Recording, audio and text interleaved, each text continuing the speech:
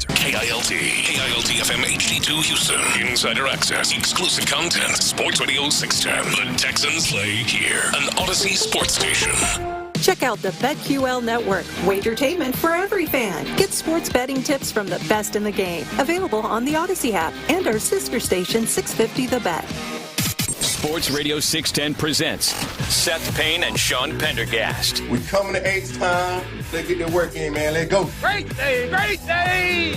Oh, give me some juice, baby. Oh, yeah. Got him. Astros shut out the St. Louis Cardinals 2-0. First time the Cardinals have been shut out this season as the Astros get a combined masterpiece from Hunter Brown, Brian King, Brian Abreu, and Josh Hader. That's a good bounce-back win after a tough opener. It's Curry off the screen, fakes, fires, stuck it! He just stuck it! Timeout! Well, there you go. If you got comfy at 6:45 watching the Astros and stayed up till midnight to watch Steph Curry stick it, good for you. I did, and it was worth it, man. I stayed up for the whole thing. Worth it for you. Meanwhile, you're my intellectual backstop. That's all right. You better have your head on a swivel this morning to catch some of my mistakes. Zero alcohol, my friend. I'm good to go. Oh, okay. I'm good to go. I got 4.5 hours of good sleep last night. Yeah. He's in the best shape of his life. I'm in a zone, man. Has he been training? No, he just didn't drink last night. Drink for 4 days in a row, man. Yeah. So. Wow. Yeah, good for you. Yeah, thanks. Look, the Warriors. I'm going to confess. I fell asleep. I think early in the third quarter. I was nervous in the first quarter because the Grizzlies jumped out to an 11-2 lead. Yeah. And I thought, oh, crap. I got to watch this whole thing. Then the Warriors, I got comfortable enough that I just dozed off. And then lo and behold, it ended up getting closer multiple times. They were up 20, the Warriors were at one point in the first half. They looked like they were going to run away with that thing. And the Grizzlies came back and made it a game. And the Grizzlies had the ball down 3 with under 10 seconds to go in the game and couldn't inbound the ball. They got a 5-second violation. Yeah. And that's not how their season is going to end because they're the 8th seed. They'll play the winner of tonight's game between Dallas and who am I missing here? Dallas and somebody. Minnesota. Sorry, we're playing, Dallas and yeah, you're doing great, Sean. Care about 9 versus 10 game. We're not going to play that team. Dallas and some other crappy team tonight. Well, yeah, they'll play the winner of that game. Anyways, the Warriors win last night. So that's who the Rockets are going to get, man. And it's 6 years in the making. The last time the Rockets got knocked out of the postseason by the Warriors was in 2019. It's a very different looking Rockets team now than the one then. But you got your wish last night, Seth. You wanted all the smoke. I think you wanted it more than I did, and this is how I know that, is I got 2 or 3 minutes into that game, and I'm like, I can't do it. I can't root for the Warriors. I should go Grizzlies. I hate the Warriors, and that's why I'm excited about this series. I hate the Warriors. The biggest thing is that you're reminded when you watch the Warriors, with Jimmy Butler there, they've been the best defense in the league.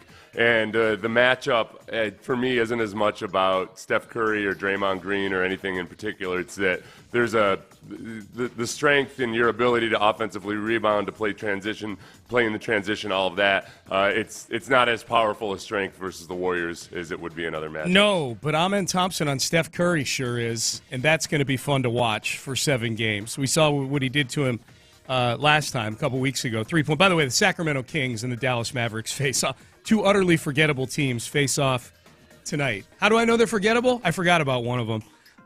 So the Warriors win last night, and I thought it was a hearkening back kind of thing. Like it was Steph Curry. We heard the dagger there. He had hit a 3 which kind of keeps this. This is a very. The Rockets should win this series. I watched both those teams last night. I'm like, they are so much better than both of these teams. The Warriors are Jimmy Butler and Steph Curry, and that's it. screw Draymond Green and his Defensive Player of the Year candidacy, which is the phoniest thing ever. Yeah, I don't think that. I'm not buying that anybody's actually thinking about voting for Draymond Green for Defensive Player. He's a heavy favorite to win it, dude. I think that's because Vegas is listening. I think the public believes something different than the people who actually vote. That'd be a drastic. He's like minus 500. If he doesn't win it, it'd be a major I'm not buying upset. it because it doesn't make any sense. Yeah. It's a podcast. I saw somebody write that Draymond Green's trying to podcast his way to the Defensive Player of the Year. Yeah, he is. I don't get it, but I don't see any justification for it whatsoever by any standard. I don't get it or understand it. Yeah. Maybe I need to listen to more podcasts. I don't know. What's Bill Simmons telling people to do? I don't know. Is Bill Simmons voting for Draymond Green for Defensive Player of the Year? I don't know. I do know this. We'll talk about this in the next segment. Ahmed Thompson is getting a lot of love from people late in the game here, and he's not even on the odds board. That would be the craziest thing, is if not only did Draymond not win it as this heavy a favorite, but if Ahmed Thompson, who's not even on the board, went and won it at in the end. So we'll get 7 games, or at least a best of 7, of Ahmed Thompson versus Steph Curry. We're going to get a best of 7 with Draymond Green and Dylan Brooks trying to out-technical each other. We get Steve Kerr and Ime Udoka, which is a really fun coaching matchup in this thing. Way sizzlier matchup than we would have gotten if the Grizzlies had pulled off the upset last night. Yeah, and look, I don't want to shy away from any kind of challenge. It would have been a better matchup versus the Grizzlies on paper. But look, we're also what have we been saying all season long? Well, at least especially in the second half of the season. Let's see how the Rockets do in the playoffs, and then you'll get a really good feel for how much you want Kevin Durant and how much you're willing to trade for Kevin Durant. So this you get right off the bat, you're going to get a test, you're going to get a challenge, and if the Rockets pull it off, we should have a barometer for how much people want Kevin Durant. If the Rockets beat the Warriors, the people will assuredly not want Kevin Durant as much. If they lose to the Warriors, they're going to be gung-ho Kevin Durant. They'll be gung-ho Kevin Durant, and I think it'll be kind of within that, probably a sliding scale, depending on how much the inability to score in the half court and the inability to score at the end of games is an issue in this series. You know, you're going up against the team that's been the best defense in the NBA as of late. So you're gonna face those challenges versus the Warriors. Yeah. So this is exciting, man. The game is going to be the first game. Game 1 is going to be on Sunday night, which I guess is a little surprising that ABC wouldn't want to cherry pick the Warriors there for that middle of the day game at 2:30. That's kind of the marquee time slot on Sundays the first weekend. But it is what it is.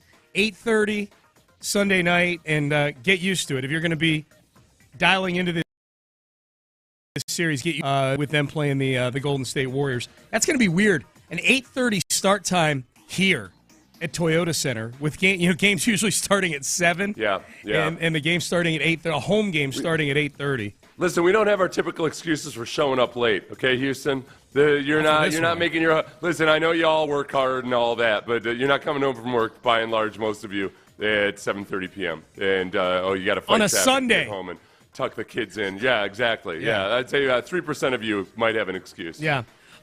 Meanwhile, last night the Astros got a win. I'll take boring if they're going to win 2-0, I suppose. They compressed all the excitement into one inning in the 6th inning, really. Yeah. That's where Jeremy Pena just flat out ignored the stop sign by Pikachu there. As he should have, by the way. I know. Jake Myers, it's a fly ball to right field. Jordan Walker can't come up with it. And Jeremy Pena, who's on second, just ignored the stop sign, came home, made a great play at home to get the lead. A great slide, yeah. When I heard on the broadcast that he was running through a stop sign, I'm like, why is there a stop sign in a 0-0 game for a team where you have your 9-hitter coming up next? Yeah. Why are you a 0-0 game in a team that can't score runs? Like this might be your only shot at scoring a run, and other than a Yordan Alvarez home run in the 9th, it was your only chance at scoring. Why is there a stop sign there? Good for you, Jeremy Pena. Stick it to the man. Authority? No. Run right through authority, Jeremy Pena. I couldn't believe there was a stop sign on that play. The top of the sixth was really all you need to watch. If you didn't watch the game, go back and watch the top. Other than Hunter having a great night. Yeah. Hunter had a great night. Yeah. So Hunter did very well. He's at back-to-back six-inning performances with shutouts. He's doing very, very well. But that top of the sixth, Pena hit a double.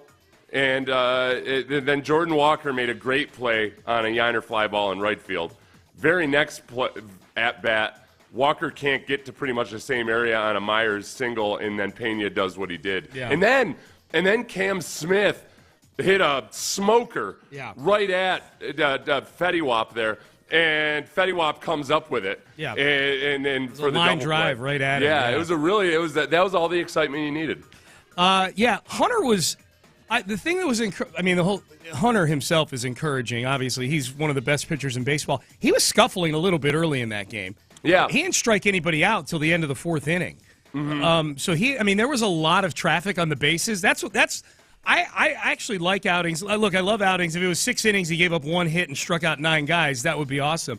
I kind of like that he had a little bit of adversity he had to deal with early in the game, and he was able to kind of pitch his way out of it without overpowering guys. Well, they also, look, the umpire was really messing with the strike zone. That thing was contracting and dilating like it was about to give birth. Yeah. I thought the strike zone was going to pop a baby out of its loins. And Hunter Brown got screwed really bad on one of those, on a potential strikeout, I believe. And his mental toughness as a young pitcher, it was very much on display last night. He worked his way out of some trouble, some bad calls. I mean, it was bad on both sides. The umpire was just all over the place. Christian Walker got screwed on a strikeout that, after the strike zone was incredibly small, he struck out on an outside corner a strike that just barely nudged it. I'm ready for the automated umpires. I never thought I would be. I'm a human error guy. Some of these umpires are just ugh. So that was good to see. Hunter Brown, 17 straight scoreless innings right now. He's on one, man. He hasn't given up a run since his first game of the year.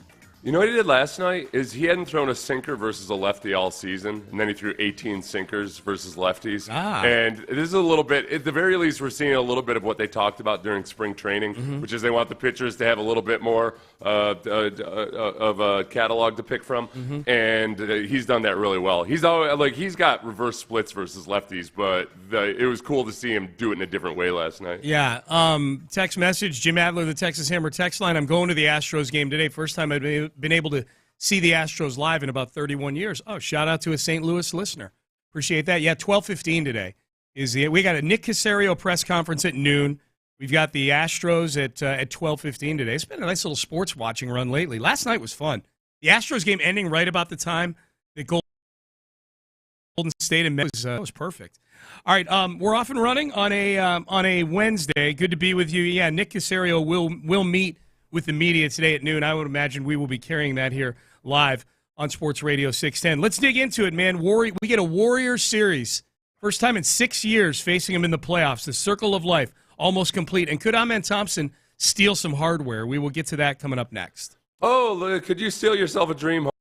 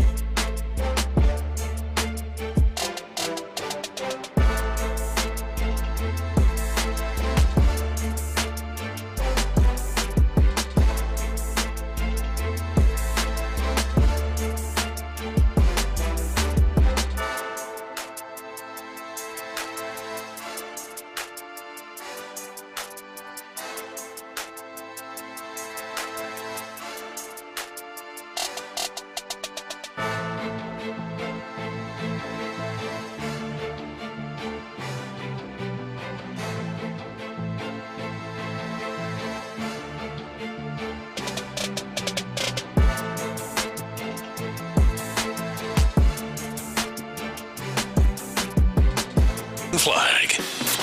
Live from the Mokaram Injury Lawyers Studios, Sports Radio 610 presents Payne and Pendergast. This is going to be the easiest 5 reasons I hate you to put together of all time on Friday. Sometimes that makes it more difficult, though. If you've got multiple reasons to hate the Warriors, it's actually tougher because you gotta pare it down. You know, you got 29 reasons to hate the Warriors. Yeah, it's going to be the hardest 5 reasons I hate you. Well, it'll be the hardest to come up with the top 5, but we'll be able to mention all of them for sure if we want to at some point, or we could just do it twice. You know what I mean? Like, here's the first 5, here's the second 5, because I'm watching those guys last night. 2 weeks worth of Draymond in our lives. 2 weeks worth of Steph in our lives, 2 weeks worth of Steve Kerr. I'm putting the segment together as we speak. That little Steve Kerr whining about every little thing. Oh, yeah. That little Pazimski guy with the curly hair that somehow is a starter for an NBA team. Oh, God. This will be the most fun we've had since we canceled Steph Curry's wife's restaurant. Yes. Killed it in the crib. Bad Yelp reviews before they even opened. Which still exists in California because when Steph got into it with Ime Udoka in the game a couple weeks ago, I forgot, what was the name of the restaurant? Like something Smoke. Smoke something. Yeah, something Smoke. International Smoke. And it sounds like a hookah place. Yeah, it does. It sounds more like a hookah than a barbecue place. But when Steph was asked after that game where the Rockets destroyed the Warriors a couple weeks ago, hey, what were you and Ime Udoka, sniping at each other about? And Steph was like, oh, he canceled a reservation to International Smoke. Funny guy. She thought she was going to be able to come in here and carpetbag her way to restaurant success in Houston. Yeah. It was disgusting. Yep. And I blame Steph Curry for not advising her against it. I do too, man. Yeah. Get in her ear, man. Fix that. Houston fixed it. So the Rockets play Sunday against the Warriors in Game 1. The schedule for this series lays out very nicely for Houston sports fans. Here's why. They play Game 1 on Sunday. They play Game 2, and then Game 3 is on Saturday. So the first 2 days of the draft, there is no Rockets going on in the backdrop. Oh, nice. Yeah. And also, what we've talked about all season long, especially, is that, man, this is a Rockets team that when it's playing its best version of basketball, they need energy, they need tenacity, they need to be creating turnovers and playing in the transition, and above all else, they're just a spectacularly good rebounding team that you need energy to do that. And they get 2 nights rest after all these first several games, and at home for the first 2, that bodes well for getting the best version of the Rockets. I don't know, man. I think I'd rather have Steph and Jimmy Butler, and Draymond, the old heads, have to play a little tighter of a series. You know? Yeah, what I mean? I know that's enticing. Yeah. That's enticing. But remember, talk me out of it, Seth. Sometimes you get to I thought about this every time this year when even Udoka himself would cite the back-to-back road games as being kind of tough to work through. It's the tendency of guys our age is to think, oh, they're young, they can run all day. But I always get these flashbacks to high school football when football coaches would say that. You guys shouldn't be tired. And you're like, you stupid old fat cigar-smoking piece of crap. What the hell are you talking about? Right. Yeah, meanwhile, I'm going to class all day long. Yes. And I actually pay attention, unlike you and your crap social studies teaching. And then I got to go to practice. And then I got to go do chores at the farm. So it's not so simple that, youth will take care of them. Because the one thing that the older vets is exactly how to pace themselves, when to put out, how to rest and recover. The young guys, it's not always so simple. Just picturing Alperen Şengün yelling at somebody that has to go work on the farm after the game. I got to go work on the farm? I got to play this game? Mm-hmm. Steve Kerr is a pimple that needs popping, just saying. That's the Jim Adler, the Texas Hammer text line. Oh, yeah, and it would feel so good.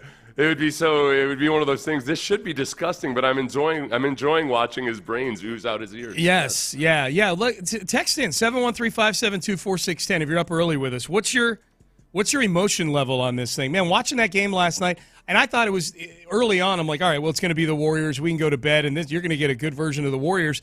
And they just let the Grizzlies kind of creep back in. My big takeaway from that game is the Rockets are a cut above both of these teams that were playing last night. Like the Rockets, and I think the Warriors, I have to check.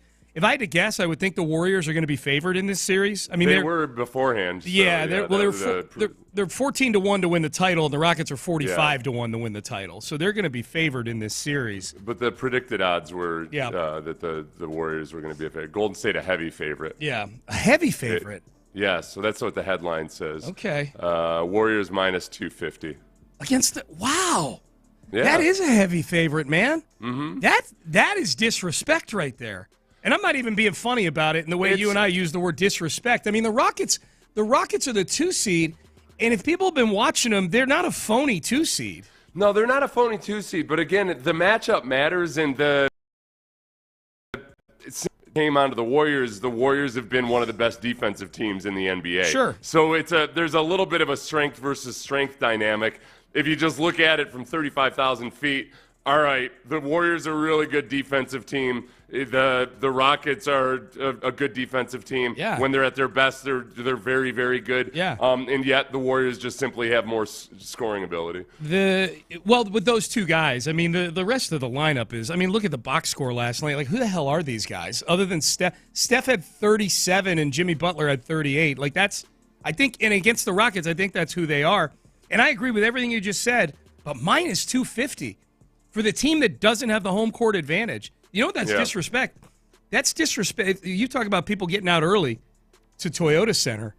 That's disrespect to you, the Rocket fan. Like, the odds makers are completely ignoring home court advantage. And maybe it's because the odds makers are only watching the first 15 minutes of Rockets games when people aren't in their seats yet. But minus 250 for what I think top to bottom is the less talented team. I think the Rockets are the more talented basketball team, and I don't think that's even a debate, like top to bottom. I mean, Steph Curry and Jimmy Butler are future Hall of Famers, no doubt about that. But you're exactly right. I shouldn't have said scoring. I should have said shooting or shooters. Yeah. I guess that's the big difference. But I think that you're right. The name brand appeal is probably having the public drive that line a lot. Yeah. I think the handicap, that's interesting. I bet the line comes down. I think the handicappers anticipated the public sentiment by the sharps. Dude, if it's minus 250, and I'll go look during the break and see what it, because since that article, it might have come down. Like, if there's sharps that look at the Rockets, they're going to, I mean, if it's minus 250, and by the way, for those who don't speak fluent gambling, that means you got to risk 250 to win 100. That means the Rockets are probably plus 200 coming back, 2-1. 2-1 on the 2, if you can get 2-1 on the 2 seed who has the home court advantage, who just beat these guys 2 weeks ago like a drum in a game where the Warriors were trying because they wanted to stay out of the situation they were in last night, the play-in game. You look like you're about to say something. I was just looking at the various. For game one, it's Rockets -1. Okay, so that makes sense. I mean, so the home games for the Rockets. For the series, it was the. So I don't know.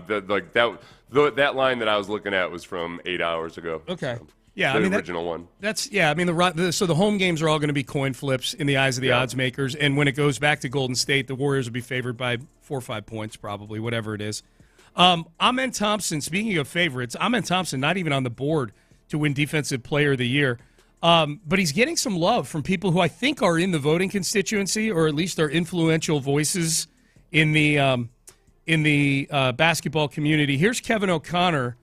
I believe of the Ringer, if I'm not mistaken, saying that Amen Thompson will get his Hall of Fame or his Defensive Player of the Year vote. I'm picking Amen Thompson for Defensive Player of the Year. I'm doing it, man. On shots less than 6 feet from the basket, opponents shoot 9.7% worse when Amen Thompson is defending. Less than 10 feet, greater than 15 feet, they shoot 5.5% worse, and that's because the dude is near the top of the league in block jumpers, altered shots. We've seen what he can do at blocking SGA, contesting Stephen Curry on the half court. 94th percentile on matchup difficulty, according to B-Ball Index. He always defends the opponent's best player. He's defending guards, John Morant, Donovan Mitchell, SGA, Curry, bigger wings, Anthony Edwards, LeBron James. He's even defended guys like Evan Mobley and Naz Reid, bigs, and he does it at an elite level. All of those things. Kevin O'Connor of Yahoo, by the way, used to be with the Ringer. He's with Yahoo now. All of those things. John Hollinger with The Athletic, who used to be in the front office for Memphis, used to write for ESPN for a long time. same thing with him. Like, there's some pretty influential voices saying, "Oh man, could win Defensive Player of the Year," and he's so unique in that he's not just a guy who gets by with athleticism. He's super smart. He can cover point guards. He can cover bigs. He's a shot blocker. He's a guy who gets his hands in the passing lanes. He, in my opinion, he's the most valuable Rocket. I heard Clint and Ron having a debate yesterday. It was a good discussion on the drive yesterday, and they were discussing who's actually the best player on the Rockets right now. And their discussion centered around Şengün and Jalen Green. And meanwhile, while I'm on my walk listening to them, I'm like waving. I'm like, no, their best player is Ahmed Thompson on this team. I think if they were going away and the league got to draft their players, I think Ahmed Thompson would be the first pick out of the Rocket players, based on elite defensively and still good has some tools offensively with a whole lot of room for growth. Yeah, no, and the thing that makes him unique as a defender is that he can do it out on the perimeter and at the rim. He's like, when you look at the rim defense, like, it's him and a bunch of centers by and large. Yep. But then he can go out on the perimeter and do a whole bunch of stuff that big men can't do. So there's a versatility there that just opens things wide open for them and how they can defend. And it's unique. It's really good to have. It's one of the things that make the Rockets more unique and better than all of the traditional stuff that people look at. And that's where they look at, when you look at, hey, what does a team that does well in the playoffs look like? There's a certain template of different things that work, and the Rockets ain't that. Yeah. So people don't give it as much credit as they should because they don't know what to make of it. Well, it's like when you see a woman that you're like, I think she's really pretty, but not in a conventional way. Yeah, there's something about her. Her eyes are really wide apart. Yes. But it's kind of, I'm into it. Yeah, There's something about her. Yeah. Well, what it does, at least in the short term in the playoffs, like watching the game last night, I'm going, okay, well, I can't wait to watch Ahmed Thompson versus Ja Morant for 7 games. In this series, I can't wait to watch Ahmed Thompson smother Steph Curry. If they get through this series, it's going to be, okay, used against the Lakers with LeBron and Luka. Like, how does that get deployed? Or if Minnesota beats the Lakers, Ahmed Thompson against Anthony Edwards for 7 games. Like, that's really, really fun. A lot of people weighing in on the text page. Chef Curry, McFlurry, Nick Fury, Rockets in 5. I don't even know what that means. But I'll take Rockets in 5. Hate the Warriors, but hate the West Coast games even more. Yeah, you got to get your sleep this next week or so, people. You just got to rest up. It feels like we're entering the AL West all over again. It does. Like, oh, crap! I gotta chill. Okay, I guess I gotta get ready to stay up really, really late for some of this. Are we playing the Mariners in the first round of the playoffs? Yeah. Fat Kendrick Perkins has the Warriors in this series. That's a text. That's not me, Perk. I didn't just call you fat. Find me. That's my request to Rocket fans listening right now. Find me the national people that are picking the Rockets in this series. You won't find any. I was listening on the way into to the show before hours on CBS Sports Radio, and of course they're all over the Warriors. The Rockets are completely getting ignored. The Rockets are viewed by the nation as a phony 2 seed right now. Yeah, I think that's that. If there's a narrative around this series that we're the biggest disconnect in this series, we're going to talk to Vanessa Richardson at 9 o'clock today. She's going to join us, so we'll talk some Rockets at 9 o'clock with Vanessa. That to me is the biggest disconnect in this series from local to national. Is the Rockets, I think, are getting completely disrespected by national. And the whole thing is, I know what's good for them. Should A, hate the Warriors already, and B, Jimmy Butler did exactly the James Harden technique of quiet quitting on the job and just flat out. Miami, you're talking about. Yeah. No, in Miami, he quiet quit and forced his way out, and now all of a sudden, it's playoff Jimmy. Yeah. Ooh, watch out. Watch out for Jimmy. He's going to come get you. You should despise that. Mm-hmm. He's everything that you don't want in the NBA. He's a perpetual free agent. Oh, and now he's everything you want in a basketball player because he got his way, and now he's in with the Warriors. Yes. You're right about our 5 reasons for this Friday. It's going to be a lot of reasons, man. Someone says, feels a lot like the Texans versus the Chargers. I get what you're saying. Okay. I mean, the Chargers are obviously not the Warriors of the NFL, but I get what you're saying, which is, okay, the Texans were a decent team in the regular season. The Chargers were not a great team. Why are the Chargers favored on the Chargers, a team who's never done anything in the postseason? Yeah. Why are they favored against the Texans? And I hope the outcome is in Houston. Yes. Yeah. Yeah. That was weird, wasn't it? Yes. Yeah. That was. I'll give you this. That was more weird to me than this. Than the Warriors being favored. I understand the Warriors being favored based on narrative and experience and all that. I disagree with it, and I think minus 250 is absurd as far as being a favorite. Well, you know what, though? Much like that game, much like this Rockets team, I think what people underestimated was the Texans' defense and how they'd made so many good quarterbacks shrivel up into a shell of themselves, and that's what they did with Justin Herbert. They turned him into a raisin. Yep. He's a playoff raisin. He is. Exactly like what you would have expected. He's a shrivelly prune, yes. The Rockets have a whole bunch of grapes out there. That's right. Big, gigantic grapes dangling between their legs. That's all right, man. Come on in, you SOBs, you pretenders, you old men, you worthless frauds. Sets of grapes is what they are. All right, Payne and Pendergast with you. Let's get to headlines. We'll circle back to the Astros. We'll get to the Rockets as well again in headlines and some NFL news, a retirement in the NFL, and a quote that I think is getting far too much attention. But we'll give it some more attention in headlines. We'll do that coming up next. There you go, right there.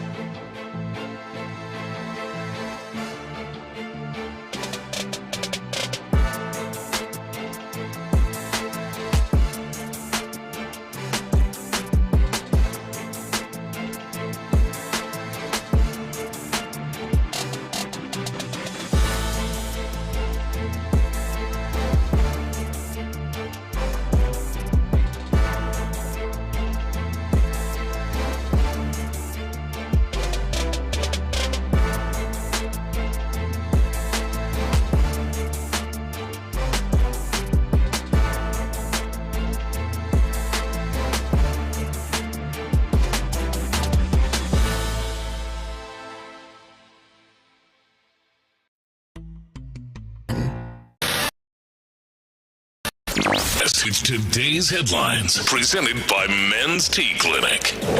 That ball hit the center straight away. Jordan tags it, going back and looking up. It's gone! Jordan Alvarez hits one out to the batter's eye in straightaway center field. Home run number 2 on the season. I was close. 419 feet. Almost called it by the foot plumber. The big man crushes one to center and gives the Astros a 2-0 lead. 2-0 lead came late. Yeah, Jeff Blum. Right. It wasn't part of that highlight right there, but 10 seconds before Jordan swung and hit that ball, Blum's like, we could use a 450-foot swing from Jordan Alvarez, something to that effect. Yeah, and then, I got a little bit angry that I got excited about a Jordan Alvarez home run as much as I did. Why? Because I don't know.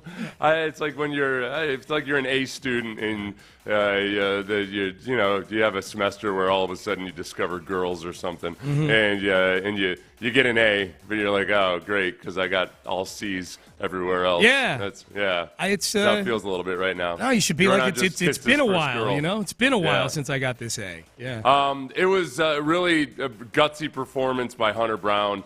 and back-to-back now, he's gone 12 innings straight without allowing a run. But Jeremy Pena in the 6th inning ended up just breezing through the stop sign by the third base coach on his way home on a Jake Myers single to score the go-ahead run in a otherwise very boring baseball game. Yes. Yeah, boring. I'll take boring wins. But yeah, nothing. You get a little rubber match today between the Astros and the Cardinals. 12:15 start. So the Astros are now 8-9 on the season. Look, they've started every season since COVID 7-9, except for last year when they started 5-11. So no reason to freak out. No reason to freak out yet. But that was good last night. One of the good graphics that I saw last night is they put up the expected slugging percentage of 4 or 5 of their laggard players right now. Yeah. And across the board, their expected slugging is a lot higher than what they are right now. So still not immaculate or anything, but there's been at least a little bit of bad luck involved. And if you balance that out a little bit, and theoretically the Astros have a winning record right now. I hate to play that game, but we know across the board that there's better baseball in all of these guys, and it'd be very unlikely that all of these veterans are going to somehow collapse this season. Well, and nobody's running away with anything either, unless you're in the NL West and you're sharing a division with the Dodgers and the Padres. Then right now Texas is leading the division at 10-7. You're 2 games back of them. I mean, it's the middle of April. It was tax day yesterday, so they're fine. I saw a similar graphic, Seth, over the weekend. And it listed the top 25 hitters in terms of difference between actual slugging versus expected slugging. I can't remember slugging or OPS, but it was an actual. It was an actual versus expected. It was a. You said they showed it on the broadcast. This is a graphic I saw on Twitter over the weekend, and it had the top 25 and across all of baseball. That was the same one. That was the guys that they showed. The guys that were in the top 25 was Paredes and Yainer was actually number 1 out of all the Astros on the one I saw. Yeah. So no, it's a good point about the entire league. It's not just the division. Nobody's got more than 10 wins right now. Yeah. So it's as impressive as the Yankees have been in spurts as they tend to do offensively in the regular season. Yeah. Nobody's pulling away or looking like the unstoppable force right now. No, the Astros are 2 back of the division, and they're even closer to the wild card right now. They're 1.5 back of the wild card. So it's everybody's scuffling a little bit. So sit tight. It'll all be fine. 12:15 today. 12 o'clock today, Nick Cacerio meets with the media. I would imagine we will be carrying that here on Sports Radio 610. At the very least, carrying a bunch of audio of it for sure. The Rockets found out who their opponent's going to be. It's Curry off the screen, fakes, fires, stuck it! He just stuck it! Timeout! That was Kevin Harlan on the call on TNT last night. That was Steph Curry, his second of two three-pointers late in the game to put away the Memphis Grizzlies. I say put away the Memphis Grizzlies. Golden State tried to give that game away at the end. They were up 6 with under a minute to go.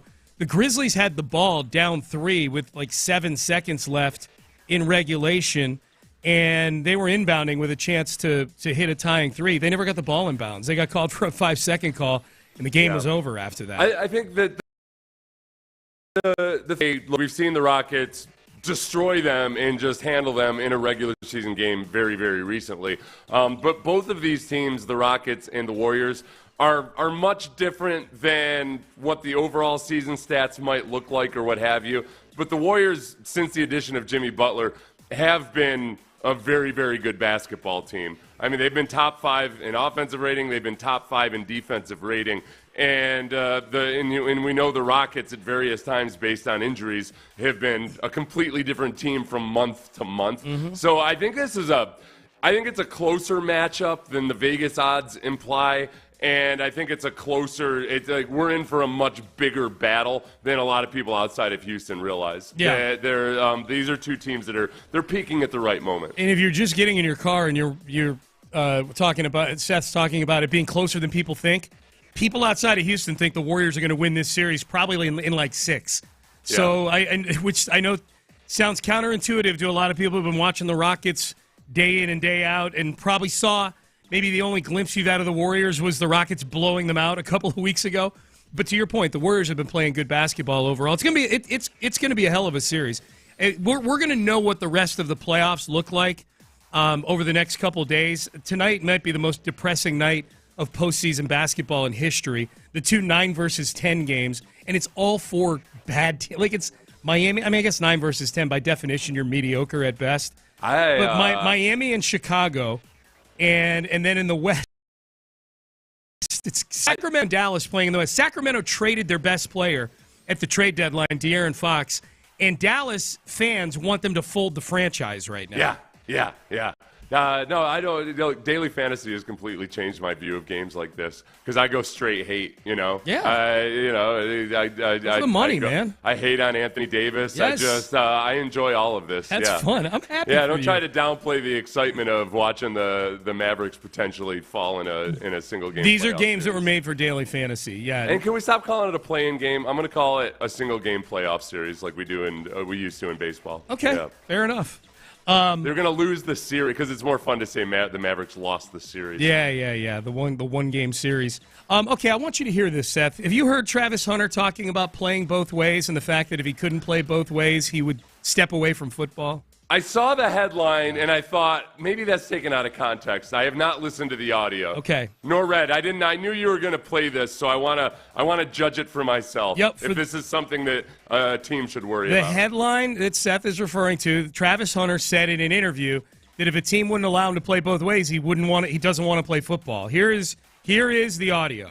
If you had to choose between playing only one position in the NFL or never playing football again, what would you choose? Just never playing football again. That's how passionate you are about playing both positions. Why is that? I've been doing it my whole life. Yeah, I love being on the football field, and I feel like I can dominate on each side of the ball, so I really enjoy doing it. Okay, this is where my long-standing advice, hypothetical or fictitious scenario or anything like that. Don't power rank things when people ask you to. I don't want to say it was unfair. Travis Hunter's a very intelligent adult. He's got like a 3.8 GPA. Yeah, he's an academic All-American. Yeah. So, and yet at the same time, the way that question was framed in either or. Yeah. Like, no, you'll never have the option of playing both ways. You have to choose to only go one way. I feel that paints a different picture. Like, I know that makes it. You read the headline and it makes it sound like he doesn't want to go to a team unless they guarantee him he's going to be able to play both ways. That hasn't been what he's consistently said, hey, I'm going to do whatever team I go to, however they want me to play, I'm going to play. I don't want to say it was an unfair question, but it put him into a box that is just such headline bait. When I finally heard the quote, I'm like, this is what people are getting 5 segments out of on their show. Yeah, like, I'm listening to Maggie and Perloff before us talked about this for 40 minutes. Like, the one side of the argument is he's a diva, and the other side is it's the least diva thing ever because he wants to do what's best for the team. I'm like, this is the question before that was probably Italian food or Chinese food? Yeah, if you could only eat one food for the rest of your life, right? Yeah, I mean, think about that. When if I got asked that question, if you had to choose, and then it sounds like, okay, I'll have no option of play. I can either choose to have the option, never play both ways. Right. I'm going to choose the option that gives me more choices. Yeah. Yeah. Who is this guy? Who asked this question? I don't know. I don't know, and I know that's... And it's not, you know what, it's not even the guy asking the question. It's not necessarily his fault, but it's the way that people are going to frame the headline that I have an issue with. Yep. Yes. I will defend Travis Hunter to the death. I will, too. I was when I finally heard it, I'm like, what are we doing? Like, this is people saying, like, oh, this is a product of Dion telling him to kind of work his way to wherever it is he wants to go. I'm like, what are you talking about? Tyron Smith retiring as well. He will retire as a Cowboy. We just talked about it. Because he wanted to play both ways and they wouldn't let him. He wanted to play wide receiver and cornerback. Tyron said, I feel bad for Tyron Smith because at the end of his career, he became that guy who people got irrationally excited about without. He was like a well-mannered Russell Westbrook. He couldn't stay healthy, but people Westbrook has been able to stay healthy enough, but it's just that the name brand appeal was much greater than what he could actually deliver. Yeah. So, like, people in LA got all excited about Russell Westbrook. Then he gets there and they're like, hey, what's wrong with Russell? Right. No, this is who he's been. Yes. And likewise, the Jets fans got Smith. excited about Tyron Smith. And you're like, yeah, but he's not going to be available. No, and he wasn't good. All right, those are your headlines for the day. Let's circle back to the Astros. Is there a new ace on this team after last night, at least for now? We'll talk about that. What do we want to hear from Nick Cacerio today? And also at 7:20, the magical, magnificent Gladstone is back. It's magnificent. Not even ironically calling him magnificent. Yeah. He had his pre-draft press conference yesterday. James Gladstone, the GM in Jacksonville. You will not want to miss the audio from the intangibly rich audio from that. But first, West Point Lincoln, intangibly rich over at West Point Lincoln. If you want to get into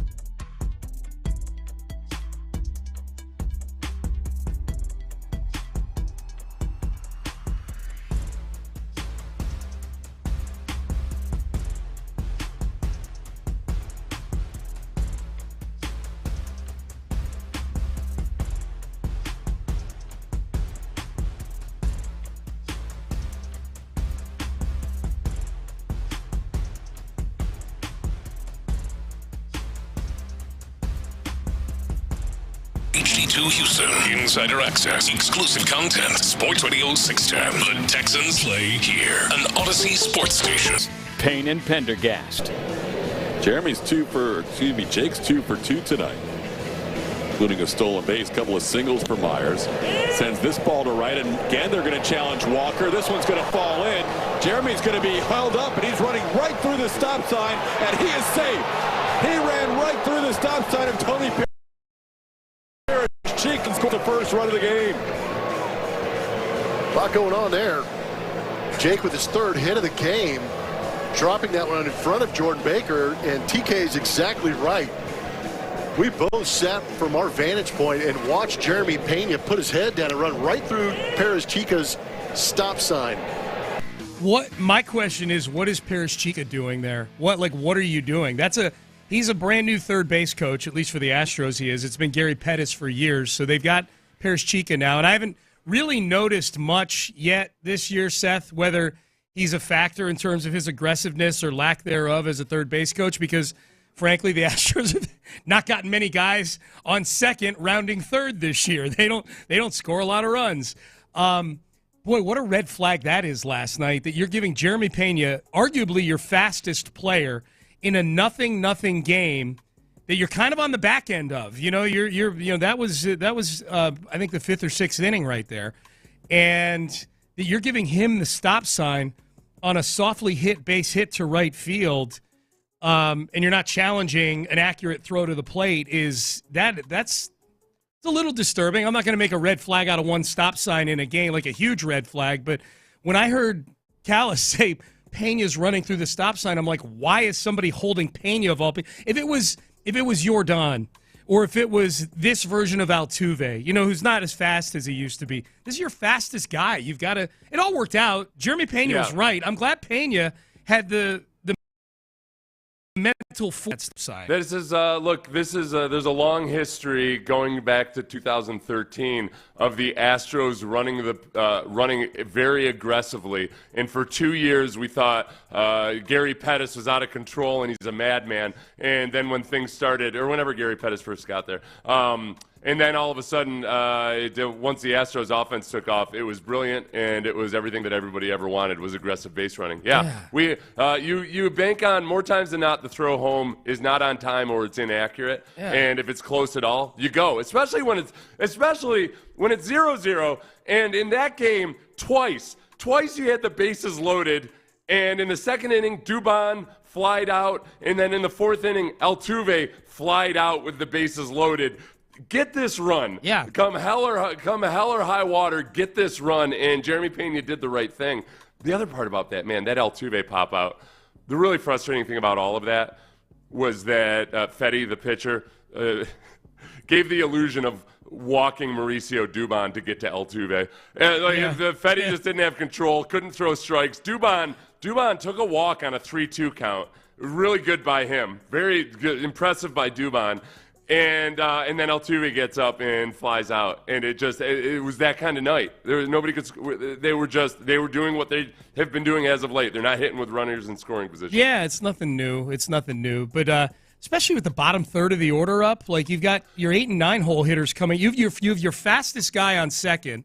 Yeah. And Jake Myers. Let me pause right here. Kudos to Jake Myers, 3 for 4 last night. He got out his last time.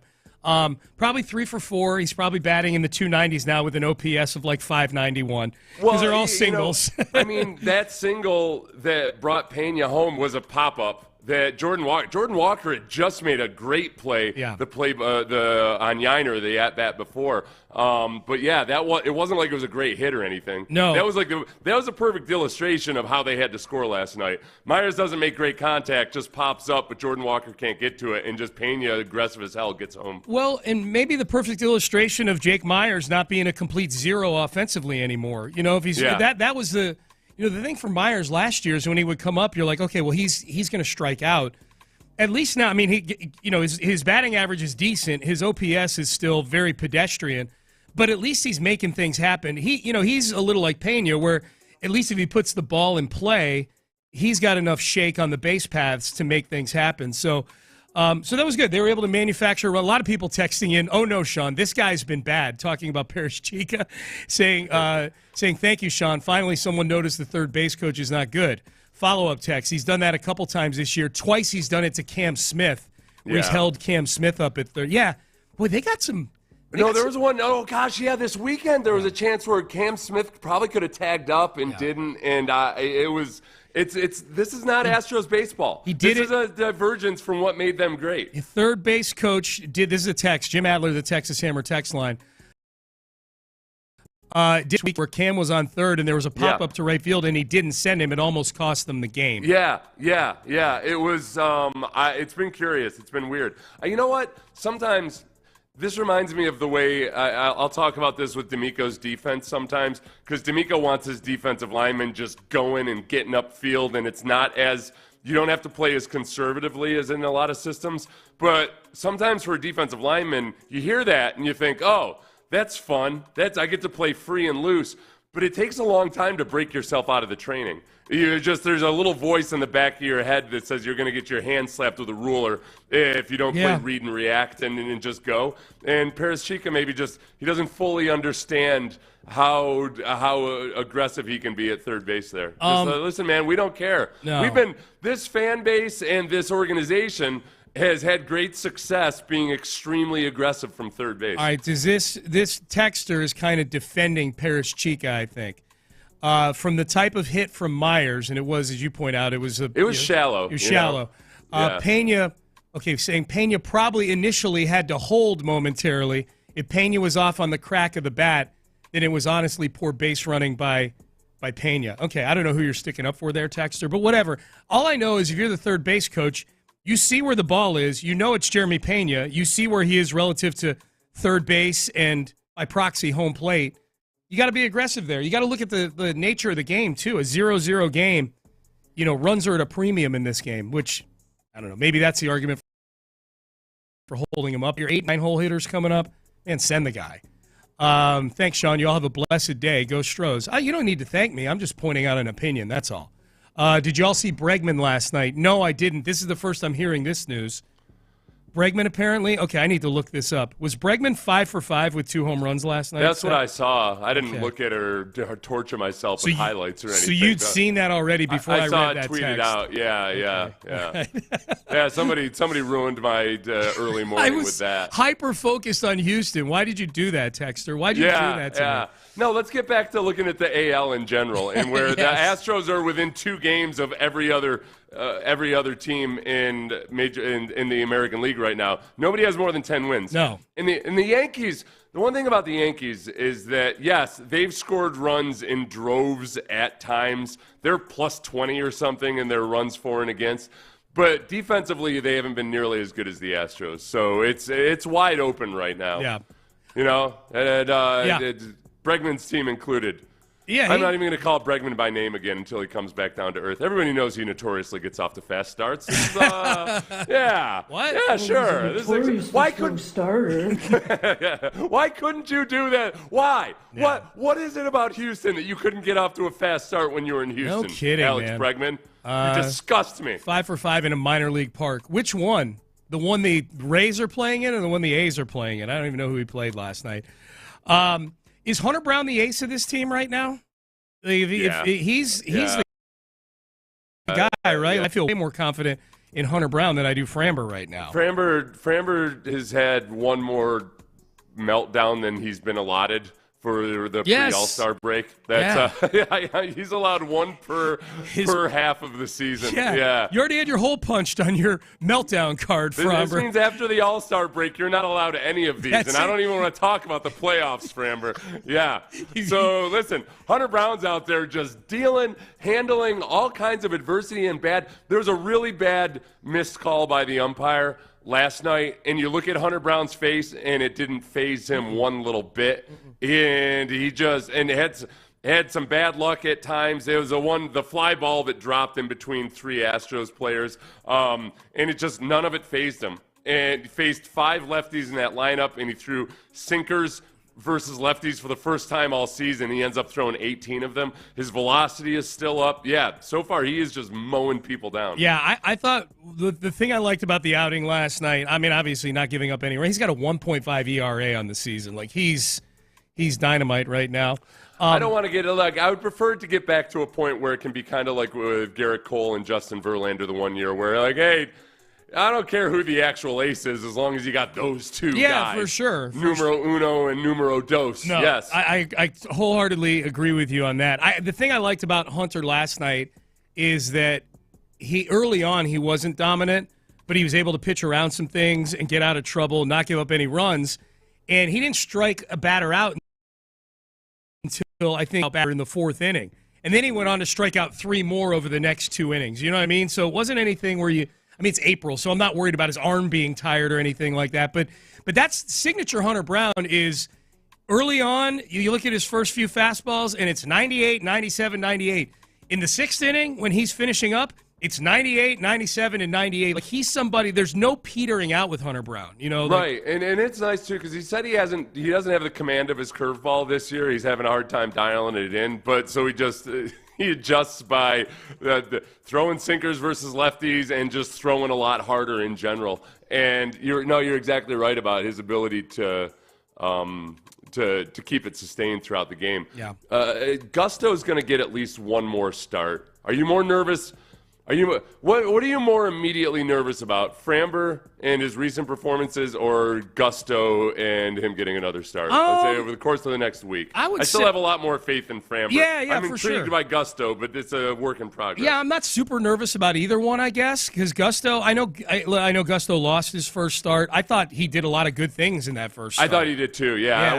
More than anything, this is a guy that's still stretching himself out to try to get up to 75 or 80 pitches. Yeah, I thought in that start too. Yeah, right. I was thinking about, Seth, you and I talking about Gusto before the weekend, and I think I remember saying, like, boy, if you get 4 innings out of him, because I think 75 was sort of the targeted pitch count for him. I'm like, if you get 4 innings out of him, making his first Major League Baseball start, then you feel pretty good about that. And it looked in the 3rd inning there like he wasn't going to make it for 4 innings. Yeah, the 4th inning, too. I mean, he battled his way through as he's getting stretched out a couple of dicey innings. So as it is with all Astros, it's one of the things the Astros are still giving us is the ability to get really excited about guys that you hadn't thought about much before. Mm-hmm. I mean, Wisniewski was way better than, he allowed 3 home runs in that game, but otherwise he struck out 10 and walked 1.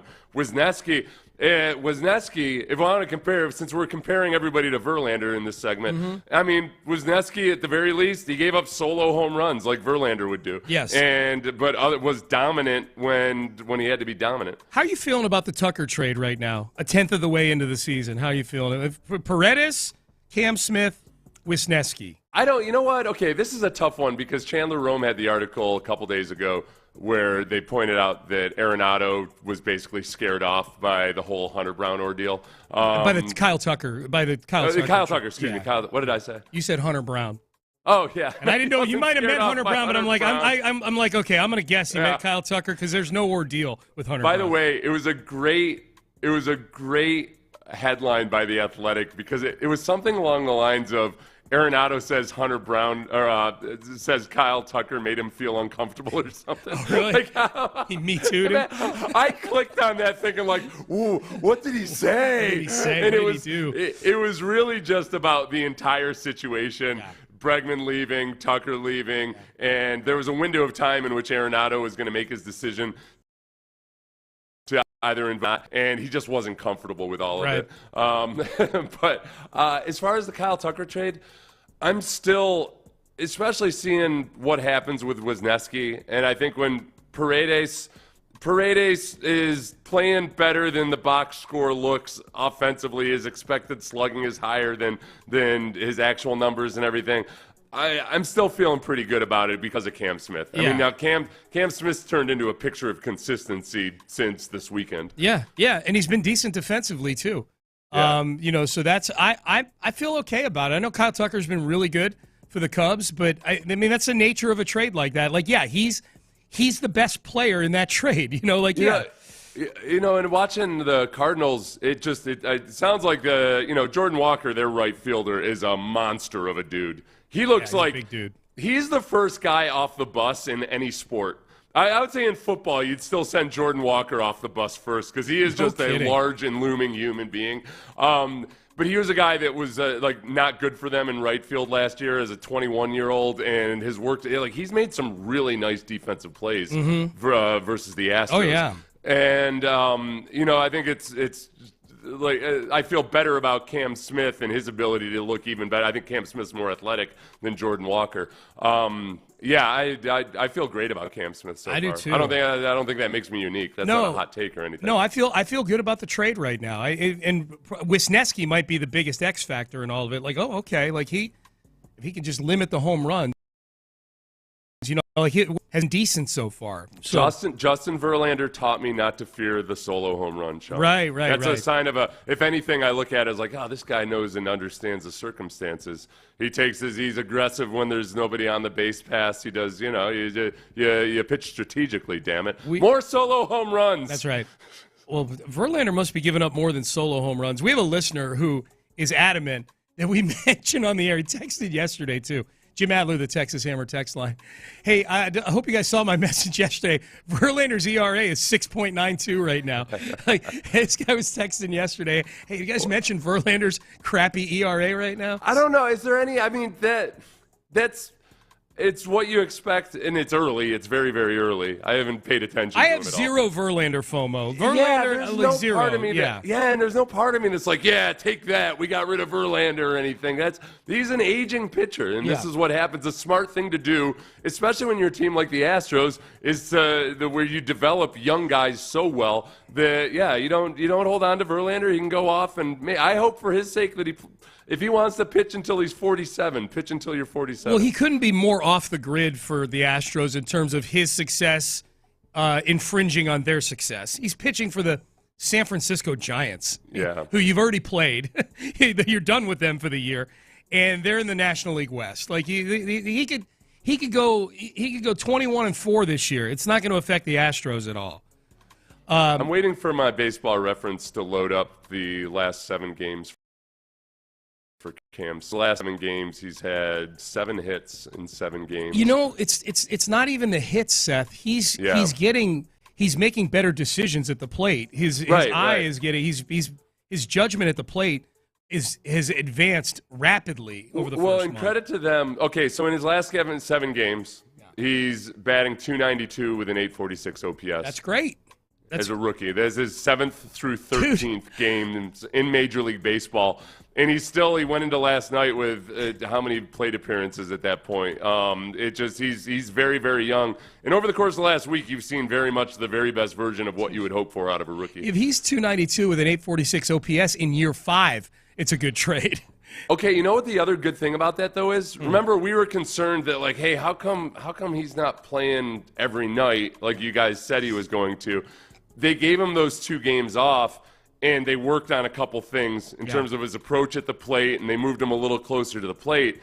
And it's been since that layoff that he is a completely different guy. He's just a much better and more consistent hitter already. And he's played every day since that layoff, if I'm not mistaken, or close 11, to 12, it. 13, 14, 15, 16. Yep. Yeah. So that's okay. So maybe, you know what? Maybe I was a little hypercritical about the approach the Astros were taking with Cam Smith. Now, you really were. You should have shut the hell up. Now, Zach DeZenzo rotting on the bench is another thing altogether. DeZenzo. I'm like, all right, can we get him some reps, please? Because you said you were going to. Yeah. Yep.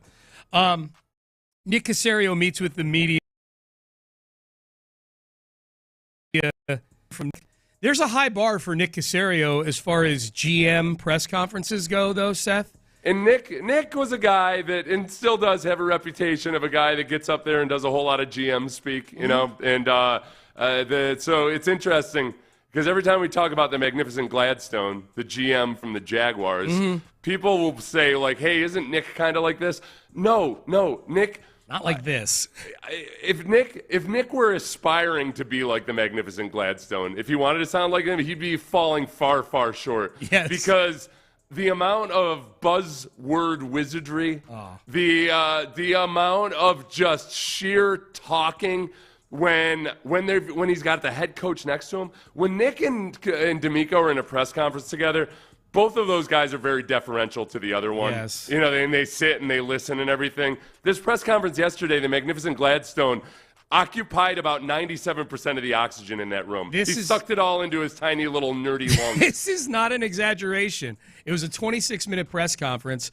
He probably did, and it's not an exaggeration, 90% of it. And for those who wonder who we're talking about, James Gladstone, GM of the Jags, Liam Cohen, head coach of the Jags. Liam Cohen, unlike the magnificent Gladstone, Liam Cohen is famous for just a one word. Yeah, just one word. Yeah, whereas the magnificent Gladstone is famous for the pile of words he will bury you under. The first 15 minutes of this press conference yesterday, it's not an exaggeration. Liam Cohen spoke for 30 seconds. That was it. Other than that, it was the magnificent Gladstone. This was his opening statement yesterday. At the end of the day, it's still familiar territory. You're talking football. And, my mind remains rooted in a lot of the same things that it always has been. And I think you all will remember this phrase, but focusing our attention on intangibly rich human beings and allow that to remain our North Star. And making it so that, it's very clear amongst our group that that's really what we're leaning into, and having everybody embrace that and feel that it's been a joy. It's been fulfilling, and really looking forward to allowing those discussions to become reality. And we're not far off from that, but just like the players that are included in this draft class, right? Their dream is to get drafted. And for those guys, that's about to be reality. And it's been fun to have that be the case for us personally, to see our dreams become reality, and working in tandem, it's been fulfilling. It's been a joy. Okay, all right. You know what? This is what I do like about the magnificent Gladstone. This is a dude who watches 3 TED Talks per day. I'm convinced of it. Yes. He's a little too much in that world, I think, to where I think that you're trying to go above and beyond all the time. I think there's somebody like Belichick would just be like, just do your job. Would you shut up and just do your job? Yeah. But I do like that for a guy who's a very analytically minded dude, he does seem to have a deep and abiding respect for actual human beings. Mm-hmm. Like that phrase, intangibly rich, in that soundbite or not? He did. He uses it a lot. Several more times in the press conference. Get comfy, buddy. I do think he seems like the kind of guy who's probably in that sweet spot where you respect and understand the analytics, but you also understand there's a human side to it that can't quite be measured. So I'll give him grudging credit in that regard. Okay, well, we've got a couple more cuts from him here, so let's see if the credit stands. Apparently the Jags don't do any top 30 visits to their stadium. They don't have anybody come visit them. They just And that was a Sean McVay staple, evidently. Yeah. That Gladstone was brought up in a system where they didn't do that at draft time. Yeah, and the coaches don't go to the combine with Sean McVay. Very hands-off when it comes to they try to keep that. Yeah, I think they try to keep things as much as consistent as possible. Yeah. So they don't want to overrate guys that they see in person versus guys that maybe they haven't met, et cetera. Well, he talked about recency bias too. Like you meet with the last guy you meet with, that increases the chances that you're going to draft him.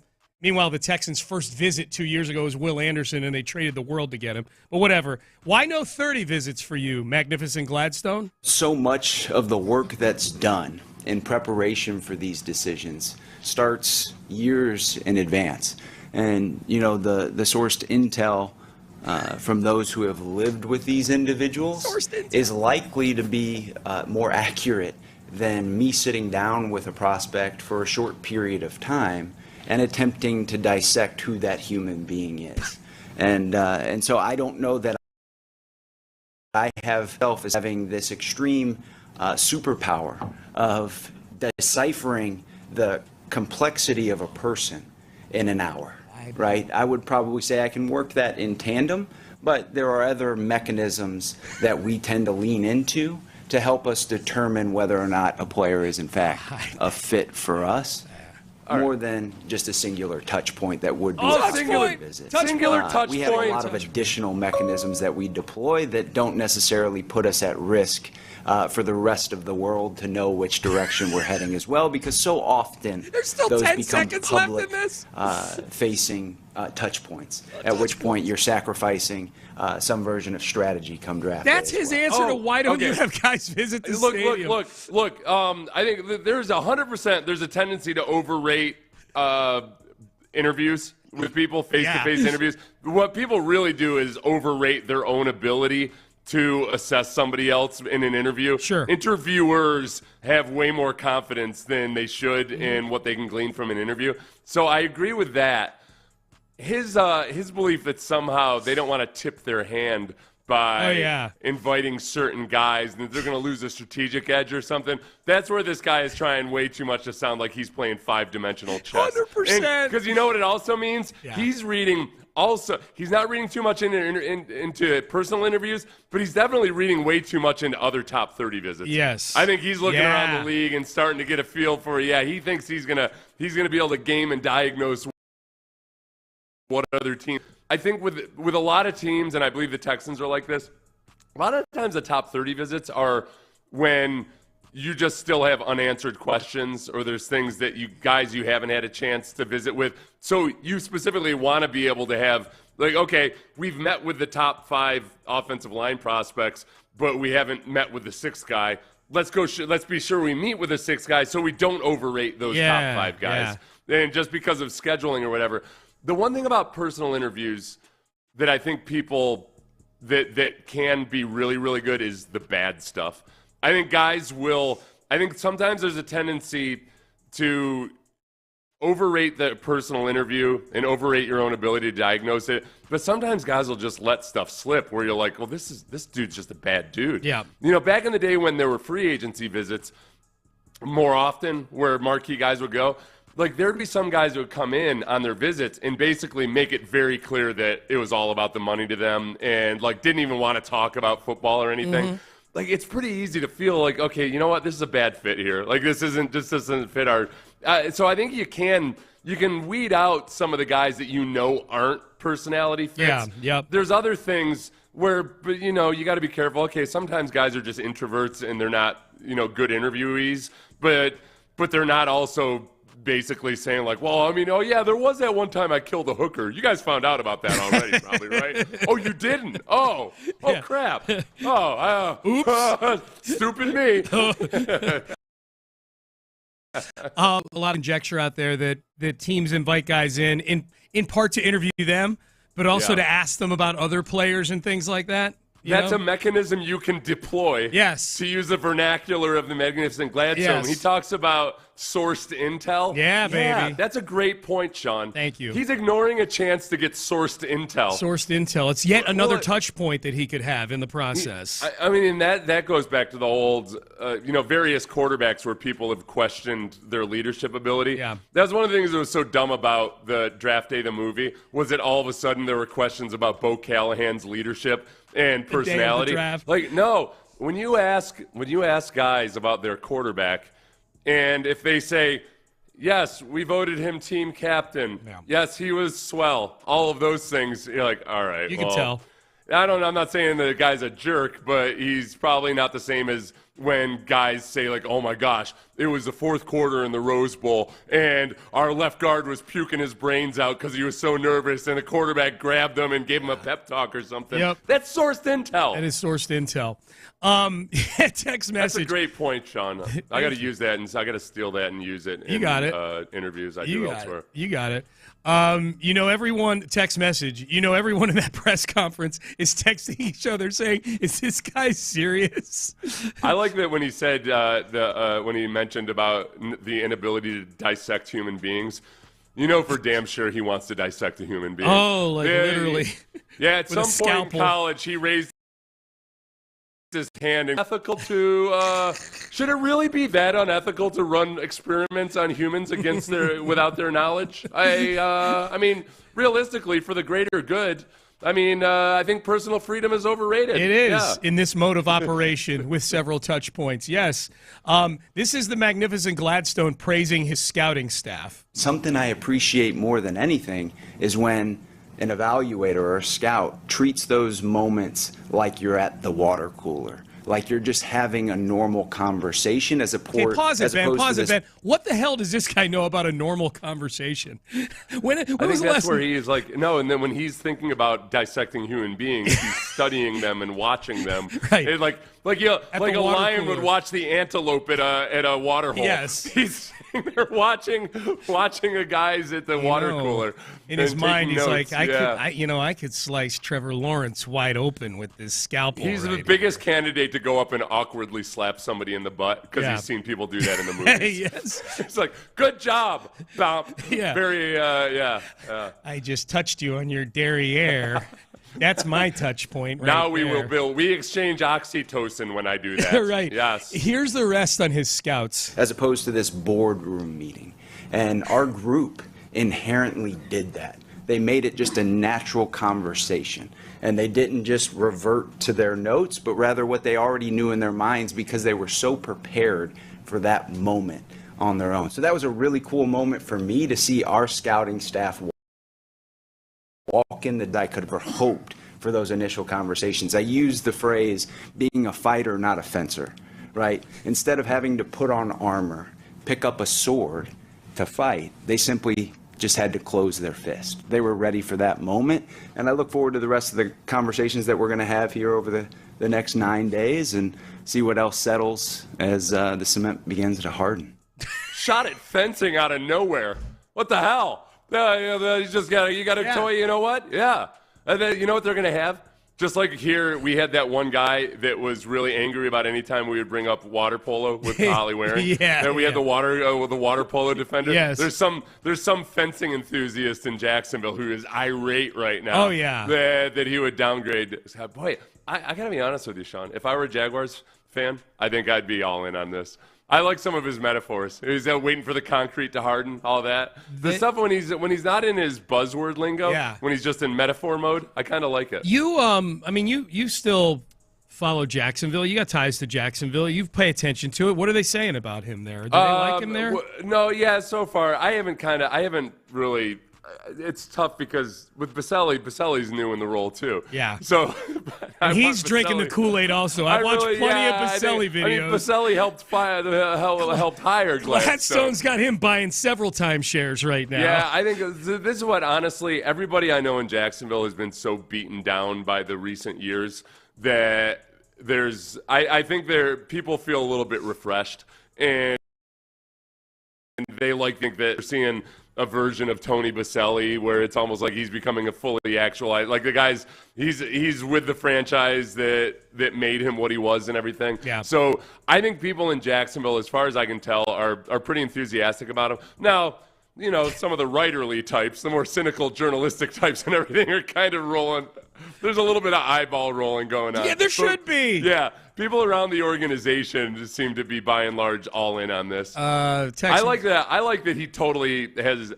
He has 100% scheduled water cooler meetings at some point. Oh, yeah. He has scheduled spontaneity. Yeah. He's got it. He's got it in his daily schedule. Like at 9:37 a.m., we will have some scheduled spontaneity. I'm going to command everybody to go to the water cooler where we will sit around and chat it up. I'm just picturing like human beings cutting short a meeting. Like, guys, sorry, I got to get to my spontaneous water cooler meeting right now. I got to cut this meeting short. Fencers don't wear armor; they wear jackets and masks. No, the fencers were not the armor wearers in that analogy. The fencers were, they were. Replay. He said we're fighters, not fencers. Right. So he doesn't want to have to put on all this gear and everything. He wants somebody who's just going to go and slug it out. Okay, gotcha. Right? I think so. I heard it a little bit different. Like fighters have to put on armor. He doesn't want them to have to put on armor. Fighters versus fencers. Right. Yeah, I think he meant like a boxer. Like a boxer? As opposed to a fencer. Okay. Okay, I gotcha. Weigh in, text line. Who's wrong, Sean or the texter? Yeah, I'll listen to it again during the break and just see if I'm crazy. It's a lot of metaphors to keep up with when you're listening. Yeah, I blame Gladstone for all this. Here's the thing, Seth. Here's the whole thing. I don't care. How's that for you? I don't care if it's the fencer, the fighter, the armor, the fist, or whatever. I don't care about any of it. Go die, Gladstone. There. You know who didn't want to bother with armor back in the day? Who? All the various tribes that the Romans would go in and slaughter mercilessly. Yeah. They would say, hey, you Romans with your stupid armor, we don't need that. That's for girly men. Ow! Ow! This guy thinks Why are you stabbing me so much? This guy thinks he's Robert California from The Office. He does. He's got a little of that James Spader thing going on. He plays racquetball with his Rolex. Yes. Yeah. All right, mock draft injection time. Field Yates, Mel Kiper Jr., 3-round mock. Who do they have the Texans taking? This would be a surprise on draft night if the Texans went this route on a couple of levels. We'll get to that coming up next. Men's Tea Clinic. Friday's my Men's Tea Clinic day. I've been going to Men's Tea Clinic for 5 years.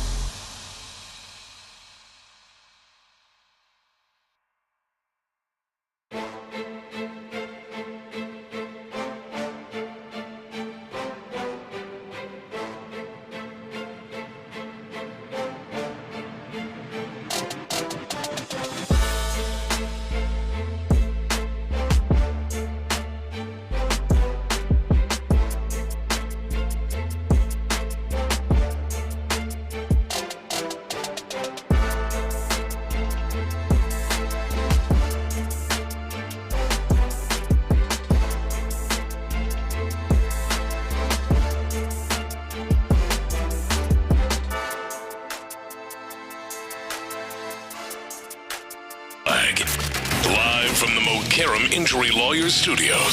Sports Radio 610 presents Payne and Pendergast. All right, the magnificent Gladstone has caused the controversy on this show with an analogy that he made that may have been awkward at best. I don't know.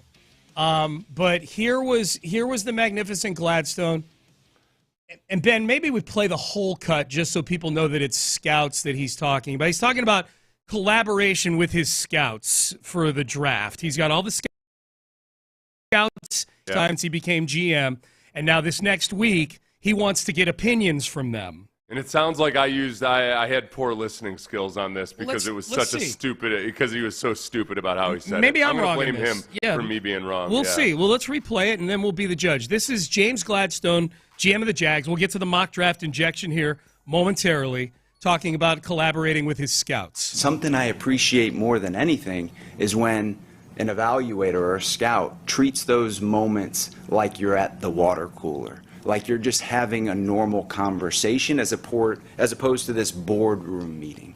And our group inherently did that. They made it just a natural conversation. And they didn't just revert to their notes, but rather what they already knew in their minds because they were so prepared for that moment on their own. So that was a really cool moment for me to see our scouting staff walk in the door as prepared as I could have ever hoped for those initial conversations. I used the phrase being a fighter, not a fencer, right? Instead of having to put on armor, pick up a sword to fight, they simply just had to close their fist. They were ready for that moment, and I look forward to the rest of the conversations that we're going to have here over the next 9 days and see what else settles as the cement begins to harden. Okay, so maybe I'm right. So you're correct. You were saying that he thought he wanted you thought he wanted them to be fencers. It was used the right. I did. He used the word fight in there, which confused me. Instead of putting on armor to fight, he said fighter. I thought he meant put up your fist, like with the little sword in it, as opposed to being some sort of like warrior, like a warrior running to the middle of the field in Gladiator kind of thing. No, if he had been arguing that he wanted them to be fencers instead of like badass, like just no, we're going now. That would have been the dumbest one ever. So he phrased it horribly. Fighter, not fencer? He phrased the whole thing horribly, that he used the word fight in describing the fencer. The fencer, that's where it got confusing. Be a fencer, not a fighter. He should have said, be a boxer, not a fencer. That kind I liked he was giving his scouts credit for doing their jobs. Yeah. Hey, you know what? These guys walked in here and they knew what they knew the names of these guys and their various attributes. He's praising them for knowing players. Like that's their job. Like the bar is, he didn't want to ask one of his area scouts, hey, what about this Tyler Booker? That the scout didn't look down and say, Tyler Booker is an offensive guard from the University of Alabama. I hate him so much. I hate him so much more right now after that. After wasting 4 minutes on this thing. One of our listeners made a really good point, which is that if it does not work out for the Jaguars, if they're struggling, he will be very despised. Yes. He very much comes off like the smartest guy in the room. I hate Every him. time he talks, he's basically saying, well, the idiots do it this way, but we do it this way. He's such a God, I hate him so much. I hate him so much more now. He's not allowed in Houston. I hate him so much All right? more. Oh, he'll you see him at a Texans game, you boo him lustily. He'll probably be in the press box for the game. Be a fighter, not a fencer. I can't wait. I don't even want to talk about that analogy anymore because of him. That's All right, mock draft injection time. Field Yates, Mel Kiper Jr., 3-round mock. Let's get to this thing. Mel Kiper, the godfather of the mock draft. Field Yates is among ESPN's draft brain trust intelligentsia. So let's get to the Texans here. This would be a surprising pick with the 25th overall pick. And Field Yates is making this pick. In this mock draft, he and Mel Kiper go back and forth making picks. Field Yates selects for the Texans, Seth, Tet McMillan, wide receiver, Arizona, with several offensive linemen still on the board, including Josh Connerly, Josh Simmons, Kenneth Grant, who's a defensive lineman who you like a lot. Tyler Booker doesn't go until 47th in this mock draft. How about that? Yeah. Tyler Booker's all over the place, and I understand why. Place, man. I mean, because the athleticism is going to freak some people out. I'll confess that I've grown more nervous about Tyler Booker's lack of athleticism as we've gone along in this. And yet, I think there's enough teams that really just love everything else about him and think that with technique and physicality, he can make up for some of that lack of athleticism, especially on the interior offensive line. So I'll be surprised if he falls that far. Which other wide receivers were still available at this point? I think, Matthew Golden was long gone. Luther Burden was still there. Ibuka, I believe, was still there. Okay. So with Ted McMillan, the biggest concern that I think a lot of he comes off the ball straight ahead without showing a whole lot of shiftiness to maybe beat press coverage and what have you at the line of scrimmage. And I think Matthew Golden just has, you're splitting hairs here, but I think those are the two guys where a lot of different teams are probably, half the teams might have McMillan higher than Golden and vice versa, depending on what they're looking for. Personally, I prefer Matthew Golden, but he wasn't available here. I guess the big question is, who do you think the Texans would prefer? Ibuka, who checks off so many swarm boxes, or McMillan? Ibuka. I think Ibuka. And McMillan has some elite traits, obviously, compared to Ibuka, but I think Ibuka, the professionalism part of it, like there's questions. I think it was Landry and Cody I saw first play a video of Ted McMillan saying he doesn't really love football. Now that's a cut. Saying he doesn't watch football. Doesn't watch football. Sorry, I should be very clear about that. Doesn't watch football, which would imply the implication is that he doesn't love football because he doesn't watch football, right? I mean, that's what people are going to extrapolate from that. If you're inclined to downgrade Ted McMillan over that, be like, oh, the guy doesn't watch it. He must not love it to the degree that we want guys to love football. I think Ibuka just feels more like a Texan than McMillan does. Well, the big thing here, though, is that McMillan, for the most part, has been going in the top 15 for a long, long time. He's dropped a little bit on the draft boards, on the mock draft boards. So I feel like on the swarm trait part of it, the Texans high as some of the other guys, and that's but would they let him pass? Are people going to be PO'd if they let McMillan pass and choose Ibuka instead and feel, one thing that people have said about Ibuka is it feels a little bit like a better version of John Mechie. Yeah. That, man, he does all these things at a big school and a big-time program, and he seems like he's polished in a lot of ways, but he doesn't have those elite physical traits. Mechie wasn't going to be a first-rounder. Ibuka could be a first-rounder. Yep. That's what makes people nervous. Yeah, no doubt. The other three picks, we'll rapid-fire these. Kuiper with the 58th pick selects Anthony Belton, an offensive lineman from NC State who can play tackle or guard. With the 79th pick, TJ Yates takes Jared Wilson, who's a center or guard out of Georgia. And with the 89th overall pick, Field Yates takes Ty Robinson, defensive tackle from Nebraska. So a lot of trench warfare after that first wide receiver pick, Seth. Yeah. Two offensive linemen, one strictly an interior offensive lineman, and then an interior defensive lineman for the Texans. Oh, so the one thing, by the way, the poll that I put up yesterday about whether Texans fans prefer an offensive lineman or a wide receiver. Oh, yeah. How did it end up? That was, it ended up not as heavily as the early results, but still pretty heavily in favor of an offensive lineman. 72% of the people who responded to my poll said that if they had to choose. Yeah. And the way I should have framed it is because I got so many annoying people saying, like, well, I just want the best football player available. All right, if you had to choose between, that maybe Cacerio has them graded evenly at wide receiver and offensive line in the first round. Like, so which do you want?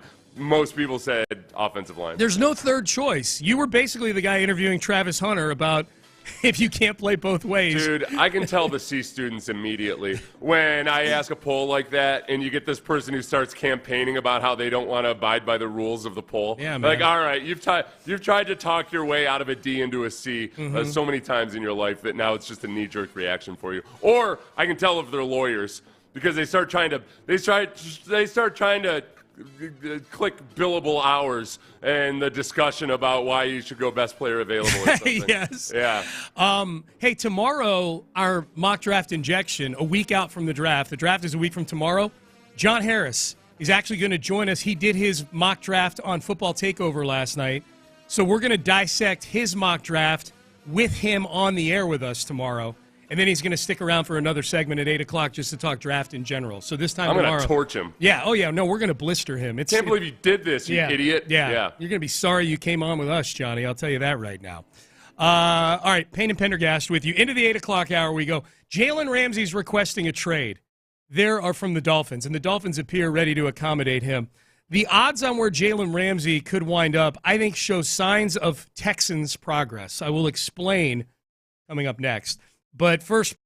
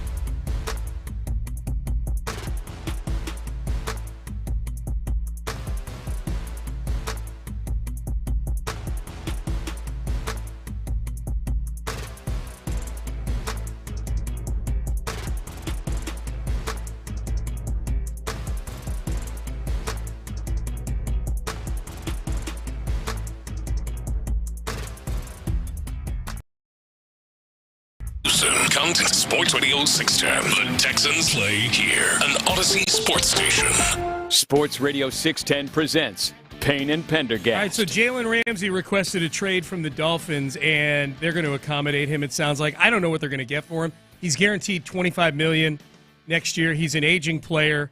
This is at a time of year now where teams have generally used up their cap space for the upcoming season. Yeah. At least the good teams have. The teams that are on the odds board for Jalen Ramsey are at the top at least. The top four teams all missed the playoffs last year. The Raiders are the favorite at plus 400, 4-1. Cardinals are next at 5-1. The Cowboys are next at 6-1.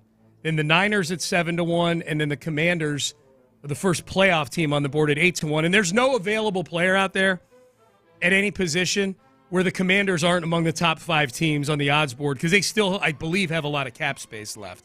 If not the flexibility to do things. So I'd be surprised if the Niners want Jalen Ramsey all that desperately. I mean, he's still very good in man coverage. He's not good at all in zone. He does not like the physical part of the game. He's not he doesn't like to tackle. I don't even say in the run game. Even after a guy catches the ball, he doesn't want to tackle people.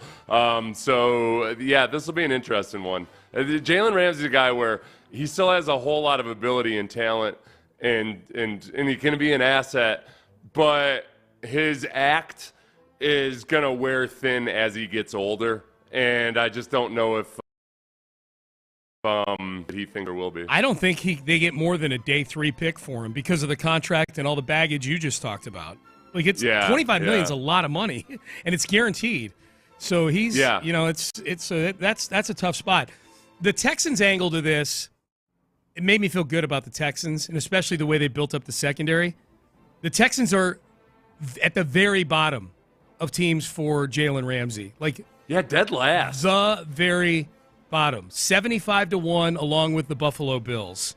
So I like that. I like seeing odds like that. I'm like, we don't need Jalen Ramsey, you know? If he had the right kind of contract, it would be really intriguing just to come in and have him be there's times where, as much as I love Jalen Petrie, there's times where in very critical situations especially, you don't want him to be the guy that's on a really good wide receiver in the slot. Yeah. Especially if you're playing aggressive coverage behind it. That's the downside of him. He's not a cornerback. Mm-hmm. He's a linebacker / safety. He's not a cornerback. So at the right price, I would be very intrigued with him to just come in and be a man coverage specialist. But it doesn't make any sense. It just doesn't. And I don't think that's what Jalen Ramsey wants to sign up for. No, he's going to go be a starter somewhere. What would you do? Yeah, it's a good sign of, man, you look at the way the Texans cornerbacks played last year, and in terms of passer rating allowed when targeted, the Texans had the best duo in the league. Yeah. So they're both very, very young. It's funny, and of those two, Stingley is, you could argue, the best cornerback in football right now. The best cornerback in football. To me, the Lassiter numbers in that realm are the ones I get more excited about, because Stingley's Stingley.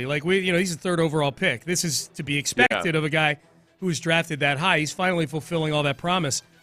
Coming into the season, if you had told me that Kamari Lassiter, who I would have thought was going to get targeted a ton because of Stingley, they're not going to attack Derek Stingley. They're going to attack the rookie over there. That he has numbers like that in coverage where he's allowing league lows or near league lows in passer rating and completion percentage. And it matches the eye test too, Seth. It's not. It doesn't feel like it's fluky at all with him. I'm surprised. I've seen a few redrafts of last year's draft, of the 2024 draft. Knowing what we know now, Jayden Daniels would be the number 1 overall pick. Caleb Williams would probably be 2, right? Stuff like that. Kamari Lassiter doesn't crack the first round in a few of these that I've seen, and that really surprises me. I think, one of our listeners made a good point when we were talking about how Ibuka, the wide receiver out of Ohio State, and Tyler Booker, the guard from Alabama, are very high on the swarm meter, the leadership traits, all of those things, and they produced in college, very good college players, but people have questions about just how athletic they are in comparison to other prospects. Somebody had said, hey, that sounds a lot like Kamari Lassiter didn't, run a fast 40. I think there's a difference there in that, Tyler Booker didn't work out well at the combine, but he also, if you look him before the combine, the weaknesses would have been more on the athletic side of things. Yeah. Whereas Kamari Lassiter, he didn't test well, but you didn't see people running past him in college. It didn't look like he was a slow player, and I think that's where the value was. So I don't think it's a good reference, but it's not a direct comparison necessarily. Yeah. I think there are valid reasons to be nervous about how poorly Tyler Booker tested at the combine, because some of it there's times where his upper body gets ahead of his lower body. And with big offensive linemen, that's what you always want to look at, is like, all right, no, you gotta win with your feet first and foremost. You got it with your hands and your feet. But if you're winning with your hands but your feet haven't caught up, that's when you get called for holding. Yeah. Or that's when you get dumped. And that's what gets people a little bit nervous about Tyler Booker. You want to get excited about Tyler Booker? Go to Brian Baldinger's timeline on Twitter. I didn't do that yesterday. Find his breakdown. I watched it yesterday. I bookmarked it 2 days ago. I watched it yesterday, and he acknowledges that Booker has, that there are check marks against Booker athletically, but then he chooses to show some plays where he gets out and pulls and he's burying guys and stuff. And Can we play it later in the show? Because a lot of his, even if you can't watch it, Baldinger's so passionate about it that it's still good audio. I'll listen to it during a break and see if it makes for good audio. Yeah, I'll listen to it during a break. But he's not alone. Tyler Booker is very polarizing when it comes to just where he should go. They're going, to the Cowboys at 12. They just had Zach Martin retire. They need a guard. Tyler Booker, or to Miami at 13. And then we just did a mock draft with Mel Kiper Jr. and Field Yates where he goes 47th. And he's not alone. Like, this is going to be, I think this draft is going to be insane after like the top 8 or 9 picks. And I think it is too. And there have been a lot of people saying that teams have had a hard time trading up, or teams aren't interested in trading up. I think that could change once the draft gets started and they start. I think everybody's in wait and see mode. It's kind of like in the economy where right now everybody's kind of waiting to see and try to figure out what's going to happen with tariffs. Yeah. Like whether you're pro tariffs or anti tariffs, it's the waiting that really screws things up, because you're just waiting and waiting and waiting. Yep. I think that right now in the market for trades in the first and second round, teams they feel that a lot of teams have guys that they think are first-round talents, but that are going in the second round, and they're just kind of waiting to see if those guys actually slide and then pounce at some point. Yeah, I think the one thing I feel strongly about this, there will be a trade up, or even like back into the first round, that kind of trade for one of these quarterbacks. Jackson Dart, Shedeur Sanders, if he slips past New Orleans. Tell you what that's good for? Clicks on NFL media. Yes. Just trades of quarterbacks and quarterback prospects. That's people love that stuff. Well, I think and that's especially in just discombobulation. Mm-hmm. Shedeur Sanders is maybe one of the more intriguing, under-heralded quarterback. Like by his scouting report and everything else, that it's nothing that people should really, really, really be getting excited about, and yet there's so many facets to the whole Shedeur Sanders experience that I feel like he's already made this a lot more enticing than in a typical draft, where if the second best quarterback is a boring dude that nobody gets that excited about necessarily about his upside. Yeah, I think he's done more to add sizzle to that with his words than he has with anything that he's done physically. All the talk about changing cultures, and so he doesn't talk like any of these other guys coming out in terms of the bravado and the hubris that he shows, which is intriguing. I'm not mad at him or anything like that. It is what it is. If you're a Texan fan, though, as we talk about Shedeur, I was thinking about this yesterday. Like if you're a Texan fan, you should be rooting for the Giants to pass on him at 3. And they have a workout with him tomorrow. The Saints are the one he's most mocked to. You should be rooting, if you're a Texan fan, for him to slip past the Saints at 9, because the Texans at 25 are sitting at a primo spot for a team to trade up back into the first round. Now, Shedeur might not make it past the Steelers. Reportedly, Mike Tomlin really likes him at 21. But between Jackson Dart, Shedeur Sanders, and maybe a wild card, this Tyler Shuck from Louisville, who's played at like 3 different schools, Texas Tech, Oregon Oregon for being the best thrower of the football in this draft, whatever the hell that means. So at 25, the Texans are sitting in a really interesting spot if teams are starting to get teams that want a quarterback and want to draft a quarterback in the first round, so you get that extra year of control over a quarterback. The Texans might be sitting on a prime piece of real estate if some of these guys start to fall. Yeah. That could be fun. Boy, I was trying to think of various quarterbacks who were the second quarterback taken, and I'd forgotten about how miserable 2022 was for quarterbacks. That Desmond Ridder was the second quarterback third round. taken in the third round. And the first was Kenny Pickett, who's on his third team. Kenny Pickett, Desmond Ridder, Malik Willis, Matt Corral, Bailey Zappi, Sam Howell, Chris Aludikun, and Skylar Thompson. Oh, and Brock Purdy. Mr. My Irrelevant. God, that's right, of course. How could I forget Brock? I forgot that Brock Purdy was the only noteworthy quarterback taken in that draft. Literally and the last he was taken guy dead taken. last. Literally Good job, NFL teams. You really got a really whiz-bang operation you got going there. And your understanding of how to judge quarterbacks. Nobody knows anything, man. I believe we're paying these guys millions and millions of dollars to make these decisions. Hey, speaking of quarterbacks in New Orleans, Diana Rossini was climbing on the Derek Carr might be faking it storyline yesterday on her podcast. Yeah. I'm going to read what she said. I tried to find the audio of it. I tried to find like a clip of it, and I couldn't find it anywhere. I didn't want to listen to the whole podcast. She described the Carr. Diana Rossini, NFL reporter for The Athletic, does a podcast with Chase Daniel, former quarterback, and is fishy. Derek Carr has claimed he's got a shoulder injury now. Yeah. Mysteriously, after the rumors pop up that the Saints may want a quarterback with the 9th pick, and the Saints or to get Aaron Rodgers. Yeah. And right after the Saints converted all of his salary to bonus, which ties him to the Saints. Yeah. More or less. She said this: from what I can gather, it appears the information got out from the Carr side of it. It was put out by them, talking about the injury. Because I can tell you, I had some conversations with people in New Orleans who were aware of it, but they weren't looking to put it out on blast. There could be a world where the Saints put it out too, but I really believe this is coming from Derek Carr because I think he's the one who isn't thrilled with the Saints at this point, right? Just pissed off.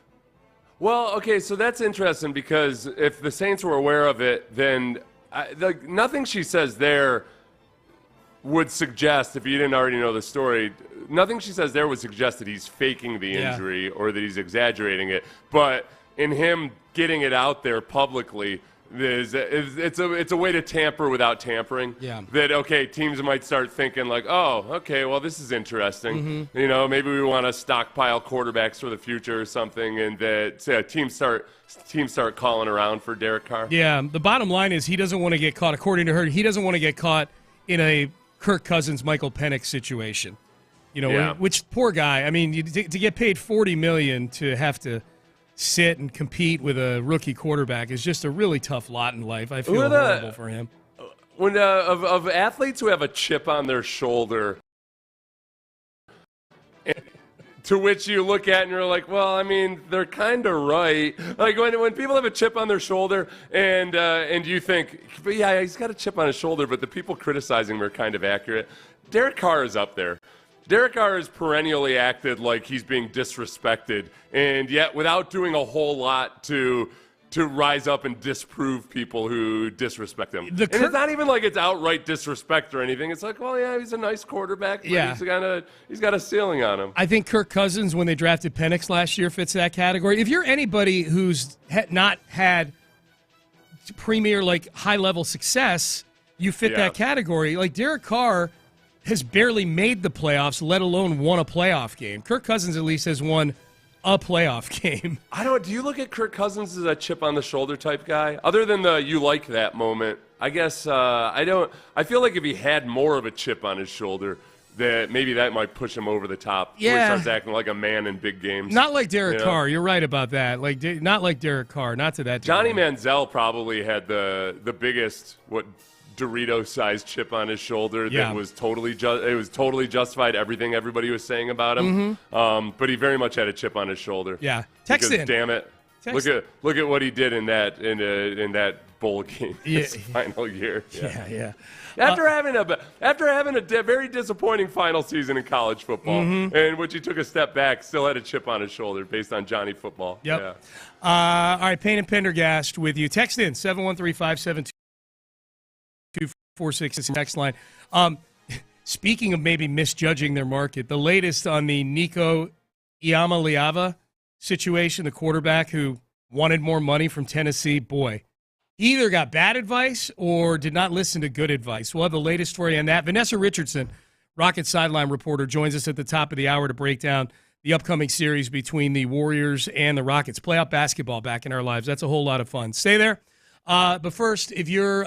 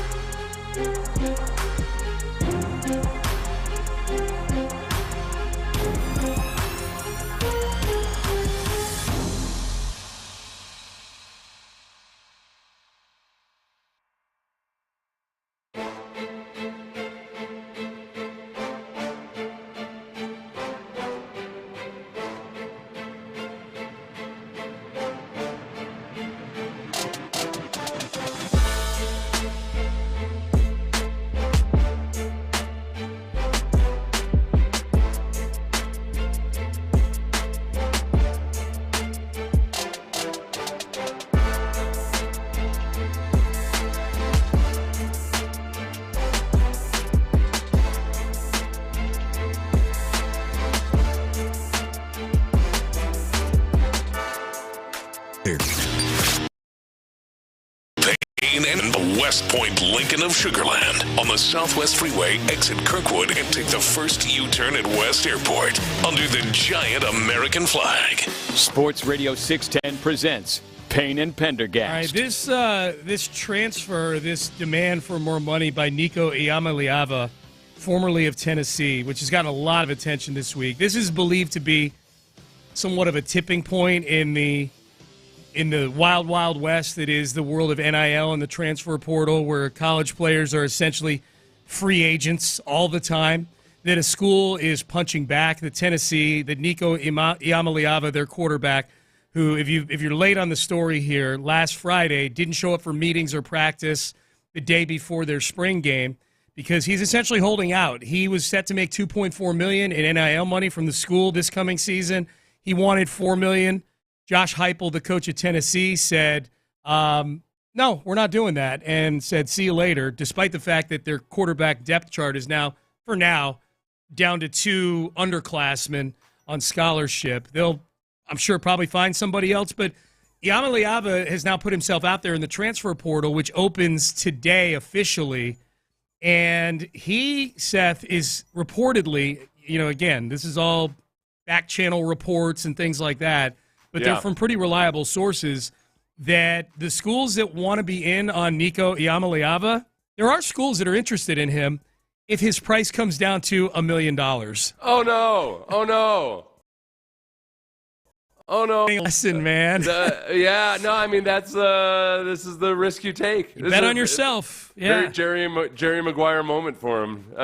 He's walking out with his fishbowl, and who's coming with me? Which one of you guys wants to go win a championship at Northeastern Central Western Illinois State? Yeah. Dude, well, reportedly the schools against the world. The schools that were in on him, according to reports, were North Carolina, UCLA, he's from California, and Tulane. And Belichick is out, according to reports. He's not. He's out on Nico Iamaleava. And Tulane reportedly pulled out yesterday as well. They just got tired of the back and forth. Are you really looking to think you can get $4 million, or let alone the 2.4 that you walked away from at Tennessee from Tulane and their collective? Right. Yeah, if he even academically qualifies to go to Tulane. Tulane's a good school, man. Yeah, it's hard. They don't just accept everybody. You're gonna have to accept the $1 million and then also take one of those SAT boosting classes. Right. Yeah. So I guess UCLA may be in the driver's seat, but this kid, and the family, the reports of the family is part of this as well. The dad is a handful. Oh, really? Yeah. Like this is a cautionary tale, I think, in the NIL thing. I think it's probably a good way too, depending on how you feel about NIL or transfer portal or anything else like that. It is a reminder. It is wide open, and it is much, much, much more of a free market than it was before. But just like any free market, man, there's a buyer and a seller. You got to have some demand. Yes. And guys got to. I mean, that's one thing too about the transfer portal. Is the guys that have been burned because they realize, like, I'm going to lose my scholarship and I'm not getting another scholarship somewhere else. Yep. So you got to, I think everything balances out. The things that'll keep it from being the wild, wild west completely are that, for one, over time, I think boosters they're going to get a little bit more hesitant to just throw boatloads and wads of cash at dudes who stay 1 year and then transfer. Absolutely. And what have you. And that it's not going to be whatever your most drastic and dire prediction for how awful it could be. I think the market itself takes care of that. Yeah. And it doesn't make it feel a whole lot better, but I don't think it's going to be as bad as some people fear. It's funny. Some of the schools that are on the odds board for Nico Iamaleava, I'm like, why are these? Like, Colorado's 5th on the list at 6-1, and this list is from a few days ago. Like, North Carolina is number 2 on this list, and they've publicly, at least public reports that they pulled out. Like, do you think that's an interesting one? I feel like Deion Sanders would look at what Iamaleava did at Tennessee and totally downgrade him on that. And I say Deion is a guy who's built that entire program in Colorado through the transfer portal. But I think done it in a way I think he's done it in a conventional transfer portal way. Like I think a guy holding out. I think Deion would downgrade a guy who holds out on his team right before the spring game. Yeah, I think there's a matter of, okay, what are you doing to your teammates and everything? Because Deion does a good job of kind of like Calvin Sampson of still very much coaching in an old school way. I mean, he coaches guys hard. Yeah. So I think he wants a certain type. Yes, he's going to use the transfer portal. He's going to let the guys know on his team that they're in competition with other guys in the transfer portal. Yeah.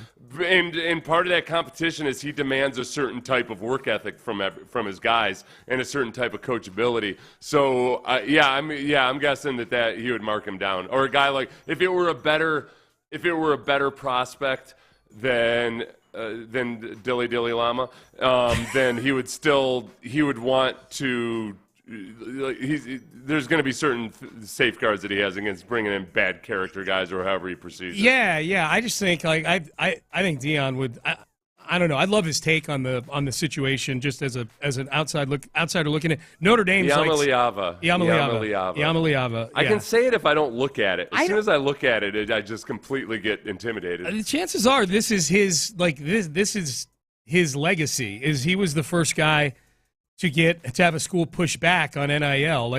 I know he's thought to be potentially an NFL prospect, but he can't be thought to be that great of an NFL prospect if he's having trouble finding $1 million in NIL right. I think when you're a program like Tennessee, you have to draw a line. It's kind of like it's a lot like being a high school football coach when it comes to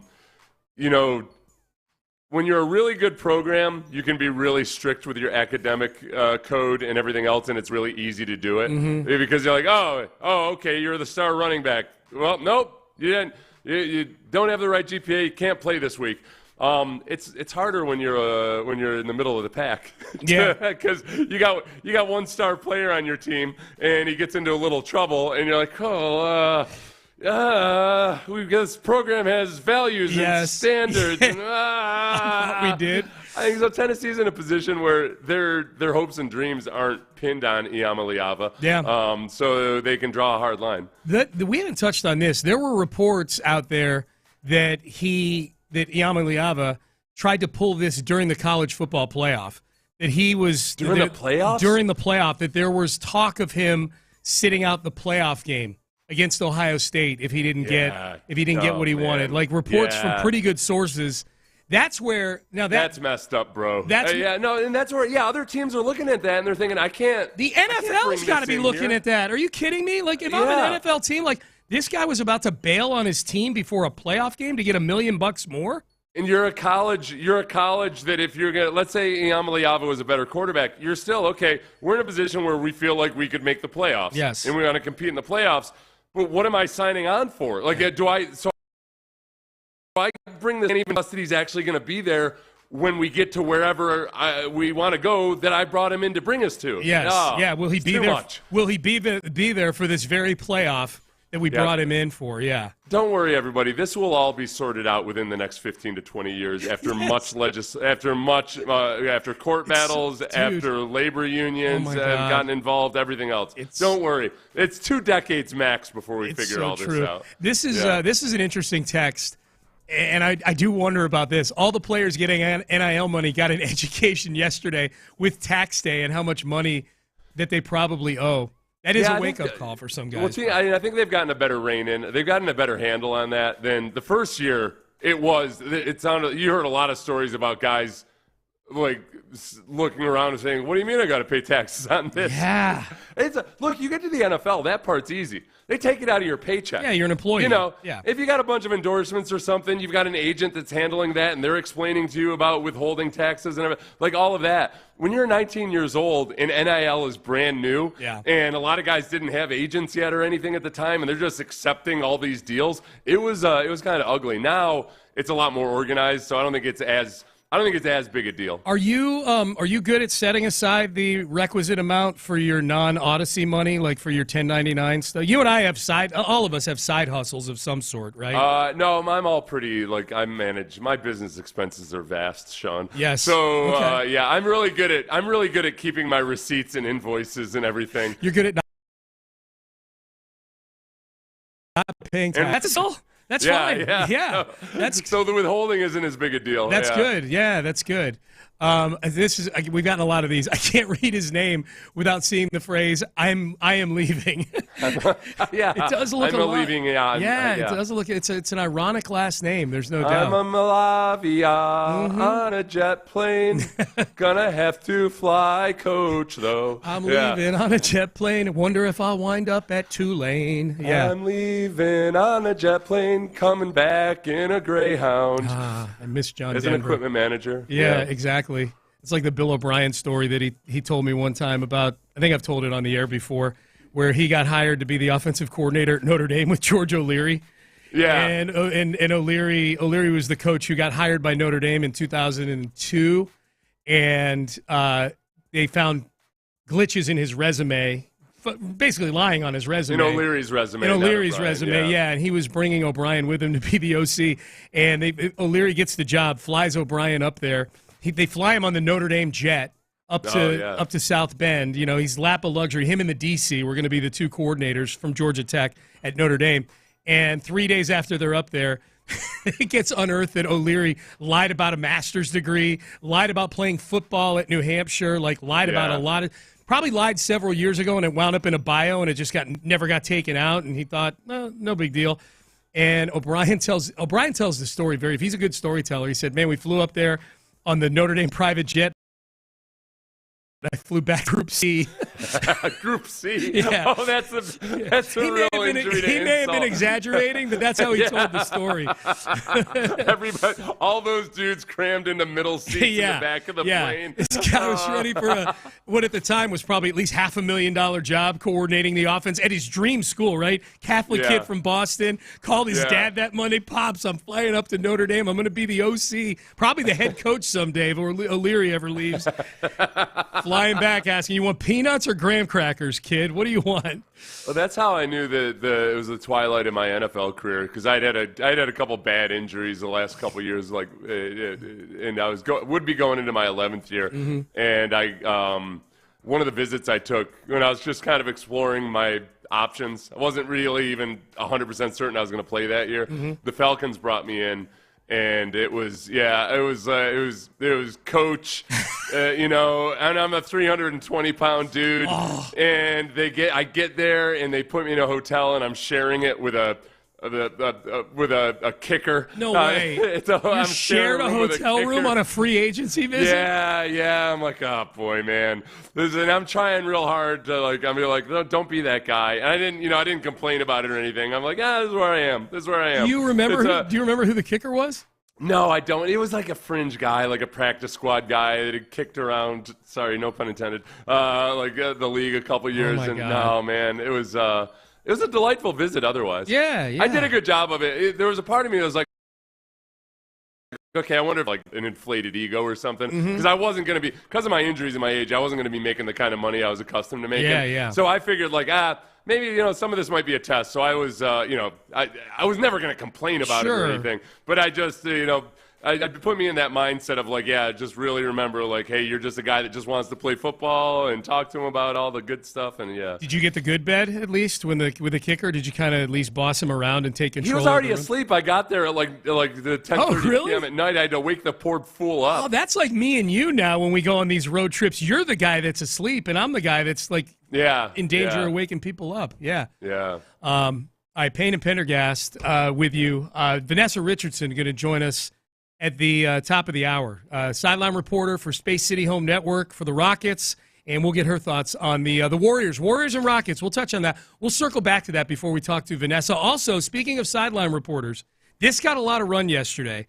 Is the criticism for what we are going to hear in the next segment for a male sideline reporter justified?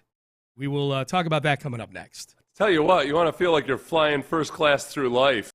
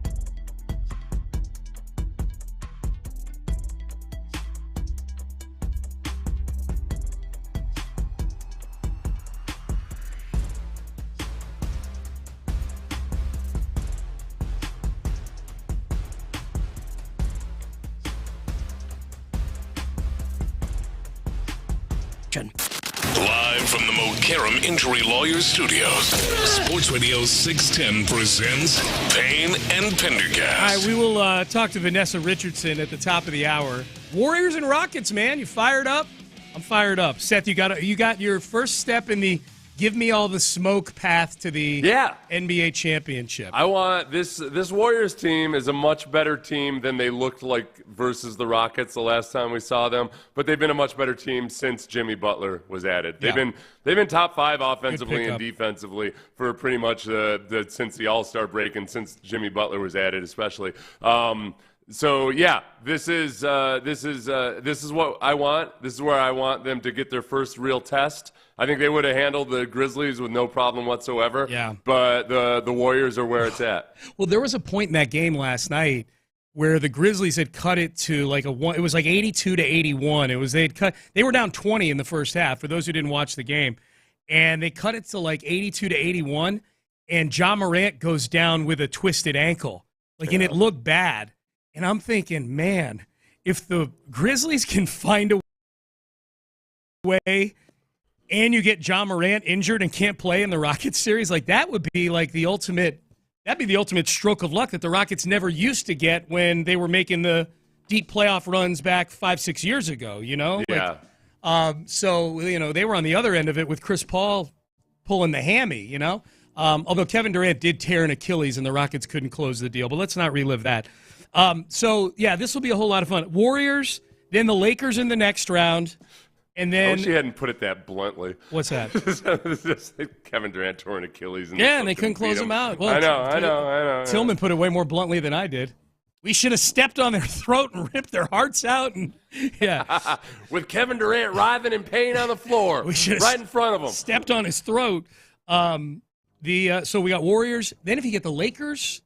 And then the Western Conference Finals would be the Thunder, the Clippers, or the Nuggets. What's the smokiest of those three as we get way ahead of ourselves here? Which one would be the one where you're like, yeah, bring it out of the Thunder are the best team, but you got Jokic on one of the teams, the multiple-time MVP, and then you got James Harden on one of the teams. Yeah, I guess the James Harden... Nationally, I think it would be OKC, but the Clippers because of the James Harden dynamic. I've been saying I have no desire to face James Harden, and because somehow that will be closure or something like that. But when it comes to would I turn it down? Yeah. I will not, especially if it involves James Harden choking in a closeout game or something, then 100%. In a conference finals, I get it if you're listening. Yes, we're way out over our skis right now, putting the Rockets in. I'm just looking ahead and going, what's the path that would be the most smokiest and fun? And I think Harden versus the Rockets in a conference final, I think the TV would eat that up outside of Houston. Yeah. I think we're not getting too far ahead of ourselves. No, and then in the finals, you pointed it out yesterday, Ime versus his old team. That's where the genesis of this conversation came from yesterday. There's a lot of natural juice here. You know what it reminds me of, Sean? Reminds me of the first 2017 World Series championship by the Astros, where you faced all the old blue bloods. I mean, really, the Astros should have faced, if Cleveland hadn't choked. Cleveland was the better baseball team that year, but they lost to the Yankees. That's right. So you end up facing the Yankees and the Red Sox on the way to the World Series. It. Yeah. It was perfect. Yeah. It was fun. And then you play the Dodgers like that. Yeah, this has a lot of the matchups that I want to see. The Grizzlies are no part of any of my fantasies about winning an NBA championship. No, thank you, Warriors. Yeah. Yes, thank you, Warriors. But boy, it was hard to root for them last night. If we wanted that smoke, that was a shower after rooting for them for like 2 minutes. So the sideline reporter's name for the Braves is Wiley Ballard, and the Braves are playing the Toronto Blue Jays at some point over the last couple days. And he was doing what sideline reporters do. We're going to talk to Vanessa Richardson here in a few minutes. She's a sideline reporter for the Rockets. I've never seen this happen with Vanessa. But Wiley Ballard was up in one of the worst areas there, and he's talking to two very attractive blonde, what look to be Blue Jay fans. Mm-hmm. And here's how the exchange went. We're having a lot of fun up here up the Corona rooftop. Who do we got here? What's your name? My name's Lauren. Lawrence, all right. And I'm Kayla. Kayla, and you guys hang out at the rooftop lounge often? Once a year I come out to visit. Okay, well, we timed it pretty well. All right, good. How are you guys feeling about rooting for the Braves today? Oof, I don't know. I'm hoping for the best. What about you? Are you Braves fan now? Not quite. Not quite. All right, I'm gonna go to work up here, guys. Good luck the rest of the way. Okay, Wiley. You got 4 innings to get the numbers. I'm on it. Get us some more Braves fans. All right, so they want me to get your number. They want you to get my number. I'm dead serious. They're saying in my ear right now, she doesn't believe me because she thinks you guys are not. I'm making this up. Even if you guys weren't, I might use that in the future. That's actually a pretty good move. This is unbelievable. So the best part of this right now is that Wiley could totally be faking it. This might be the new move. Just walk around with a FanDuel microphone and an earpiece in and convince fans that they're actually on TV. I should have thought of this years ago. I am speechless. I got the number. We're good. He got the number. He got her number in the end. That was him at the end right there. Oh, man. I don't. Okay. I need the Seth Payne analysis of this situation. I got a kind of a Richard Dawson vibe there. I'll say, whether. I just don't think it was a smart move by the play-by-play guy. I know he got baked on by the play-by-play guys, and it's just you don't want to be known as the guy that's going around and as you're interviewing people scoping for babes at the same time. Right. I know it was a fun little moment there, but I feel like at the end of the day, how old is he? How old does he look? He looked, I don't know, like late 20s, early 30s, something like that. He's trying to be taken seriously as a professional and everything. Yeah. That's tricky to pull off. You could either be Dean Martin or Richard Dawson. Dean Martin can get away with that crap because he's got a certain charisma, Richard Dawson, it just felt kind of creepy whenever Richard Dawson was. I would submit Richard Dawson did get away with it for a long time. That's true. Yeah. Richard Dawson's acts would not have aged well. No. I don't know. I'd say it's a fun standalone moment. Yeah. But you also, you don't want to be a woman at the ballpark who's like, oh great, here comes the guy who hits on the women he's interviewing. The internet stance on this yesterday from various corners was, hey, let's flip the script here and see if it's a woman sideline reporter with 2 dudes there. Oh, she would get crushed. Yeah. She'd get crushed. She would absolutely get destroyed. Oh, my gosh.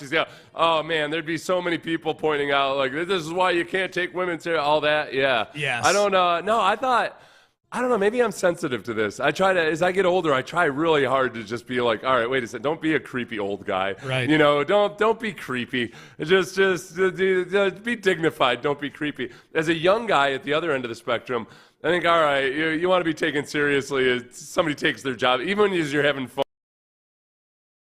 If you were single in that situation, what should he have done? If he wanted to get her number, should he have said, well, and the guy's joking about it. This is what I think, Seth. If the guy was joking about it and he said, you should let us know when you get those digits, I would have turned off the microphone and then said, or they were joking around that I should get your phone number, that kind of thing. Yeah, I wouldn't have done it on camera. Yeah, on camera, on air, yeah.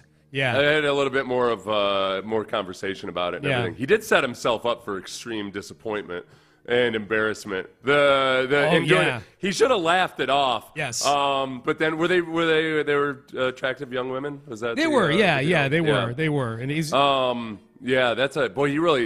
So I give him kudos for having the cojones to do it on camera. Yes. And yet at the same time, I feel like he probably shouldn't have done it. Yeah. I'm not like trying to turn this into a big shouting point or anything. I just think for his own. Probably not the best thing to do. Text message, Jim Adler, the Texas Hammer text line. It'd be so hot if Vanessa was hitting on 2 blonde chicks. Even hotter if she was hitting on me, though, is what the texter says. Yeah. All right. Okay. We're probably not going to broach that topic with her. No one beats Joe Namath. Yeah. As far as Joe, the creepy old guy. Now he was hitting on the sideline reporter. That was roles reversed with Susie Colbert. Remember that? Susie Colbert, and he said, "I want to kiss you." Yeah. That wasn't. I could care less about what's going on the field right now. Yeah. He thought he was channeling his Dean Martin. Yes. Yeah, and it wasn't going well. Dean knew how to handle his liquor. Yeah. It was a good moment for Joe Namath ultimately because he stopped drinking. Sober now. He had been sober for a long time and then kind of fell off the wagon and then realized, like, I got to hop back up on that bandwagon. It was a wake-up call, man. Wake-up call. Speaking of sideline reporters, Vanessa Richardson, the Rockets are on to the first round of the playoffs. We know who the opponent's going to be. It's going to be the Golden State Warriors. Series starts Sunday night, 8:30. I believe, we'll confirm this with Vanessa, I believe since this game's not on ABC, I believe you'll be able to watch that game on Sunday and any of the non-ABC games in the first round on Space City Home Network. We'll get confirmation from that from Vanessa. We'll talk about the series, and we'll discuss that with her coming up next. Stay there. Hey, are you going to have enough money when you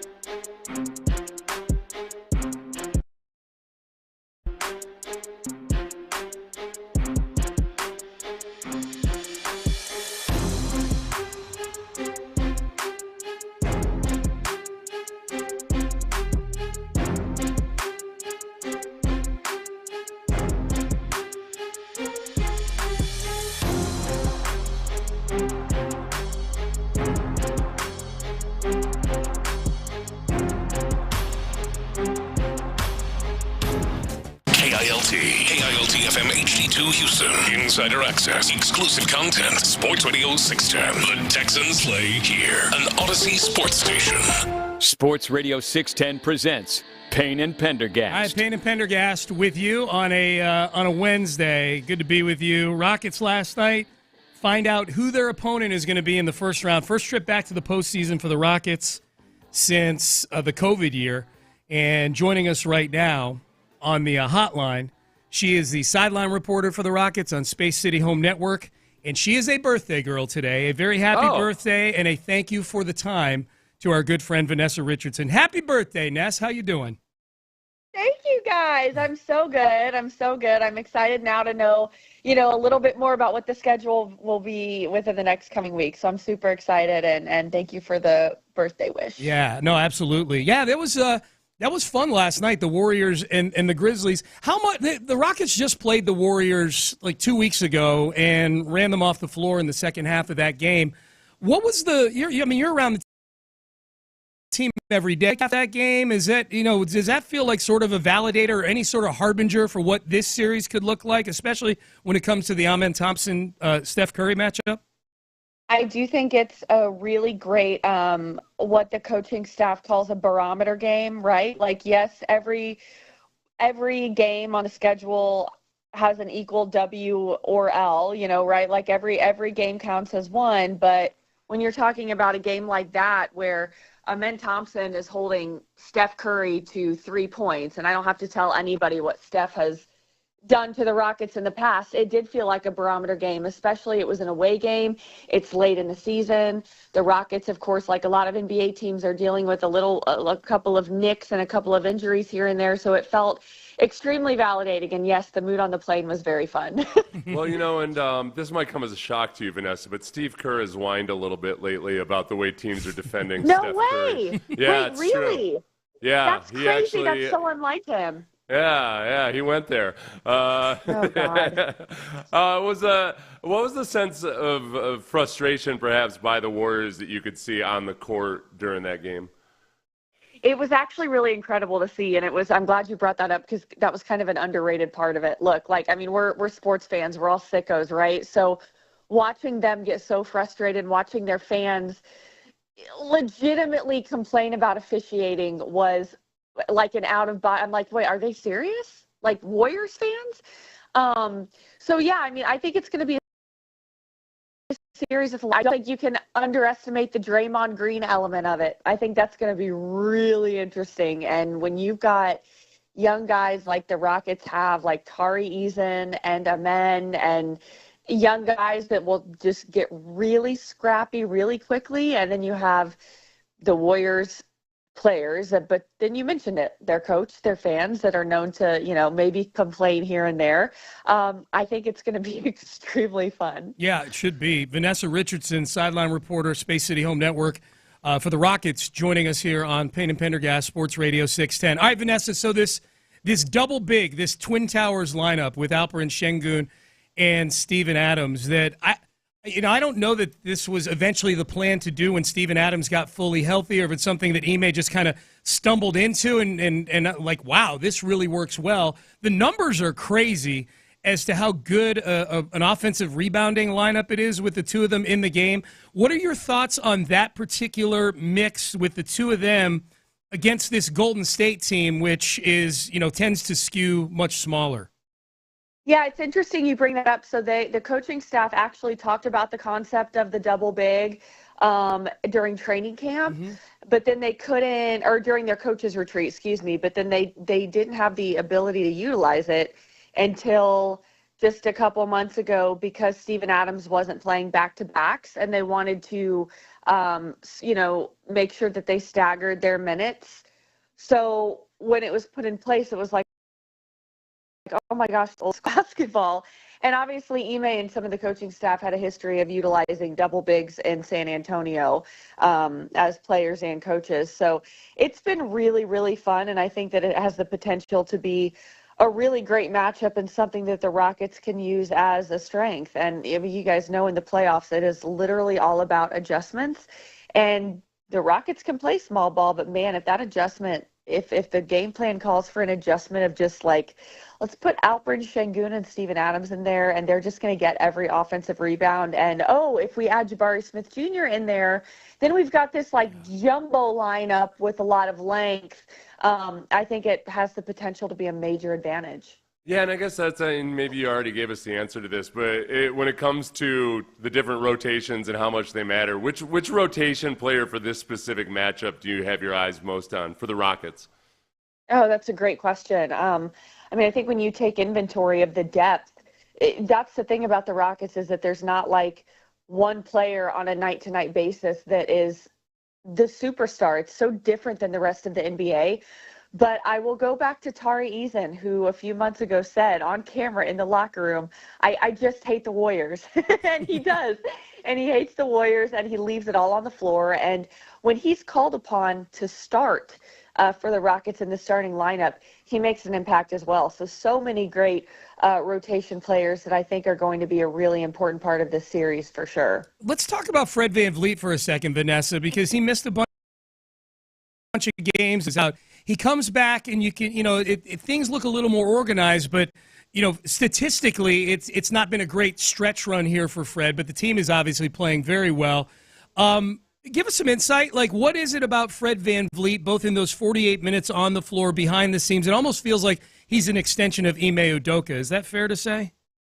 Yeah, they've actually said that when they, describe him, because when he came in last season, when he joined the Rockets, he immediately just had such an impact on the young guys, and really all the veterans did in general, but they truly do view Fred as a coach. And so when you have somebody like Fred that can calm things down and get everybody in their proper places and make sure everybody has what they need, those things don't always show up in the stats sheet. And I know that sounds cliche, but it's totally true. So the veterans are going to be a really big part of this series, guys. When you think about it, like Fred VanVleet, we haven't even touched on Dylan Brooks yet. Yeah. Don't underestimate what Steven Adams, who has a history, Dylan and Steven against the Warriors from their days in Memphis.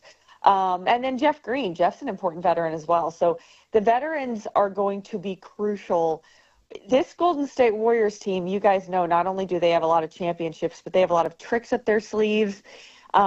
We've touched a little bit on the coaching and the fan base. It is going to be a lot for this Rockets team, but the veterans on this Rockets team, no doubt, Fred included, are going to be the ones that really can guide them through it.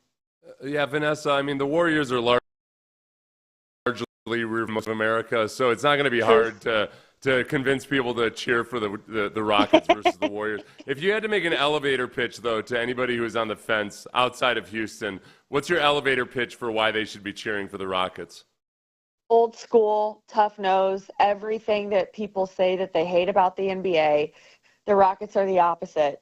Everybody says the NBA is just about chucking threes and all offense and no defense, and the death of the big man has come and gone, or the importance, rather, on a night-to-night basis. And the Rockets are the opposite of that. The Rockets are not AAU basketball. The Rockets are not one person takes the ball and takes control of the same person every night. It really is tough, hard-nosed basketball, and they're just a bunch of really young dogs that are really exciting and not afraid to have some tussles every now and then. So I think that, look, America, if you're looking for a fun basketball team, if you're looking for the anti-everything that people hate what the NBA has become, watch the Rockets, cheer for the Rockets. And like you said, Seth, I think the lucky thing is that it's not going to be too hard to convince people to get all aboard the Rockets train. No, I like that strategy. Like, you guys should have a banner that says, "Hey, we're the worst three-point shooting team in the playoffs." Yeah. You don't like the three? We're don't terrible want them, at don't it. need them. Yeah. That's beautiful. Well, and we're talking to Vanessa Richardson, sideline reporter for the Rockets on Space City Seth, Vanessa, we're in the studio right now, and on TV, on ESPN, they're talking about the Rockets-Warriors series, and the question at the bottom of the screen is, do you feel the Warriors have a clear path to the NBA title? Yeah, and, what? And I'm going, they're the 7 seed, and they're going against the 2. And by the way, it's disrespect for the next 3 series they'd have to win to actually win an NBA title. Not exactly a clear path, but do you sense that, like, the team's got to know that, yeah, we're the 2 seed, but everybody's got us 10th on the odds board? Like, how much of that noise seeps in about the level of disrespect or disregard maybe that the Rockets are getting as a threat in this postseason? The disregard has been unbelievable, and I do think you're dealing with guys with the Rockets in particular that don't care what people think, with the coaching staff and Dylan, Brooks, but it has definitely been noticed. Yeah. And honestly, towards the beginning of the year, I'm not saying I understood it, but like, you at least understand it a little bit more because the Rockets didn't make the playoffs last year. Okay, for analysts to say that they're growing and that they're maybe a year or 2 away, okay. But like the Rockets, the way that they finished the second half of the season, the way that they, finished as the 2 seed in the West, and it wasn't like a fluke. They beat quality teams repeatedly. They had the win in Boston. They beat the Cavs twice. Mm-hmm. They beat OKC. They made it all the way to the Cup. Obviously didn't win the Cup, but their situation repeatedly. So I truly, truly do not understand the national media and the way that they've approached this, other than there are 30 teams and they're just not doing their due diligence of watching all 30. And I don't know how to say it any nicer than that. I wish I could say it in a nicer way. But it is like so many of these, and a couple of podcasts, like I feel like, The Ringer, like a couple of podcasts have done a good job of like actually breaking down the Rockets. But I feel like some of these producers and the talent of these national media shows are waking up and saying, all right, the Warriors have won championships and the Rockets are really young. So let's just make this the topic. And they're not even getting into the double bigs and Amin Thompson holding Steph Curry to 3. It's like I don't know if the research isn't being done, but if you can't tell, it kind of bothers me. I can tell. No, Vanessa, that's what I wanted to ask you. I mean, Seth and I have talked about it. You were on the Colin Cowherd show last week. Did you storm around backstage telling everybody that they didn't know anything about the Rockets and they need to do their I did. Hey, listen, national show. You need to do your research. How was that? You did a great job. How was that experience for you? Thank you. Yeah. It was a lot of fun. It was nice. We were in LA for a week, and the producer of The Herd is a good friend of mine, and he's actually, somebody that knows Houston well. So it worked out. And I do get the national media that they have a job to do and that they have to cover a lot of different topics. But the Herd did a good job of knowing. The Herd is the national media show that I actually do think the cover team, it seems like the research has been done and there's an element of, okay, like, what should we ask this person that's specific? And it's more than, they did a lot of research before that. So I appreciated that. And, they had to ask me the Dylan Brooks stuff, and I get that, but it was a lot of fun. Yeah. Who are you hoping for? If the Rockets were to beat the Warriors in this series, which team do you really want to see in the conference? It's a really good question. I mean, I feel like the Lakers would be really fun. I think that when you look at the Timberwolves and the way that Ant can get going and how much fun that's been, if you're asking about like the Western Conference Finals, or because I guess there's 4 rounds, right? Yeah. I'm trying to pull up the like if we bracket didn't have to play out like how to get there, if you see the Clippers, it's going to be in the finals. But like, just which of these teams become hell or high water? You're like, I want to see these guys. Western Conference Finals, you could definitely make a case that I think the Clippers would be fun. Not only would there be storylines with James Harden and the way that both teams play defense, but I think the coaching matchup of Ty Lue and Ime Udoka, 2 former players, would be a lot of fun. I think with Denver, you have Alperen Şengün and Jokic that I think is always and forever going to be a great storyline. So, and then look, we've had great matchups. The Rockets have had amazing matchups with the Thunder this season. So, I know that's a cop-out answer, but the West is such a bloodbath, and the Rockets have had beef that I look at the Eastern Conference. I'm like, that's kind of boring compared to what we have. Because literally every single matchup that I see, there could be some really great storylines. There's not a bad one. There's not a bad one. No, there's really not. In the bunch. I got to see James Harden at some point in the playoffs. Seth doesn't want to see James Harden.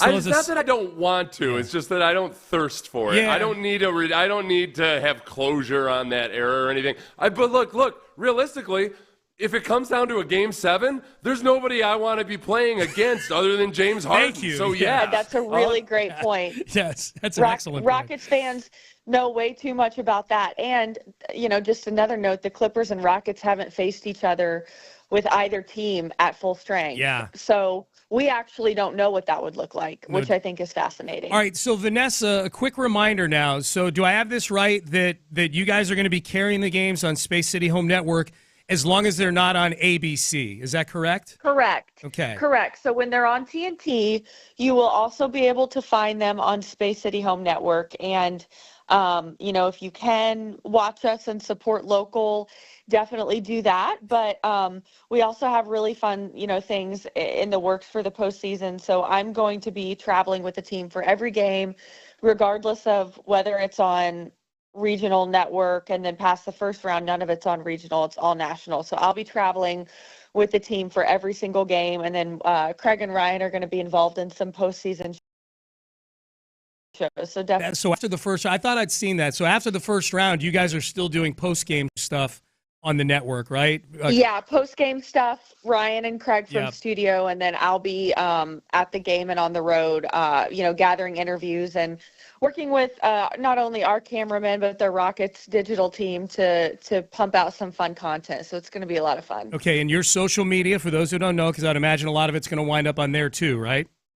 Yes, Sports Vanessa, at Sports Vanessa. Okay, on Instagram and on X. You can find her at Sports Vanessa. All right, well, this is going to be fun, Vanessa. This is I'm pumped. Little play. I can tell. Little playoff basketball. You got any big birthday plans going on this week or what?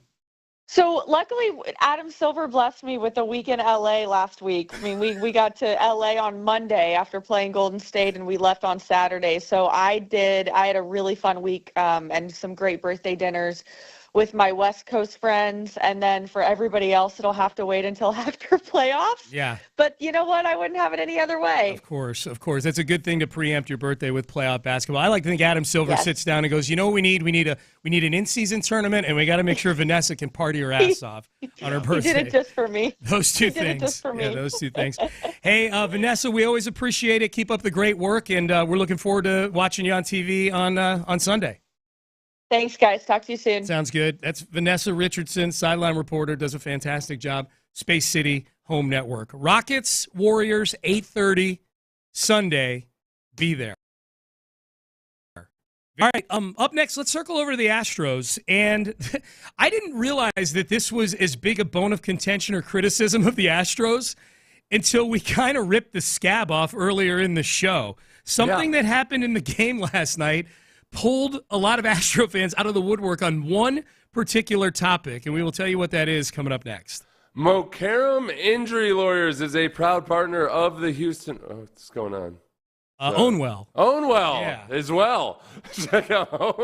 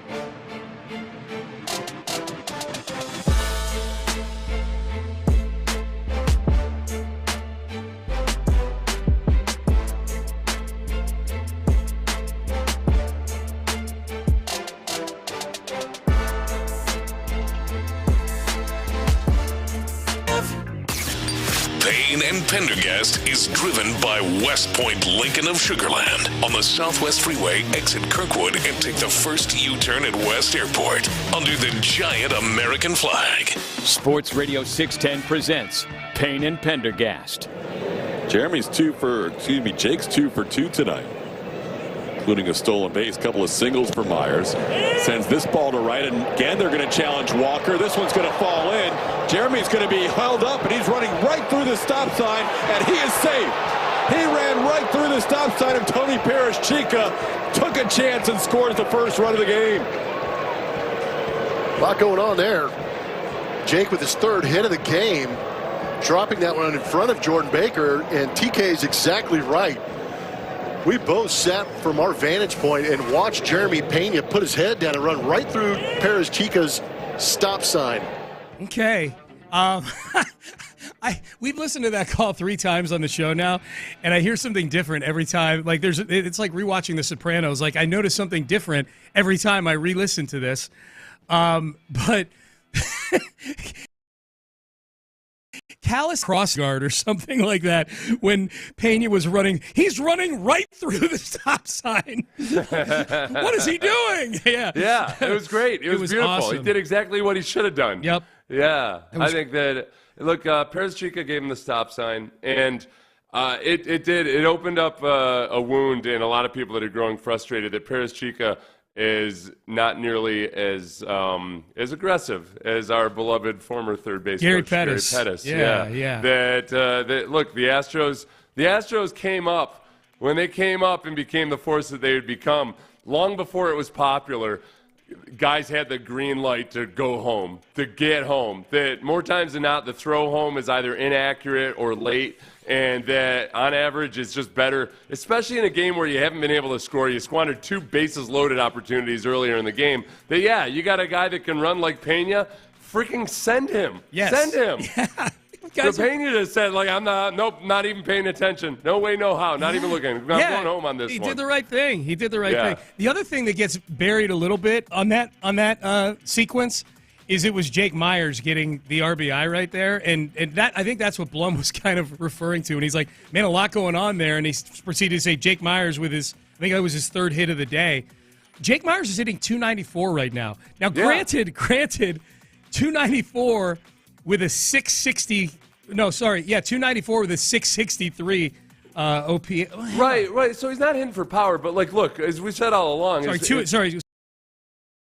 Sorry, it's 86 OPS. Go ahead. Okay. Yeah. So, like, we don't care if he's an awesome hitter. He's so good defensively that if he can just be an average hitter. But then also, you got to remember, man, because he can move, he's on the base paths, that with the new rules, the OPS isn't as much of the be-all, end-all, and hitting for power. It's still very, very important, but the small ball has made a comeback to a certain degree, and just getting him on the bases helps a lot, and it puts a lot of stress on pitchers. So, it was a great moment. Now, that wasn't – I don't want to say it was a lucky hit, but it was a pop-up that Jordan Walker couldn't get to in right field. Sure. But yeah, he's been producing consistently. He just struck out a year ago in that situation. 100%. He's at least making contact and making things happen right now. You know, he would have pulled a Dubon or an Altuve last night and squandered the bases loaded. Yes, yeah.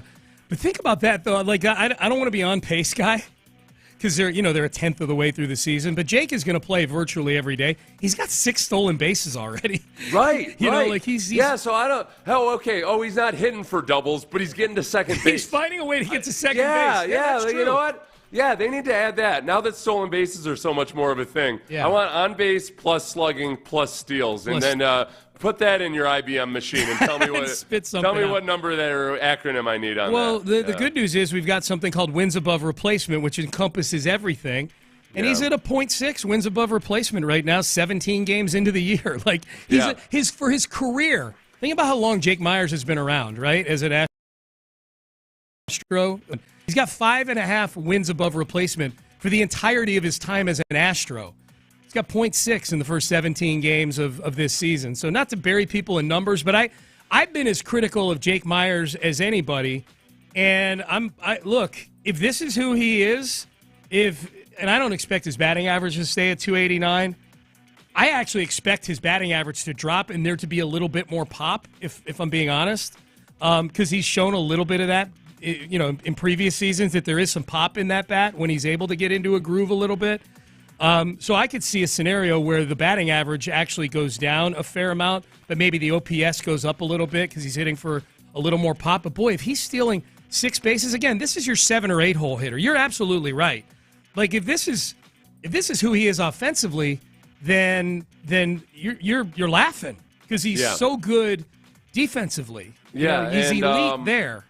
So what you had alluded to when we talked about coming into the segment was that fans are getting a little bit upset with Perez Chica and his conservatism at third base. Yeah. That this is not the Astros way. This is a team that is sometimes stupidly aggressive on the base pass, but especially when sending guys home. Send them home. If it's going to be close at all, send them home. More times than not, it works out, especially when you can't score in a game like last night. I'm all for Jeremy Pena ignoring it there and going home. And somebody brought up the moment this past weekend when I can't remember. There was one moment when tag up at third and go home, and he didn't. And I was wondering why. There might have been another one where he had a chance to continue on through third base, but he's just not the same as Gary Pettis. No. Stop being so conservative. Stop trying to make holding up at third base great again, okay? Ask for the sale. Yeah. Don't be timid. Yeah. We will not go timidly into that good night. Ask for the order. Yeah. Text message, the 8 and 9 hole hitters have to be decent hitters so that it turns the lineup over and gives the guys at the top of the order more chances to hit. Yeah, no, 100%. They don't need to be great, but they can't be the black hole. They can't be the black hole that we were anticipating them being earlier, before the season. I think spot 7, 8. Nobody was sitting here arguing that it's okay to have awful hitters at 8 and 9. No. Yeah, thanks for that. Okay. But I get it, to turn the lineup over and make sure that Altuve is coming up with guys on base. I get what you're saying. Right. Decent hitter. Like a major league. If you're an average hitter, that's a decent hitter. Yeah. And they're better than they were between. Everybody's so damn spoiled. Like the days of having 2 full lineup or the back half of your lineup was as good as a lot of other teams' first half of the lineup. Like those days are over. Okay, you're not gonna have a record-breaking offense with this Astros team, all right? It's not 2019. Yeah. Oh, you don't get to have guys, 9 guys in your lineup that are all scary as hell. Yeah. So those were good. I get hearkening back. I understand. Text message: trade Myers while he's hitting. He won't be like that guy in a month. Get something for him now. I can see where there'd be some PTSD with that because Myers, I think it was May of last year, where Myers was awesome for like a month. That's where I got to pump my brakes a little bit on Jake, and maybe just keep my criticism for him in the holster, just handy. That he was really good for like a month last year. He had like a 900 OPS in May, and then he reverted back. Yeah, Jake Myers' hot streaks and the adjustments that he made. I'm reading an article about all the adjustments he made last year. This time we know it's real. Yeah, in May of last year. Yes, it was May. Okay, good. It was in May. Damn you, Brian McTaggart. Yeah. Get this out of my. Purge this from the web. Please. I don't want to be reminded. I need them to start winning too because when Framber got shelled yesterday, I did the other thing that I saw. Was should have traded Framber before the season or trade Framber, trade him now. And I guess just to be very clear, it will take them being way out of the race for them to trade Framber Valdez before the trade deadline. Way out. I had forgotten, Sean, how through the first 51 games of the season, Myers was second on the team behind Kyle Tucker with a 914 OPS. Yeah. I mean, I forgot how... and then forgot very quickly. Just like we saw, I didn't remember his beginning of the season as being as good as it was. And then a huge, vast drop off. I didn't remember okay, good. This is good. This is good to pump the brakes. Yeah, no, it was almost exactly the month of May. Like he started hitting like on May 1st and stopped hitting on Memorial Day. It was wild. Does Jeremy Pena get fined for running through the stop sign? No. If he does, I'm getting a GoFundMe going. It was the right thing to do. It wasn't in a school zone. All right, that's right. We're good to go. Yeah, this is just a normal. I do wonder. Baseball's big on these kangaroo courts. In the clubhouse. I do wonder if you run through a stop sign but you get thrown out at home plate, if you got to pay the kangaroo court. Oh yeah. I wonder if Paris Chica gets a kangaroo court for trying to tell him to stop. He should. All right, Payne and Pendergast with you. All right, Nick Cacerio's meeting with the media today at noon. What do we want to hear from him?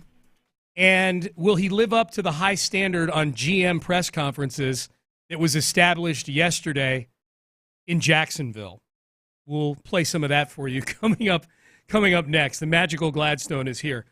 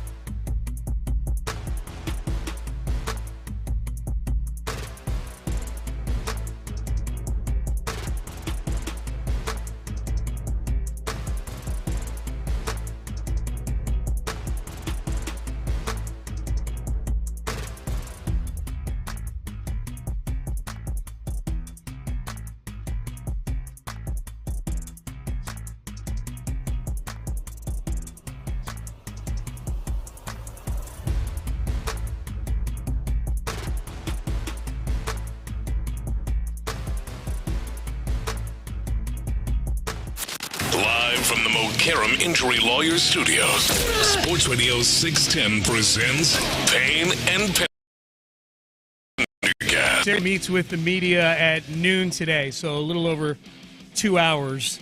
What are we looking to hear from him? This will be the first chance that the media gets to talk to Nick since the Jalen Petrie extension. So I'm anxious just to, any insight on that. I think we'll get, that's, as you and I have pointed out, this does not feel like a huge surprise out of nowhere that he was getting this thing. No, and I think the biggest thing about some of the extensions are you always got to remember the fact that they kick in a year later usually, and that you got to look at the deal as almost, okay, it's a 3-year extension, but what are you paying him over the course of 4 years? And if I were to go out in free agency and try to sign a similar player, would I be able to get him for the same amount? I think that's the way that Nick kind of looks at it, and that's where Jalen Petrie's deal really makes sense. It works out to $10.5 million per year, where he's not a safety, but the best safeties in the league are making over $20 million per year. He's not a linebacker, but the best linebackers in the league are making $17 or $18 million per year. He is somewhere between a safety and a linebacker, and he's making $10.5 million per year and doing his specific role really well. I think he's not going to go into that type of detail about it, but it'd be interesting. He's gushed about Jalen Petrie quite a few times, so I don't know if there's anything that he can say above and beyond what he's already said. Yeah, to be clear, my expectation level for just how granular he gets on really any of these topics is not super high. Like this is an already guarded front office a week out from the draft, so I don't think we're going to get any cheat codes or anything like that.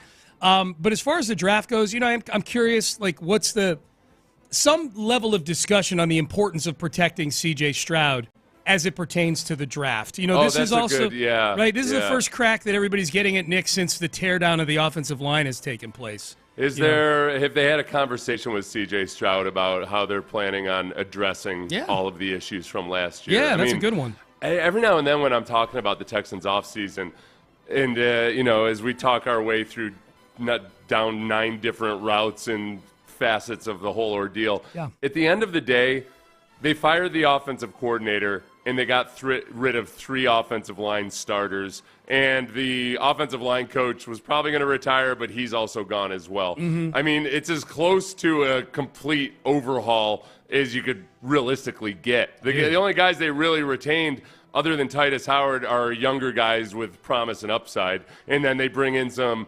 1-year veteran types. But it's a reset completely and totally from the offensive coordinator down to the offensive linemen themselves. Can you think of anything even close to what they've done, like along the offensive line? Like when the team was bad and they fired Gary Kubiak, they made a point to hang on to Chris Myers for another year, and Dwayne Brown was on that line and stuff, and. And then when the team got bad with, when Deshaun at the end of the COVID year, Laramie Tunsil, Titus Howard, they're all still around. Like, this is a concerted effort to completely revamp a position group. Yeah, and it's and the hard part is, and I know that it's gotten frustrating for fans, is that you see the teardown. And people expected a more aggressive rebuild. Yeah. And the Texans were very careful and judicious in how much they spent on offensive linemen, and they didn't go out and get some of the better guys in free agency.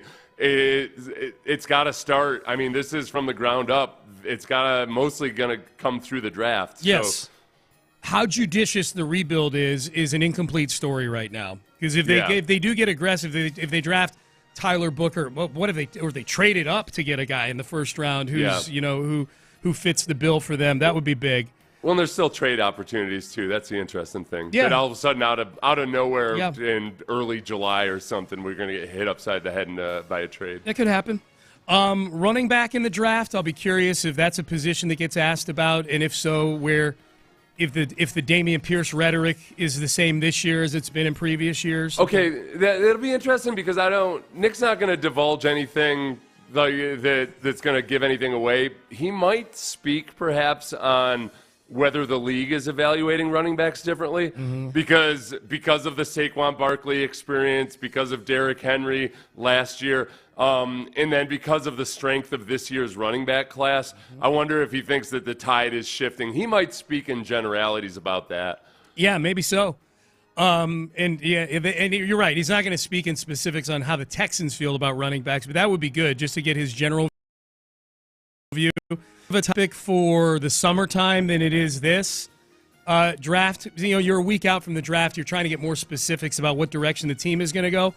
I am curious now, especially in light of the Nico Iamaleava situation, if now we're 4 years in. It'll be 4 years on July 1st that the NIL era began. It began July 1st, 2021. So we're 4 almost full calendar years into this NIL portal era that we're in right now. And Nick, and you and I have talked to Nick. We've interviewed him during that whole footprint of time. You and I, our relationship with him started the day he got hired. Are they starting to get any sort of data on kids that transfer a lot, that have NIL? I don't know if issues is the right word because you don't hear about it. Like Nico's got an NIL issue. You know what I mean? Like, is there any correlation to kids who have been super fluid and highly paid in this era to how they translate to the NFL? Yeah. And like the maturity that they've shown perhaps in managing the good or bad, right? Yeah. They've probably seen that, okay, this guy did not handle his NIL experience very well at all, just on the money side of things. Yes. Did he go out and blow it all on a bunch of really stupid stuff, and then he was asking for a loan or a payday advance type of, okay, we'd like to know exactly how this guy is going to handle having a boatload of money for the first. It's not going to be the first time in his life. No. It's he's already been through it before. You've already got a feel for that. Or just, did he make some mistakes? Then he showed that he had learned from those lessons. I honestly, I would say the number of 19-year-olds who can handle getting a boatload of money up front, like in a very unregulated environment, handle it well. Yeah. It's probably, especially in an environment where other guys are getting a boatload of money too, and there's kind of a keeping up with the Joneses element and dynamic there. It's impressive if you can handle it. It's impressive if you can do that. And you're away from home. Your parents aren't looking over your shoulder every day to see what you're doing with the money and whatnot. I wonder if they should probably lean into basketball and baseball scouts and front office people. They have a lot more experience with that, with really young guys getting a boatload of money, 19-year-olds getting a boatload of money real quickly. Probably some relevant data to be had there for sure. Now I'm saying relevant data. Now I sound like the magical Gladstone. You sound like the magnificent Gladstone. I sound like the magnificent Gladstone. You sound like a fencer, not a fighter. Speaking of which, can Nick Cacerio hit this bar today at his press conference? This was the magnificent Gladstone, the GM of the Jaguars, saying if you're not intangibly rich, you're not a Jaguar. At the end of the day, we focus the majority of our attentions on who it is that we're really interested, who fits the profile for really what we want to invite into this environment. And if you're not intangibly rich, it's gonna be a hard time for that person to really mesh here. And I think those that will thrive in the environment that we create and cultivate are going to be people that fit to date, and that is all the physical and mental toughness attributes. And if you don't meet those thresholds that we've set, it's going to be something that we sort of go in a different direction. Oh my God, Intangibly rich, Sean. He doesn't want some guy walking in and saying, "Show me the tangible assets. Show me the tangible assets." Table, he wants chair, a guy who cares about laptop. the intangible assets. He uses that part in the last 20 seconds where he talks about the mold and the this and then, like, this guy uses 100 words for something that takes 10. Nick won't do that today. Now, Nick does give long answers sometimes, and Nick does use buzzwords on occasion, but not like this guy. Show me your patents, trademarks, and copyrights. I want intangible assets. Yeah. Tangible assets are BS. Dude. Yeah, the ideal answer for a prospect to give the Jaguars is if he's asked a question about NIL. He'd say, you know what, the NIL was great for giving me a bunch of tangible assets, but I want to be intangibly rich. And playing for Nick Saban, gave me all the intangible riches that I would need to sustain me through my life and on into future generations. Well, they would do. I got Trajan Wealth manages my intangible assets as well as my tangible assets. That's true. Yeah. They would do that except for one thing. The magnificent Gladstone does not like sitting down and meeting with prospects. Here he is. Oh, that's right. Why they don't do anything for the Jags. So much of the work that's done in preparation for these decisions starts years in advance. And, the sourced intel from those who have lived with these individuals is likely to be more accurate than me sitting down with a prospect for a short period of time and attempting to dissect who that human being is. And so I don't know that I don't view myself as having this extreme superpower of deciphering the complexity of a person in an hour, right? I would probably say I can work that in tandem, but there are other mechanisms that we tend to lean into to help us determine whether or not a player is in fact a fit for us, more than just a singular touch point that would be a top 30 visit. We have a lot of additional mechanisms that we deploy that don't necessarily put us at risk for the rest of the world to know which direction we're heading as well, because so often those become public facing touch points, at which point you're sacrificing some version of strategy. I just say touch point again, bleeper, bleeper. Hey guys, how your touch points doing this morning? I said it the day he was hired to Reggie. Yeah. Don't worry about the Jags. So you think? I said it the day. Did I not? That sounds familiar. Yeah. Don't worry about the Jags. Yeah. You know what he reminds me of? It's I hope you're right. It's the guy when he said sourced intel. He reminds me of the guy that speaks in military background. Like, hey, let's secure the location or whatever. All that, like they talk like they're a colonel. I'll see you at 1500. Yeah. Yeah. Hello, fellas. Hey, what's up? I'm so glad you played that. How we doing? Oh yeah, it's the second time we played it. Honestly, I think that talent is going to serve him well. He's just going to obfuscate, his actual responsibilities. Obfuscate is a word he would use. That was the intention there. No, he would add an adverb in front of it. It can't just be intel. It's got to be sourced intel. Yes, that's true. He would necessarily obfuscate. Yeah. He would excessively obfuscate. That's what he would do. Yeah. That's what he would do. So we're excited, man. So Golden State, who were you guys rooting for last night? Well, I just was assuming Golden State was going to win, but I was rooting for Memphis.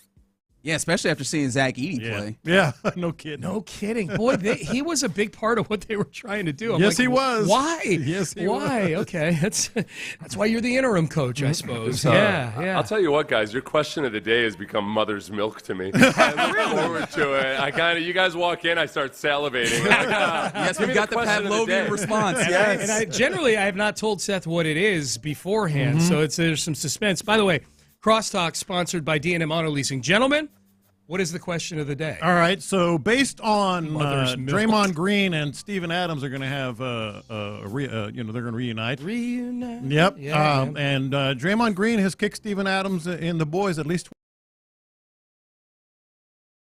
twice.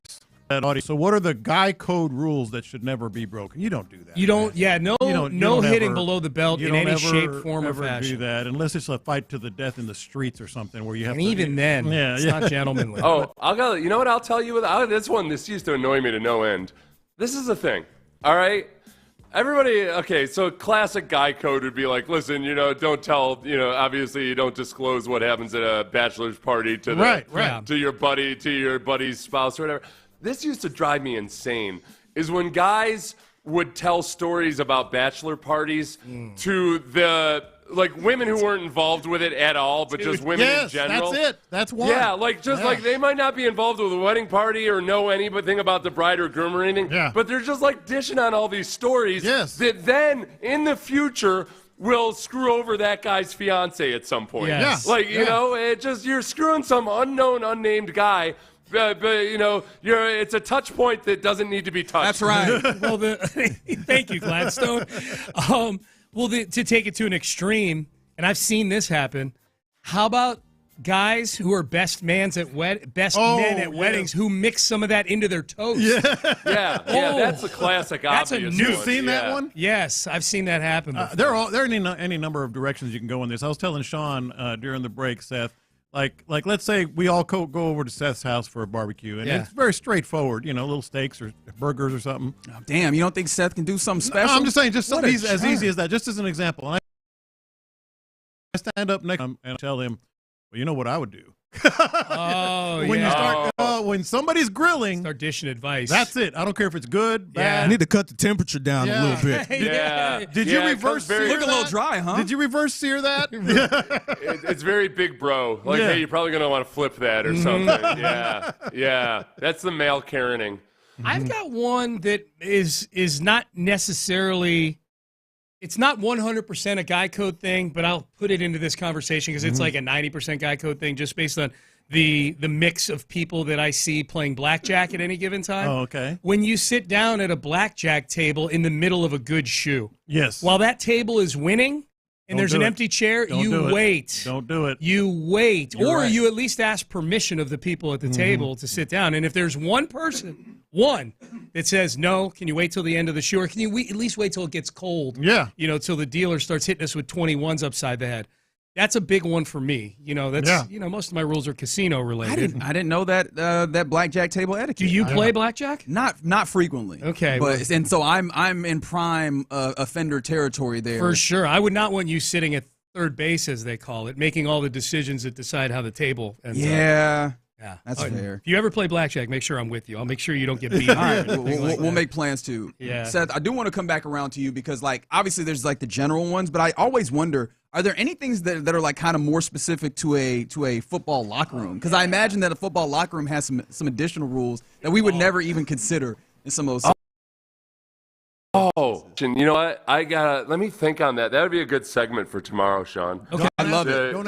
Don't ask about money. Don't bring up money. Guy code, that's a good one. Locker room guy code, right? So, the one thing that always bothered me, and this wasn't a code thing or anything, but it broke down to the individual, was that sometimes you're sitting in the training room, you're getting treatment or whatever, you're getting your ankles taped.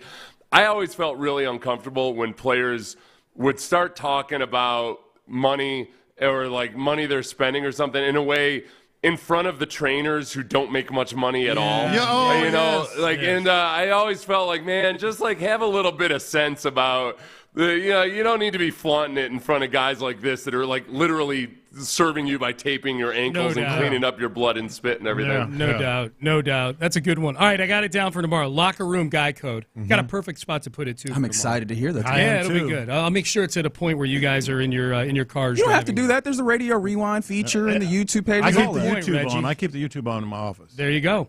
Yeah. Hey, guess what? Crosstalk sponsored by D&M Auto That's Leasing. Right. I'm in mid-season form You're in now. playoff form. Thank you. I like playoff form for the Rockets in honor of them. All right, we're done. Seth, antibodies to you, my friend. Antibodies to you, and I hope you deploy all the mechanisms available via your sourced intel to efficientize your modes of operation and reduce the number of singular touch points to which we were referring. That was fantastic. Holy crap, that was good. Yeah. Is the the magnificent Gladstone something that still has legs during the season? Do I peep in? Yeah, be sure you schedule some spontaneity sometime during the show. I've got it down for 12:45 today. Okay, good. A half hour into the Astros game. Yes. So that you can engage synergy. And now we're spontaneous. Right, yes. All right. Fellas, touch points to all of you. Thank you. Appreciate that. You're listening to KILT AM, KILT FM HD2. Houston, an Odyssey sports station. Reggie Atatula, John Lopez, Figgy Fig. They're in the loop, and they start now. That's right. Damn, if it ain't Wednesday already, you're in the loop right here on Sports Radio 610. John Lopez, Reginald Atatula, Figgy Fig, and you in the various mediums that you can get involved with the program. The Jim Allen, the Texas Hammer text line. Texas Hammer! 713-572-4610. And also on the Mo Karam Injury Lawyer live streams. We keep it 100. Both on YouTube, Sports Radio 610, and on Twitch, 610 Houston.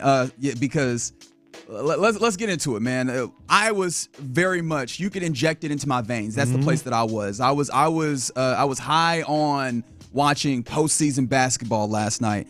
And the team that we are rooting for, that we are watching intently, wasn't even playing. because it was. But we do have a matchup now for the first round of the playoffs for the Rockets. It'll be the Golden State Warriors as the Warriors defeated the Memphis Grizzlies. I mean, not easily, mind you. Like, we were all in a place like yesterday where we were like, I was like, it's over. Yeah, Golden State probably does that. Nope. Although the efforts of this man absolutely helped in that situation. It's Curry off the screen. Fakes, stuck it. He just stuck it. Timeout. That's Steph Curry. And you'll see him again for the 5th time in 7 instances in the postseason appearances. It'll be the Golden State Warriors again, which, I mean, poetically, that is nice, right? Like 5th time in 11 seasons is what it comes out to. That this is a part of the path, and it feels like there's an opportunity, like I mentioned, for some poetry here. If you want to view it this way, to exercise some demons from years past, or just to put a dagger in a dynasty that feels like it might be coming to the end of its tenure. How about just fun? Fun is good enough as is. That's the narrative for me. This is going to be fun, and last night was a lot of fun. Yeah, so let's take it from that perspective. We still have plenty of days to do a larger dive into the series that starts on Easter Sunday, 9:30 at night, mind you. 9:30 at night. I'm gonna have to take that B. Scott route of conditioning myself now. You haven't already started, brother. You're gonna be late. You're like the guy who's like, I'm gonna run a marathon next week, and then 2 weeks. I was like, I feel like I should probably start training. No, it's too late, brother. You're gonna be in hell. But with that being the case, like, what were your takeaways from this playing game? Again, 713-572-4610. So much to dig into, and just full disclosure, I was telling you guys this morning. Watch the Astros, obviously. Boy, are we going to get to that? And then started watching this. This is probably going to make a run, but I'll catch up on the rest tomorrow morning. Boy, 5:30 this morning, got my coffee, turned on the TV, and I went, whoa. Now, do you check the score before you watch it? No. Okay, you go in blind. I compare it to fresh fruit. Let me explain. If you buy fresh fruit on a Tuesday night, you can have it Wednesday morning. It's still fresh. Now, if you have it a week later, it's not as fresh. Or if you already know it's going rotten, it's not fresh. So it was like I describe it to fresh fruit. It's still fresh to me. As long as you don't know about what's happening with it. The only thing I knew was I made the mistake of reading y'all's texts, and I knew it got good. That's the only thing I knew, that it got good because of y'all's Which text. I feel like that's probably the one thing that you do want to know in that moment. Yeah. Right? Because, I mean, it was a 20-point game at one point in favor of the Warriors. And I went, they'll make a run, but I'll catch up in the morning. Yeah, so like I can understand if you came into that like, all right, let me finish this up, but I don't know if it's gonna get good again. I feel like that was probably enough to keep you going. Figgy kind of ruined it for me. Damn, Figgy. We was live texting, man. I know, but I wasn't looking at him because he hasn't conditioned himself. That's why. Because it was fresh fruit to me. But when he started talking about the UH Florida reference, I went, ooh, it must have gotten real good. Yeah, what is Reggie Miller doing, dog? Like first and foremost, it wasn't even close. I'm just always out on Reggie Miller as he was irritating me, man. So Figgy, you really didn't ruin it for me because when I saw it live to me, fresh fruit to me, I was like, okay. Yeah, you didn't have to take that swipe. Nobody needed to hear that in a situation where they don't get a shot off. Back to where we started here. I'm watching it, and I'm not gonna lie, man. As much as it was fun, it was awesome to watch it this morning. The end of it and all that stuff. It was a little worrisome to me. Really? It was a little worrisome to me. I went a very different way than you on the larger broad strokes. Well, let me explain, because I started, obviously writing down some stuff, and I'm like, first thing I wrote down was playoff Jimmy. Yeah, I was just saying that a moment ago. Like, in watching the game, I looked at the box score periodically because I try to have like that second screen in order to kind of keep some of that in my face, but I did not pay attention to the fact that he dropped 38 of them things. I realized that like this morning. I was like, wait, 38 points there. He was attacking too. Yeah. Well, yeah, and that was one of the things that was very evident is that Zach Edey, dog. Hey, man, that is problematic in that game where I feel like that's going to be that is the effect of having in some ways, a coach that is an interim that has not been in many of these circumstances and honestly has not been at the helm making the decisions for this team for a very long period of time. They had Zach Edey on Jimmy Butler, and I imagine the thought process was Jimmy Butler is a reluctant three-point shooter. Yeah. That has never been a huge part of his game. He'll take them from time to time, right, when you have to, but he's not, and even in this game, you saw multiple instances where he, with the 7'4" guy giving him space on the three-point line, he pump faked, thought about it, passed the ball away, got the ball back, then shot a three. Yeah. But even then, we can get this big guy on the floor, guard this guy who's not going to take threes and it's not going to hurt us, except Zach Edey did not get to the right levels. He was too slow-footed, and Jimmy Butler was able to drive by him in a lot of circumstances. Like, that was really problematic, and it made me wonder, is there any circumstance under which, like, the size that the Rockets are wanting to employ at times can hurt them in the same way that the Zach Edey decision to play. I want to get to that. Hit him. I want to get to that for sure, because the second thing that I wrote down was, and I put it on the doc exactly how I wrote it down on my phone. Late game Steph. And let me give you, I'm on an analogy kick right now, so let me give you another analogy. All right, Seth Payne. Years and years ago. He is trying to be Seth Payne. Yeah. Years and years ago, Rice University football started out like 4-0, and then they went up to Ohio State.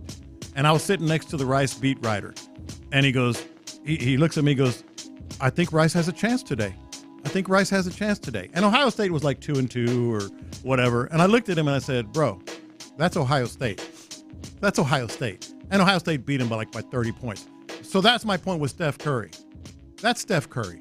I don't care about fading. I don't care about it's not the same team. End of a dynasty. That's Steph. Brother. Do you care about a thumb injury? How serious? I don't think it's very serious. You saw him grimacing, and there was a solid 7-minute stretch that spanned the late portions of the third quarter into the fourth quarter, where he did not get a bucket, and it wasn't just like the ball wasn't getting to him. It seemed very clear that he was in pain and he was trying to. But then what happened? He's still going to be that nuclear bomb. Three-pointer in the corner that was huge. Yeah, another three-pointer. Especially if the game is close and stuff like that. Yeah, I think that. So let me give you that analogy. But he didn't have the greatest shooting night, though. Yeah, that's Steph. Sure. That's Steph Curry. Guys. No, agree. But I do wonder, what does that mitigate this in a way that makes it more palatable, especially when, that he had that level of injury. Now, Steve Kerr did mention in his postgame that winning this game, one of the things for them that it does, they have 4 days off, and it gives them an opportunity to rest, especially with an older team, with all those things. And then, after 83 games, that they feel like they're back where they need to be. And obviously, the playoffs, you get those days off in between, especially the first 4 days when you can get sometimes 3 days or 3 days. Or 2 days off in between, I guess is the way that I wanted to put that, between games. But I do wonder, if you have those a few moments where Steph isn't on his grind, this Rockets team is not that Memphis Grizzlies team. I think that they can make this a lot tougher if Steph isn't up to 100%. And then also on top of that, I do wonder, are the Rockets going to navigate the kind of movement offense? I kind of liken it, if I want to give an analogy, to in soccer, how, the Jogo Bonito or the beautiful game that you'll see teams play where they're just moving the ball fluidly. Right. Are the Rockets better equipped to navigate those screens with all of the wing players, wing defenders, particularly with the Ben Thompson that they're able to throw at Steph and the likes of their perimeter players? And that's why to answer your previous point about the bigs. Yeah. And the note I wrote down is the Warriors' ball movement was about as good as you could get in long stretches. They were using obviously the high pick and roll. I saw a tweet at one point. Zach Edey is like Yao Ming if Yao Ming got tariffed. Wow. But did Yao Ming get the ball stolen from when he kept getting rebounds or bringing the ball down? No, because he was better. But off-ball screens, everything, even that shot that with 1 minute and 50 seconds left that Steph made, the ball touched 5 hands. It touched Steph in the middle of it all. Then he went back to the corner. Then he knocked down the 3. So it did make me think a little bit. Now, I have a world of confidence, as you know. I'm a big fan of Ime Udoka. But that's what they can do. Can they do that to Sengun is who I was thinking about. Can they isolate him all of a sudden? And that's the interesting thing, because Sengun is probably the more slow-footed of your defenders. Or even if you want to put out these big lineups, I'm interested to see how that works, because and having all those guys like navigate the screens, and maybe more importantly, right? I think the Rockets sometimes, or early for a large stretch of the season, is the way I want to say this, when they would decide to like trap a ball handler or what have you, like behind that, the rotation behind that could get a little dicey at times. I feel like defensively they've gotten a little bit better about that, but because of the way that the Warriors move the ball, as you mentioned, they move it decisively and quickly. It does make me wonder, like, if you are not entirely in lockstep as a full five-man defense, knowing, hey, this is what the rotation needs to look like behind this. I go here, you go there, in order to kind of get yourself back into a shape. That's what I'm saying. But I think that they've been, going back to this recent stretch, I think they've been playing a level of defense, and they've had a level of interconnectedness that probably allows this Rockets team to handle that well. I do agree. I have confidence in what Ime Udoka can do, and I think Jabari might be a big factor in this series. Why do you say that? Just because he can do so many different things at different positions, defensively. Okay. I think he might be able to slide into some of those roles and into some of those plays a lot better. Yeah, it'll be interesting to see. I imagine that this actually might be a Terror Twins revival of sorts, because it feels like having switchable guys and having multiple guys that can kind of do some of those similar things would be really helpful. When you talk about Tari, Dylan, and obviously Amen, who is probably going to likely get the Steph Curry assignment as he did the last time when he held all of 3 points in that game. One of the things I did notice in this game, because Memphis, they had a couple of instances where they clawed back in this game. We mentioned them getting down in big ways.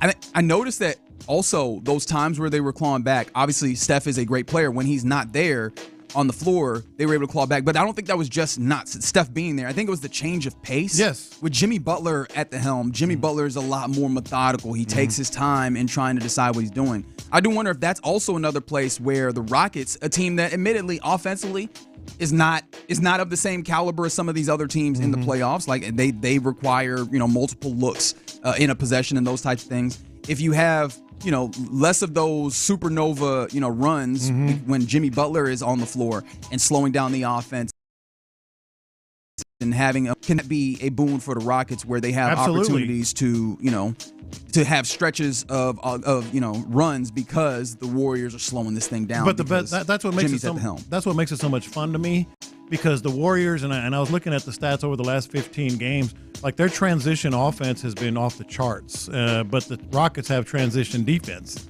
and so that's going to be able to be big. And then the other thing that I wrote down is, I don't know. I don't know if it's Warriors magic or luck or whatever, but that last play, that wasn't a 5-second. That wasn't a 5-second violation. And it didn't look like it. It wasn't. It wasn't, but I think that speaks to, in some ways, experience versus inexperience and how it shows up in postseason basketball. I was listening to Steve Jones Jr., used to be a coach in the NBA, video assistant, all those types of things, breaking down that final 5 seconds call. And one of the things he noted, even though you're right, it was a fast 5 seconds. When you get the ball to inbound on that play, your action probably needs to start immediately so you get the maximum opportunity in that 5 seconds. We used to say, as he's handing the ball, you need to be the moving. player, you need to start your movement. And it felt like they were half a beat slow compared to the Warriors, where they did things like Gary Payton II was holding on to Ja Morant in a way that they're not going to call, but you have that physicality, that veteran savvy. I think those are the things that differentiate the Warriors between the Memphis Grizzlies, and I do wonder how much of that is going to show up, if at all, in the difference between the Warriors and the Rockets. And let's hear that final call, because there's a word in there that I just love and it's used far too. Get back. And he gets it out to Morant. 5 seconds. 5-second violation. They could not inbound. 5 seconds. Oh my goodness. Calamity. Don't even get a look at it. Very reminiscent of that Florida-Houston game. No, it's not, Reggie. And don't sound so excited about it, dog. What did that have to do with nothing? He just wanted to be a jerk. Nothing at all. It was 4.5. I was doing the arm thing that the referees do like 2 or 3 times. And usually when I folded it back at 4.5 is when they called it. Usually they let that roll with a little bit of a little extra. Yeah. I'm excited for what this series holds. But in bringing up that 5 seconds, one of the things that did make me think of, it's a bad start of the postseason for officiating. Now, it's a play-in game. I don't know if that's kind of slotted differently, because typically in order to officiate postseason games, it's the best of the regular season. I was like, that's not a great start for postseason officiating. So hopefully we don't see like more bad postseason officiating, because the Rockets have had enough of that, especially in series with the Warriors. So like you don't need any of that in this series. But yeah, I looked at both of these teams. They're very vulnerable, as you would expect of a 7-8 matchup. And I feel like the Rockets are probably very well positioned to handle up this series that they have against the Warriors. We'll talk more about that as we continue on through the week. I think we might even talk to some people about it as well. All right, you're in the loop here on Sports Radio 610. Coming up next, let's talk about the Astros, who played yesterday in St. Louis. Got a win, in fact, 2-0. Still a lot of questions about this team, but I feel like there's one place where we can absolutely put The Loop. Nick Cacerio and the Texans sitting at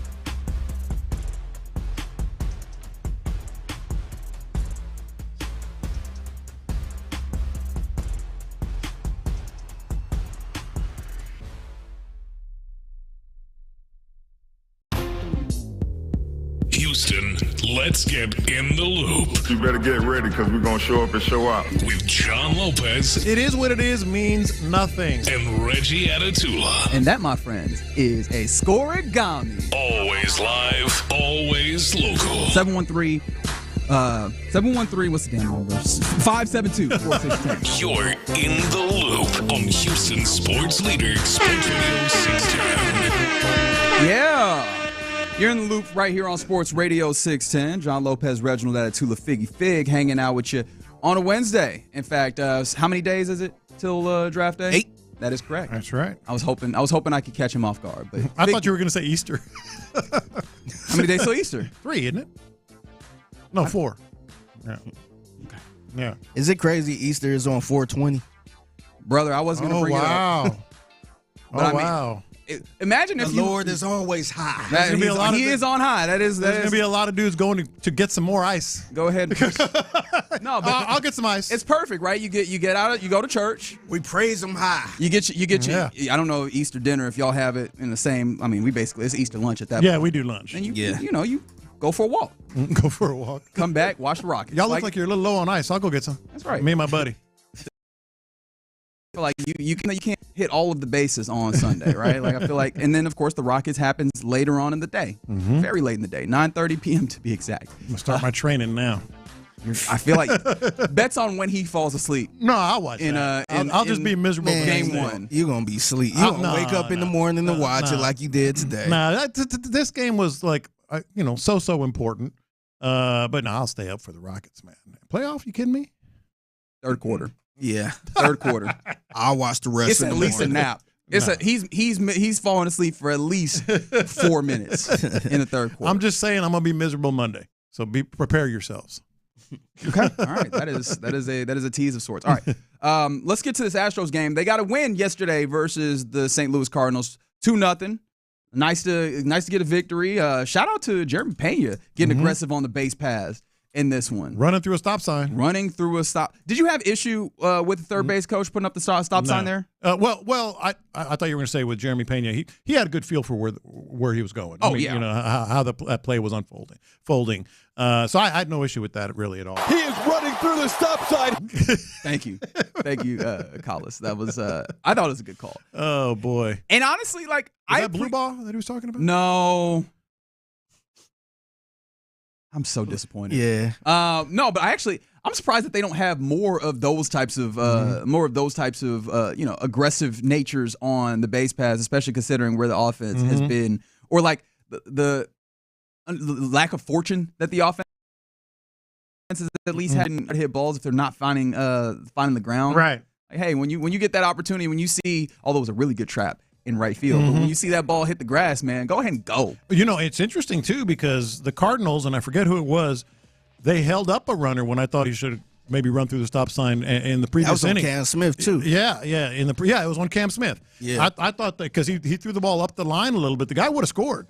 I forget who the runner was, but he did stop. Yeah, he didn't run through this, and so there's like a swing of runs right there. Yeah, but obviously, like there's a lot of things we talk about the offense. There's questions with that. You have questions elsewhere. There's one thing that it feels like yesterday was very evident that you don't have questions with this Astros team, and his name is Hunter Brown.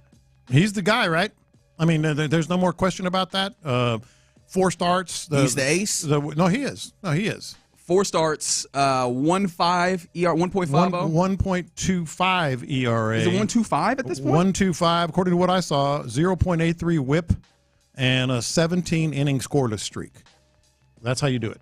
I mean that's. And here's the thing: I'm not necessarily criticizing Framber. Framber can still do those things, but the most consistent pitcher, the best start. And I'm gonna give you a little historical context here in a little bit. With Hunter Brown's start. But, like, Framber can still do it. Framber can still get it done and still show ace stuff. But Hunter Brown is the ace. He's the guy you want out there. So if the playoffs started now, you going with Hunter Brown first? Why would you not? Well, yeah. Yeah. I can still do incredible things, but I think the consistency that Hunter Brown is starting to show, which is wild to consider for a 26-year-old pitcher, right, in his age 26 season. A dude doing that. And really the thing that has been impressive to me is just the coolness, the calmness that he has displayed on the mound, even when like maybe he doesn't get a call that's good, or maybe you have a solo shot or what have you, he's able to lock it right back in and continue getting after folks. I mean, he got in a little bit of trouble early in this one, got some runners on the base paths, and still managed to get out of it, striking dudes out, in fact. Well, really, he only had 4 strikeouts, I believe, but that power sinker was getting bad contact and was getting people out. Shout out to Alex Bregman, because that's the pitch that Bregman told him last year he needs to throw more often, and now it's one of the most dangerous pitches in the game. Yeah, absolutely, and he's utilizing it more against lefties as well. Like he's continuing to grow. I think ultimately the way that I would put this is, with the level that we're seeing him at right now, feels like it's closer to what the floor is than what the ceiling is. Yes. And that's the thing that I think is even more impressive for me, is that, hey, man, he's pitching really well. And that probably sounds wild to say with the dude who has a 1.5. I just double-checked. 1.5 ERA. Even then, like sub-2. You're cooking with grease, right? Like you're cooking with gas, I guess is the more traditional way of saying that phrase. But ultimately, like, that kind of sounds wild to say, but I think the way that he's going about it, the level-headedness, like he does not have that concern, at least I don't feel like it, that you have that concern of what's going to happen if this bad thing happens to him. He's going to become the must-watch portion on this Astros team that, if I'm going to be completely honest, it feels like it has fewer must-watch things than it has had in recent history. But that's the difference between he and Fromber. Over the years, when we get frustrated with Fromber, it's because things can get in his head. He lets things affect him emotionally or mentally. Hunter Brown does not, and that's why Hunter Brown is the guy that you trot out there, in those types of situations. Now, let me give you some context here to just how good a start this is for Hunter Brown. We just went over his stats and the scoreless innings and all that stuff. 1.5 ERA, 0.83 WHIP. Let's compare it to some of the greatest 4-game starts that we've seen in recent years. With some of the greats here. Garrett Cole in 2019, incredible year. Through his first 4 starts, 3.2 ERA and a 0.92 WHIP. Not as good as what Hunter Brown is doing. Okay. Justin Verlander won the Cy Young in 2019. First 4 starts, 3.5 ERA, 1.174 WHIP. Not as good as what Hunter Brown's done so far. Fromber in 2022, when he had his career high in wins, 3.15 ERA, 1.4 WHIP. Not as good as what Hunter Brown's done through 4 starts. And let's go back to 2015, their first playoff run. Dallas Keuchel, Cy Young. Cy Young. Yes. Through his first 4 starts, 0.62 ERA, you're not going to touch that, but a 0.82 WHIP, which is not as good as Hunter. First 4 starts is as good or better in most cases than the best seasons as Astros that Justin Verlander, Garrett Cole, Fromber, and Dallas Keuchel have had. You got to, think about that. We're a tenth of the way through the season, right? There's a lot of baseball to go. It's early, marathon, not a sprint, all that. Cy Young feels like this is not entirely out of the realm of possibility. Obviously very, very early, as you mentioned, but just look at those numbers. Those, like, 2 of those guys won Cy Youngs, and I think Garrett Cole finished like 2nd or 3rd to Justin Verlander in 2019. And their starts were not as good as what we've seen from Hunter Brown. He's your ace. And let's be very clear about this. It's not a criticism per se of Fromber, because if you have 2 guys that can dial up a game like that, and Fromber can, in a winnable division, you're way ahead of the game. Sure. Yeah. And I think, okay, so where my brain has gone is kind of a weird place, especially after what you said, because absolutely, if you have good Fromber and you have Hunter Brown going, that 1-2 punch is huge. When you get into a postseason series, if you can go 1-2 with guys that you feel confident, either we can write the W in pencil, or we can feel very confident that at least we have a really solid chance of winning the game. That's a great place to be. Like, you already are starting with the level of advantage. However, considering the situation where we know that there has not been extension talks with Fromber, if you can get some reinforcements coming back, remembering that Lance McCullers is going to have his third or fourth rehab start? Fourth, I think, coming up soon. Obviously, you have Christian Javier, hopefully expected to come back maybe midseason. Some of those types of guys. Could you possibly see the possibility of trading Fromber at the deadline? It depends on where they are. It absolutely depends on where they are. You write it out. I mean, and traditionally the Astros have. They've played it out without. We talked about Kyle Tucker trades last trade deadline, and that didn't happen. So traditionally they write it out. Depends on where you are. But you get these two guys that can in a very winnable division, as we talked about. It affects how you can use your bullpen. The strain on your bullpen. How you can use some of these back end rotation guys as you go down. So yeah, keep it up, Hunter Brown, because it's going to make things a lot better for the Astros. Ultimately, yeah, absolutely. Yeah. And I'm very much in a place where Hunter Brown is on the docket. Yeah, I'm absolutely tuning in to see him pitch. He has definitely reached that level for me. All right, you're in the loop here on Sports Radio 610. Early getaway game in St. Louis today. You'll get Ronel Blanco. And Yordan Alvarez is sitting down. He's getting the day off after playing the field yesterday and with the short turnaround. We'll give you the lineup later on in the show. But all right, you're in the loop here on Sports Radio 610. Coming up next, let's get to our question of the day. Inspired by now the fact that we know what the matchup is going to be. It's Rockets-Warriors. Mind you, I said game 1, 9:30 Eastern, 8:30. So a little bit better for you, Lopez. Maybe that'll help you stay up. No, he's still falling asleep in the quarter. What are some guy code rules that you should never be broken? Like, I don't know, kicking Steven Adams the junk. That's 1-3-5-7-2-4-6-10. Guy code rules that should never be broken. Next. All right, and some.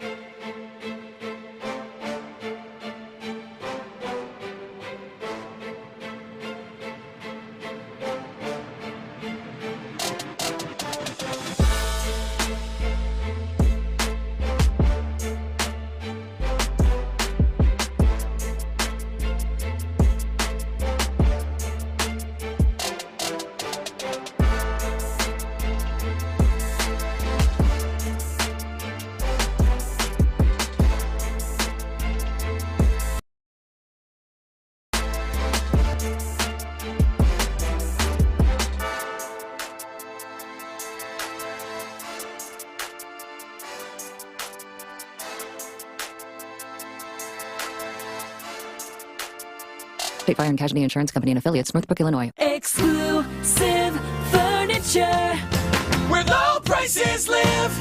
Live from the Mokaram Injury Lawyers Studios, Sports Radio 610 presents In the Loop with John Lopez and Reggie Atatula.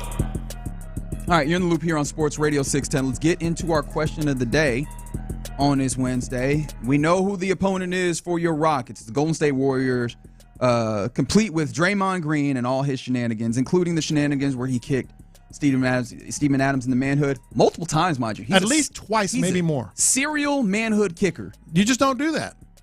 I don't care. You know, guys know better. You shouldn't. Says who? You shouldn't. Guy code. That's right. And so with that being the case, 713-572-4610 is the number to text. What are the guy code rules that should never be broken? Look, man, just back on that, Steven Adams was asked about it, and it's just not something you do. This was Steven Adams talking about Draymond Green kicking him. I would say, mate. I mean, I've studied the way he plays, but I wouldn't say we're mates. No. Yeah. I mean, he did kick you in the nuts. Yeah. Some mates do that, though. That kind, as a high school, I don't know, handshake or something. Yeah. Some mates do that. A guy calls maybe not a universal cup check or whatever. Dog, yeah, don't play with my man. I never liked playing like that, man. Ever. People never. used to try to play with me like that. I was never that type of person. Exactly. I'm like, what is wrong with y'all? But there are certain things that guys just don't do. I mentioned the barbecue thing earlier with Sean and Seth. Like, I don't do it.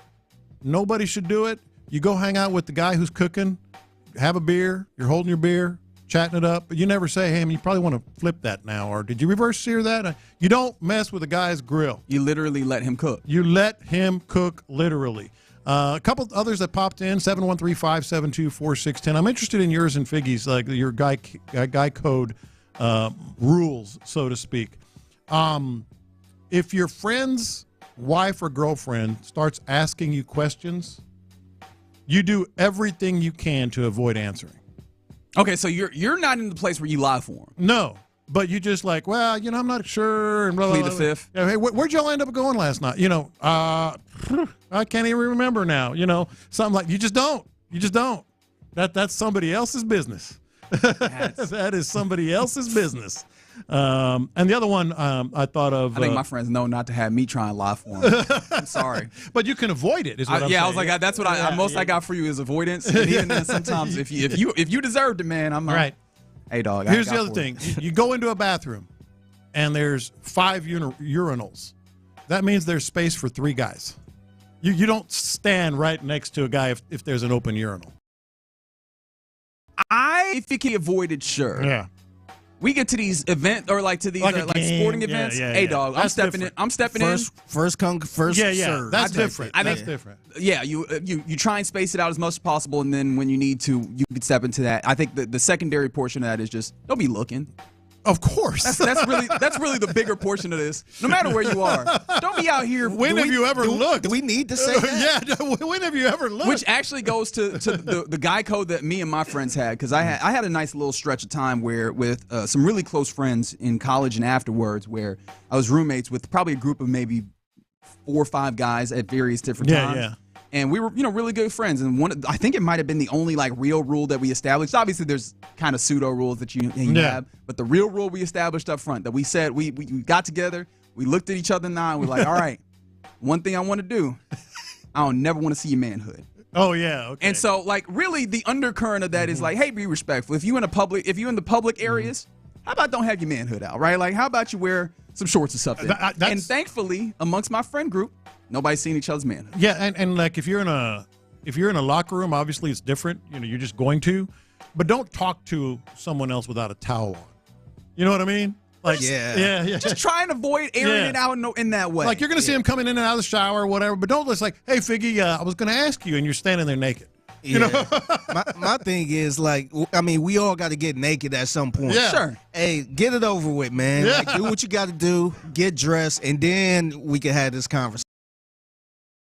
Exact one thing to mind for me: never, ever, ever, ever bring beer to someone's house or party or whatever, expecting to take any home with you. Oh yeah. It's there. That's if you tough. bring something, be ready to leave it. 100%. Yeah. The only thing I would take is like a pan or something. If it's like of course, some type of pan that I need or something like that. Everything else is yours. You got any?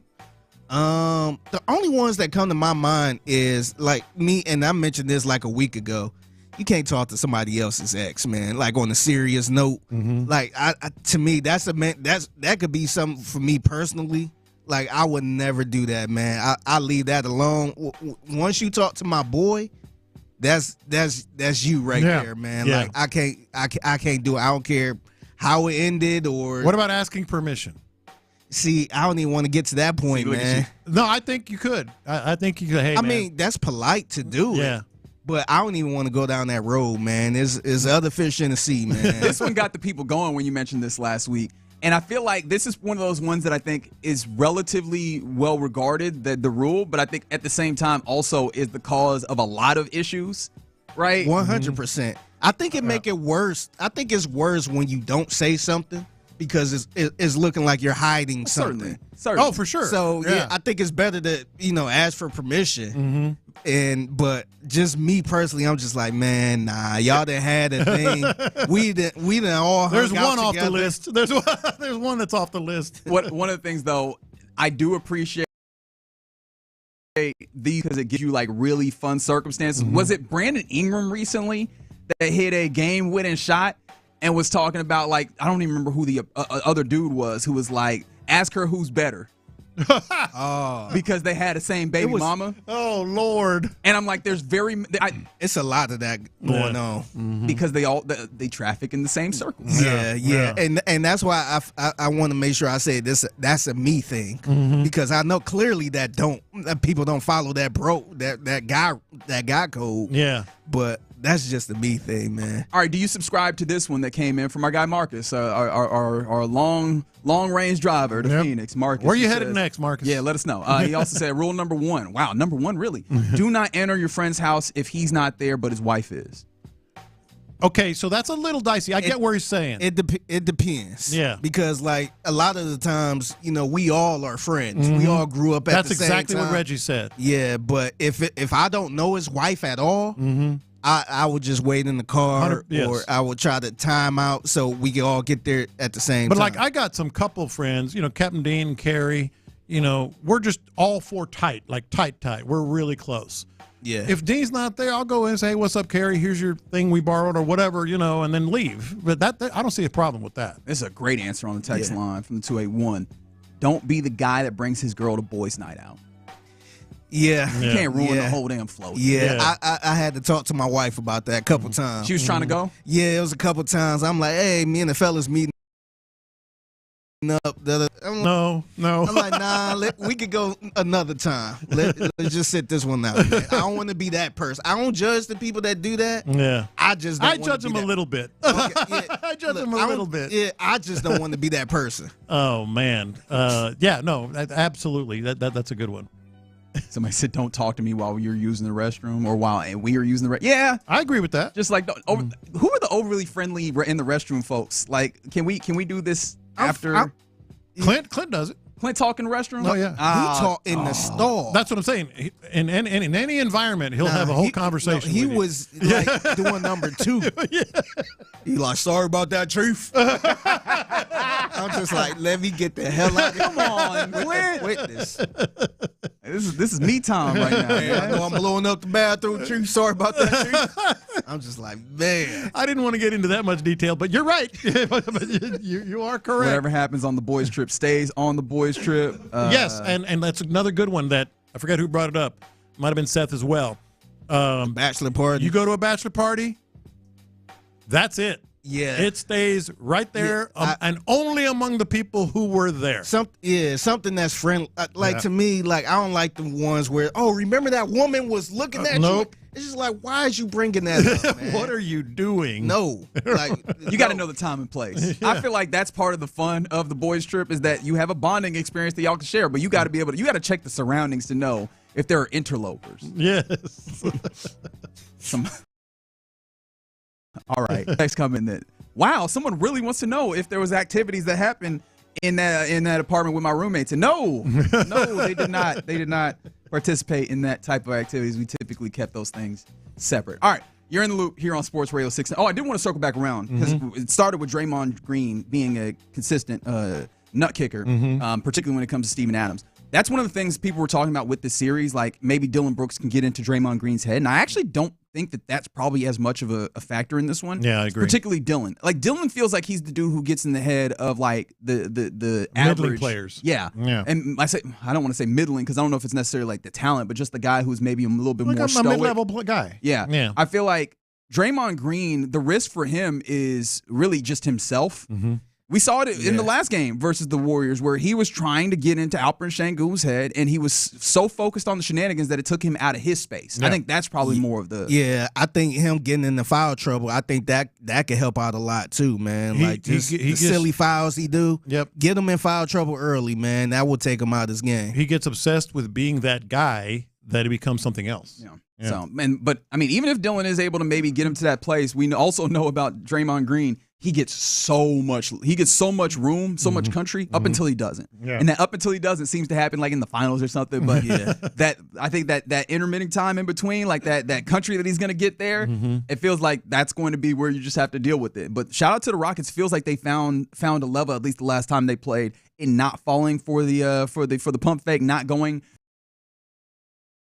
forward, and they ultimately held their ground. So hopefully they'll be able to do that starting on Sunday, 8:30 p.m. Central time. I can't wait for this, man. 8:30 guys time on Easter. Rockets. Feel Warriors. Good for them to be back in the playoffs, yes, sir. Excited for it. All right. You're in the loop right here on Sports Radio 610. Coming up next, let's go around the NFL here on Sports Radio 610. Yep. The Sports Radio 610 Crawfish Circuit is headed to the north side on Friday. Join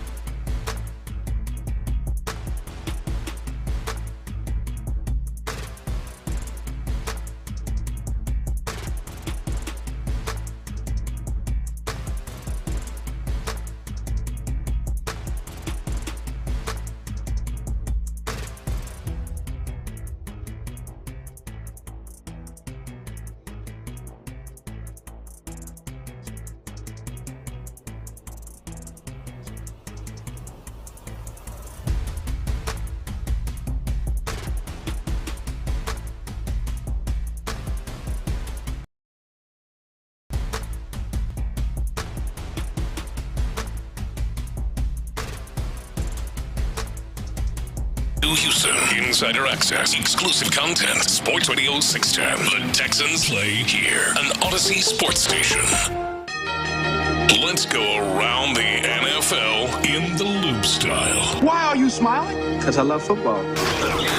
Here's John Lopez and Reggie Adetula. I'm going to tell you all about how much fun you're going to have this season. On Houston sports leader, Sports Radio 610. All right, you're in the loop right here on Sports Radio 610. Wait, what'd you say? I said, there he is, Draymond. Yeah, there he I is. love a series with a good villain, man. You got to love a series with a good villain. Yeah, I mean, the shenanigans that are inevitable to pop up are going to the narrative storylines of this are absolutely going to be much better than if it was the Grizzlies, I think. Absolutely. Yeah. Yeah. Although, Wakanda, yeah, I think so. No, yeah. Really? For sure. Because of Draymond. I mean, yeah, but even with the Grizzlies, you got Dylan Brooks who played for the Grizzlies. Nah, that's too deep. Ja in the Morant. stakes. Everybody love talking about Ja Morant and the celebrations and the grenades and all that stuff. Nah, man. You got the marquee power with these guys. I see it. Yeah. And everybody kind of love the Warriors a little bit, at Or least the hate 'em. media. Yeah. Yeah, I mean, love them, hate them, like they get a draw, which is why I was kind of surprised that they didn't end up. The Rockets-Warriors game 1 did not end up as the ABC game in the middle of the day on Sunday, like 2:30. Yeah. But they decided to. How many 8:30 games? Right? We'll talk more about that when we get into what's popping because they've I think they've announced the first 4 games when it comes to what the schedule will look like. But yeah, we'll get you that here shortly. Let's go around the NFL. However, I forgot to mention this as we've been kind of going along. So, when it comes to Thanksgiving, we're coming up on Easter, but when it comes to like Thanksgiving, right? We know the NFL has that down on lock. Like Thanksgiving is a part of your routine is you're going to watch football starting at noon. Yeah. You're going to see the Lions game. Of late, it's actually been relatively interesting, but in the past, it's like, all right, this is an opportunity to just put something on and maybe have in the background. You knew you were going to see the Cowboys play. Like those are things that you knew was going to happen. The Chiefs seemingly wanted to be in a similar place themselves as they had been lobbying the NFL to be able to do that, but for Christmas, as the NFL tries to move in and infringe upon the NBA's territory when it comes to Christmas games. In fact, we know they already have. They have, and they've already announced that next year they're going to have a 3-game slate on Christmas. It feels like that is something that they are not going to relent on. But it looks like the NFL isn't likely to allow the Chiefs or anyone to permanently host Christmas games. Do you like this decision for the NFL? Would you like to see another team kind of establish that brand of being a particular, gay Christmas Day staple? I like it, and I absolutely would not want to see a Christmas Day staple. And the reason is it's all fun and games now that the Lions are good, but we went through decades. Of the Lions. We're like, oh, well, just put it on his background noise. And also it's a month later even from Thanksgiving. So they want to put games that matter. Games that are significant. Yeah, I mean, what was it, week 17 this past you're late in the schedule assuming that they don't do any level Imagine of like 2-win Chiefs, in the future. They're about their Christmas. I think we got a little time for that. Yeah, it's like, I don't think Patrick Mahomes going nowhere. What happened to Patrick Mahomes that season is the question that I have immediately. But I'm saying it's possible. Like the Lions are the best example. Yeah, that is fair. Yeah. I think if we did have to pick one, it would have to be the Chiefs. Because the red and Christmas and Patrick Mahomes. You think we're doing all that? It would just be. If I had to pick one, I would pick the Chiefs. And Patrick Mahomes ain't going. He'll be here for a little bit. Yeah. So yeah, they volunteer for the NFL is not going to accept or is not prepared to accept that offer as of yet. That was courtesy of Mike North, who's the VP of Broadcasting, Planning, and Scheduling. So he said he's not sure that that's going to become a tradition quite the same way that Thanksgiving is. And it makes sense. Like the traditions that they've had for at least a number of 50s. Decades. Right. That's why the Lions are always since the playing. 50s, or maybe it was the 60s, but way back. Yeah, it's been a significant amount of time for those couple ones that they have. But yeah, at least we know that there will be football on Christmas. That's one thing that feels very evident. All right, some other things that are happening around the NFL. Cam Ward obviously is set to go to and attend the NFL draft in Green Bay as it's happening. There's 17 players, in fact, that are set to attend the NFL draft. But Jalen Milroe, Jackson Dart, Travis Hunter, was supposed to be there, Matthew Golden. But also, like, we're seeing more players that maybe aren't potential first-rounders going as draft invitees are, expanding to where they might invite guys day 2, day 3, just to kind of have folks of note there on the premises all 3 days. They've done it in recent years. We've seen guys in the second round all of a sudden come down from the crowd, and you're like, oh, wow, he's there. I don't mind this. You can't tell people how they celebrate, a momentous occasion in their lives. And the only ones that are awkward are the biggest names, and the ones expected to be in the top 10 or 15 that all of a sudden are there at 26, 27. Like Shedeur would have been awkward. Had he kept. They would have had that camera on him every single time somebody get drafted. And those are the ones that we all remember. But those are the guys that everybody projects in the top 10 or whatever. If you're a second round pick and you're there for 2 days, cool, free food, free hotel, enjoying it how you want to. I have no problem with that. Yeah, I do find it interesting that they're going this route, because typically on day 2, really more day 3, is when you get into like all of the bits and having someone announce the pick from space or what have you, or we're gonna have this monkey open up an envelope. Hey, we're live on the farm. Wasn't there one on a beach last year? It was one. Maybe that was it, brother. All that goes in one ear and out the other, or like I can't. I just don't. Debbie the Texan did it once. Remember that? Yeah. It's a few of them that did it. I think some gonna do it this year too. Yeah. So I mean, I do think it'll be interesting to see how that is integrated with actually having dudes there that still go up and I think it's cool. Shake the commissioner's hand or shake whoever's hand. It's cool, man. Okay. Yeah. Look. The thing that I'm wondering about is like those, especially on like day 3, those picks go fast. They move quick, and they don't even stop for these commercials. Like, shake my hand. What happens if you get picked by one of these teams in a commercial? Yeah, no. What they do when they come back from commercial? All right, these was the last. Yeah, 5 they manipulate it. Yeah. And they're like, all right, he walked up there real quick, and then we keep it moving. But I guess it wouldn't necessarily be about showing up per se. Really, it's more just about the opportunity to like be there and with all the environment, I guess. But yeah, the NFL look at like have more guys out there. Like they're really pushing to continue to make the draft like in a bigger and bigger event, which it speaks to just the power of the NFL to make anything palatable and sellable in a way that I just don't fully understand. Isn't it the second biggest event that the NFL does, right? After? Well, the playoffs. Super Bowl? Yeah, Super Bowl playoffs, yeah. Probably, right? That's unless I'm missing something. I think the draft is because they travel they kind of, they doing a tour now pretty much. So I think so. Yeah.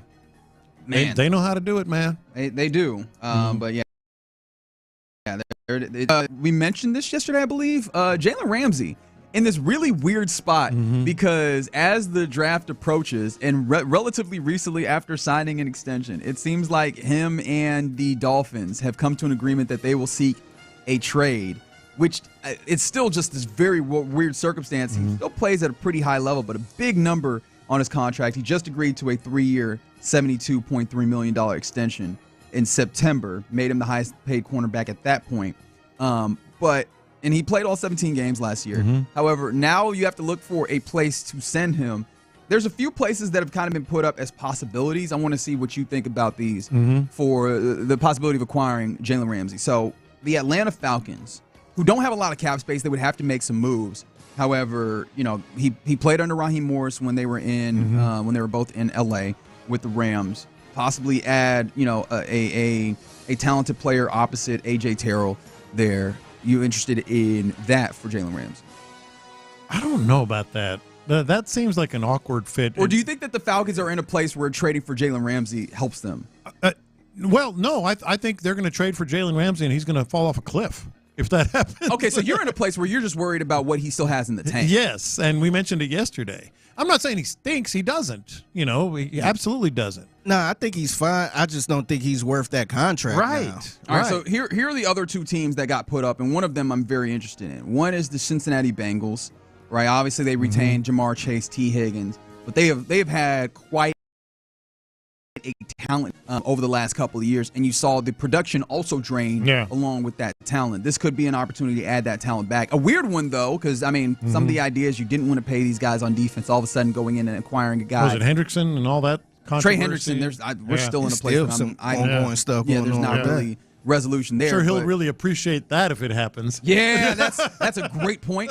And then also the Detroit Lions comes up, firmly within the Super Bowl window. So just adding another experienced player could be an interesting place. They did sign DJ Reed, cornerback, to play alongside Terry and Arnold and everything. But adding another cornerback, especially if you do have concerns about a level of slippage when it comes to play, that could be interesting. Any of those teams appeal to you? Yeah, it's got to be the Lions, right? I would think the Lions would, fit in there nicely with the veteran experience, because he is a really smart player. Like, he's going to hang on just on that alone, and some of the things that he's able to do in the secondary. But no, I think that would probably be the number one pick for me. I'm still very interested in. Yeah, someone said the Lions. Too much money for Cincy, probably, but I kind of want to see it just because I keep thinking about the fact that they let Jesse Bates go. Yeah. And that's just one of a number of guys that they kind of allowed to leave. And it's just like, hey, man, if y'all are actually going to spend some money, which I should probably realize that I'm talking about the Brown family there in Cincinnati, and that's probably not something that they're actually going to commit to in a very real way. Yeah. But, man, if y'all want to do something to actually benefit this dude that you have there in Joe Burrow, the guys that you have signed to long-term extensions in Jamar Chase. That would be it. Like, give yourself an opportunity to contend.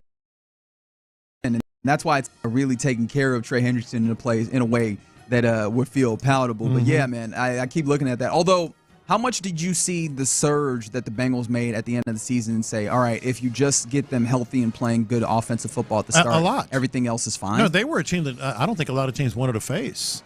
So earlier I gave them credit for actually wanting to spend money, but then they've sort of tamped that down a little bit, and now they're talking about, or it seems like they're talking about, Jalen Ramsey. I think they're seeing the light, so to speak. There is a window here, and if we don't do it now, when are we? Yeah, I think that's fair. From the 346, Dan Campbell with the personality of Jalen Ramsey, I'm guessing could be fun, but also could be bad. Yeah, that is fair. But I mean, look, that dude, I am always enamored by Dan Campbell, and I think I got to go back and double check the piece. There's a piece about like just his particular ethos and the way that he orchestrates this. It's kind of crazy how quickly he went from, oh, this dude looks like he's over his head with the biting kneecaps, and then like all of a sudden, it seems so weird, his message, but it is so sincere that it lands, right? It is this kind of wild kind of messaging, but it lands because it's so sincere. Those dudes seem to play for him and love him. Like, does that not seem like the right circumstance for a Jalen Ramsey that has not necessarily found a place to stick, bouncing from Jacksonville to L.A. to Miami? The way I describe it is with Dan Campbell, because I was in that same place, I don't know, is how do the players react and act toward him? They love him. They go to the mat for that dude. Yes. But he would too. Yes. And so there's like a show and a front with a lot of coaches. His is like, that's him. And they see it, and it's sincere. So I think Jalen Ramsey would thrive with him. Yeah, absolutely. Somebody said Ramsey seems like a Raider-type player. He looks like a Dan Campbell-type player. I mean, well, he's just good at football. Yeah. Like, very good at football is one of those. From the 832, if you bring Jalen Ramsey on a restriction contract, could he play safety? I don't know that you want to do any of that. Yeah, I don't know. In doing kind of mock drafts, I found myself at dinner, mind you, sitting on a patio, eating jambalaya, doing mock drafts. That's the sicko that I was being yesterday. But I found myself like just looking and thinking about like where, if I was to add to the secondary, what would I do? And it's just like, there's so much talent here already. Like, they've done such a good job on the top end. Yeah. I was like, I couldn't even justify thinking about where would you add a safety, a cornerback, until I got to mid rounds, like round 4, round 5, just because of how talented. It would honestly be, I think, to a point where you were misutilizing resources at that point, allocating more resources to this defensive secondary. Don't you? No, I totally agree. I totally agree, and I don't think it's anything that, especially the Texans, necessarily need, and it would be a luxury. It would be very much a luxury, Yeah, absolutely. I wouldn't even necessarily. I wouldn't think about Jalen Ramsey not in the slightest. Before we go here, I see that you I see that Cam Smith didn't make the cut at the Masters, and so real true Cam Smith, who, mind you, finding a little bit of consistency at the plate, finding some better outfield play and right. Playing right again today. But wait, there's more. We mentioned this quickly, but apparently Dolphins general manager Chris Greer has been talking about second-round cornerback Cam Smith, who I don't know if this. I don't know if this one. Third Cam Smith has entered the chat. Football Cam Smith, but I don't know what this does for his ranking on the Cam Smith. Oh, he's third, right? This is a quote from his general manager about him. We can't hold his hand and wait for him anymore. Mm-hmm. No, he's been a special teams guy. He was a high pick.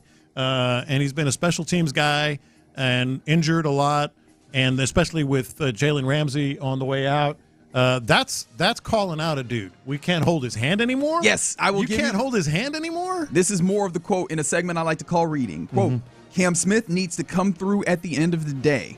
He's got to stay healthy and be on the field. He has shown some flashes, but it's a very big year. He knows what's expected because we can't hold his hand and wait for him anymore. So that makes not one, not two, three Cam Smiths that we have to keep up with. I mean, we don't have to keep up with all. The only one that you really have to keep up with is number one in our hearts and in our programs, Cameron Smith, baseball Astro, right fielder. Nick Cacerio, please don't try to get this other Cam Smith. Does it feel like the don't Dolphins try to bring him in? Oh, could you imagine? Oh, man. I feel like he's a special teams ace. I feel like Nick Cacerio would do it on purpose.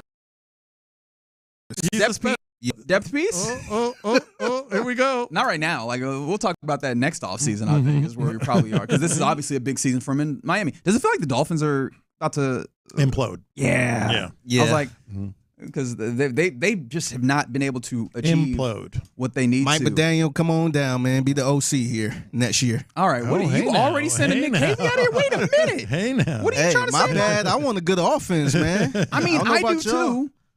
But, you don't have to just I mean, the offense going to be so good this year. See, he going to take off and see. Look at Figgy saving. I wasn't using my third eye. You right. That was come on, right. That's what they call a glove save. He's on a whole different I'm playing chess over here. Three-dimensional chess. A glove save. Or four-dimensional chess, whatever. All right, you're in the loop here on Sports Radio 610. Coming up next, let's get into the anatomy of an NBA champion. What does it take to be an NBA champion, and then what teams in these playoffs fit the mold, and also where do the Rockets fall in? 713-572-4610. That is what we will discuss next. But right now, what I want to discuss is the fact that Eastern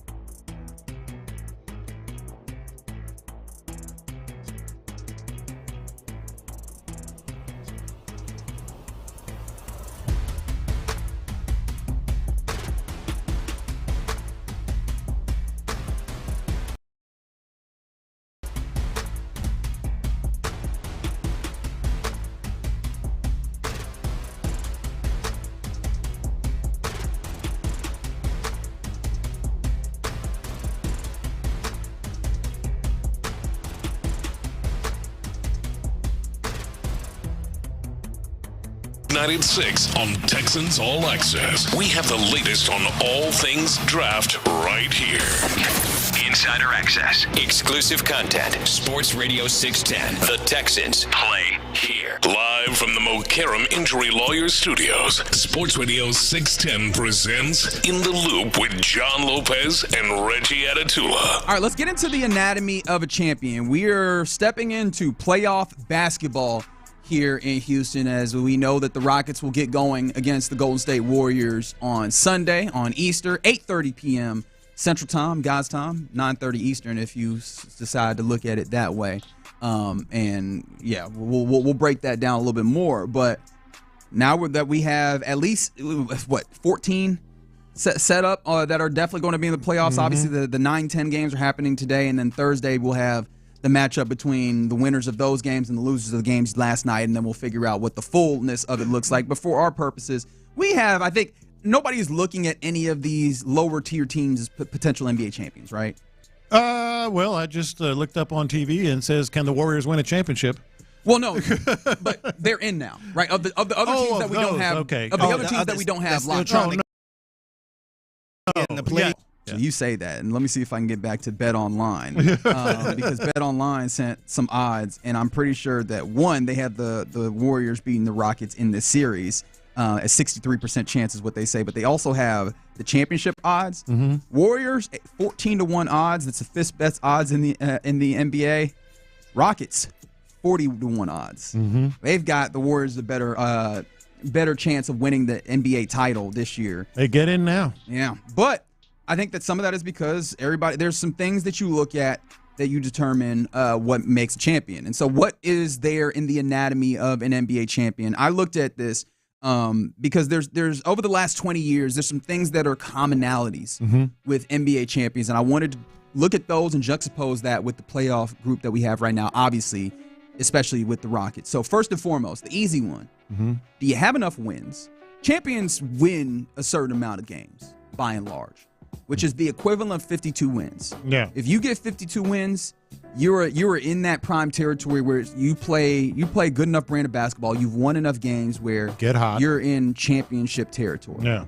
Would you happen to remember how many games the Houston Rockets won this season? I believe it was 52, wasn't 52 and 30. They are one of 4 teams to win at least 52 games this season. Obviously, the Oklahoma City Thunder, Cleveland Cavaliers, Boston Celtics, and the Houston Rockets. If you were to stop at that category alone, right? That's not the end all be all. Clearly, right? This is a different year. It makes it a little tougher to use that game mark because the margins are thin and beating on each other as we've seen. But if you were to use that mark, that's kind of wild to consider the teams that you're putting the Rockets in line with. You're rubbing elbows, man.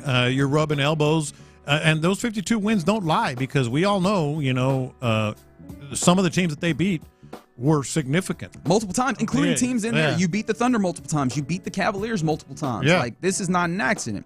I take it to the next thing, next commonality. You are top 8 in point differential. Obviously, we know what point differential is, how many score versus how many you give up.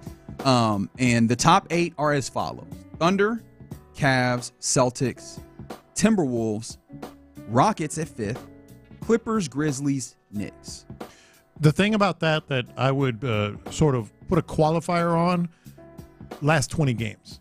Like last 15, 20 games, because teams like the Warriors are, I think, top 5 right now in point differential. In the last 20. And I think what I looked up the other day was 15. So I think as of a couple of days ago, they were top 5 in the last 15 games. So that's kind of like who's getting healthy, who's getting hot. Sure, and I think as we've gotten closer to the more modern era of basketball, we're seeing more injuries, more load management kind of shift the way that some of these things happen and some of these things go. But I think over the larger stretch, and that's why we have multiple criteria to see how many of these check. So for the first 2, the Rockets are firmly in these spaces where you view them as an NBA champion contender. How about this? Winning records against winning teams. That seems like it goes without saying, right? Yes. Not only are you winning up bottom of the league, you're playing against the really best teams in the league. Thunder clearly there, 31-10. Boston clearly there, 24-13.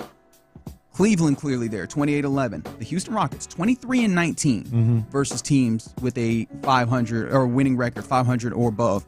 And The interesting thing about that is there was a nice stretch down later in the season, right? February, March, where the Rockets did not have many victories, if at all, against those teams that had a 500 record. Now, they didn't have a lot of those teams to play against in that stretch. There was a lot. Memphis was one of those early ones, I believe. But yeah, no, they've actually gotten a lot better at that here down the stretch, and we kept talking about the final stretch, and they showed themselves quite well. Lakers and Pacers also, interestingly, in there. Teams who don't come up to that, which I found to be interesting. The Timberwolves were 19-21 against teams of a high caliber. The Knicks were 15-23. I think the Knicks are just they might be overrated or what have you, but I don't. Fool's gold. Fool's gold is. They haven't beat any of the top teams. No. Frauds, in fact. they like 0-4. Yeah. Denver Nuggets 18-21, and maybe that's where you look at. They've been hot at the end of the year. They've been playing a little bit better, but I mean, over the entirety of the season, and they haven't had that many injuries that you can say, hey, this has been an issue.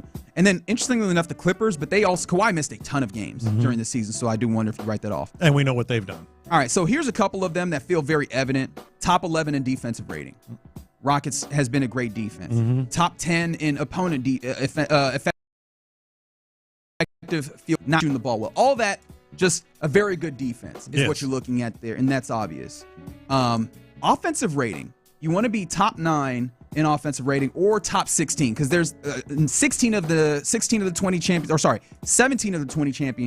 of the last 20 years were top 9, and then the other 3 were top 16. Yeah, the Rockets are 12th. Yeah. So this is where you start to lose a little steam on where they fall comparatively to championship level, and then I bring you top 6 in effective field goal percentage, or top 16. In what?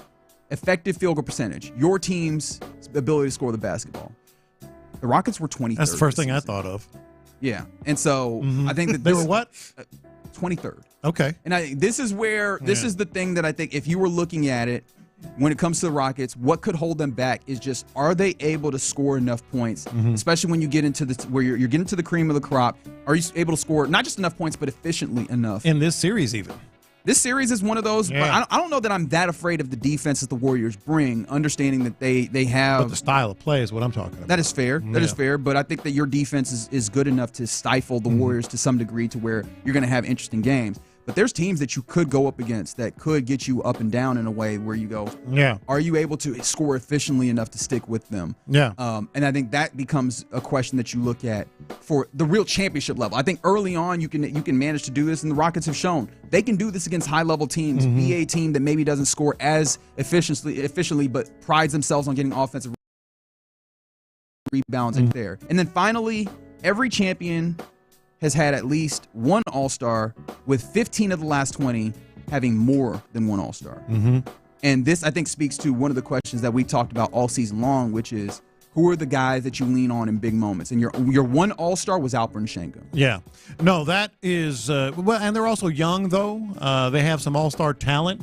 You can make the argument on some players, and so maybe that's a little bit recency bias in terms of how good the Rockets have gotten, this year, because next year they could easily have two All-Stars on the squad. I put together, and maybe we'll have to circle back on this, but I put together a similar list that is a little bit more abstract, but it definitely ties in with what you're doing. I put together a Sean Pendergast-like 7-point plan to winning a championship.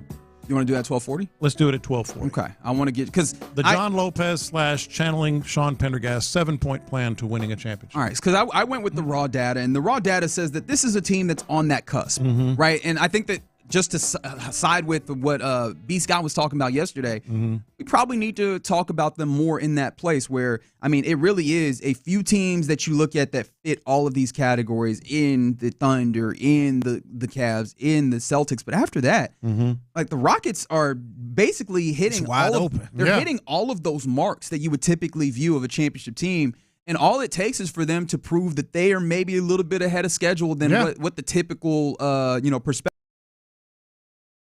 is, playing above that like that level that you would look at a young team being at. They look kind of like that Thunder team of, what was that, 11, right? Or was that 12 in that same area where that Thunder team with, KD and Russell Westbrook and Serge Ibaka, where they played and they probably had a better opportunity than they took advantage of to win a championship? That feels like that's where this Rockets team is. And I just wanted to, with hard data, point to the fact that they are right there on the cusp. And it starts with beating the Warriors starting on Sunday. And it might surprise you when I give you the more abstract look at things. Okay. All right. I'm looking forward to that. All right. You're in the loop here on Sports Radio 610. Coming up next, let's talk about what's popping, including get you ready for an early getaway game with the Astros versus the Cardinals. We'll do that next.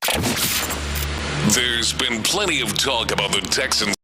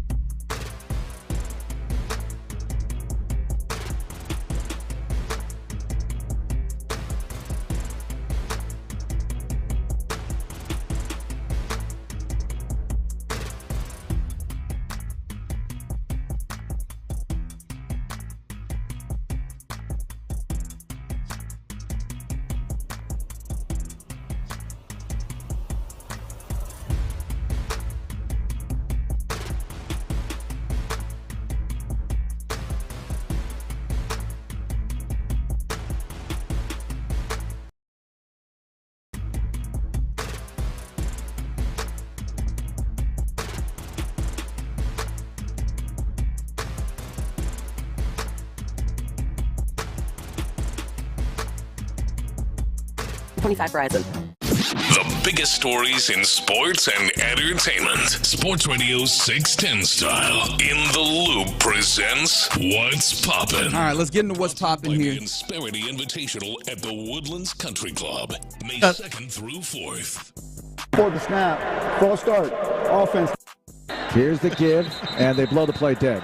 Looks like a false start. It's every week, though. There's no excuse for that. None. I should have come to expect it. I'm the worst, bro.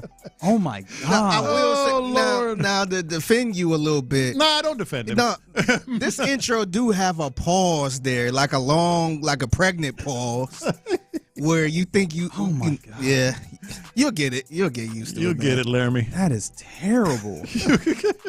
About week 10. Hit me again. Here's the give, and they blow the play dead. Looks like a false start. For the snap, false start, offense. I should have come to expect it. Yeah. That's bad. All right, let's see if we good, man. We good, man. Let's see if we can hit 3rd and 15 and dig ourselves out of that. Somebody said 1st and 15. Are the Rockets the first 2 seed to be underdogs in the series? I'll have to look that up and see if I can find it. But what underdogs? They're underdogs in game 1 and the series. That's right. I think 1.5 point favorites are the Warriors in game 1 on Sunday, and then the Warriors per Bet Online minus 170 favorites, and of course 63% favored or 60% chance, 63% chance that they win the series according to Bet Online. Where if you believe in this Rockets team, like I think I do, like I think we all do, and I imagine you do as well, that feels like an opportunity to make some money, huh? Yeah, it does. Plus 250, I believe. I really do. Now it's still early. We'll maybe make our picks on Friday, but I really believe that the Rockets can take this series, and I think game 1, I would absolutely take the Rockets. Yeah, and game 1 will happen on 4:20 Easter on Sunday, nice. 8:30 p.m. But yeah, we're not going to get a lot of sleep. Mm-hmm. Just obviously, you're on the western side of this bracket, and you are playing against a team that is all the way out there in San Francisco. So they're putting them in that late slot, 8:30 p.m. for game 1 on TNT, 8:30 p.m. for game 2 Wednesday on TNT. You do get an ABC late start on Saturday at 7:30. And then next Monday, which is not this upcoming Monday, but the Monday afterwards, right, the 28th, you'll get a 9 p.m. start on TNT.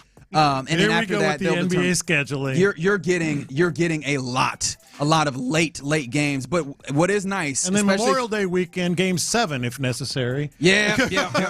I mean, I wasn't going to go all the way there because we don't have that, but I just wanted to point to going to be a lot of late starts. Yeah. So go ahead and get yourself ready for that. Get your coffee if you need to. But the nice thing about it is if you are so inclined and you don't want to hear Reggie Miller talk all this time, which I would understand, you have the opportunity to watch through the first round.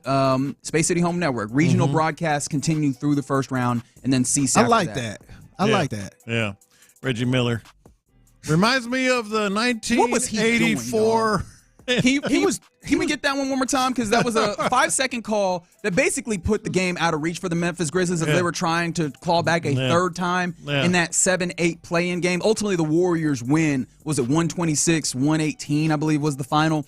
The Warriors get the victory. But this was they had an opportunity to try and get the ball in. I think it was a 3-point game at this point. But they couldn't get the ball in, and this is what it sounded like. To get it back. And he gets it out to Morant. 5 seconds. 5-second violation. They could not inbound. 5 seconds. Oh, my goodness. Calamity. Don't even get a look at it. Very reminiscent of that Florida-Houston game. You don't even get a look at it. It really wasn't. It really wasn't. I was not looking at that and be like, that remind me of the Houston, Florida game. Not even remotely. Other than, he did say they didn't get a shot off, but that happens a lot. Yeah. It wasn't like the dribble and you're standing there trying to get somebody else to pick up the ball and all that. I was like, what are we doing here? Stuff like that happens a lot where a turnover or something like that. No, it was not like the Houston. Florida. Then you get the Warriors, and somebody said, why is there like almost a week between each game? It's not a week; it's 3 days.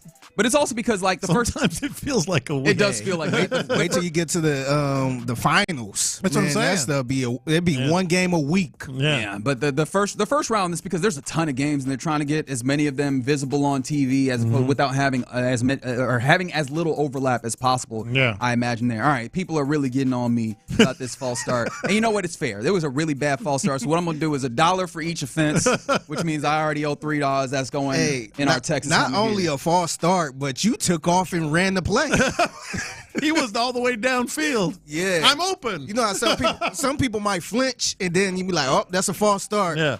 Reggie got up out the 3-point stance, and he went on to block the line. Well, I'm going to fire off the line. You know what I mean? I'm not going to half-ass my He's start. He's waving his arms. I'm open. I'm open. I'm getting off you mean the play is dead? I'm going to try and really go after this. All right, so you have that. Day baseball right around the corner for your Astros. Ronel Blanco is on the mound versus Steven Matz of the Cardinals in a getaway game. Jordan has the day off after he played left field yesterday, and it was obviously a short turnaround, night to early afternoon. So you'll have Altuve, Pena, Paredes hitting third, Walker, Yainer Diaz, Brendan Rodgers back at second. And your outfield is interesting because it'll be Jake Myers in center, batting eighth, or batting seventh rather. Cam Smith in right, batting eighth, and then Chaz McCormick batting ninth in left field. I kind of like it.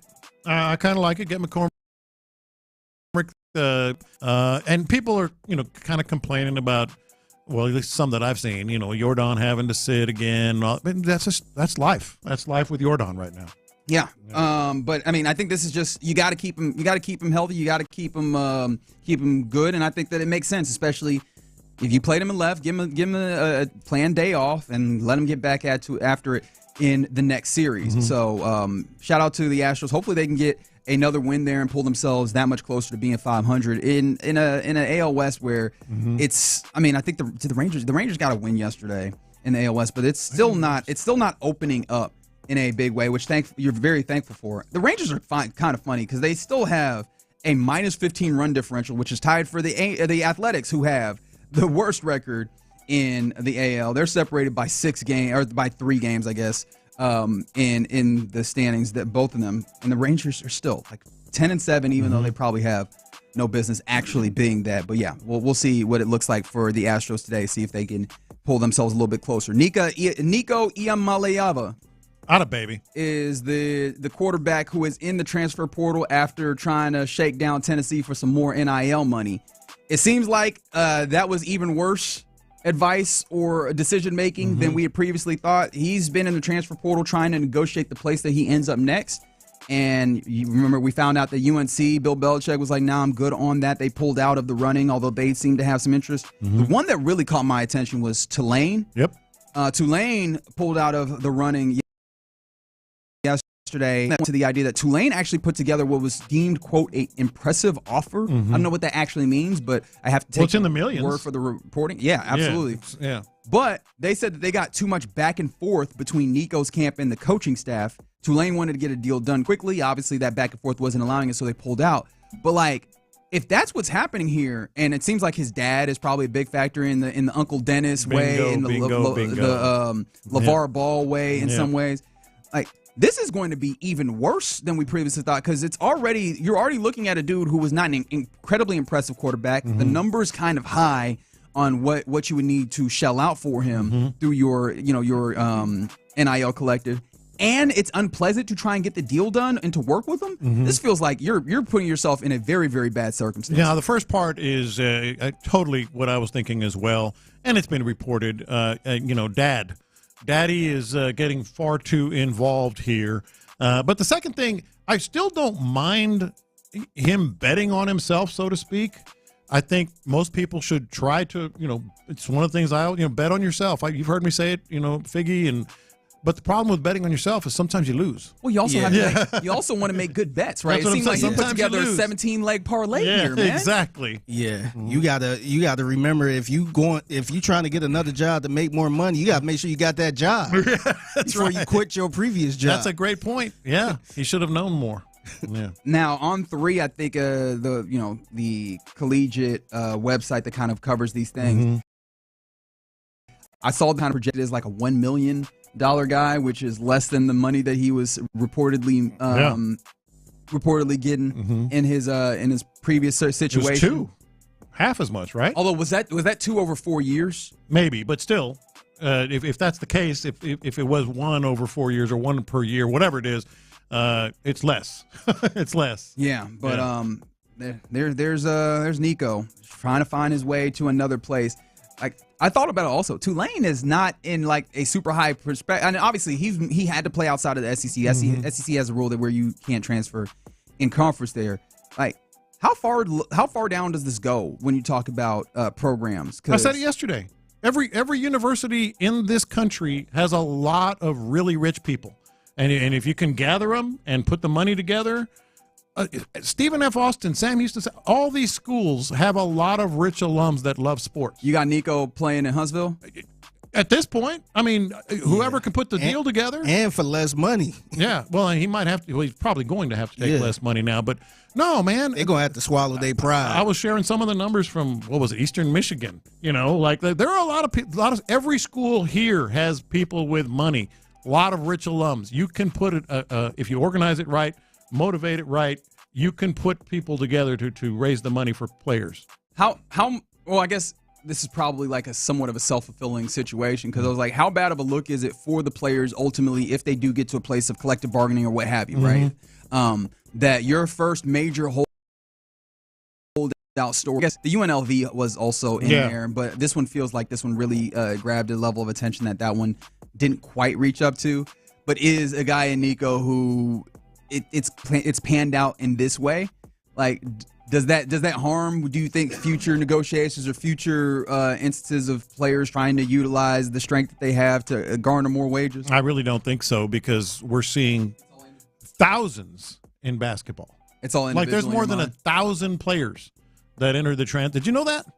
The transfer portal in basketball? Dude, it is more than robust. 1,000 players. So yes, I mean, so no is my answer to that question. But players are always going to be able to find a little more. The problem with him is, I mentioned, you know, when you bet on yourself, sometimes you lose. He's not that good to command that money. Yeah, that's fair. And you're right, 281. You can transfer inside the SEC if you get that waiver signed. Right. But didn't they offer Quinn Ewers $6 million a year? I don't know. The tough thing about all this NIL stuff is that there's no reporting. But what I'm saying, he's good. No, yes, I hear you. He can command that. Yeah, fair enough. He can command that. Good for college. There we go. But yeah, the tough thing with the NIL thing, and I've always been hesitant on the numbers that get thrown out there, just because there's no centralized reporting mechanism. So people can say that, yeah, we've come to some level of contract for this number, and there's not really anything verifying or backing that up. So sometimes sometimes just scuttlebutt. So like, well, this guy is getting paid $5 million. Is he? Yeah. Like, maybe it is possible, but also, what verification do we have of any of this? So I think the world, the NCAA really needs to clean up all of the NIL world and how all of these things are falling down and falling together. All right, you're in the loop here on Sports Radio 610. From one Nico, I was going to talk about the other Nico shooting himself into you know what, but I guess we'll let that one ride for a little bit. But coming up next today, Nick Cacerio meets with the media to kind of get his pre-NFL draft press conference in the books.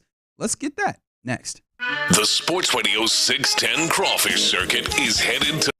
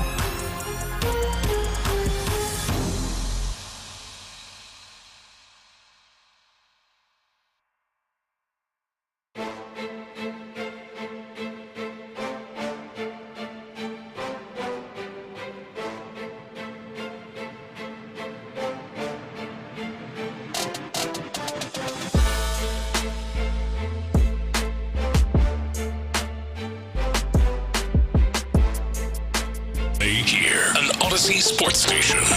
Sports Radio 610 presents In the Loop with John Lopez and Reggie Atatula. All right, you're in the loop right here on Sports Radio 610. We're 8 days out from the start of the NFL draft, and with that, Nick Cacerio always gives you a pre-draft presser. So with no more ado, this is Nick Cacerio talking to the assembled media ahead of the NFL draft. Of course. So, afternoon. Appreciate everybody being here. So, excited about the opportunity next week. It's been a fun off season. Say, City of Houston. Just congratulations to you. A lot of fun to follow them. And best of luck to the Rockets. I think Ime and Rafael have done a phenomenal job. They got a really good team, so it'll be fun to watch a little playoff basketball here over the next few weeks, hopefully into the summer potentially. But so overall, team's in a pretty good spot. I've had a number of players here that have been in the off-season working. Even though the off-season program doesn't start until Monday, we've had great attendance. We've had a lot of players in the building, some players at some different stages. Some of the new players that we've acquired have been around as well. So certainly making progress in that area. The official kickoff will be Monday, so expect that to be very well attended. First couple of weeks will be just focused on a weight room, and then once we transition to kind of phase 2 and phase 3 or whatever that entails these days. So we'll see. The rules are always changing, but great attitude, great spirit, a lot of energy in the building. So definitely good to see. As far as next week is concerned, good opportunity for us here. 4 picks in the top 90 or whatever it is right now. The staff has done a phenomenal job like they do every year. Can't say enough about the work and the effort and the attitude of that group. Lip, Blanco, Zeke Curtis, John Richer, Brad Matthews, Bailey, DJ Debick. I mean, there's a number of folks just that kind of manage a lot of different things. We rely on a lot of different people. Certainly not a one-man operation, not a one-man band. But they've done an incredible job. Put the organization in a really good spot, getting a lot of information, and just kind of distilling it down into a clear picture of what we think we have with each player. So I'd say it's very fluid, nothing's set. There's no board, quote unquote, that's set. There's no final list of players or like we're, taking X number of players or these are the 3 players we're focused on. Let's say, honestly, this time of year is a bunch of noise out there. That's a bunch of garbage. So, we're just going to go through our process and just kind of prepare and get ready to go for next week and take advantage of our opportunities to pick whenever those might be. Right now, we're scheduled to pick at 25. Pick at 25, great. If we don't, we don't. However that goes, and just try to be judicious and try to make good decisions on behalf of the organization, which we feel like we've done a decent job of that over the last few years. So, D'Amico and I will continue to talk about different players, talk about the team. We essentially meet every day, go through different groups of players, get his thoughts, get the thoughts of the coaching staff. Like it's a collective effort. So, because in the end, it's not one person making a decision. It's an organizational decision. Just trying to identify the right people with the right traits and characteristics to come in this building and make a commitment to our football team. This program is about mental and physical toughness. It's about competitiveness, and it's about putting the team first. So the rest of it, it's not about talent. Talent's a part of it, but it's really not about talent. So, the focus is on putting together the best team possible. Got a long way to go before we play our first game. So just get the players in the building. The players that we acquire next week are going to be the furthest behind. So the only expectation is they just try to have a good day, work hard, and just try to give themselves an opportunity to compete with the rest of the team. So, but definitely excited about the opportunity here next week, and we'll be ready to go when we have a chance to pick. So go ahead and take some questions and kind of get rolling. Nick, how comfortable are you guys right now at number 25, and where do you see this particular draft? Where do you see there's a drop-off in talent, maybe, per se? Just in terms of what do you mean by being comfortable at 25? Like, do you feel like there is uncertainty given that you're that far back, or do you all feel like you all have like a good group of guys that you all would feel good at number 25 if it came down to that? Yeah, no, we're always prepared to pick. And if we pick at 25, we're going to get a good football player. So, I mean, that's what we're focused on. So, I mean, honestly, like, we feel good about this draft. I mean, there's players littered throughout the draft, so we're pretty well positioned. Right now, we don't have a fourth-round pick. You know, we got the top 4 in the top, 40, or excuse me, 4 in the top 89. Don't have a fourth, got a fifth, don't have a sixth, have 2 7s. So we'll have an opportunity, we think, throughout the draft to add players that we think are going to create some competition on this football team. So, I mean, I'd say whoever we bring in, I mean, it's going to be hard to make this football team. So, I mean, just try to get the right players.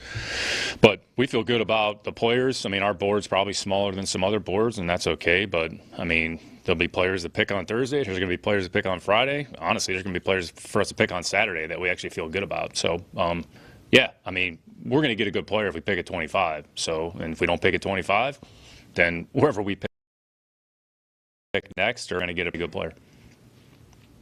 When you look at what you did in free agency, do you feel like it puts you in a position where you don't have to, obviously no one wants to put the draft purely for need, you have it set up where you can be flexible as far as positions and BBPA? Yeah, well, we've never drafted for need around here. I mean, we're never going to. So we're going to pick the best player that we feel fits our program, regardless of the position. I'd say other than quarterback, I mean, I'd say pretty much any position is on the table. So like it always is. So try to stay true to our board. That's the reason we grade the players. So we put the players on the board, we grade them accordingly, we value them accordingly relative to what we think the role is going to be, and then we take them off the board as we see fit. So, I mean, that's not going to change.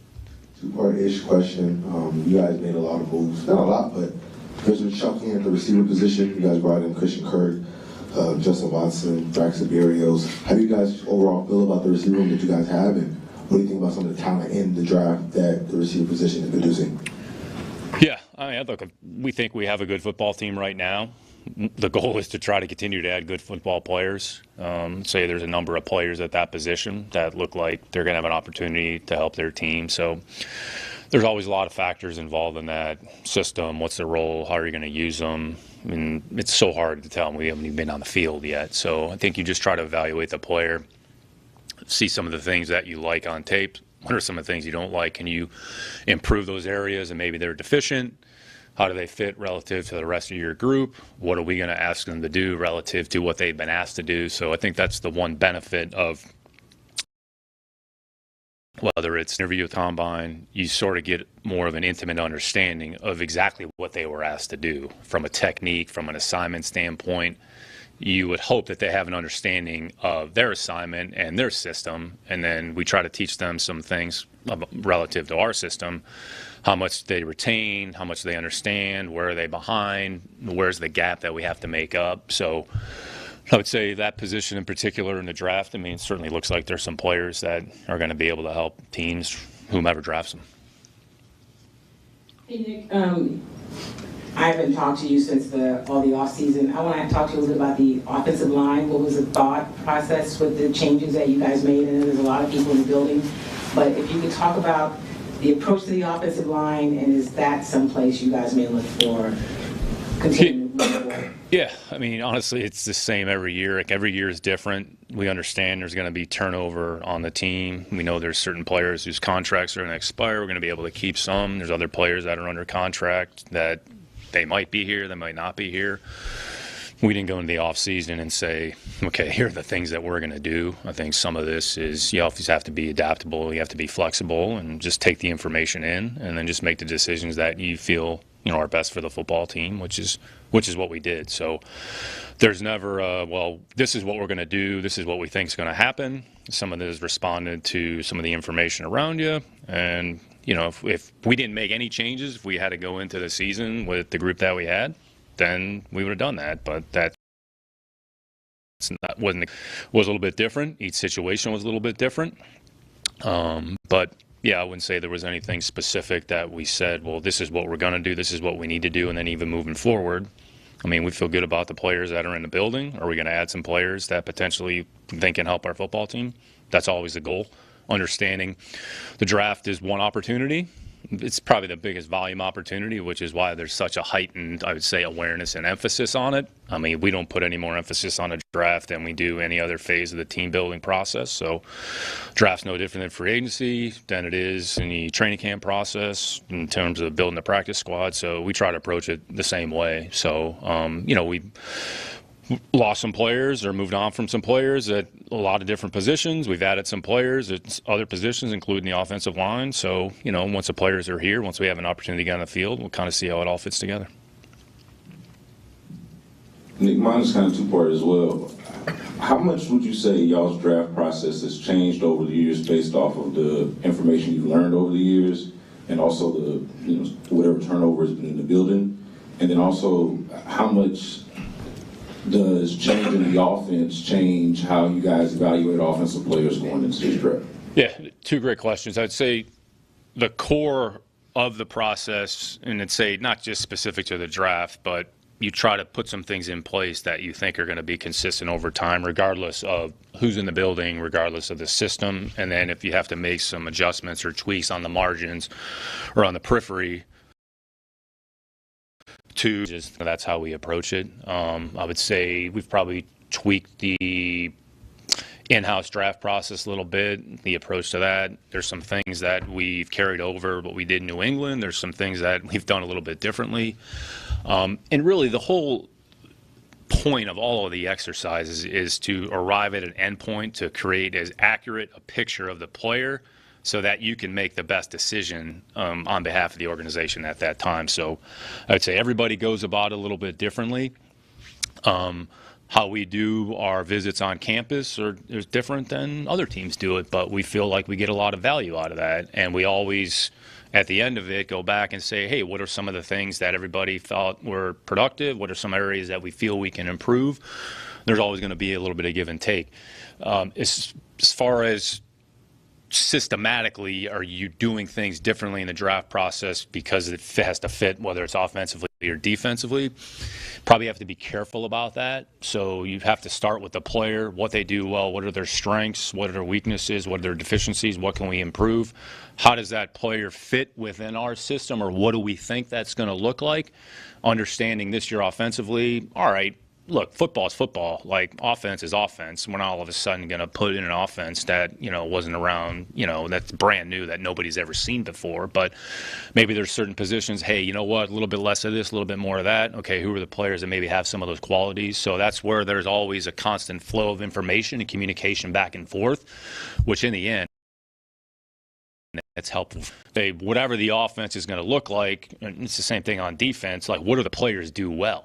So then we're going to put them in positions, I would say, and you can talk to D'Amico about this, or he's probably talked about it, but we've changed over the last couple of years some of the things that we've done defensively, schematically. It's maybe some changes on the margins to accentuate the things that the players do well, and there'll probably be some things that we do this year that are a little bit different that we haven't done in previous years. So 3 years, the same coach, same system, offense is going to be a little bit different, but by and large, that's not like some wholesale evaluation change relative to how we evaluate players and necessarily fit what we think we're going to look like offensively. Going back to the offensive line and the process, you guys have had the most invested, or among the top of the league, most invested in the offensive line, and it really kind of hasn't translated on the field. Given that, outside of getting rid of players and coaches, does that process maybe require a little bit more tweaking than other processes, given what the results have been based on the investment? Yeah, we always look at everything. So, just try to, in the end, try to make the decisions that we feel, are in the best interest of the team. It's always case by case. Each year is going to be a little bit different. So, contracts are contracts. It's just part of the process. So, we'll look at everything, and if there's something that we feel we can improve, we'll look at it. And if not, then, we'll kind of keep moving forward. So, I don't think there's anything, wholesale that we feel like we got to do, that much differently. Nick, I have a two-part question as well. How much does the pro day do from when you all are at the combine, when you're evaluating these players, and how important was it to lock up players like Derek Stingley Jr. and Jalen Petrie? Yeah, I'd say the whole pro day kind of combine process it's a little bit different. I'd say the combine, the big thing is you got 300 or so players there, and, the drills are the drills, right? Sometimes at a pro day, they might be able to do something a little bit different from a drill, or the coach can maybe have a little bit more involvement. You can actually ask them, hey, try this technique, or see how they respond to this technique. If you have a group of players in a defensive line, you might have 10 defensive line coaches there. Now, they're not going to do 10 different drills, but maybe there's certain things that you're trying to look for to see how they handle or respond.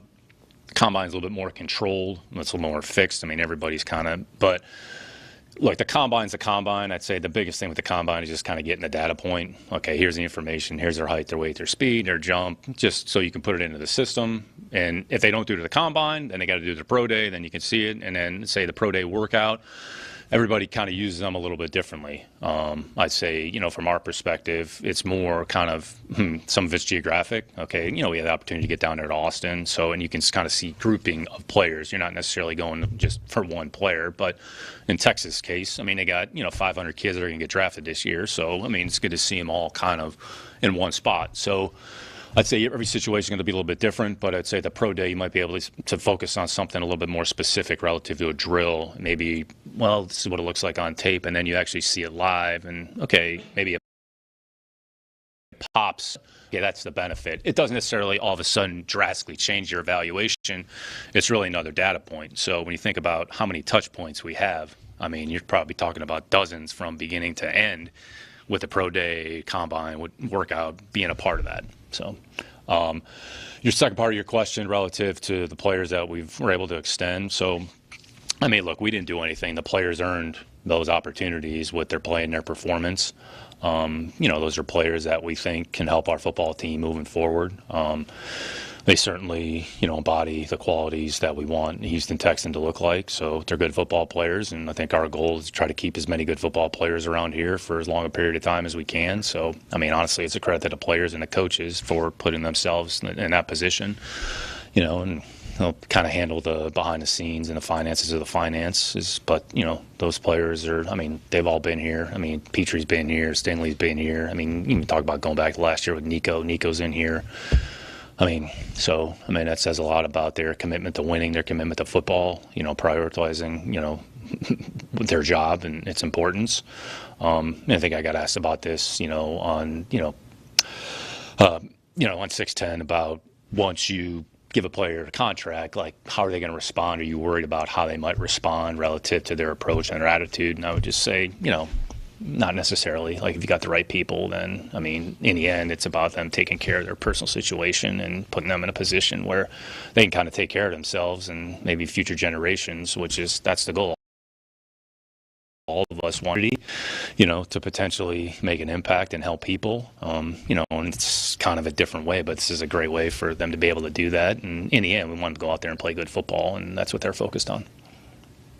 What's different in the evaluation process of a prospect that maybe hasn't played a position that maybe you project him for, and guys that maybe could change positions from what they did in college to maybe what you would see them at the NFL? How is that different from some of the other evaluations? It's tricky.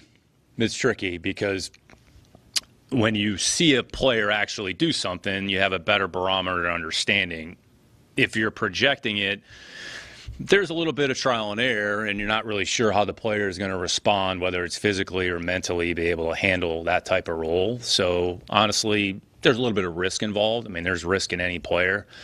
But I think when you see a player, whether it's play multiple positions, then it's a lot easier to say, you know what, we think he might be able to handle a multi-position role, whether it's offensively or defensively. It's, on the offensive line, guys, okay, they've just played tackle.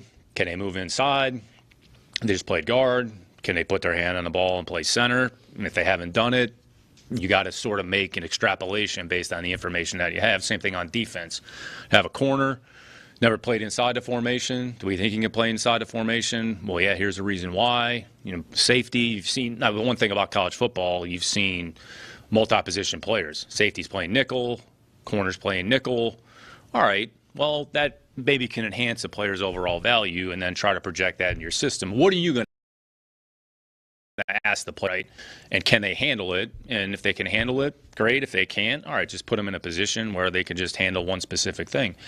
I would say, going back to, some of my experience in New England, like, Edelman, like, never played receiver, right? So you're taking an absolute flyer on a player's traits and his characteristics. I mean, he never caught a punt. He never caught a pass.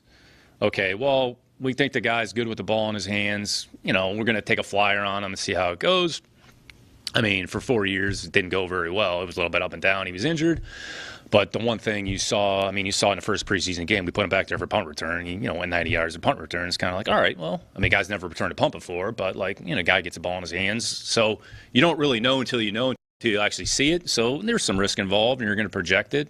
But you don't want to put the player in a position where you're not really given the best opportunity. So we could say on a piece of paper, oh, yeah, this guy can play multiple positions. Okay, well, can he?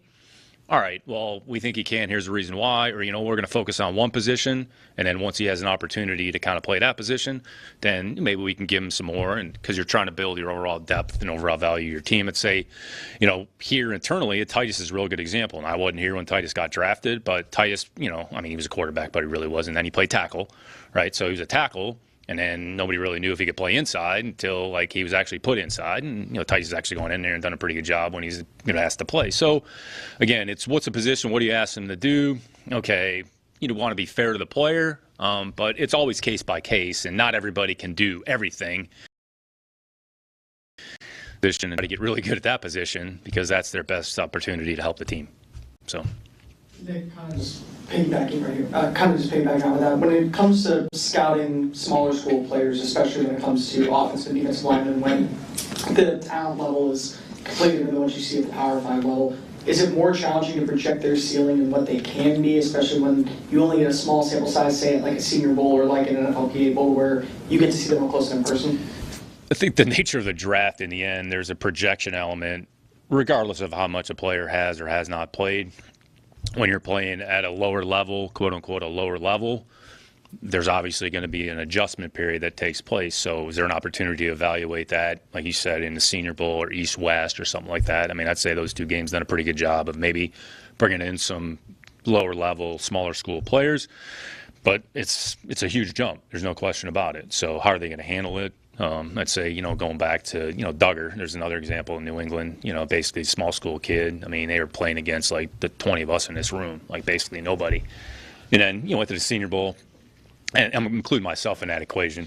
And then, went to the Senior Bowl and did okay. So is there some evidence along the way? But so you have to, again, it's, all right, here's the player, here's what we think he does well. You might have to not downgrade it based on a level of competition, but there's a little bit of difference, what the guy does against LSU versus what he does against, Western Tennessee State or somebody like that, if that's who they're playing every week. So you're not going to eliminate a player, but, not every player can make that jump. So, it's case by case like a lot of this is, but there's a projection element that's involved. No question about it. And Nick, as you normally do when you open up these press conferences, you mentioned some of the guys that are in your group, Lip, Zeke, and Brad. You guys have been together the last couple of years doing this. Last 3 drafts, you drafted 6 offensive linemen, 3 in the first 2 rounds. Do you think internally there needs to be a reevaluation of how you evaluate that specific position? We look at everything on a constant basis. So, again, it's case by case. A lot of faith and confidence. I'd say the entire building, starting with D'Amico and the coaching staff, have a lot of confidence in that group. So, again, we'll look at everything, and we'll try to make decisions that, we think make sense for your organization. They're not all going to work. I've said this before. I don't know how many times I've said it, but it's a lot. You can ask Omar. The draft's 50-50. That's what it is. So some are going to work, some aren't going to work. That's just the way it goes. So we're no different than any other team. So if there's something that we can improve and tweak and adjust, we'll look at it. So it's never one particular thing and never one factor, but we're always open-minded and always trying to find ways to make things better. Nick, you spoke about, how the changes on the offensive line, they were case-by-case basis, but given the fact that you all had so many changes, do you feel like you have to leave this draft by at least touching on the offensive line at all? Yeah, we feel we got to add good football players to our football team. That's what we're focused on. So whatever those positions entail, then that's how it's going to work. So, that's how we approach it. That's how we're going to handle it. So we'll see how it all goes. goes next week. So this running back class, all people describe as talented and deep. Is that your assessment just of the group, and is running back something that basically when you look at it, you look at how obviously some players' contracts, you always want to look ahead to see if there's something that could bolster the position potentially.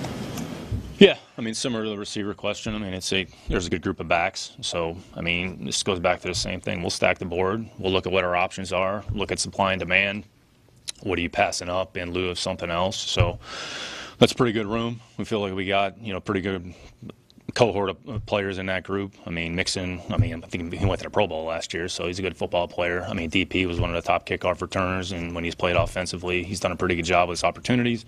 Say Dare's his role is kind of specific to the kicking game, so if there's an opportunity for us to add a player that we think can help our team, we'll look at it. If we don't, then we'll go with whatever group. And again, like everybody's focused on a draft, but there's other opportunities to add players to your team, which, I mean, we've done that. I would say let's go back to 2023. Like 4 of the starters on the offensive line the first 4 weeks weren't here until August. So, that was we were forced to do that because of injuries and some other things that took place. So, again, there's not one way to add players to the team. We're always going to look at multiple avenues and try to take advantage of the opportunities and make good decisions, which we've, hopefully shown the ability to do on a yearly basis.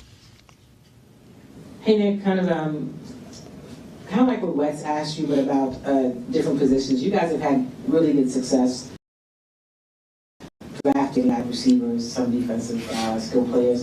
Is there something about your group or the way you guys approach the draft, and I realize the draft is, as you said, 50-50, that makes you kind of keen or able to spot guys that come lower in those positions that will make it in the league? Or are you just lucky? Well, there's no magic formula. I would say we just try to stay committed and disciplined to our approach and just continue to have fluid conversations and try to know the players as intimately as possible, top to bottom. So, I mean, we spend as much time kind of on the middle to the, I would say, bottom to even the free agent group as we do at the top of the draft. So there's 250 whatever opportunities to add players to your team in a draft, right? And there's however many slots there are, right? There's going to be players that come from all over the place, right? You're going to have guys in the first round that end up being really good players. You're going to have guys in the first round that end up being not good players. You're going to have guys in the fifth round that end up being good players. You're going to have guys in the seventh round. Look, some of this is circumstance. Some of this is the situation that they're going into. But if you just try to know the player, understand their skill set, understand kind of what motivates them, understand what makes them tick, understand what works in this building, and just put them in the right spot from a value standpoint and just stay true to your board. I mean, that's what we try to do. And I'd say, going back to the earlier question, I would say we've had a lot of continuity, which among that group, which I would say is definitely a strength. So there's been some things that I've been able to kind of take off my confidence in other folks in that group. So to be able to do that when you work with someone on a regular basis, it makes it, I'd say, the process a lot smoother and a lot easier, which goes back to trust and faith and confidence. So, look, every decision we make is not going to be perfect. I've made more mistakes than anybody. I'll be the first to admit it. But, we try to just make more good decisions than bad decisions and just try to, do the best we can. And in the end, try to make good decisions for the organization, which is the most important thing. I know you and Nick Caley, y'all have experience with guys with similar skill sets that play the same position, having success at the same time, Amendola and Edelman, and then Puka and Cup. You brought in Kirk, who works a lot in the slot. Is it safe to say that someone who primarily worked in the slot in college, like you're not going to shy away from him just because he did majority of his work in the slot like Christian? Yeah, good question, Landry. I would say, honestly, when you look at kind of formationing and some of the things that you're able to do from an alignment standpoint, I mean, guys essentially line up all over the place. So even if they're quote-unquote inside the formation players, I mean, everybody's an inside the formation player. When you reduce a split, when you have tight receivers tight to formation, all right, line up players outside the formation. I would say going back to Kirk, at A&M, like he played inside the formation. But I would say when you look at his career, I mean, he's pretty much played all over the formation. I mean, let's go back to Arizona. I mean, this guy played all over the place. So you need players that maybe have some degree of flexibility. So if a guy can play inside the formation, outside the not you can do that, but some can. You can do some things formationally to kind of help the players. There's some players that are better served on the perimeter. Try to keep him on the perimeter. If he's an inside-only player, okay, well, then he's an inside-only player. Like Amendola, I would say, was an inside-only player. I'd say Edelman wasn't an inside-only player. Like, Edelman was able to be a multi-purpose player. Plenty of snaps to him on a perimeter. So it goes back to the same thing. What does a player do well? How do you deploy him? What can you do formationally to help him? What can you do to give him free access? What can you do to help him against the matchup one-on-one, whatever it is? So, I mean, we'll look at everything. But, again, you need 3 or 4 receivers that are going to be able to do multiple things. Unless they do something really, really well, you want to just put them over there and say, okay, like, leave him on his own, and then we can handle the rest of the formation with these other guys over here. So, I mean, Gronkowski was a quote-unquote tight end. But, I mean, there's plenty of times that he was singled on the perimeter formation. I mean, Rob's going to the Hall of Fame, so we're talking about one of the best tight ends ever. But, you know, so a lot of it is you can kind of manipulate the defense however you need to based on the personnel that you have. What's up, Nick?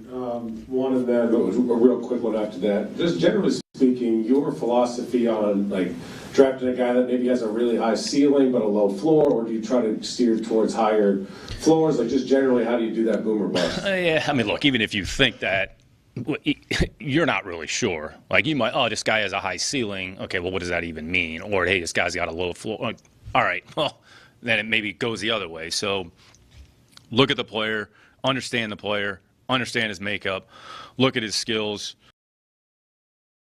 Where's the room in these areas? I mean, look, they all got to get stronger. So it's not, well, yeah, this guy's, needs to put on strength. Well, they all do, right? I mean, they get in the off-season program, and that's how you can get stronger. So I think you got to be careful. I mean, the best thing that you can do is play football. And if the more we can evaluate that player play football, I mean, we haven't talked about this, but, it's like, well, you got a few more players a little bit older, 24, 25 years old. I mean, honestly, it actually helps them because they have more experience. They've played more football. Okay, if they reach their quote-unquote ceiling, whatever that is, I mean, I don't know. There's still room for improvement. I mean, I've seen plenty of examples of players who were in the league 6, 7 years who still improved, 7, 8, years in. So there's always opportunity. So I think you have to be careful just about, that notion because it may not really come to fruition the way that you think it's going to. And then just real quick, what kind of update can you give us on Tank? Do you expect them to see the field, at any point? Yeah, I mean, making progress. I mean, honestly, those guys are day to day. Try not to put any timetables on it because, none of us are doctors. So, I'm certainly not smart enough to be a doctor. So when they're ready, they're ready. And, once they give us the information, then, we'll adjust accordingly. But he's had a good attitude. He's been in here. I mean, honestly, probably seen him every day. So he's in good spirits. He's working hard. So take it one day at a time. And, when he's ready, he's ready. We'll close with Sarge, Sam, and DJ. You talked about earlier about the guys that are going to be coming in through the draft being the farthest behind. D'Amico's talked a little bit about this offseason, about bringing guys in to be able to compete and kind of make through competition. How do you kind of go about identifying guys in the draft that can kind of catch up quickly and be able to compete rather than kind of take a step back? Yeah, really, we'll be able to tell that once they're actually here. So whenever rookie minicamp is, it's that second week in May or whatever it is, like once they actually get here, then we'll be able to get some baseline measurements. Where are they? Are they behind? Let's say a lot of guys, it's more so from a training perspective. You have guys that have this 6 to 8 week period where they've been traveling, been on planes, they haven't been able to establish a routine. All right, once they actually get started, I think the goal is get them ready for training camp. So do the best they can, give them as many resources, many opportunities, so when they go out there in training camp, they have an opportunity to compete with the rest of the group. So those are the steps and stages that we're going to take. So whenever they get here, all right, you'll have an idea. We'll be able to kind of assess them and then just get them in a position. Probably going to be some players, all right, maybe we're going to be limited in the spring, right? They're not really ready to train with our group. No problem, right? We're not afraid to say, hey, you know what? Like, give them time. We're never going to rush someone and force someone. The goal is get them ready for training camp, all right? And give everybody the best opportunity in training camp to go out there and put themselves in a position to earn their role on the team because they're going to earn it with their performance. So that's all we can do is just give them an opportunity and put them in the best position to do that. Nick, you said you've made some mistakes in the past. I'm not going to ask you about those mistakes. I'm just going to ask you. Oh, you guys fucking talk about them all the time, so. I'm going to ask, what did you learn from those mistakes, and how can you use that going into this draft? No, I think, to be open about it. So, honestly, just try to take it one day at a time and just try to have constant dialogue and constant communication with the people in the building. I mean, I've talked about this publicly. I mean, I've thoroughly enjoyed my time with D'Amico. I mean, love working with him, love having conversations, and we're just trying to, in the end, just put the organization in the best spot possible and help each other. So, again, I would say, I'm pretty curious and always trying to find ways to get better. I'm not going to talk about them publicly, what some of those things are. So, I mean, honestly, just try to do the best I can every day for this organization, try to put it in the best position possible, and hopefully we can just keep making progress. I think we feel like the program's in a pretty good spot. There's a lot of work and a lot of time, a lot of effort that's gone into this. So, the goal is every year is going to be different. Honestly, what's going to happen in 2025? I mean, none of us know. I certainly don't have any answers. I mean, a lot of people probably think they do, but none of us really know what's going to happen other than, let's just go out there, try to have a good day, try to stack days on top of each other, try to establish some level of consistent performance. And then in the end, it comes down to how well does the team execute on Sundays. So we're going to execute well enough, or we're not. So, I think they showed a stat at the league meetings. 70% of the games were one score in the fourth quarter in the league this year. So what does that tell you? It tells you the margins are so small. So what can you do to give yourself an opportunity to put yourself in a position? Because in the end, it's going to come down to probably a possession in the fourth quarter. Who's able to execute? The teams that execute are the ones that are going to be able to win and advance, and the teams that don't are not. So we're approaching it, but, there's something we can do with the process. There's something that we can do with something within the program. There's something we can do in one of the department areas that helps the team. Ultimately, that's my responsibility, and I have a fiduciary responsibility to do that for, as many people here in the building. That's what we're going to try to do. Obviously. Did I just blow up television? Obviously, when you guys were back in the day, or drafting a little bit higher, it's easy to kind of know how the board was going to fall. Now, obviously, you guys have been picking in the back of the first round, and obviously last year you guys had first round pick. How do you guys kind of go about figuring out how the board's kind of going to fall? What's kind of that process, just gathering intel across the league of how exactly you think which player is going to be available on that slot? Yeah, it's a little bit of a crapshoot, but you look at, all right, certain cohort of players, more than likely these players probably are not going to be available and they're probably going to be somewhere else. No problem. All right, what's that next tier? Where's the line of demarcation? I would just say you're still evaluating those players, even the ones at the top of the board. So, again, I've watched as much film on Travis Hunter as some other players, right? Even though, look, we're not drafting Travis Hunter. This isn't some newsflash here. But when you do Colorado, it's not well, don't worry about Travis Hunter because he's, going in the top 5. Well, you're still going to evaluate him because you never know, when that player is going to become available. I would say going back to my time in New England with Cooks here in Houston, but Brandon was a player I went out and worked out him and I in a bubble, and he got drafted wherever he got drafted in New Orleans, right? And then we ended up trading for him in New England. So that information is valuable. So you understanding, all right, this group of players probably in the end probably not a non-factor, but just not a factor for us. All right, who's the next group? And then look, there's 4,000 mock drafts that are out there. Honestly, I don't know which one's right, which one's wrong. Somebody can probably analyze that. But all right, there's a million mock drafts. I would just say some are probably more relevant than others because some are getting the information from the teams. They're not just making it up themselves. They're talking to teams saying, hey, so that's how they're building it, right? So they're getting intel.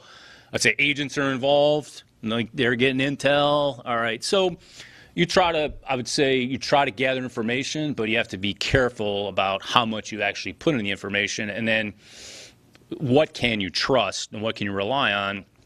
And you're just trying to get yourself in the ballpark. Okay. All right, looks like if we're around here, maybe these 6 or 8 guys, we'd have an opportunity to pick. Okay. All right. Who are we interested in? Who do we like? All right, this guy's not a factor. Hey, if we do this, we can move here. So it's a little bit of cat and mouse. And I'd say some of it you're not going to really know until draft day starts. And I'd say we've talked about this before. Trades are very player-driven, so you don't know if you're going to trade up for a player until you actually get to draft day. So, again, have to be careful about too much information, but utilize it and then say reliable information from the sources that you think are reputable. All right. Thank you all. There you go. Nick Cacerio giving us more than we had even bargained for in many different ways in his pre-NFL draft presser. We'll circle back around to that here at 1 as the Astros have gotten themselves going. Ronald Blanco doing a little bit of work trying to find his curveball. We'll talk about all that a little bit later. But coming up next, let's get into our lunchtime confessions. We'll do that on Sports Radio 610. In the Loop. Nick Cacerio and the Texans sitting at 25. Josh Simmons tackle. Colston Love.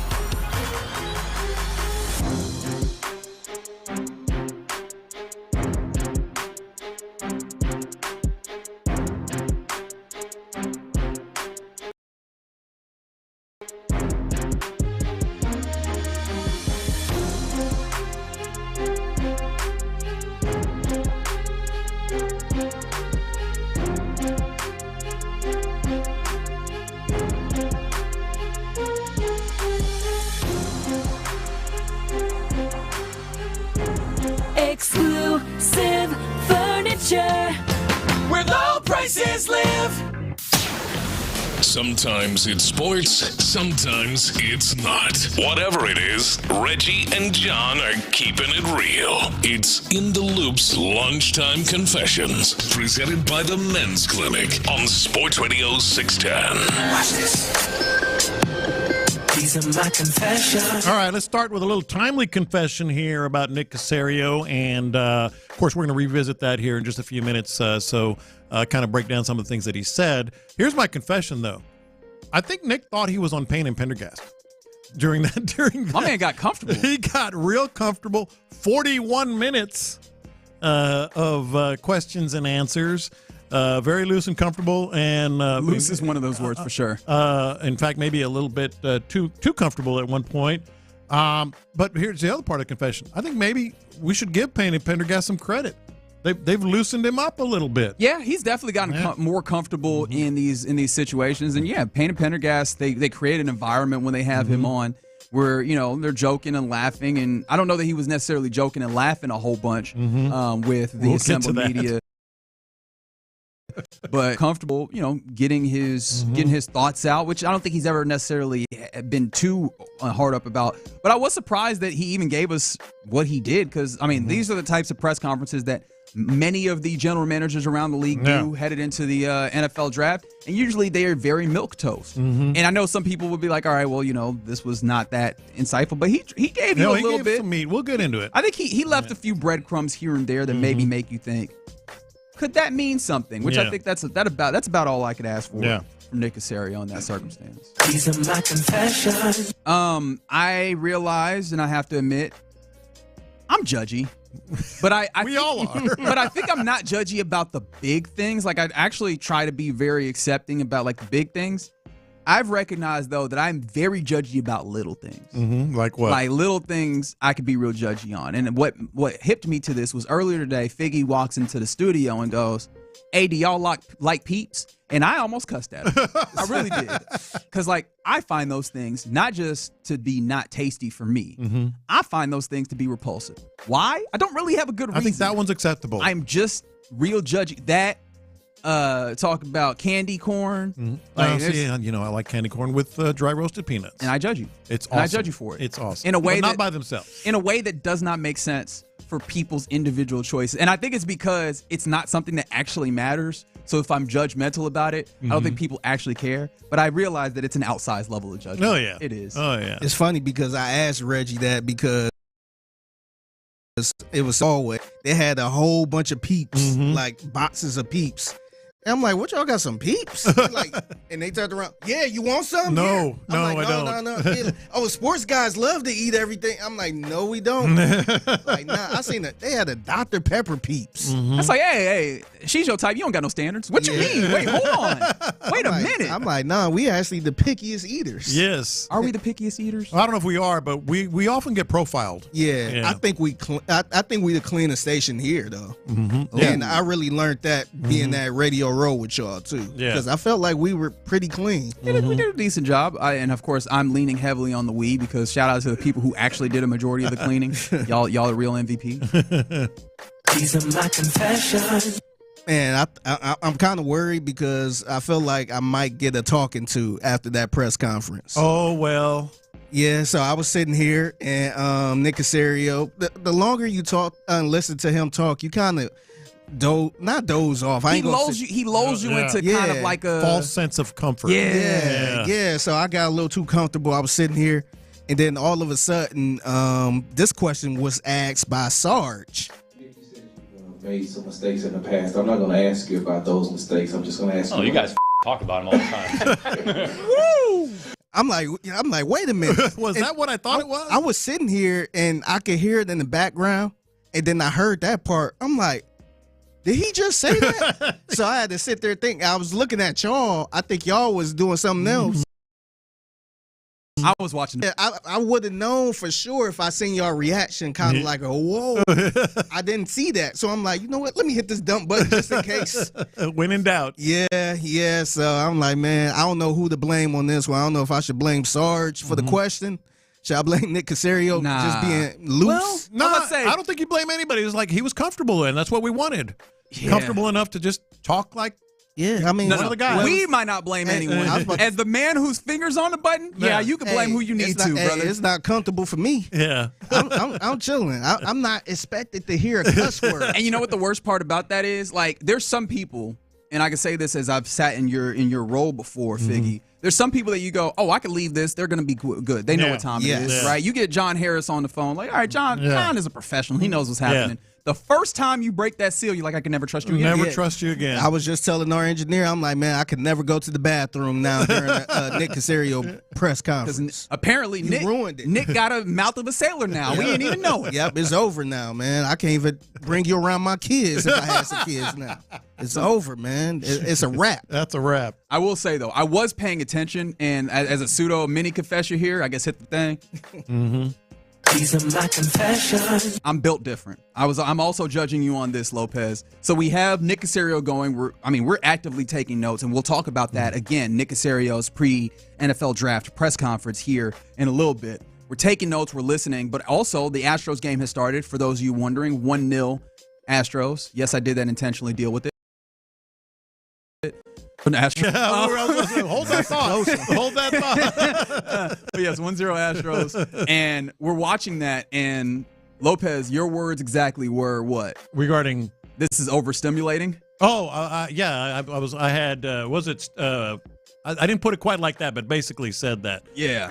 Some of us are used sensory to overload. Sensory overload. Some of us are built different. Some of us are used to listening to things and watching multiple things at the same time. So this is your reason to add 2 more TVs. Yeah, I had too many things going on.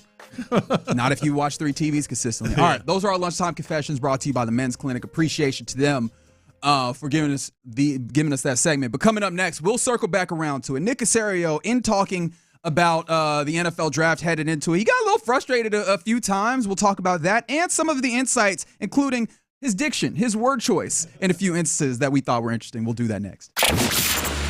There's been plenty of talk about the Texans.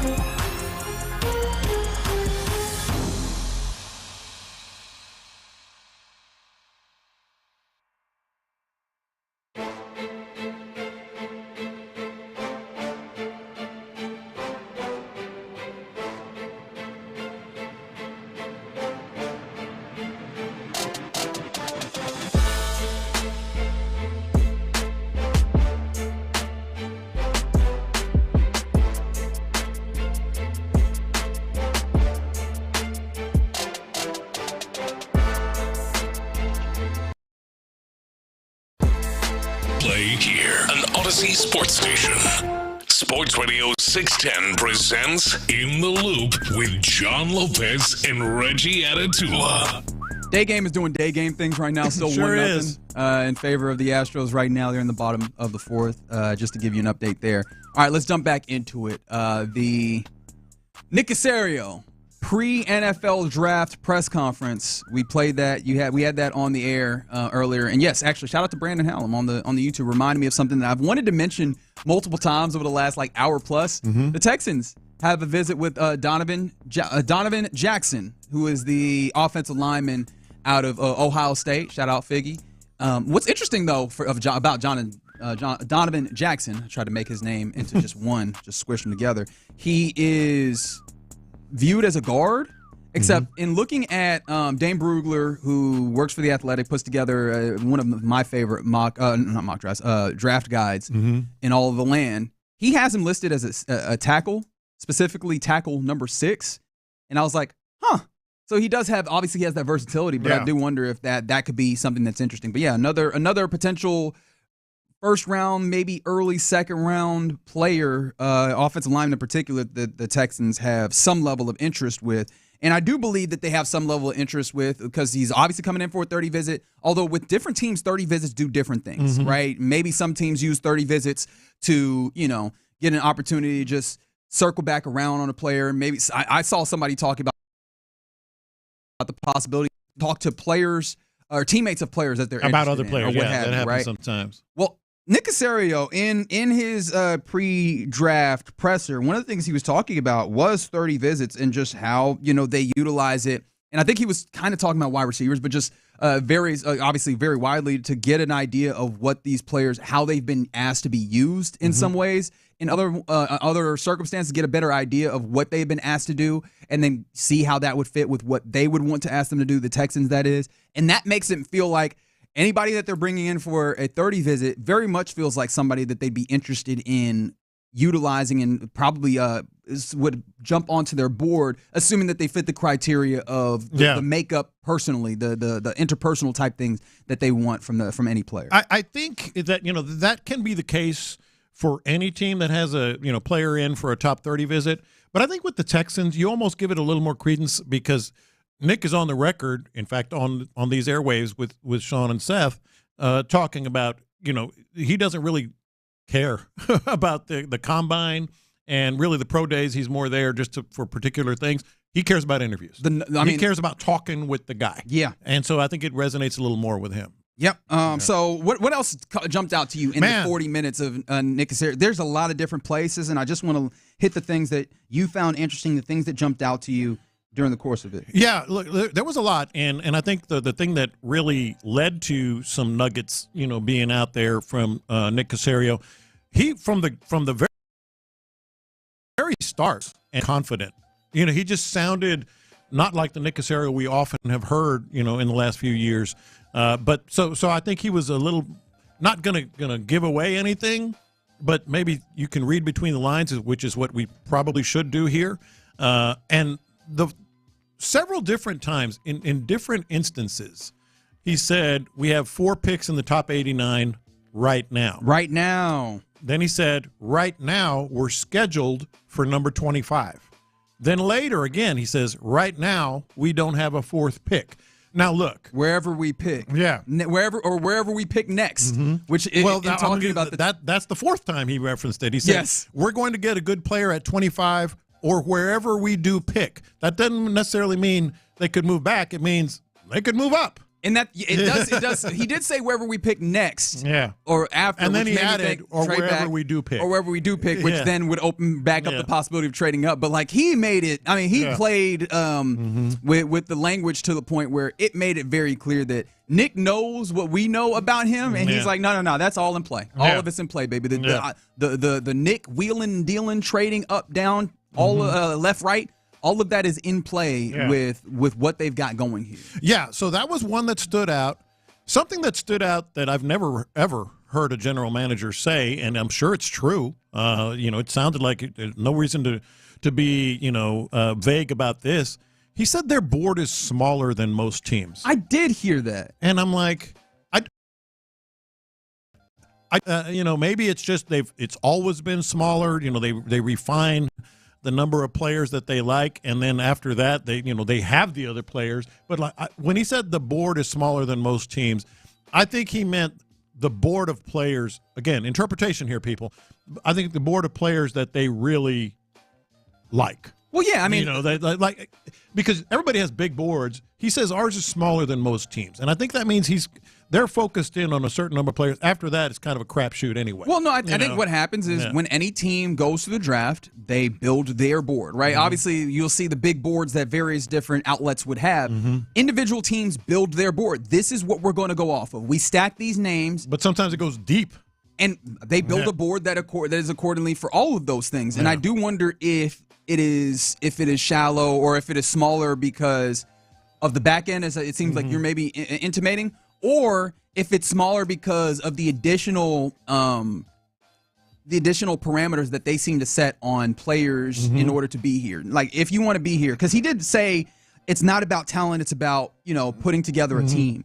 And I do wonder if it's like, hey, talent is fine, but if you do not also fit the metrics of swarm, right? If you don't have the personality traits that we need in this building, that's another thing. And then if you don't have whatever other parameters that they are going to place on a player, they're willing to take a guy off the board. Remember, there was maybe a few weeks ago, maybe even a month ago, we were talking about Josh Simmons. I do think that he's a type of player, if you are to believe or if they have the similar intel as to what one kind of draft scouts was putting out there, one of these, kind of anonymous scouting, nuggets when it came to questions of maturity when it comes to Josh Simmons, right? If that's something where that the Texans can substantiate and have a similar kind of reporting on, that seems like if you have a smaller board that the Texans are like, hey, we'll take that guy off the board. He is talented, however, he doesn't fit what we're looking for, and we'll keep it in these veins. And I do wonder if that is going to be telling in the way that they go about drafting.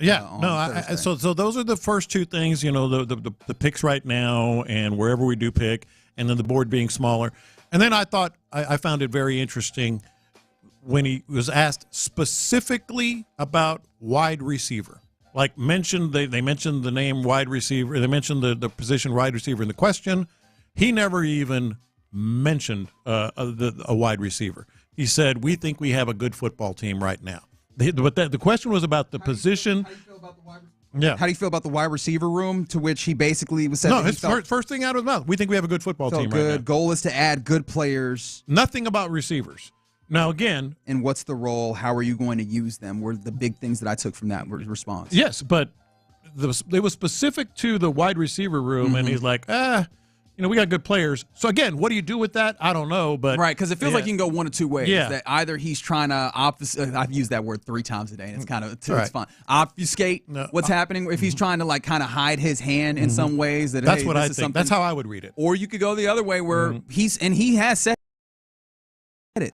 They feel the wide receiver room, right? And yes, it is lying season, it's smoke season, all of that. But they do have 2 very good wide receivers if you talk about Nico Collins and Christian Kirk. Is it possible that they look at this and they go, hey, not all teams have 3 really good wide receivers on the front end that they go and they attack a game with? Is it cool having 2 great wide receivers and then some guys that you feel are capable of filtering in, understanding that your priorities are probably not just go out there and 5-headed monster like was the conversation last year? And also, I mean, they've talked in the 30 visits and those types of things with wide receivers, right? The likes of Savion Williams, Kyle Williams. Like we've talked about some of those guys that they've met and talked with. But maybe those kind of illustrate the idea that it's, again, not as much of a priority, the specific of that wide receiver and where you get them. But again, the idea of quote unquote good players. And nobody knows what he's really good at kind of keeping things close to the vest, literally, his vest. Was he wearing a vest? I think he was just wearing a nice button-up. He didn't have a vest on today. Yeah, but you get my point. He's really good at it, but I'm going to call complete BS on that. I go back to what I said yesterday. He knows what we all know. They don't even have a third starting wide receiver right now. That's the only place in the 22 positions that you can. Wow, the Braxton Berrios ratio. Yes, yes. By the way, he was at Coachella. Yes, he was wearing that H-Town H. That's right. On his the hat. first thing that came to my mind: who paid for this trip? Yeah, exactly. But she did. She 100%. He might. He might tackling along. I think the better question is Hughley. What was her name again? Alex something. Ooh, I feel bad. My bad, Alex. I don't remember your last name. Alex Earl. Alex Earl. But my point is, like, you can actually point to a starter in 21 out of the 22 positions on offense and defense. He knows that. And then he doesn't even mention receivers. I think he's just playing that game about what they're really going to be looking for. All right, so one thing that I feel like you have to mention, because the assembled media did their due diligence on trying to get to some answers on the offensive line and their objective and the way that they've gone about in this offseason, because it's been a little while since we've had an opportunity as an assembled media to ask questions about this. And you could see, in fact, one thing I would love to do is get like his immediate reaction, the first few words out of his mouth after each of the instances. I think there was 3 if memory serves, but there might have been one more.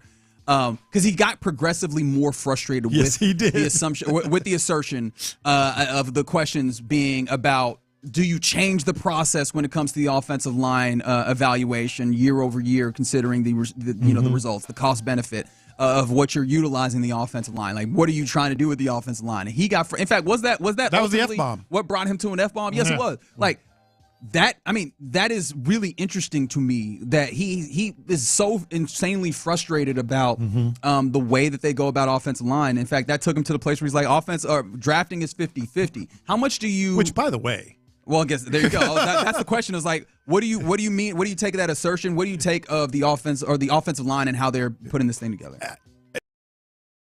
Drafting, there are teams that have a lot better than a 50% hit rate on their last 4 drafts, 5 drafts, whatever, and some that don't. And so the numbers, he's a smart guy, tell you it's not 50-50. If you are really good at evaluating, you have a really good success rate. If you're not, you don't. And I think he's getting and understandably so. I mean, anybody who does this for a living, and people start to sort of ask questions in a roundabout way of saying, hey, you're not good at this. Yeah. Which is what they were doing, and which is what we've talked about. Sure. You have to kind of start questioning or looking at how he evaluates offensive line time. It's out there. People know it. They were asking about it in a roundabout way, so he got a little defensive. I get it. But it's not to say it's 50-50. Yeah, I think he was using that as a shorthand for this is not an exact science, one, and then 2, like, obviously nobody's hitting 1,000. It's basically the I guess, well, that's true, quote that would be similar in thought process. But I did find it interesting that, again, talking about like, the approach to the offensive line, he kept that same general talking point, which is we're just trying to acquire good players, and then also, again, yeah, well, we basically look at all of our processes and as if to say the offensive line approach in how they acquire talent doesn't differ, and how they acquire and assemble talent, I should also add, is not differed from anything else when it comes to acquiring and assembling talent. How does that make you feel about this a week from tomorrow when they're going into the draft and ostensibly or offensive linemen this offense? It ain't great. Because one of the other things he said is, we look at everything, but he has confidence in sort of the people in place and the system in place for evaluating, all players, especially offensive linemen. He just has to hit. I mean, he can't miss on this offensive line pick wherever it might be. I'd be lying if I told you that I was not somewhat concerned with the way that he responded, and I understand why he would respond this way. This is not to say that I don't understand it, but right, that's what I get it. And I guess he has not outright said we are not changing our process, but he was trying to, again, couch it in the idea. It's not above what the changes of the processes that you would do otherwise, but it still comes back to the idea of, all right, if it's going to be somewhat similar, which, again, you have not entirely wiped out, I can only work off of what I've seen, which is that, yes, you've acquired talent, you've invested a lot of investment, a lot of capital into these spaces, and ultimately the output has not been strong enough. Right. And so we're trusting you. Like, we have no other choice to trust you to get it right. And we have confidence in him. But that is an actual real thing. Yeah. Just look at the drafts. Yeah. All right. You're in the loop here on Sports Radio 610. Shout out to Aaron Wilson, who, again, also reported earlier today. Kenneth Grant came in for a visit with the Texans as well. So, like, that's another one. And Kenneth Grant is an interesting one because that's a defensive tackle that you could possibly get. You would have to get at 25 or trade up for. Yeah. Because it doesn't seem like I've seen him get down to 25 ever, like hardly ever in mock drafts. So look under that stone, but or wherever we draft, they are looking under a lot of stones, and or wherever you draft is interesting. But then that also feels like that might run a little counter to the idea of a small board, considering how far or how wide of a net they're casting. I don't know. It'll be interesting the next week or so, and obviously the actual draft dates once we get to April 24th through the 26th. The 2025 NFL Draft. All right, you're in the loop right here on Sports Radio 610. This is about the time we return over to Figgy Fig for Figgy's mixtape. What you got for us? Yeah, so we 8 days away from the NFL Draft. The one question I want to ask is, how will Roger Goodell announce Travis Hunter? Oh, yeah. Like, what position is he going to say? Well, Travis Hunter is he Hunter going to say one, both? And plus, LeBron's PR team is working overtime, man. It's pathetic. Okay. We'll get into that next. All right, Low T Center, guys. You're getting close to 40. You're in your 40s.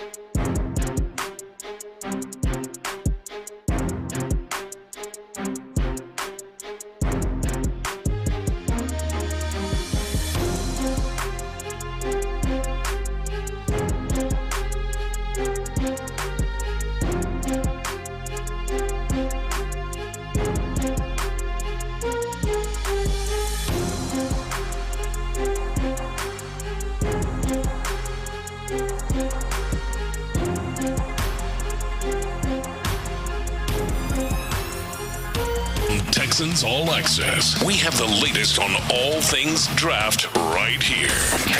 Insider access, exclusive content. Sports Radio 610. The Texans play here. Pass the aux cord and crank up the volume. Figgy Figs in the driver's seat. Sit back, relax, and enjoy the ride. It's time for Figgy's Mixtape on Sports Radio 610. Yep, it's the mixtape in the loop. Sports Radio 610. Figgy Fig holding it down on a Wednesday. Happy Wednesday to everyone out there. And I got to give a special shout out to the Houston Rockets, man. Not only are they in the playoffs, but man, we facing them Golden State Warriors, man. Yes, sir. And we geared up, man. I'm ready to hit the court, man. Look at that. What you got? What you I got? got Tell the that people what you got. Number man. 25 in your program. We're all number 25 because it's 2025. Oh, you got a Brooke Lopez. Yeah, I got a Brooke John Lopez. P. That's nice. Lopez. I got a John P. Not Brooke, not Robin. John P. Lopez. Ain't no attitudes in the league. Yeah. Unfortunately, because I feel like if it was an attitude in the league, it'd have been me. And it's pretty sweet stuff, man. Yeah, no, this is Shout legit, out to the man. Rockets. And look, I think my favorite part is they got my government Government on it. Hey, are you happier with your government or Figgy Fig on the back? I like Figgy Fig, but you know, I'm not I guess pissed off at my last name. That's right. You're not embarrassed. I think my pops would probably be super happy about this one. Yeah. My pops and rest in peace of my grandfather. Oh yeah, he played for the Celtics. Your uncle. No, that's on the other side of the family. Okay. But okay. yeah, man, I like that they put my last name on there, man. So. Don't take that with you if you go to Cleveland, though. They might take it off. Oh, word.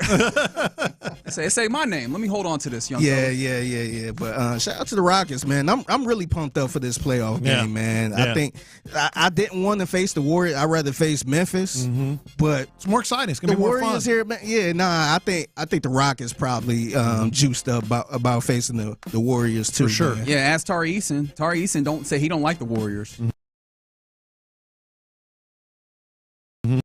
One of the Warriors. Dylan Brooks. Yeah, you think? Dylan Brooks don't like nobody, I don't think, to be completely honest. I kind of want to watch the movie now, The Warriors. Yeah. Come We out don't need to do that again because that was a cause of controversy. Was that last year? So yeah. We don't need to do that one again. Yeah. All right, so it's Figgy's Mixtape in the Loop, Sports Radio 610, and we are 8 days away from the NFL draft. It kind of don't feel like it. I felt like it just popped up. But the way we've been talking about the draft all this time, I felt like we've been talking. Can you believe? I feel like we've been talking about it a little bit, but I think maybe because it's the 25th pick and it's so far away, where we just kind of like because maybe the last couple years have been more because it's higher picks and all that stuff. But when you have the number 2 overall pick, I have a feeling it feels just a little bit different. Yeah, when 25's sitting right there. Yeah, and speaking of the number 2 overall pick, the Cleveland Browns got that pick. Correct. And it looked like it's going towards Travis Hunter. Now, some things could change, but I think they probably going to go with Travis Hunter.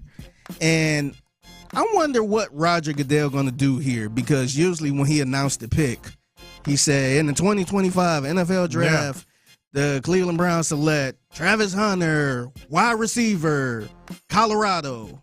Is he going to say both of the positions he play? Well, let Travis Hunter tell it. I mean, this isn't about saying the positions. This is about letting him play it. And maybe this shows up tomorrow. I don't know if you remember. Do you know what I'm about to say? What's that? That I think he told CBS Sports last week that he would consider walking away if the team didn't let him do both of them. Like, so he's dead serious about people taking serious his ability to play both. And he can. Like, he is a blue chip prospect on both sides of that. Like, this isn't one of those, well, he does both of that and that's what makes him a no. He doesn't dabble. If he was just a cornerback, he'd be a first round cornerback. And if he was just a wide receiver, he'd be a first round wide receiver in the same way that he is in both of those places. And so, yeah, man, it feels like you got to do that. And I mean, come on, Raj, I feel like they are. This is just like this is fluff. Roger Goodell's not coaching him. You know, if he wants to, I think he's gonna default to, hey, what do you want me to say? If you want me to say both, I'll say both. I think so too. Yeah. And here's Travis Hunter pretty much saying he want Roger Goodell to say both of the positions. What position do you want to hear the commissioner say when he says Travis Hunter? He better say wide receiver and DB. Got to. So just wide receiver, DB, not athlete? Nah, I need to say wide receiver and DB. Yeah, I would like to hear it, man. I would because too. I don't think it was ever done before. Because he ain't the first person that played both sides. Well, he would be the first person to play both sides in the way that he's trying to. Yeah, but I'm talking about in college that played, because you had like Chris Gamble that played both sides, but he went into the draft as a cornerback. Right, even Dion. Yeah. And even Dion. Dion was a defensive back, and then this is in a way historic, even though we have seen players capable of doing it. I don't think that we've had the player empowerment or what have you to for a player to actually be able to force is not the word, but it's the best one that comes to mind in this moment. Force a team to really have to consider doing this. And so, yeah, man, this is kind of wild that he's in that place. I actually don't think it's that big a deal, and I don't think it's that big of an issue for Roger Goodell. Roger Goodell, at its core in this event, he's an MC. Yeah. He's an MC. And if I were, every time I MC and introduce someone, I'm like, how would you like for me to introduce you? That's right. You know? Because in this instance, it's really not about Raj, and I think he understands that to some degree. It's about all these dudes. Right. And that's their stories are the event. That's what makes this the event that they've been able to sell is the stories and the beginning of careers of these dudes, at least as a professional or in the National Football League, because they're basically professionals now anyway. Yeah. But I think he understands that. So I have a strong feeling that he'll go ahead and say both wide receiver, defensive back. Now, how much of it does it then come down to? Does it matter which one he says first? No, I don't think it matters.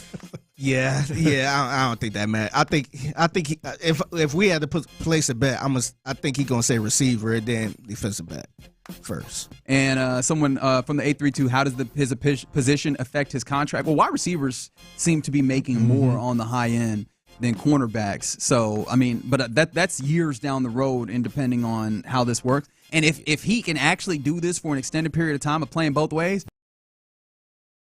But he will get paid all of the money somehow, some way. Yep.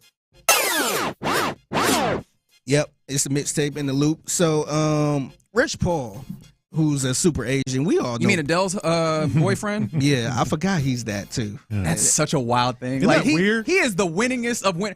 Is it weird to say that I think Rich Paul has benefited more than anybody in that general LeBron story, even considering LeBron, or am I doing too much in that moment? What? He's got a. I think so. I don't think that's crazy. I'll put it that way. It ain't crazy. Especially where he started, because nobody knew who he was. A dude from Cleveland. Yeah. Over on St. Clair, just the way he started, and now Adele is on my right arm. Yeah. Super agent. He dipping into everything. He dipping into all over sports media, now. All that media. So I don't think that's far fetched. But let me see if this is far-fetched. So he was on the Pat McAfee show, and he had this to say about the whole Big Three thing, and was Miami a Big Three? People talk Big Three, but, the Big Three thing has never really worked. And you say, well, what happened in Miami? That wasn't really a Big Three. There was three guys that went in the lottery, and they did really well individually on their team, so they put up big numbers and had big accomplishments. But when you think about it, Bosh was the ultimate professional. He took a back seat, and he played a role in which, because he had such a high IQ and he was such a professional as an individual, his made that work. I take back everything nice I said about Rich Paul. Wow. By the way, he said, well, that wasn't really a Big Three. And then he went on to explain in detail why they were a Big Three. Well, they were all really, really good players, top picks. They had great careers. He basically said, they were the best player on their team, and then they came together. That's a Big Three. That's a Big Three. See, I feel like he was kind of right and very wrong on this, because I think the part he was right on was Bosh did have to take a back seat, which means. It was a good two. It was LeBron and D Wade, and unfortunately Chris Bosh had to take that back seat because you ain't scoring no 200 points. Somebody's gonna have to take a decline. But I still feel like that was the big three. Bosh was the big three. He was just the one that was affected the most. I just don't. To me, I felt like he's trying to clean this up so LeBron won't look as bad. Protect the bell cow. Yeah, by saying protect the bell cow. Because when you talk about LeBron, you always bring up the big three in Miami, the big three in Miami. It seemed like he's trying to say, well, actually, it wasn't a big three. And Chris Bosh was a dog, man. 24 and 11. Hall of Famer. The season before he went to Miami. He was a dog, man. Five straight All-Stars in those seasons before. It's a big three. Hall of Famer. The one thing I will question here, as you guys have laid it, absolutely three. I don't understand what the benefit is of trying to reframe this, because I don't think that actually changes how people view LeBron James. It won't change anything because people are set. People are set how they feel about LeBron. Ain't no debate going to change anything on how people feel. But I think he's trying to get that whole LeBron started this big three narrative out of there, man. It was a big three. Like, no matter how you put it. Yeah, it was a big three. He just doesn't want to make LeBron mad. He wants to help LeBron. He wants to make him look good. I don't know that this changes. I don't know it will either. I don't know if LeBron will get mad. And even then, I don't think that this, like, I don't know that it would be the incentive for doing it on the front end for him. I think he just believes this, which honestly is probably a little bit more sad, because why? Why do you believe this? The one thing I will say is I do, and if you guys are right, I would agree with to this point. I think that people always try and put it LeBron, like LeBron did the big three, as if we did not look at the, 2008? The Boston Celtics? Yeah. That was the first big three that we saw put together. I think people are just a lot more comfortable with it because it was the general manager and the organization that were the ones that put this together. And I would like people to examine why that is something that they're comfortable with. Oh, it's cool amassing this amount of talent if it originates from that side of this, if it originates from the general managers putting it together, but all of a sudden the players want to play together, and that becomes an issue in assembling the talent. Right? If you don't like the notion of a big three, it should be across the board in that way. Well, yeah, but I'm just fascinated by just whatever it takes to make LeBron, even if though it's not a factor, make him look good, look better. You know? Yeah, and like I said, everybody's stuck in their ways, man. Whatever he say, ain't gonna change anything. No, but they gonna try. They gonna try to do whatever they can to say, oh no.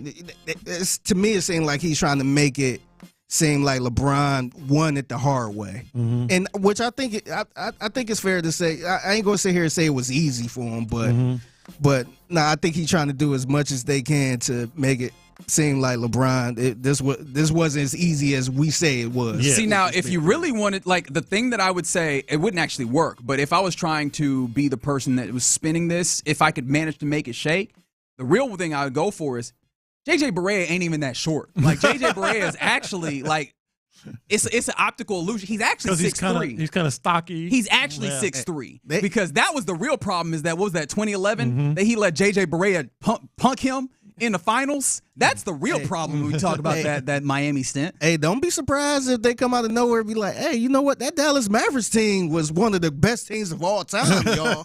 I know they don't get enough credit, but that was one of the hardest teams.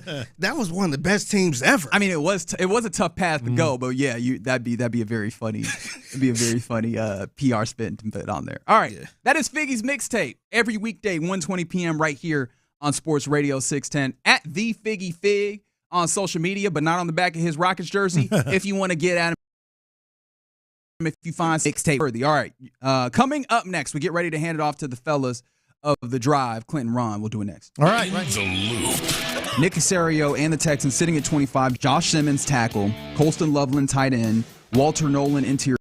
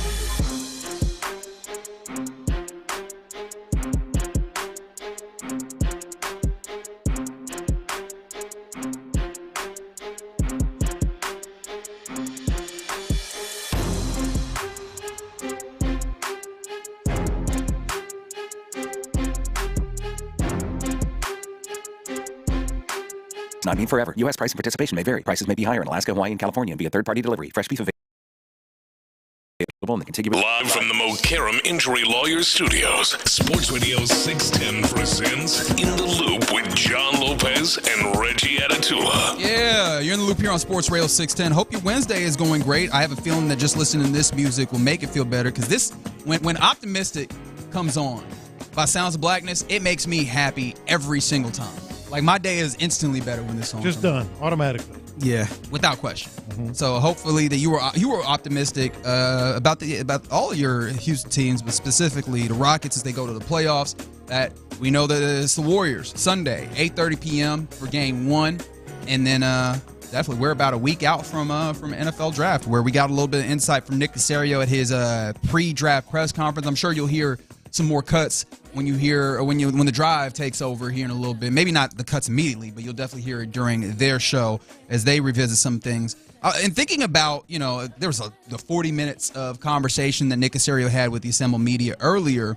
One of the things that I was thinking about is I think he might have changed my mind or my thinking on it that I had prior about the way that this Texas team might go about something. Was there anything that changed that you had your mind changed on? I don't know, but if it changed it that much, but it sort of galvanized a couple of thoughts for me. Okay. And that would be, obviously the ability, which we already knew. That's why I said it didn't change my mind. Sure. But I feel like the ability to move up or down. Or back or altogether, adding, trading picks. Well, the usual things that Nick Cacerio does, he's going to do. He's going to do. It's just a matter of, has he identified a player? Is he going to move up, or is he good and maybe move back if he doesn't like the way the board is breaking, or anything along those lines? Yeah. So I think that's fair. He made that very clear that he wants to be dangerous. He wanted that appearance of danger because he mentioned a few times that feeling of that. For me, the thing that I was thinking about is the potential of upside when looking at some players, especially like offensive linemen, but other positions. The thing that I kept honing in on, especially when I was like a sicko and doing multiple, mock drafts in various different places on simulators, I personally put a premium, or maybe that's too high, but I leaned towards in an instance where it was a tie going to the runner. In this instance, the tie went to the players with upside. It's one of the reasons why I'm very fond of Josh Connerly. Josh Connerly Jr. out of Oregon, the tackle. Right. That's a guy that's only started for 1 year at Oregon, and he came along very quickly, and there's still a lot, draft scouts believe, a lot of upside in his play. There's still a lot of development to be had. Something that Nick Cacerio said basically put me towards the place of maybe they're not as worried or as considering as much, right, the idea of upside. Did you kind of get that impression as well with this, or do you feel like I'm leaning in the wrong way? I don't know, because he addressed it and said that it's kind of a tricky thing, and so it changed my mind. How did it change yours? Because I think he basically said, hey, that's kind of dangerous to assume that a guy is going to be able to get a lot better or not. Right. But I think that just in the way that he acknowledges it makes me wonder if that's not going to be as much or as prominent of a thought process they go through. And I want to acknowledge that I was not assuming that was something that they would do, but in my perspective, I go, okay, that is an added check mark with any player, right? When you talk about, hey, this player's good, does this well, does that well, or what have you. One of the things in my mind that would be a check mark in evaluation is room to develop to grow into a better player, right? Like, what is the ceiling, the high end of this? It seemed like he is not as concerned about like the high end because, again, as you were mentioning, he basically dictated that as you cannot be certain that that's something that's going to be fulfilled. How do you even assume what the high end is? Which was a little bit of an assertion that I was like, hey, I feel like there's still instances where you absolutely can see that there's opportunity to get better. Yeah. But I think that comes back around to, it feels like, and I can't say this with certainty, but I feel I've locked more in on the idea that the Texans are probably going to be more inclined to lean on what is a guy who is closer to this finished product, or maybe at least we can hold on to something more tangible when it comes to what their skill is at this point. Well, and I think that's fair, and I actually agree, but I also feel like we've seen the signs. I think we talked about it a little bit yesterday.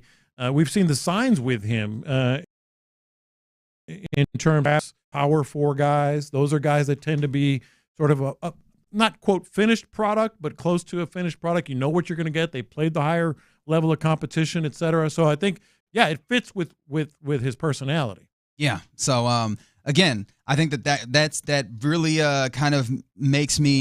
I don't know if I'm going to fully move off of, but I'm moving a little bit off of the likes of who did I just say? Josh Connerly Jr. And players like that that I would look at. Okay, there's a lot of upside there. Does that add value? And that maybe makes me move back towards players that have done it to a high degree that the Texans might be interested in. Maybe that's one of the ways in which their board is smaller. And by the way, what would be the average? I don't think there's an NFL team around that doesn't at least talk about potential upside of every player that they're looking at. I mean, it would be negligent not to, exactly. Right? So it's a little bit, yeah, you say that, Nick, and I get where you're going, but don't tell me that you're not having those same conversations like, what could he be? Where do you project him is maybe a better way to put it.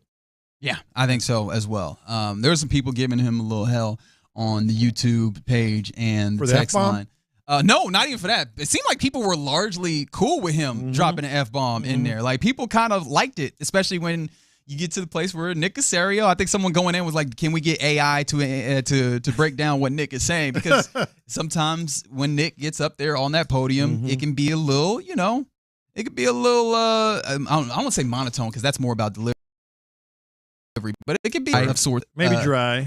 But a lot of word salad. That is another way to describe it. Absolutely, a lot of word salad. Yeah, it felt like it feels like he's opening up, and maybe that is a level of evidence because about as comfortable as he's been. He got real passionate enough to drop the F-bomb in there, which was funny. But that also he hit us with the word touch points now, didn't he? Oh man, he hit us with the touch points. The magnificent Nick. Yeah, man. The magnificent Cacerio. What are the chances that Payne and Pendergast tomorrow morning give him his hell after? Because they gave the magnificent Gladstone hell about that touch points and synergy and processes and all of the corporate speak that he comes for. I was like, oh man. Nick Cacerio ended up in that space where he sounded a little bit like what that magnificent Gladstone. As soon as he said that, I started texting Sean and Seth like, no, they got Nick. They got Nick, but not enough that he wouldn't drop that F-bomb. That's right. Not enough. All right, you're in the loop here on Sports Radio 610. Appreciation to D&M Auto Leasing for always bringing us the crosstalk with the fellas of the drive. It is Clint. It is Ron. Fellas, what's popping? What's good, baby?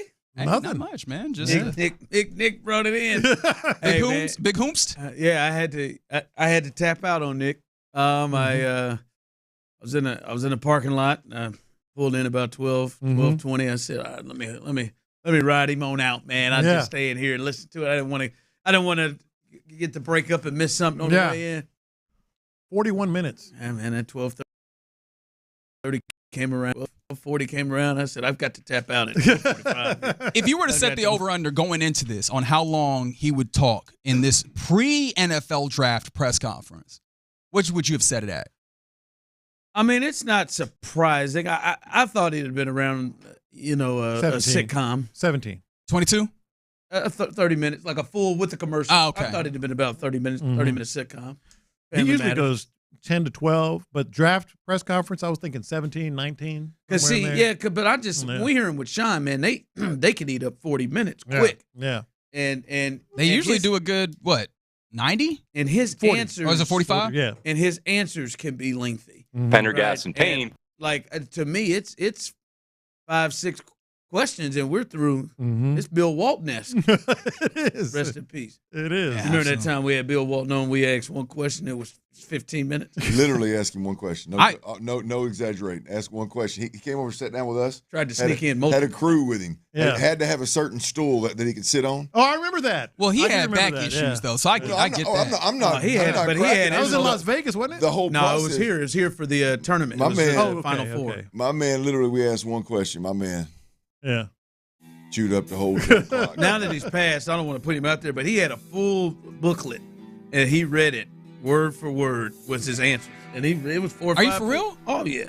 Because he seems like he's just off the dome. He got eccentricity eccentricity for you. He did that same interview with 46 stops that he took. Then he did the poem. That was not written down, and he just did a poem. He freestyled a poem before he gave you some fresh bars. Rest in peace. But no, Nick can eat up some time, man. And shout out to those who have to cut the Nick Cacerio ones. T-Mill, I think he's talking to you, brother. Yeah. Hey, Ben. Yeah, I'm Big right Ben, here if you want to shout me out. Big Ben, T-Mill, Biggie, all of them who have to cut him up. Hey, I know y'all trying to be nice. I'm listening to y'all on the way in. What's up?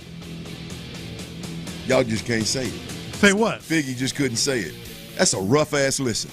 Oh, no. That is awful. It's rough, but this is about as loose as he's been. Fig said, well, I'm not trying. Fig didn't want to. I said, hey, Fig, man, go on and say it. Rough-ass listen. Hey, you don't think Nick knows that? You don't think Nick knows that, man? Nick can't. Hey, he learned it from the best, man. Bill Belichick. You don't think Bill Belichick knew he was being an ass when he told them boys, like, on the Giants or whatever the hell he said? On Cincinnati. Hey, man, Nick knows what the hell's he doing. Yeah, but it's even, absolutely but rough. Clint, it's even different from Bill, though.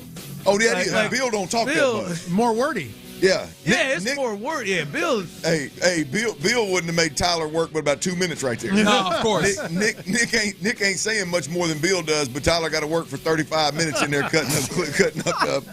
God, I was like, man, you got to be kidding me, man. While we're talking about Bill, I want to send a prayer out to each one of those gentlemen that play at the University of North Carolina that are getting thoughts and ideas about his girlfriend? Uh-huh. On his 73rd birthday? Did you see her walk off that field the other day? Yeah, she had it all under control. I said there's about 10 of them who think I can make this happen. And I just think that's a ruin for their careers. And I put him on my prayer list not to think it, but it would ruin a career. But there ain't but one thing that can do that. That's right. I'm just saying, when, untied and undefeated. When she was on the field and she walked 30 yards, and I said there has got to be several fellas over there who have plotted this. Don't do it in that UNC blue difference to the blues with that dress and that skirt and them knee high boots. Yep, you know it. You think she would go along with it though? She seems to have a type, and that type is geriatric. No, that ain't her type. She got a type. She got a type for one reason. Yeah, it's green and attention. But she also got needs. Yeah. And there's you still on this needs thing, huh? There's a couple of gentlemen over there that I think. Was that 2 weeks ago when he was going off on the knees for a minute? Julius Peppers is out here in prayer. Julius Peppers is out here in prayer that he ain't on that team. You're going to start seeing Julius Peppers and all them Vince Carter and all them boys back hanging out on the sideline at football games. They're all coming back. Come on, man. They're all coming back. Vince, thank God Almighty. You think some of them, whoever that was when Dean's daughter was around that age, they fought her off. I guarantee there's going to be a picture surface of Vince Carter, Julius Peppers. It's because of the program. It's going to be a picture. Week one of college football. Look at Belichick's old lady with the alumni. It's going to look like a Miami sideline. With the alumni association. Don't worry, fellas. She's just out there fundraising. Come on now. There's an outside linebacker over there with a notion. Hell, some Miami players might go there. Hell yeah, you might start seeing Sapp. You might start seeing Deion. Coaching Stanley, but there's a D end over there with a notion. You look at someone on the sideline, man, in them tights and them little bitty old them Lulus and all that got a job. You're like, golly, man, that's got to be a distraction. She gonna walk out there in mini skirts and knee high boots. Come on, man. Come on, man. There's somebody over there, number 99. And that's a dude 16. Belichick said, drop y'all cell phones at the front door when you come in the facility. That's in New England. Man, get the hell out of here, man. Worried about distraction. I'm telling you, man. There's somebody out there purposely wearing and tucking that front jersey in up so they can see. So she can see. Hey, man, that's not where the pads go. No, I need this right one. Here. I need this one right here. She's a COO. Yeah, she's a COO, and I'm just saying, young men, don't do it. Don't do it. Wait till you get out. I'm sorry. An important PSA in the D&M Auto Leasing Crosstalk. Fellas, have a fantastic show. We're done for today. We'll catch you tomorrow. You're listening to KLT AM, KLT FM, HD2 Houston, and Odyssey Sports Station. And right now, The Drive is live. Hey, before you go, you going to the SaberCats with me Saturday?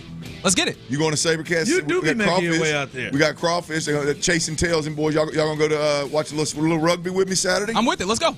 6 o'clock crawfish tailgate, 7 o'clock kickoff. If they call it that, we're gonna learn me a little rugby. 6 chickens and sausage. No. You gonna bring it for the people? Damn, you got Easter. I'm banging a ham. I got 35 people coming. As long as you're okay with me having playoff basketball on my phone. No, I do it the right way. Oh, come on, man. I had the sausages and the burgers and three rack of ribs on Sunday, man. It was good times. I'll come through, but the playoff basketball will be on my phone. Oh, yeah. That's it. There it is. SaberCats. There it is. Little Bayou Bash. Why not, man? Do your thing. Have a good time. HoustonSaberCats.com/Clint610. There you go. There it is. There it is. Get you some tickets. Come on in. We're going to sit in that north end zone and watch them boys rumble. Maybe Belichick's lady, she'll be there too. She will not. Want to let you know a little update here. The Astros playing a little day baseball. They are in the 7th, trailing 4-1. I was working on the show. I looked down. I looked up. It was 3-1. I said, the hell just happened? Damn Newt Bar, man. They had a runner in scoring position, and I'm still going to give Jake some love. Jake just grounded out, and they are now headed to the bottom of the 7th. But we will keep you updated, and since Tyler is back, we will keep you. Go ahead, Tyler. We'll keep you abreast. Who is this? And what team money? That's Megan's man. Oh, this son of a! Look at him. Is that Josh Reddick? That's Megan's man. Hey there, Megan. Josh Reddick here. From what I hear, your favorite player. So I want to say thank you for that. We won't even talk about Tyler's favorite player. That's him right there. Used to love you, Reddick. Look it's at a hell him of a suit. in those Spider-Man socks. You're not Calvin Murphy. Can't lie. That's a pretty fire outfit for Josh Reddick, but I'm still mad at him. That is not a fire outfit. You like that? Yeah. You rock that? His style, what he brings to the table, Reddick can rock that, and I sure as hell can rock that. That's the guy that drives the car with that spider on the side of it with his name on the side of his car. God, man. All through Crosby, Texas. His hair is slicked back hard. It looks like Ward Cleaver. Can you give an explanation of what you saw in this outfit for the listening public? Like, can you break down? That is a blue jacket with either red or cardinal pinstripes. Not pinstripes, but checkerboard kind of larger checks there. Whatever the color that was, red or cardinal, or hell, it's damn near maybe a pink color pants. Like pants. With red Spider-Man socks, and it looked like some Jordan 1 high tops with some kind of Spider-Man slant to them. And a what's that, blue tie on the inside? Looked like he meant a vest under the jacket. Yeah. God, man. He put a lot of effort into it. Yeah, something. That is a lot. Keep your damn clothes on. You think Megan would like that one right there, Tyler? I don't think so, man. I don't think Megan liked that. Bet all the ladies like that one right there. I think Megan looks and said, come on, why'd your hair slick back so hard? Why you have, pattern and design? Like, what we doing too much? A lot going on. A lot. He does. Like I said, he does drive, I believe it was a Ferrari or a Lamborghini with his name written on the side of it. There's no doubt when you see Josh Reddick around town, you're gonna know it's him. Literally has his name on the side. It does, yes. Literally. I know it does, yeah. With the big Spider-Man, bam, has it. Yeah. I know you saw it. Wow, man. I see you, Josh. Do your thing, baby. There you go. As the Astros will try to come back here, they got 2 more innings to do it, down 4-1 right now as they try to get back in it against the Cardinals. All right, first, we will get to Dick Cacerio, who spoke in a bit in that. And I know there's some passionate thoughts on some of the things that he had to say concerning the offseason and the draft. But before we get there, first, shout out to the Houston Rockets. We made a little video that you can see on YouTube. You can see on, hell, you might be able to see it on YouTube, but you can see it on social media. I'll show it to you on there YouTube. There it is. Right you can now. see it on YouTube and Twitch. There you go. You can see it. Those of you on the Jim Adler, the Texas Hammer text line, you can check us out on YouTube and see it as well. But the Rockets, for those who aren't able to see, they always take care of us for starters, man. I looked over there. My mother-in-law, she was drinking out of a really nice coffee cup they gave us with our names on it the other day. They always take care of us. And then today, to get you ready for the playoffs, they said, hey, it's been a minute since the Rockets have been in the playoffs, and we're going to do this in style. And now, if you're looking on YouTube and Twitch, Tyler is going crisscross. And backwards? Going backwards. They got nice. Your tag's hanging over the front there, bub. That's Tuck it all right. in your neck That's or something, all right. man. Get it out of the way so they you didn't can see hook that this logo. up. They didn't hook this up. There you go. And they got they got our names on on the back of the jerseys, number 25, getting you ready for the playoffs, and we appreciate them. Beautiful, beautiful gift. Swag bag was pretty legit. I mean, I'm going to rock this thing this way every time I wear it. I got to have this name on the front. You know? Tyler, it was legit as hell, and the timing couldn't be any better. Rockets, we greatly appreciate you taking care of us. We're looking forward to Sunday, the start of that first series. We're excited about the fact that it's the Golden State. And let's go get that ass. It is the Orioles. We'll get to that. Joseph, I don't tend to wear jerseys either, but that was smooth of the Rockets to do it. It was kick rocks. You can kick rocks. You don't know what I'm doing. You don't know what the hell I'm going to do. All right. You won't put it on is what he said. Hold on, Joe. Yeah, you don't know what the hell I'll do. Shoot, get out of here, man. Is that my boy Ron? Ain't no Lakers fan going to put it on. I mean, I may hang it up. I'm going to hang it up. It's got the last name on it, though. You never know. That may push you over to put it on, but what's LeBron's wife's name? Savannah. Savannah's what would Savannah think if she saw you in that rocket red? I'll tell you, less of Ron. Yeah, she would, and he knows it, and that's why he ain't going to disappoint Savannah like that. She knows my heart. She does. She wouldn't think less of me. But shout out to the to the Rockets. I just threw that reference out. And I just threw it out and just like, oh, everybody knows that. Tyler, did you get the crisscross reference? Yes. Okay. I just not a day I'll disappoint you this time. All right. No, it wouldn't have been that's not disappointing. That would have been just age, right? I thought you were on the cusp of maybe crisscross because I'm thinking there's some people in our audience, maybe under 30, who are crisscross. What the hell's he talking about? There's some, but there would never be a doubt of Tyler. I knew. You knew Tyler. he had crisscross? I knew he had. Well, I didn't know anything. Never know about OT Meal now. You never know. But I would have bet a good amount of money that he had before I saw him put that jersey on backwards. I mean, crisscross just seems like one that's right up his house. Well, I mean, they're in sync. Don't get crazy. No, I was not at all insinuating that. Okay, good. I mean, it just seems like something that'd be on your radar. You know, Timberlake and the boys, that's the GOAT. That's the GOAT right there. Fair. Yeah. I think my wife, I think you can go to Vegas with my wife and her friends. I could get with you if you're going Timberlake. Oh, no, it's in sync as a whole. I mean, they were in sync together. Lance, and you're at JC, and you're at, nah, I'm not all about little JC Chavez. Shout out to Irwin. Jump. Yeah, I knew you may have that song. I didn't know if you had the crisscross reference. Boy, I try to get away with that. I got to keep you on your toes. Had to do it when Teresa had let her turn it all around. I turned it around, baby. I had to wait till she left, then I had to remember to turn it back around when I got to her. You gave Teresa so many damn headaches. No, I didn't. She didn't see them. Yeah, he was smart headaches. I knew what I could get away with. But no, we do know, as you brought it up, Clint, we do know who the Rockets' opponent is going to be. And last night, Golden State in was that game tighter than you thought it would be? Was that game? Because they had a 21-point lead in the first half, and I thought, okay, they're gonna run away with this thing. Like this thing is getting rough, and Jimmy was going off, and you knew Steph was gonna get going, but that thing got tight. Memphis took the lead in the second half. It really turned when old Grenade, our guy John Morant, was out of the game. Old Grenade. Pulled the pin, baby. They pulled the pin on his ankle, and but he went down. And that seemed to turn things, but Steph late was really, really good, and they were able to salt it away with the help of a young man just didn't get the ball in on a 5-second call. But we know who they're going to face, and I want to throw this out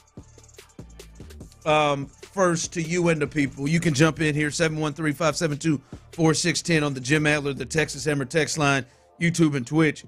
Did last night's game for Golden State versus Memphis make you feel better about the series with the Rockets? Did watching that, seeing how they played last night, because that was a tight game. Some people might say maybe they shouldn't have struggled that much with a Memphis team, but did it make you feel better about last night's game? Did it make you feel better about the series? I don't know if it swung me either way, to be honest with you. Now, it was a stark reminder, if you needed one, for those that needed one, after watching the Rockets hold Curry to 3 points. It was a stark reminder of how much he moves and how quick he can get shots off and get them up and how deadly he can be. It was a stark reminder for me of what playoff Jimmy Butler looks like, because the last time I saw Jimmy Butler, hell, I'd bet the over. I think I needed 12 points, and he was sleepwalking on the court when Curry was doing nothing. And so I'm going, what in the hell is wrong with Jimmy Butler? Is he hurt? Is he pissed off? What's going on here? Well, last night was a stark reminder of how good those guys actually are, and what they're capable of doing. It still doesn't necessarily move the needle for me in terms of the series with the Rockets, because I think doing what they did last night, at least consistently enough to win a series, is going to be extremely more difficult versus what the Rockets can throw at them relative to what Memphis was able to throw at them on the defensive end of the floor. So, it was a reminder. Now it turned me on a bit because that's what we're up against, but it didn't really move the needle for me in terms of concern or worry or how I feel about the series. I still feel probably more confident than I should. More confident than I should, probably, to be honest. Because a lot of people's, naturally conversation. I know Barkley was saying this after the game last night,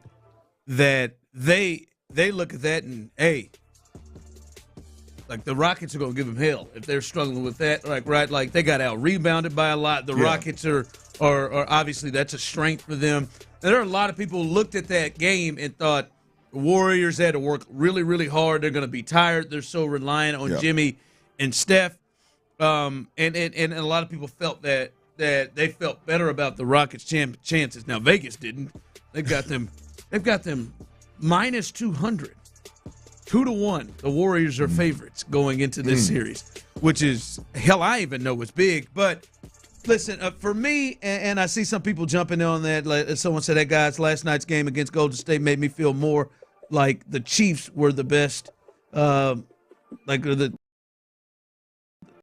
whatever. As I said, did it make you feel any better? For me, I think just like all 5 games they played this year, for the most part, I think they're probably going to be close games.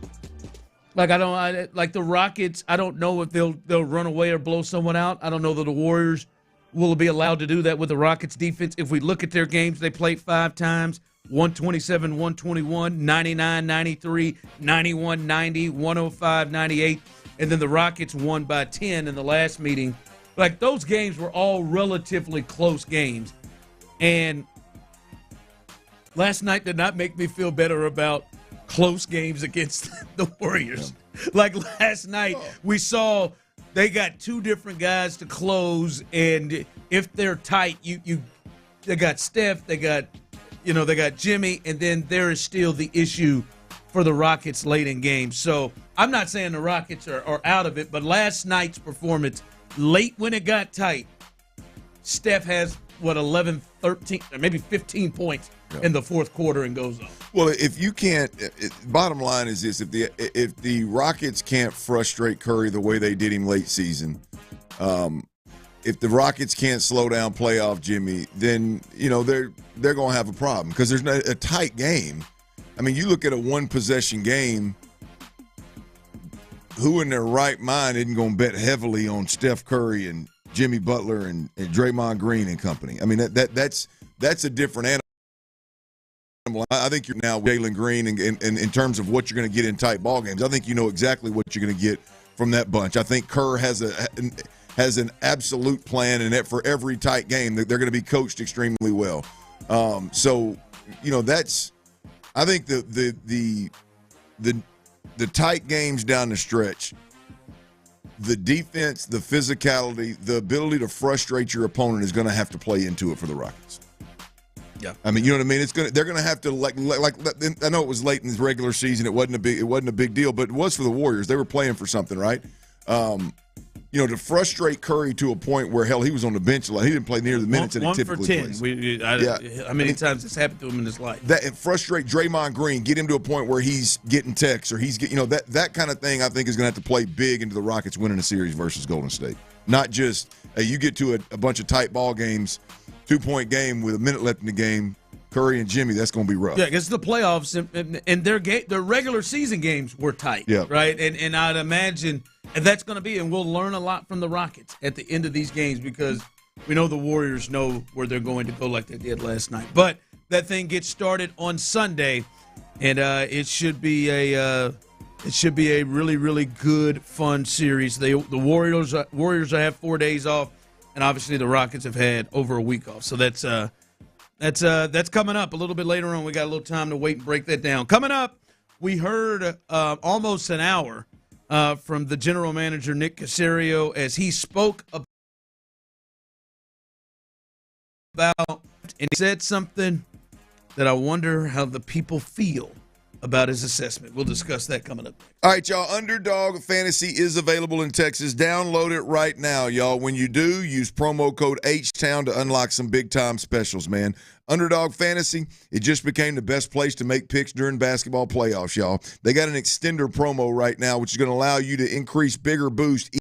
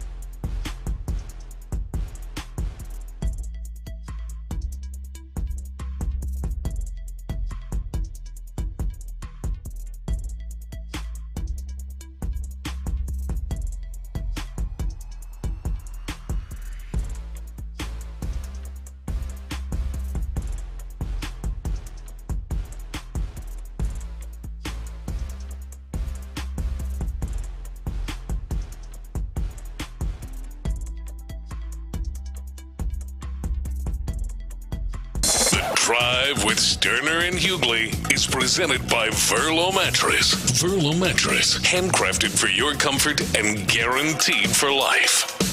We're a week away from the NFL Draft. Who will the Texans select? Stay informed with Mark Vandermeer and John Harris every weeknight at 6 on Texans All Access. We have the latest on all things draft right here. Insider access, exclusive content, Sports Radio 610. The Texans play here. The Drive is live. Live from the Mokaram Injury Lawyers Studios, Sports Radio 610 presents The Drive with Stoerner and Hughley.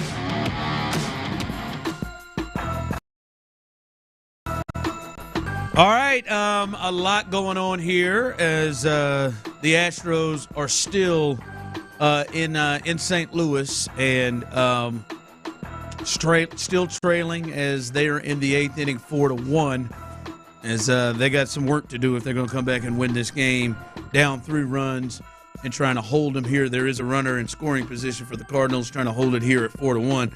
We'll keep you updated. Stay right here. And abreast. Yep, both of them. Stay right here and continue to roll 2 times with this, with this here.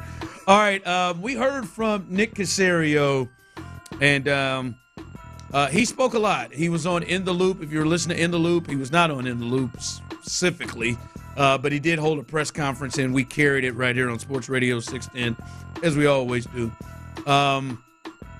And he talked a lot about the offseason, talked a lot about the draft, and he, in particular, I know something that is near and dear to you, Clint, and that is the draft process of how people go about doing things in terms of, hey, the best player available mode, or do you draft for need mode? I know that is one very much. I think your feeling is very similar to the way mine is about the salary cap being real, as you go certain ways. This was him, Nick Cacerio, addressing a question about their draft process, if they're drafting for need,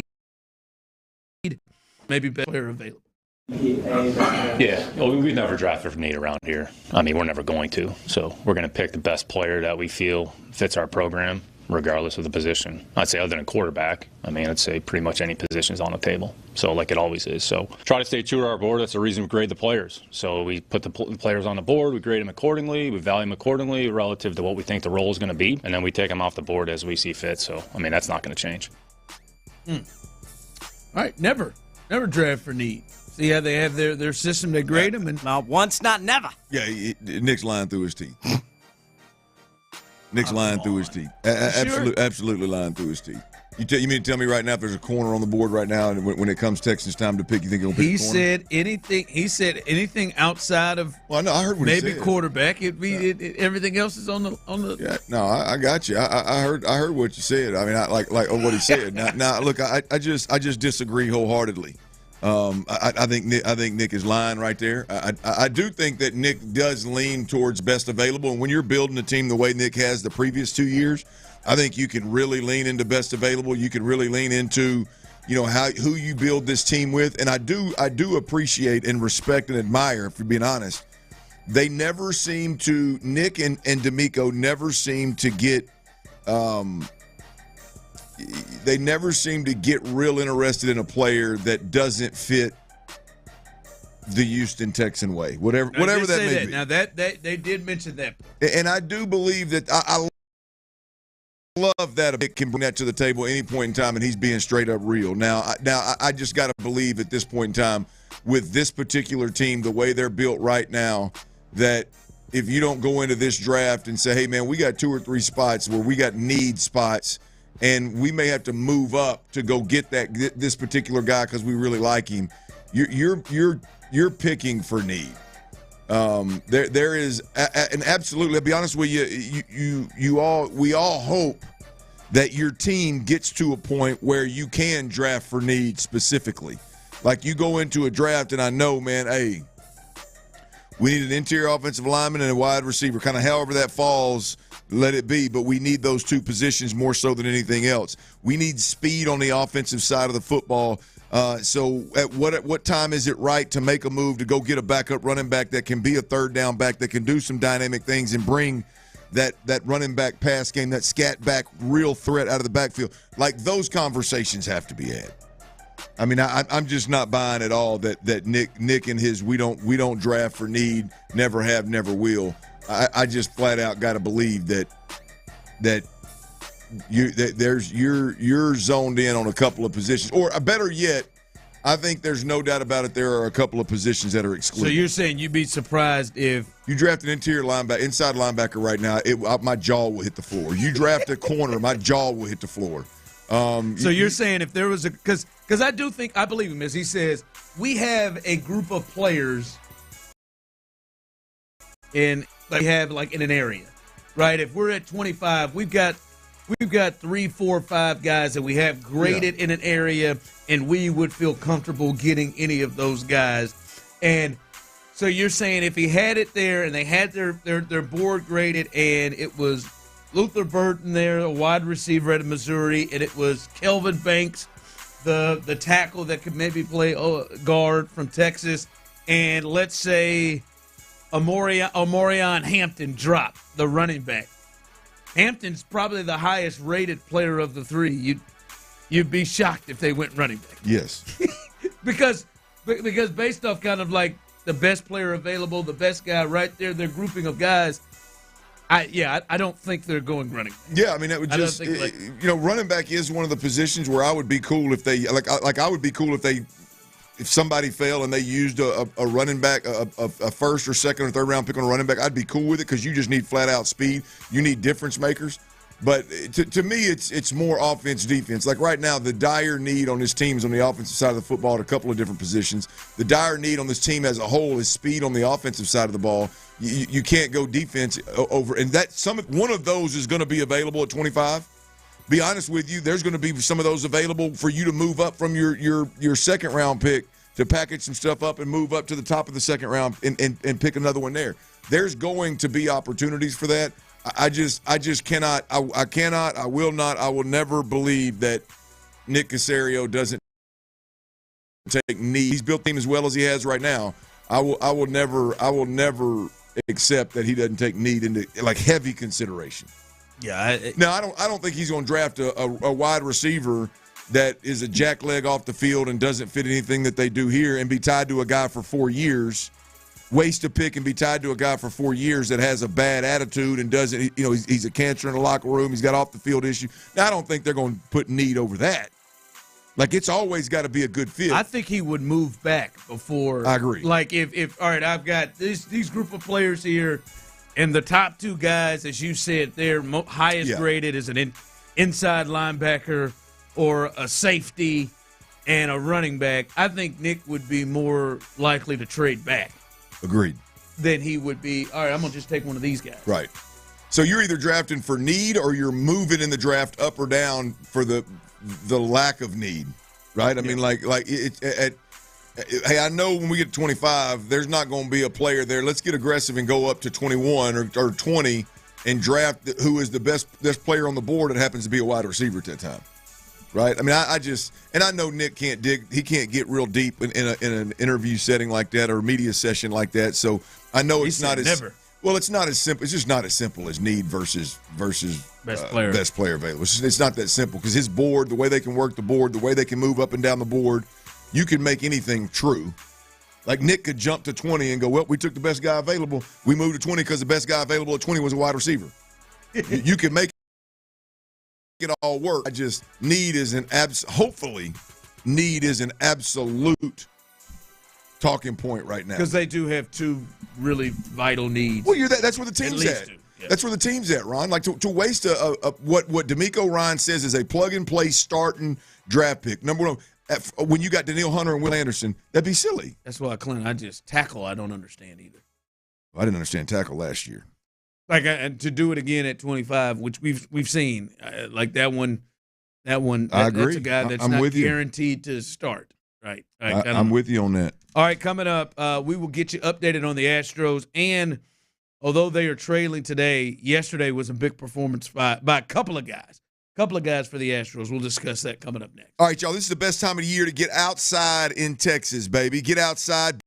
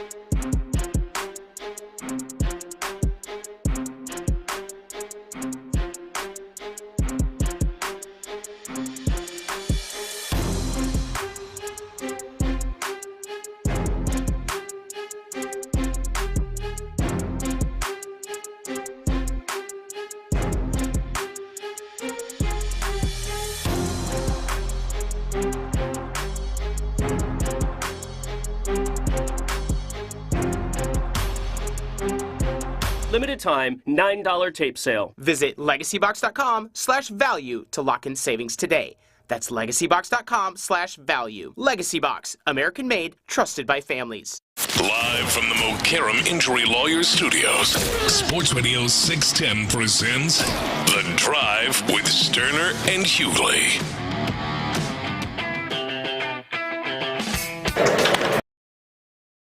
Yiner and Fick got the second, puts it away, and the Astros lose this series 2-1 to the Cardinals, dropping this Wednesday afternoon contest 4-1. Astros scored first in the first inning, but couldn't get anything else going offensively the rest of the day. All right, a familiar watch. The Astros bat struggling even with the win yesterday. They only scored 2 runs and they only score 1 today as they end up losing the series to the Cardinals. And in that series, saved by the 3-run homer in the 9th inning of an 8-0 game from Jeremy Pena. And they scored a total of, 3, 2, 5. They scored 6 runs in that series. And the bats continue to struggle. Now, Jordan was not in the lineup today. He got a day off, so that certainly doesn't help things at all. But they struggled, really seemed to turn in the 5th inning with O'Neill Blanco was out there, and he ended up giving up the lead and giving up 3 runs there. So Astros lose this one 4-1, and they had a little getaway game today. They will head next as they continue this road trip. They're off today. They will head to San Diego or head home to play San Diego to play the Padres coming up. So tough one there as these bats continue to struggle, Clint. Yeah, look, I mean, that's these bats going to come around. When you lose Tucker, when you lose Bregman, obviously, right, wrong, or indifferent, fair or foul, when you watch the Astros, you're going to hope the Christian Walkers, the Paredes, the Penas, the Diazes can get this thing rolling. And right now, it just, the truth be told, they just can't get. They're not getting it done. Right. Text line coming through. Astros are like a fart in the wind. That's. Yeah, I mean that's again. Do yourself a favor. Do not go look at what Alex Bregman did yesterday. Don't do it. Did he do more than 2 doubles and 2 bombs? That's where I last saw it. Yeah, did he add to that? He was 5 for 5. So he must have added 2. Ouch. Yeah, so much for those Bregman slow starts that everybody gave me hell about last year. No, but seriously, no. Listen, I'm not a. It's aggravating as hell. I'm obviously, I'm not a diehard Astros fan, like you guys are. I think you're coming around. Listen, I like all the teams. There are no teams that I dislike. Yeah, but I think a little bit of the Houston Cougars. I don't think we have any chance with the Texans. I think we got real chance with the Astros and the Rockets. I think we got Rockets. I know. Yeah. Hey, all that's going to take is LeBron retiring. As soon as somebody hangs it up, I'm open for business. So high on the Rockets. I'm open for business. No, man, but I don't know about the Astros. But damn, man, what happened to your slow starts? Well, you got 5 for 5 in April? Where'd this come from? Must be nice. Why be hot? Must be nice for them B-Town folks. Yeah, that's one thing. You could almost say, all right, for a company, because it normally takes about May, June for him to come around. Nah, He coming in, kicking ass and taking names in this. All he needed was Rafael Devers every day in the damn clubhouse. See his ass and know he's got competition, man. You better get this thing right. So, yeah, man, I that was a rough one. I tell you what, TK and Blum though, them Space City half zips are clean. Nice. You see that? I bet. Rafael Devers, who started off the season 0 for 19 with 15 strikeouts. And you'd be really annoyed to see his numbers compared to many people in the Astros lineup that you need. I mean, 0 for 19 to start, and he has got Christian Walker beat by a mile. He's got Diaz beat in that lineup. I mean, hell, even a guy who's for the Astros swinging it all right at Pena, he's got So, yeah, man, they've got to pick it up, man. And you look at this, Clint. I don't know if Altuve and Alvarez can afford to come out of the lineup. Well, we know that it's a long. We know the long season crowd didn't believe that. Well, I know it's. I'm just saying for this offense, like if those two are missing games, they got to miss Framber and Hunter Brown starts. Look, I'm just going to be honest with you. You got a guy that's DHing, and what's he played in the field about 4 times, and you've got the coldest lineup in Major League Baseball, and you rest him. Yeah, no, I know maybe that's extreme, but I'm just telling you, I don't. Again, we're back to the Joe Espada thing of like picking and choosing when and how much you rest guys, and when and how much you move guys around and shuffle up the defense and all that. It's going to become a bigger and bigger, more heated talking point the more these guys struggle at the plate. Yep. People texted in, fire the hitting coach. Listen, I mean, you can't go to firing people this early. Firing it, but hitting a hitting coach, man. This is like we're in Chris Strausser territory, man. Like, hey, man, fire Chris Strausser's ass, but we're gonna give you this to work with. I mean, the Texans' offensive line coach made it the whole season. I think the hitting coach for these Astros deserves a little bit more time. Yeah, man. Hey, man. Hey, Jake, man, and Dubon and all the cast. Hey, Chaz, all these guys. He's got to roll with Brendan Rodgers. All these guys that aren't getting everyday at bats, that are swinging it around and probably not getting a rhythm. Like, I don't know that this is completely on the hitting coach. Yeah, they're all struggling. Maybe they need to hear a new voice, but I can't put Christian Walker's 34, 35 years old. Yeah, on the hitting coach. I will. And this to me, this will need to be and should be at least discussed more often. The longer these struggles happen, is the one thing that Joe Espada told us before the season started was, from a lineup perspective, he wanted guys to see more pitches. They wanted to be more selective. And you see that, and then all of a sudden you come out and you've got some new guys, but at the end of the day, you got guys that have swung the bat really well at the plate. And the longer this slump goes on for damn near the entire lineup, you got to start wondering: is there something in these guys? Is there an approach problem? Is there an approach problem at the plate? That would be. I'm gonna tell you. As I've said before, I've never told anybody I could do much. I can coach a quarterback. I could hit a baseball back in the day. And when I was playing back in the day, if my coach would have ever tried to change anything about my mind about being more patient and watching pitches and seeing more pitches and overall approach, that would have messed with me big time. Yeah, that would have messed with me big time. Well, again, it's April 16th, and as we've said, hopefully these bats start to get hot. And listen, Christian Walker is and has been a really good baseball player. He can hit, right? Hopefully that comes around. Yainer Diaz has shown us for the past 2 years that he can hit, right? Hopefully that comes around. That'll Abreu PTSD though, man. It's hard to wait. I told you, I'm trying to walk it out. I know. This is looking too similar. Friday in spring. There we go, baby. Friday in spring. The crawfish circuit continues. Rusty Horseshoe Bar and Grill in spring, ladies and gentlemen. Rusty Horseshoe Bar and Grill in spring. I'm gonna eat crawfish 2 days in a row.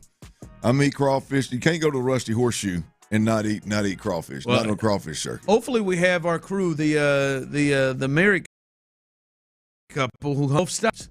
I think they said they may try to get to all of the stops. They were there last week at Spectators. And I know they live in Katy, so hopefully they can make the trip to spring. But I hope that they make it all the way through. I'm lost. I'm trying to think. Week 1, I was here though. Yeah, week one they were there. They said the same couple from last year in the parking lot. No. That was a thirsty Thursday. This is a couple we just want to make sure had a good time with. But no, yeah, they talked to you. They talked to you the first stop over at the boot. They enjoyed the boot, and then they came to Spectators, and hopefully we'll see them and many of you out up north in spring. So come hang out with us again, as Clint said. The Rusty Horseshoe Bar and Grill in spring.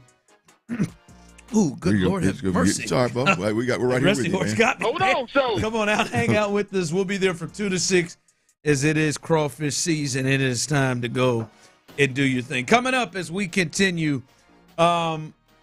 there's one player that, look, I think if he gets drafted by the Texans, I think many people would like the pick.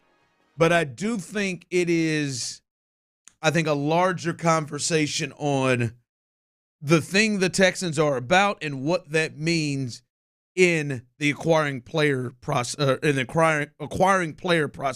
We'll discuss that coming up next. But before we do that, fellas out there, you've heard me talk about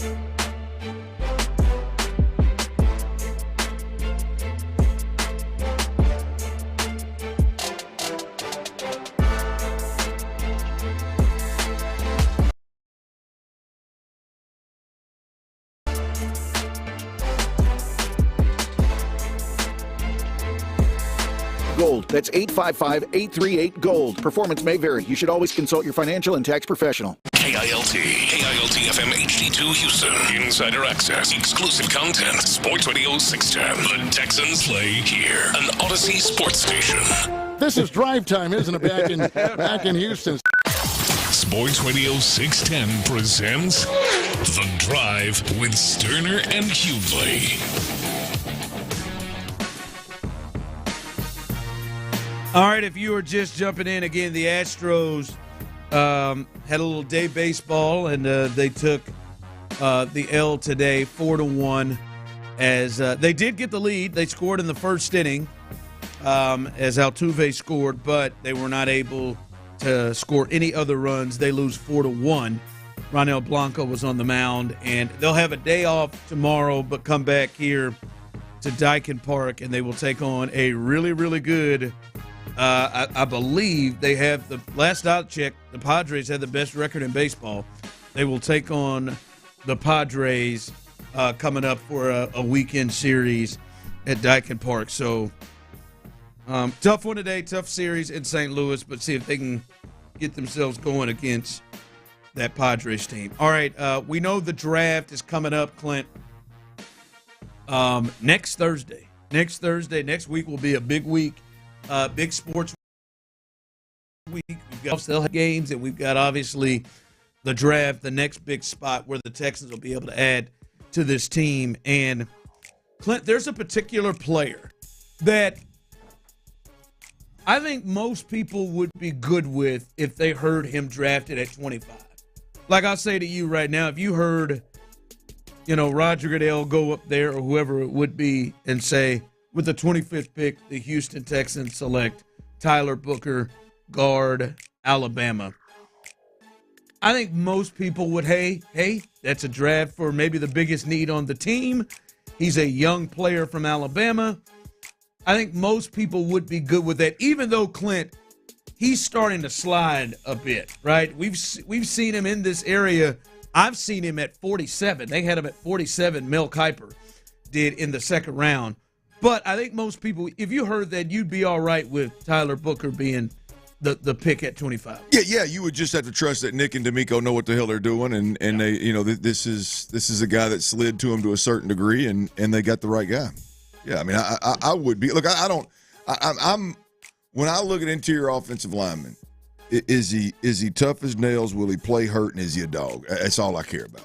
Once you get to first or second round pick, and these guys have played in college, you played at Alabama, you played at Ohio State, you played at Oregon, you played at all these Texas A&M. Like, are you a dog? Will you play hurt? Are you tough? Do you have the right mentality to play offensive line? And let me. So he's interesting, right? And I think his case is interesting because Daniel Jeremiah, one of the big draft analysts, you know him as well. I think we've had Daniel on before. He said it's hard for him to see D'Amico Ryans and Nick Cacerio with everything they believe in with the Texans and the Texans culture, that they wouldn't fall in love with this kid. He compared him to the Will Anderson type of leadership at Alabama. They said that's the kind of mold that he is in. But the big thing and the knock of why he is dropping is he did not do good at his pro days or the combine. And the big weaknesses and knocks against him is average foot speed or issues redirecting edge rushers with his foot speed, below average lateral quickness and range as a run blocker, needs to run feet under his hands for better situations. And I heard Seth this morning kind of allude to, some of the lack of athleticism does concern me a bit, and he has looked at him a little bit different because he was huge on Tyler Booker before, and I think he would still be happy with the selection, but there's some things. I just think the bigger picture of how much priority the Texans will give to, hey, man, this guy fits everything that we want, from the leadership intangible to the we are willing to give on some of the, if this guy kind of fits that role of what we're looking for. That will be a thing that is interesting, especially coming off of Tunsil. That will be a thing that is interesting to look, not just at guard, but any position, on how much they weigh that compared to just natural talent. Yeah, look, I mean, there's a few things here that if Tyler Booker is the choice at 25, or if they have to move around, they end up with Tyler Booker. You got to believe that Will Anderson has signed off on it. I would lean heavily into, you're not going to play for Saban and be one of the bigger leaders on that team if you're soft, if you don't go hard, if you don't play injured, if you don't do all the things that you need your offensive line to do. And look, I don't. When you start talking about guards, relatively speaking.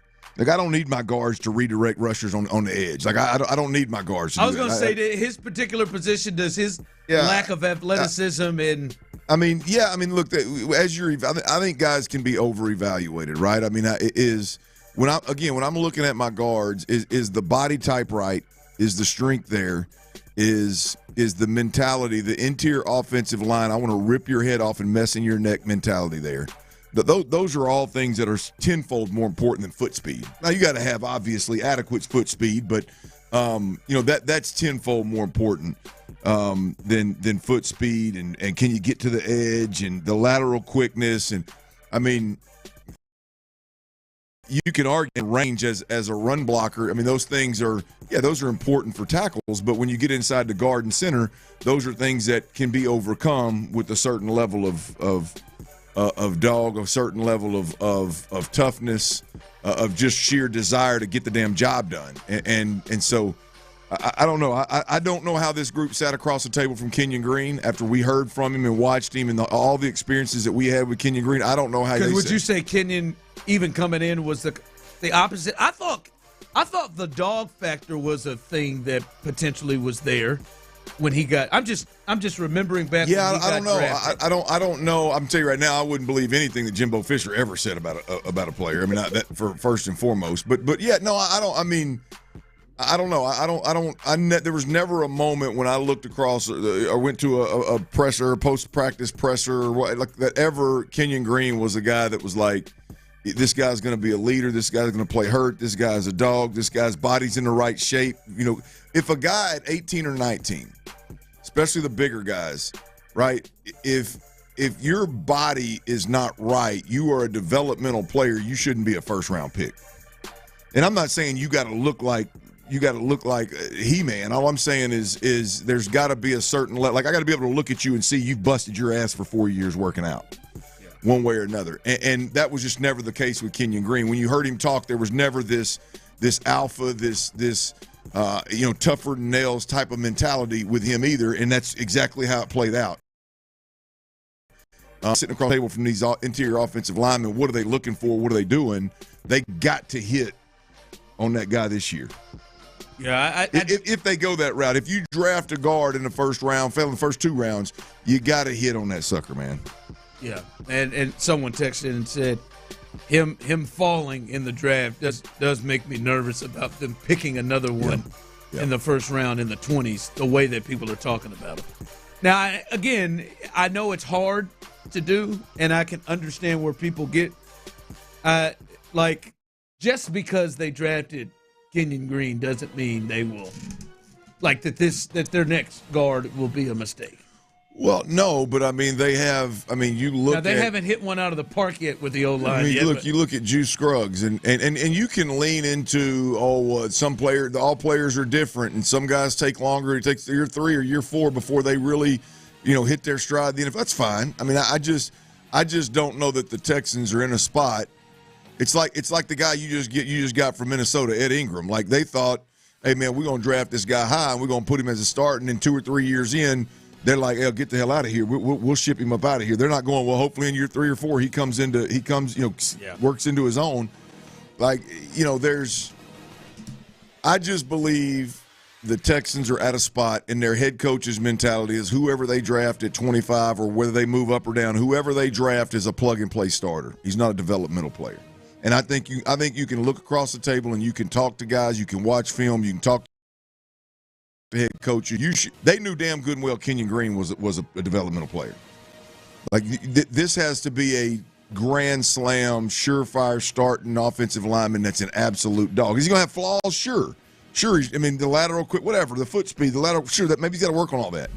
But he's got to be a guy that you know can come in and is going to play over Ed Ingram, or is going to play over Laken Tomlinson, or is going to play over whoever you got at the guard position. I just overall, and I'm using Tyler Booker as kind of the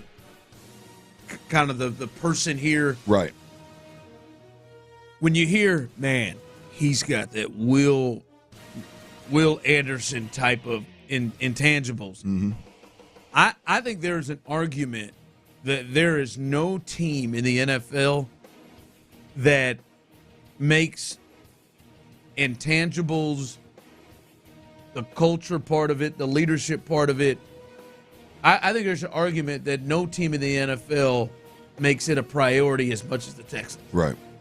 Like they traded Laramie Tunsil, and I think we all agreed, especially for what they were wanting to do, it made sense. But I don't think there's a team in the league that makes that a priority more than the Texans, and I just think it will be an interesting thing to watch over the years how long this group is together, like how much that's weighed. Yep. You know what I mean? Like how much is that weighed? Like if there's like we've heard like the kid Simmons from Ohio State, the offensive lineman, and there's a lot would be a top 10 pick if he didn't have the injuries that he had, which I think a lot of people clearly believe he's just more talented than some of these other guys. But there's been the knock a bit against him about the intangible part. Like I just wonder how much over the years that's going to be weighed, because some of it you gotta say, yeah, I know the intangible part, but damn, that dude right there. Like we're gonna have to deal with that a little bit. Well, look, I love that side of Nick Cacerio and DeMeco Ryans. I absolutely love it. I believe in it. I think if you're going to draft a guy that the expectations are he's a plug and play starter. That guy, especially on a team. Again, we've talked about this a million times, Ron. I think this is a bigger point than we make. I mean, I know a lot of folks don't want to talk about the negative stuff, but there is a void of leadership on the offensive side of the football with this team. You've got a quarterback that I don't believe is the beat his chest alpha. Y'all get y'all's ass in line. This is my football team. He's not that guy, right? And it's okay, but there is a leadership problem or void on this team. And so if you've got a guy that you can go out there and draft in the first round that has Will Anderson type intangibles, sign me up. Absolutely. I mean, now Will Anderson intangibles comes with an extremely high motor. He's injured with a bad ankle, and we got to drag his ass off the field mentality. Like that's. But I also feel much better about that at guard than I do at corner, or than I do at receiver. It's a lot less risk. Yeah. Yeah. I mean, receivers there. Yeah.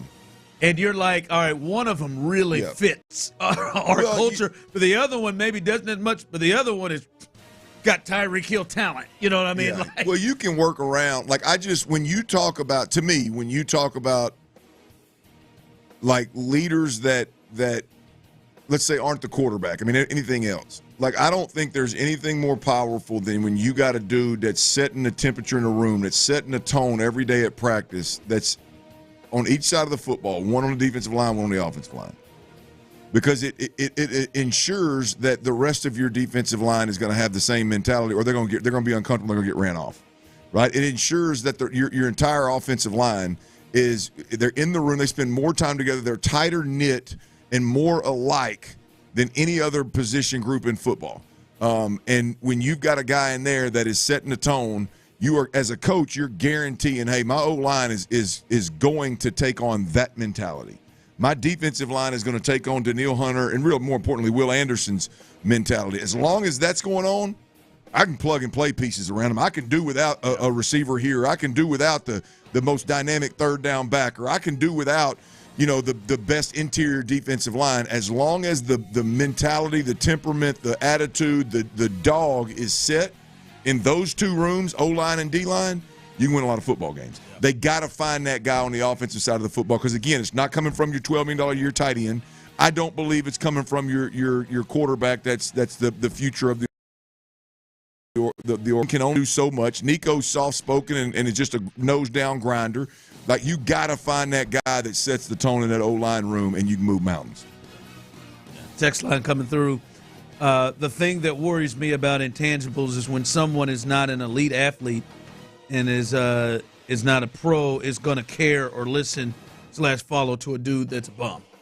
Well, a bum ain't never going. If you can't play, you can't lead. I mean, that I don't give a damn who you are. If you can't play, you can't lead. I mean, and here's the other deal. If you don't have like if somebody in that locker room doesn't have Tyler Booker or whoever the hell, if it's one of these other guys, maybe it's Laken Tomlinson, maybe it's Cam Robinson, I don't know who the hell it is.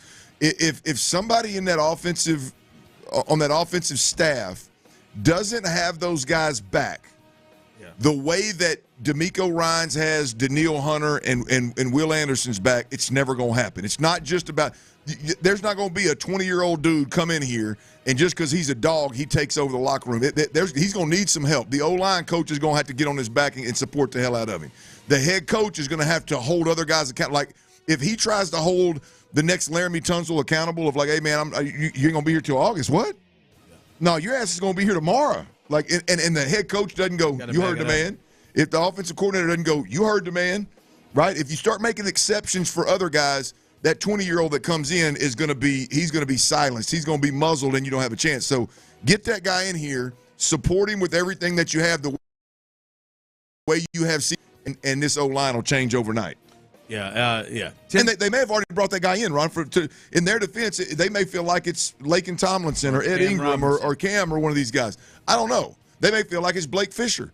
I don't know. But that guy has to be in that O-line room. They got to find it. To that point, as I said, like Tim Tebow wasn't able to use his greatest strength, which is the intangible stuff, when he got to the NFL. Well, that's a great point. Because he couldn't play well enough for anybody to follow. Nope. He gave everybody in a Florida uniform an advantage that they felt like this guy can help us win. When he got to the league, he gave everybody in a Broncos uniform a disadvantage because he couldn't throw it around the park. I think old Tim Tebow, if he was here, he'd tell you his greatest strength was the Lord. I think he would too.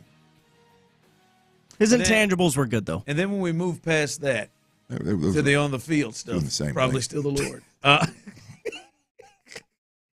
For a little bit, he inspired some of those Broncos to do things. And then after about a year, like that time. Well, that's a perfect example of. I mean, the deal is like that. No disrespect, and I love leading with the I'll pray for you and leading with the thanking the good Lord for every play I make. I mean, I get that. But when you complete 2 passes against a team, you better be able to play, Joker. They somehow won that game. Look here, folks will follow you to Bible study, but if you can't play, they ain't gonna follow you on that field. Yeah.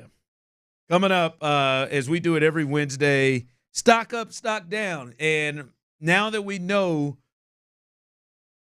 the first, we'll do a little Rockets Warriors series edition of Stock Up, Stock Down.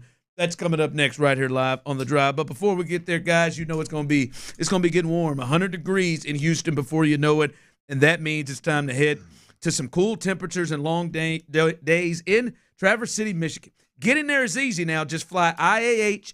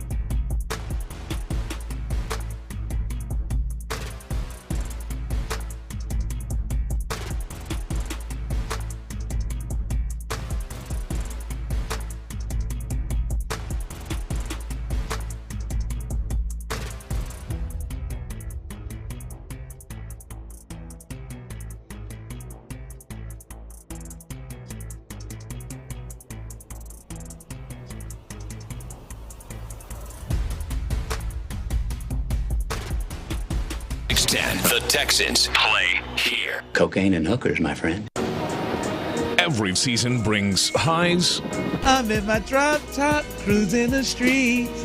And lows. No way, because I know one of you two ass would have done the same thing that I just did. Are you kidding me? This trio always has eyes on the market in H-Town. It's time to buy or sell. It's stock up. The arrow's pointed up. Stock down. They're selling, Mortimer. On the Drive with Stoerner. You're damn right it is. Every hump day right here on Houston's #1 afternoon source for sports talk, The Drive with Stoerner and Hughley. We do a little stock up, a little stock down, and every week, a new flavor. This week, we got a Rockets playoff hoops edition of Stock Up, Stock Down. If you did not know, playoff basketball is returning to the glorious city of Houston for the first time since 2020. Oh yeah, I got a basketball boner going. 100%. Got a party on the hardwood, if you will. Got a little, I'll think of some more later. Stock up, stock down. Ron, I want to start with you. Again, for this Rockets playoff basketball edition of Stock Up, Stock Down. For you, Ron, let's get the negatives out of the way. What is your stock down for these Rockets as they prepare for the playoffs? Well, they prepare for the Warriors, and when I look at stock up, stock down in this series, I'm not going to the Rockets. I think there's a real stock down with Jonathan Kuminga of the Golden State Warriors. And look, if you look at the numbers, Jonathan Kuminga has been the Warriors' best player in terms of scoring when they played the Rockets. He has really, really played well against the Rockets in particular. He averages 15 for the season a game in almost 50 games. But Clint, they have just completely taken him out of the rotation. He didn't play the last two games, and those are the two most important games of their season. He didn't play yesterday in the play-in games, a wing with length. He is by far their most athletic player, and they have just said to hell, like he's just not even in the rotation.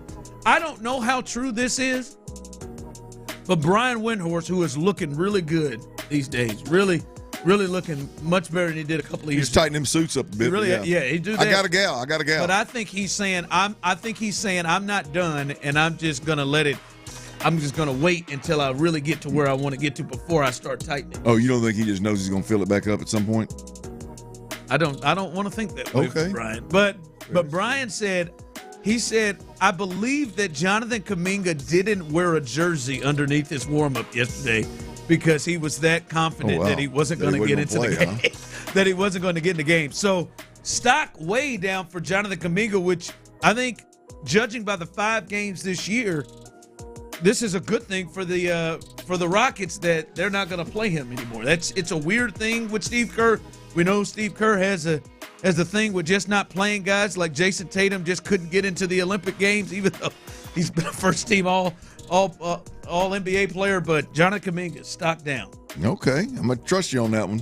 Yes, sir. That is around the show Hughley stock down. This is stock up, stock down on The Drive with Stoerner and Hughley. I'm going to kick it over to you, Clint. Once again, this is a Rockets playoff basketball edition of Stock Up, Stock Down. What is your, Clint, stock down? This is a more difficult stock down. Okay, yeah, this is a more difficult. Both of these are a more difficult question than first glance. I've got options. Stock down for me, given where we're at right now and what we've seen, really from Jalen Green, what we've seen, kind of the a lot of folks expected it, the maturity, the development from Jalen Green. I think just by that alone, I think the stock down has to be for me Fred VanVleet. I still think Fred's a guy that when the game gets out of hand and you need somebody to kind of settle the waters, I think Fred's that guy. I think a guy that you can depend on handling the rock, facilitating. I mean, I get that. But right now, man, it's just in order to win a playoff series, it's going to be the ball's got to be in Jalen Green's hands as much as you can possibly get in his hands. And just by default, that means Fred VanVleet's stock has to be down. Well, he's going to be in the game in the critical moments. He's probably got the most. He's got the most experience. He's an NBA champion. Was a point guard for that Raptors team that won it all. But I'm with you. I think late I'd probably want it in Jalen's hands. Yeah, that's where it's going to go. I think critical moments throughout, but if the game's on the line, ball can't be in Fred VanVleet's hand. Just can't be. All right, we got them negatives out of the way. You are listening to Stock Up, Stock Down right here on The Drive with Stoerner and Hughley. We do it every week on a Wednesday right around this time with a different flavor each time for you. Given we're getting playoff basketball for the Rockets for the first time since 2020, that is what we're talking today. Ron, back over over to you. Give me your stock up for the playoff-bound Rockets. So stock up, especially in particular for this series. Alfred Şengün, I think his stock is way up in this series, and he should. Fans, I am so happy. He should clearly be the best big man in the series.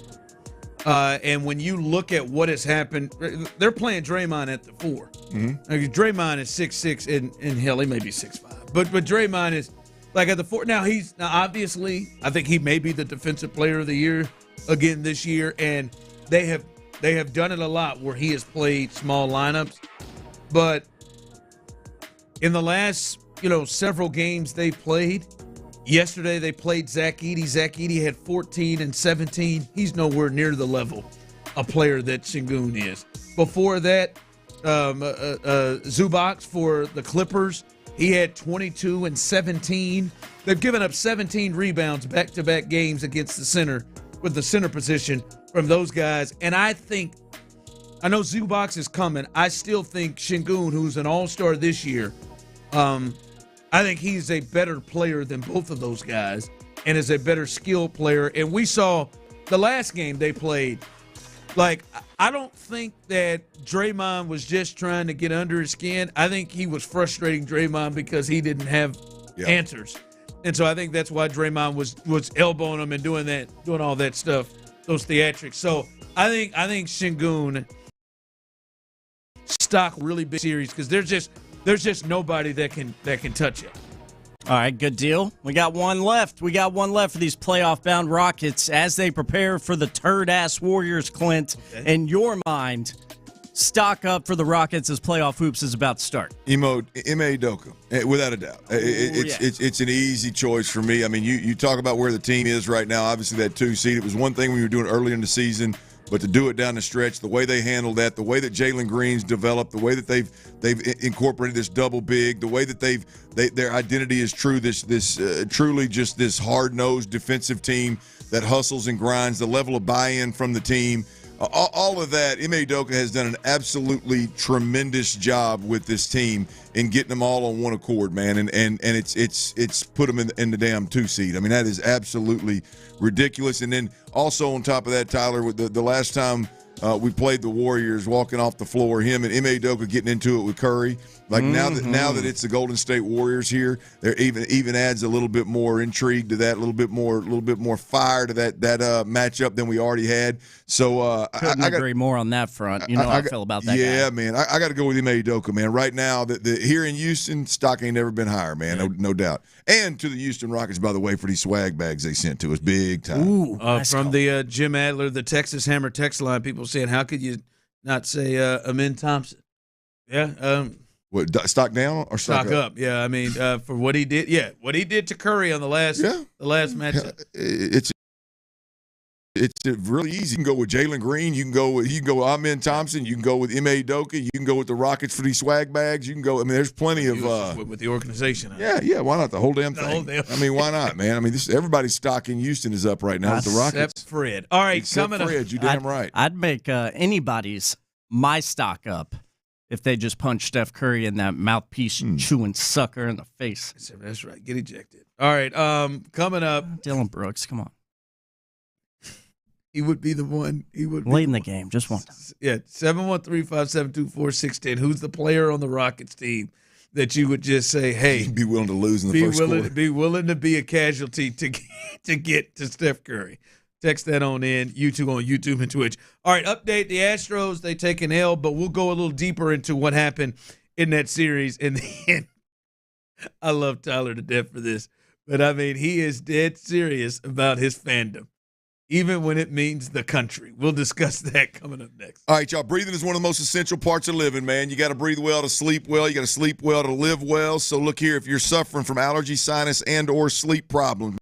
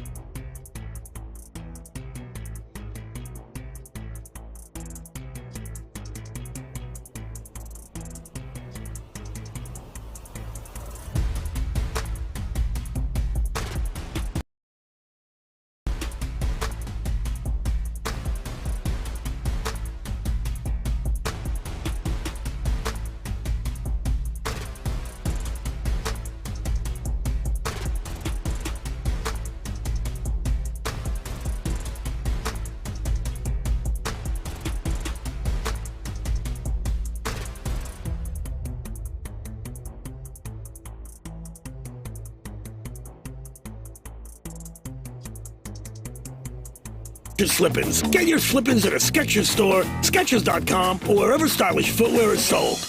Live from the Mokaram Injury Lawyers Studios, Sports Radio 610 presents The Drive with Stoerner and Hughley.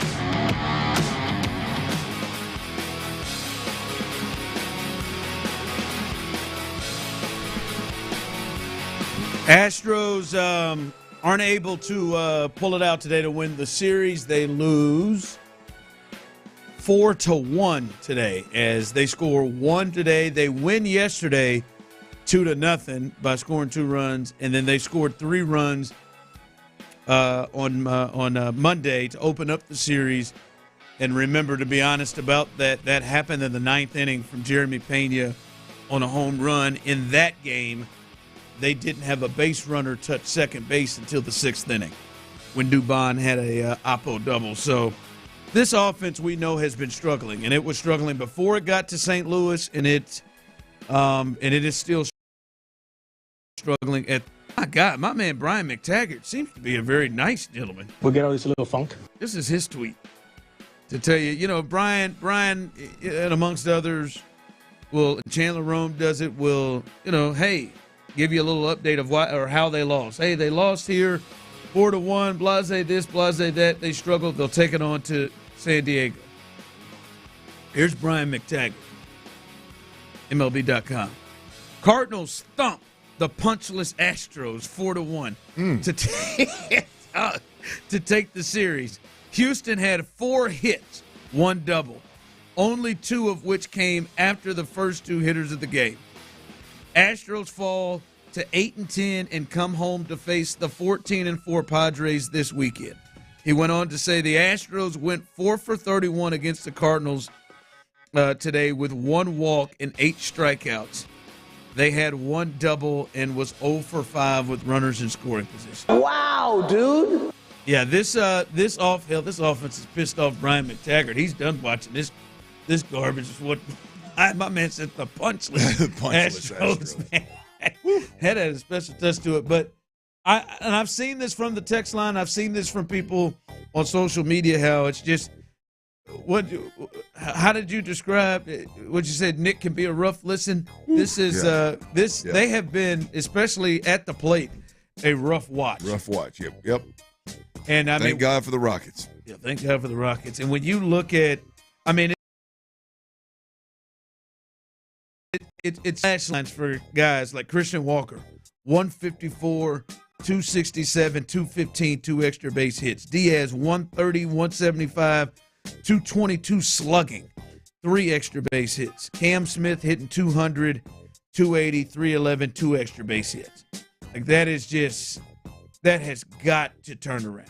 Just absolutely has to turn around for this team to get rolling. Well, you can take Cam Smith out of the mix for me. You can take those other 2. Yeah, look, let's just talk about what I thought was going to be the top 5 guys. I thought Walker would be 4, Diaz would be 5, locked in. Pena's swinging the bat better, so we can take him out of the mix because it seems like he has come around. But if you're talking about the top 6 hitters in the Astros lineup, they've got to be better. And I think the 2 that are still struggling that just, we can only talk about exit velocity for so damn long with Christian Walker, right? Christian Walker and Yainer Diaz, those 2 guys need to show some promise. I love the pop in the bat on a grand slam and the 5 RBI day, last weekend, whatever. It's great. But he didn't build off of that. Yeah. I don't know. It's just been, again, the slow start thing is a crutch in my opinion. There's some serious struggles going on right now with those 2 guys, and we need to get them going. It is absolutely a hard watch. Yeah, they were 1 for 8 today. Those two guys really, really struggling. So, yeah, the Astros, this is clearly about their bats right now. As they are, even with the injury to Spencer Getty and some of the other things, they're getting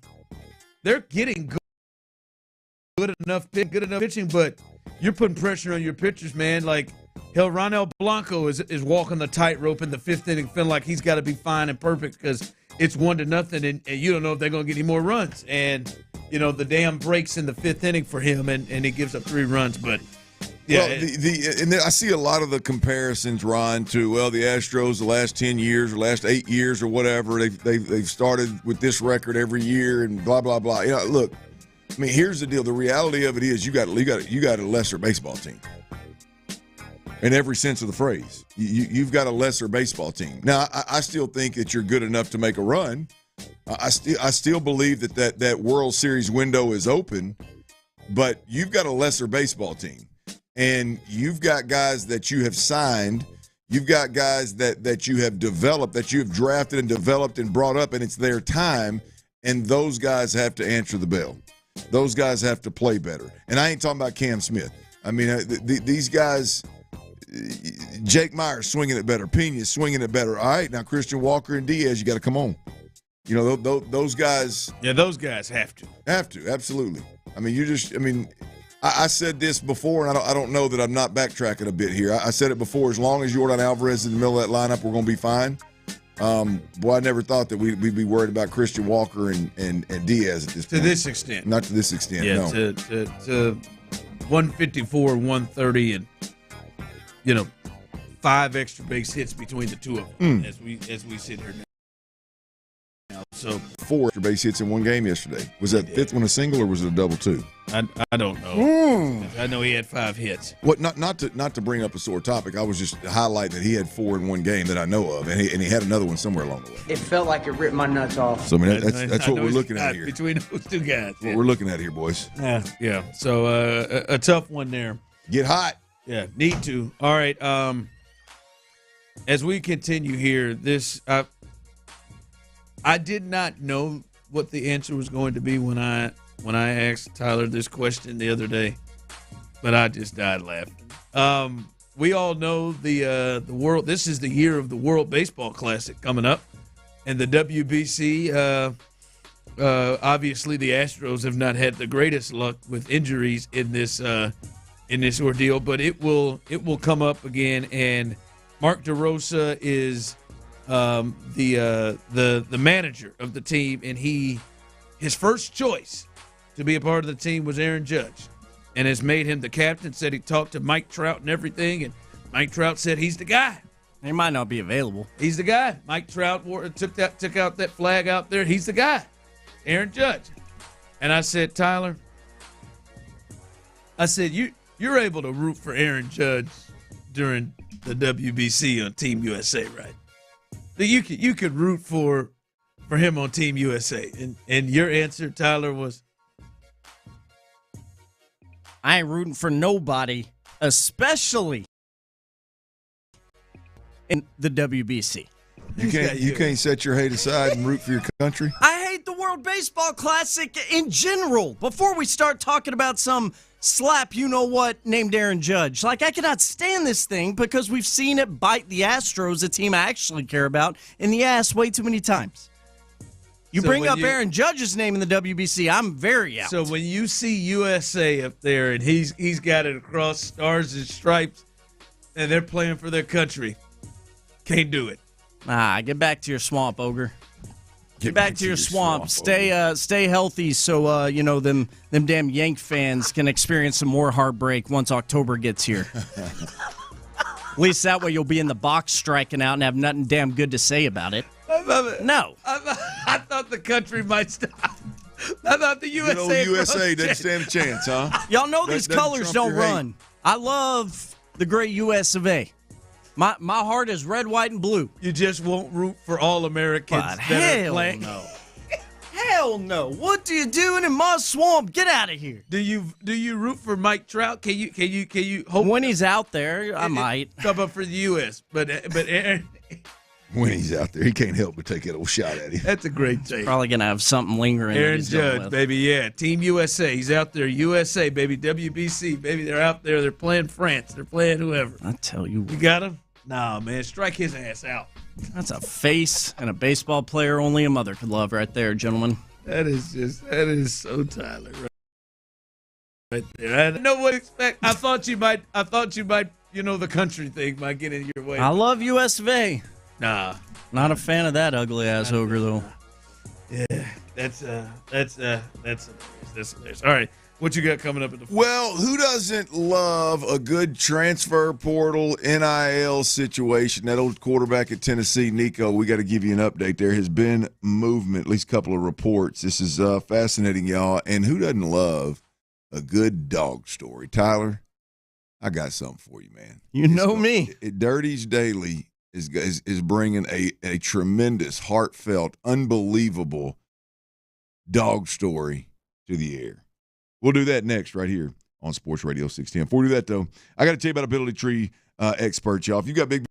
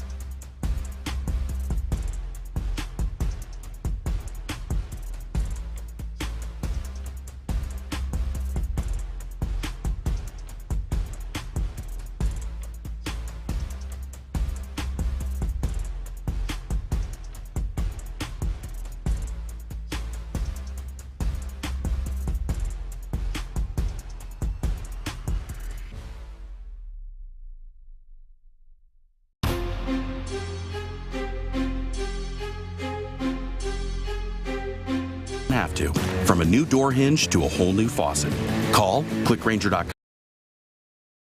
or for ones who get it done. KILT FM HD2 Houston. Insider access, exclusive content. Sports Radio 610. The Texans play here. An Odyssey sports station. Dirty's Daily, powered by Mokaram Law. Any personal injury, call day or night, 281-222-2222, or visit MokaramLawFirm.com. You're getting me football horny, as Clint would say. Sports Radio 610 presents The Drive with Stoerner and Hughley.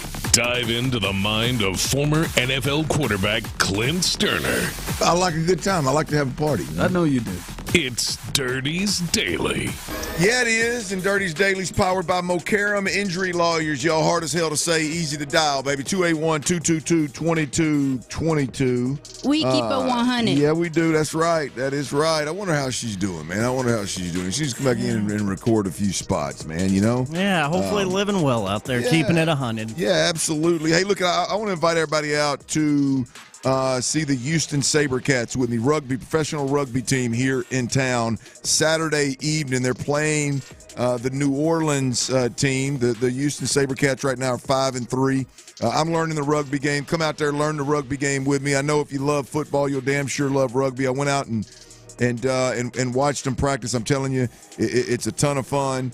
We're gonna have some crawfish before the match, and then we're gonna enjoy a little rugby. Y'all come sit with me in the North End Zone down there. You can get tickets at HoustonSaberCats.com/Clint610. Again, HoustonSaberCats.com/Clint610. Come hang out with me. We're gonna have us a good old time. We're gonna do a little tailgate and drink some cold beer, eat some bugs, watch a little rugby. I'm gonna try to get that on the sideline, Ron. I'm trying to get it on the sideline. You got some pool? Get down there. Yeah, hell, if I can't get on that sideline, something's wrong. I done talked to the GM this morning about 3-4 different times. So, hell, if I can't get on, Mike, at your ass now. You got to get me on down there. All right. Also, today we got a lot going on here on this Wednesday. Nick Cacerio spoke, and there is a lot there. We're going to have to spend 2 days, Ron, digging through that and bringing it to the people, no doubt about it. There's a lot there. Nick spoke for about 40 minutes this morning. We know who the Rockets' opponent is. It's Golden State. Series starts Sunday. We've got a lot moving and shaking. Astros struggle again. Stay tuned in. We'll cover that, cover all of that and more over the next 2 hours plus here. And right now, I got to get to the biggest story in college football. As today, the spring transfer portal window opens, and there's a lot going on. There's a thought that the spring transfer window in college football will probably not last beyond this year. There are some thoughts out there that at some point, sooner rather than later, there will be some parameters put on contracts, how much money can be spent on these players, where the money can come from. Right now, it's the Wild Wild West, and they can pay them as much as they want. They'll create some level of standard or parameters at some point in time. So with that said, I think coaches are inclined right now to probably overspend to get real busy in the transfer portal and make as much noise as you can before those parameters are put on, and it's more difficult to build your team through the transfer portal. The biggest story in the transfer portal right now, again, is Nico. Right, I'm just calling him Nico. Don't know how to say his last name. It's still, even if I knew how to say it, it'd be hard for me to repeat 10 times. The quarterback from Tennessee that jumped into the transfer portal. He threatened to sit out the national championship, the college football playoff last year. Kind of tried to hold the program hostage at Tennessee. Apparently, did the same thing in spring. Instead of transferring when the time was right earlier in the off season when he could have done it, he waited until in spring and then didn't show up for practice. And word on the street is his pops, his dad, and his representation are giving him some seriously bad advice here. He was due to make $2+ million at Tennessee. He was holding out, wanted $4 million, and Tennessee called his bluff and said, "No, we've had enough. We've dealt with you enough. Just move on down the street." Now, the update on Nico is there's two of them. All right, Pete Thamel, he went on Pat McAfee. The Pat McAfee show. And I'm paraphrasing a bit here, but Nico isn't going to get the what's expected is he's going to get less than what he was making at Tennessee. So he's not only going to get, according to Pete, he doesn't look like he's going to get the $4 million. In fact, the market is showing that they expect him to make less than 2 point whatever it was he was going to make at Tennessee. His market is dropping right now, but there will be somebody who takes Nico. Obviously, there will be. And then there's another report out there. So the market for him's dropping. Colin Cowherd is reporting that the deal is done, that he is heading to UCLA. The money has not been disclosed yet. The family claims, again, this is the Nico, the quarterback, his family claims that the move was never about money, and it was about Tennessee's offense, which for those that don't know, the thought is somehow this surfaced that the Tennessee offense doesn't develop quarterbacks, and so Nico wanted to get out and go somewhere where they do, and that will be, I believe, first-year play caller Tino Sunseri that was at Indiana last year, and that's where he chooses to go. So interesting situation, getting more and more fascinating as the day goes by. The reports are starting to come in. I would imagine, Ron, that we're going to find out what kind of money my man's going to make at UCLA probably by the end of the day today, I would imagine. Yeah, I'd imagine. We'll get it reported. Well, we'll see if it – we really don't know how much these cats are making. Because I've heard that Carson Beck made $4 million. But then somebody I've listened to and said, I know the number, and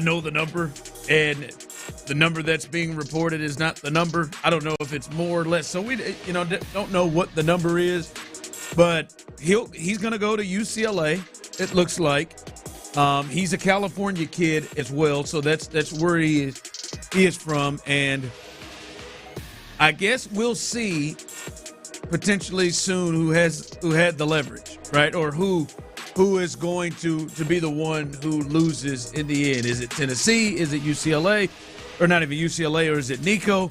I guess we're going to see soon. I knew he wasn't going to just be about the streets. I knew it wasn't going to be no Colin Kaepernick situation where he would just get blackballed. Although, as you said it the other day, hey, a lot of these coaches, they're trying, like people in college football that kind of want, I think, the players to, as I'd say, kind of know their role, get in their spot. They're coming out, boy. They're coming out like, yeah, good for Tennessee. Yeah, I'm glad for Tennessee that they did this. So we'll see, because if he goes and has success and gets paid at UCLA, like, I think we're going to see this more and more anyway, as long as there's not anything stopping people from being able to come up and just say, hey, I want more money. Yeah. Hell, that kid at didn't that kid at UNLV just bounce?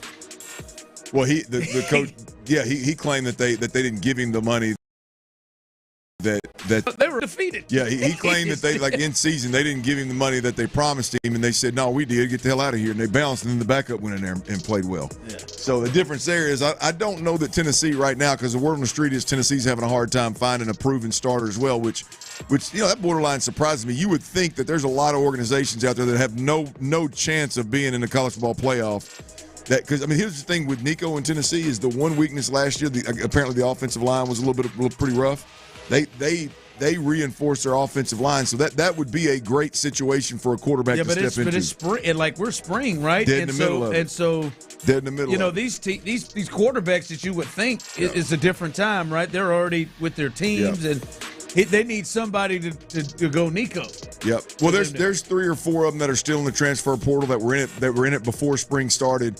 That I think would be, I don't know much about the guys they have, but there's a couple of, again, I don't know the guys personally, but there's a couple of former high-rated 4 stars, 5 stars in the portal right now that haven't decided. So I think they'll have some options. I don't know if it's going to be Nico-esque, though. How much do you think, or do you buy into from Nico's camp, which I think a lot of people may think it's his father, but from Nico's camp that the Tennessee system played a part into this. Well, I could buy it if he did it the right way. My problem with it, again, is the previous, before the college ball playoffs, and then doing, like, you knew that Heupel was going to be your head coach and your play caller 4 months ago. So if the system was a problem, then you should have, and you would have had every quarterback needy team in America would have been throwing money your way, the way that people were throwing money at Carson Beck.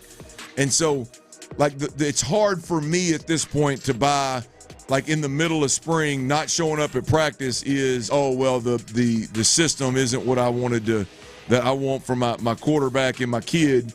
Let me make a move. Like, the problem is multiple times trying to hold Tennessee hostage after they agreed to pay you $2+ million. It's hard to then go back and say, man, this thing ain't about money. Right? I mean, to me, it is. It's damn sure it's about money. To demand more money out of Tennessee and then bounce when they don't give you that money, and then you say, oh, well, I'm not leaving because you won't give me $4 million, but I'm leaving because your system sucks and it doesn't develop quarterbacks. Like, that's tough. That's a tough one for me to buy personally. Now, if he, like I said, if he'd done it the right way, and this other context wasn't there, I wouldn't have a problem with that. Text line coming through show that's the problem. That was Nico's whole motive, was to wait until spring, because that way he thought he could hold them hostage because there wouldn't be anybody left for them to pick up. Hey, guys, as I said to you the other day, this is professional. This is professional sports when it comes to money like that. And when you don't have any rules or anything in place, you're going to see people use their leverage the way they'll do it. Well, I mean, I'm just saying, if we do this to the NFL, there are going to be people who, right when training camp starts, sit out because that is the time of, hey, we really need him to get on the field. Right. Especially quarters. We really need him to get on the field because they understand that's the best leverage play. Hell, your teammate took it to a whole nother level, Emmitt Smith, when he skipped 2 games. Yeah. And tried to use leverage. Yes, Chris Jones did it. Try to use leverage. And like, when you are making this a professional thing, which this has become, and you ain't got no rules in it, guys are going to use the leverage at the best place that they can use it. Well, I don't love it. I don't think this was cool what Nico did in terms of, like, his teammates. But I mean, this is what's going to happen. Guys are going to use it. We see it in professional sports all the time, and that's what this thing is now. It's the first time in sports where we've seen, like, a lot of people believe that the drop and him not getting even what he was getting at Tennessee is due to damage to his reputation based on how he handled the whole situation both times. But here's the thing. The reality of it is, this is what happens when you don't have rules in place, when you don't have laws in place, when you don't have parameters in place, however you want to couch it. When you don't, you're going to have the adults in the equation are going to screw it up. They're going to take advantage. They're going to push the envelope. They're going to end up costing this kid money. Even if he gets the same money that he's going to get at Tennessee at UCLA, the taxes are going to eat up a significant amount of it, and so you cost the kid money. And if you think that if you think UCLA is going to be remotely close in the Big Ten and as good as coming off of a college ball playoff appearance, we're silly. I mean, so it's at the end of the day, when you don't have parameters in place, it's not about the whole transfer portal, NIL, the whole college football body of players is hurt or damaged. There's a select few that have the ability to and the willingness to go back on their word, hold teams hostage, not live up to what they agreed to, a handshake, whatever, and that ultimately is going to force them to put some level of rules in place. Yeah, they're going to have to. They got to. There ain't no way in the National Football League or the NBA or MLB that we could just do handshake deals and people are just going to roll with it. No, you got to put that in place. Well, I agree wholeheartedly with your overarching point. I think there's something here about, like, there's a professionalism that's not being shown by him and his group. There's a level of like just dirtiness of trying to hold the program. And I get it, you can. So why, I guess some people say, well, you can, so why not do it? You got to get the money. But there's a level of that I think is ultimately going to end up hurting the kid. Yeah, and hurting the kid financially as well as his reputation. I don't love it, but I think the adults ahead of them, like, hell, man, these coaches will bounce before the season ends. They won't coach the bowl game. They'll dip out at any moment. I'll tell you right now, if Oklahoma said, damn it, Josh, we want you to come home and we want to pay you this amount of money, Tennessee could have a great season, and Josh potentially will go and take that gig. Like, I mean, I love it when they do it, and I think there's got to be a better way that this has to work. By the way, I want to see what that UCLA schedule looks like, because Indiana did waltz themselves to the college football playoff, and they took they took their QB coach, and we'll see what he can. He replaced what's his name, the OKC coach that was out there. Eric Bieniemy. Was the OC out there.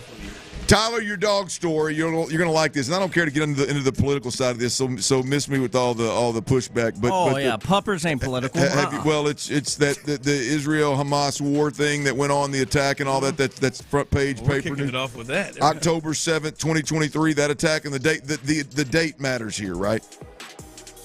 There was apparently a gentleman that was abducted and later murdered, lost his life in that whole deal. And there was a dog involved, Tyler. Oh, I'm listening. The significant other of this guy, this guy, I don't know if she wasn't there or if she escaped. I don't know exactly what happened. But for a year and a half, they thought they had lost their dog. That makes my stomach hurt. This dog was, I'm assuming IDF troops is some level of Israeli troops, I guess, what the I stands for. They found the dog in Gaza and brought it back to its owner that had a chip in its neck. And you know what I mean? The identifying chip. Ron's looking at me like she had a pork skin in her neck or something. No, the identifying. I'd like to have one right now. You ain't never lied. That bag, you killed it. Year and a half, lost her significant other. And they bring the pup back, man. That's beautiful, right? Damn near brought tears to my eyes when I was watching the video. Hell yeah. If that doesn't bring tears to your eyes, you ain't human. Could you imagine losing your significant other in such a horrible way? The dog is gone as well. You lose one of your family's best friend, your significant other, and a year and a half later, the four-legged best friend pops back up. That's amazing. I hope that brought a lot to their hearts. Hell yeah. Well, I mean, hell yeah, it did. What do you think? It looked like another family member, like a kid, maybe a young teenage girl, was real excited about it too. Good, yeah, that's beautiful right there, man. I meant to tell y'all if you just saw the video, I didn't retweet it because I don't care to get in the middle of all the political stuff. I get that. But if you just saw the video, man, it was touching. It was very, very touching. I believe that. I was gonna tell y'all, I was actually one of my puppers celebrated a birthday yesterday. Yeah, 10. How do you know their birthday? I keep it in my iCal. You don't know you don't know your dog's birthday? We celebrate. Like you don't know the month? Well, I didn't save my dog, rescue my dog. I didn't. I mean, but any dog I've had, you don't know the birthday? Yeah. To be honest, and pull the carpet back, as Ron would say, I kind of have assigned a birth date for each of my three dogs, like when I first got them. And on that date, we celebrate their birth. To answer your question, I do not know the dog's birthday. I got it now. I got you. Yeah. I don't know the pup's birthday. Yep. Happy birthday, Sugar. My wife does. She'll have him. She'll be celebrating him, talking to him like Tyler just did. Max was in September, early September. There you go. Yeah. Happy birthday, Sugar. Dad loves you. Now I didn't assign a date. Which one's Sugar? It's the big head. I didn't assign a day. Smiling. Yeah, he is. Ear to ear. Oh, you just gave him a whole month, huh? Well, just a part of the month. Like, hey, whenever we get time this month, we need to celebrate. We need to celebrate Max's birthday, y'all. But hey, and Sugar, and maybe find out. That's right. I wonder if Lola knows it. Maybe find out. Oh, Lowe's got it. She'll have pictures taken. She'll have that dog a cake. She'll have a hat on that dog when I get home. I had a cake for Sugar yesterday, for sure. Now, we didn't do all that. We just said happy birthday. Coming up, you heard from Texans GM Nick Cacerio, and, well, I don't think we've quite heard Nick Cacerio like this. You don't want to miss what he had to say. Damn near got everybody in trouble. Coming up next. All right, we had to get a fresh coat of paint at our house. You can do it at your home or your business, by the way, but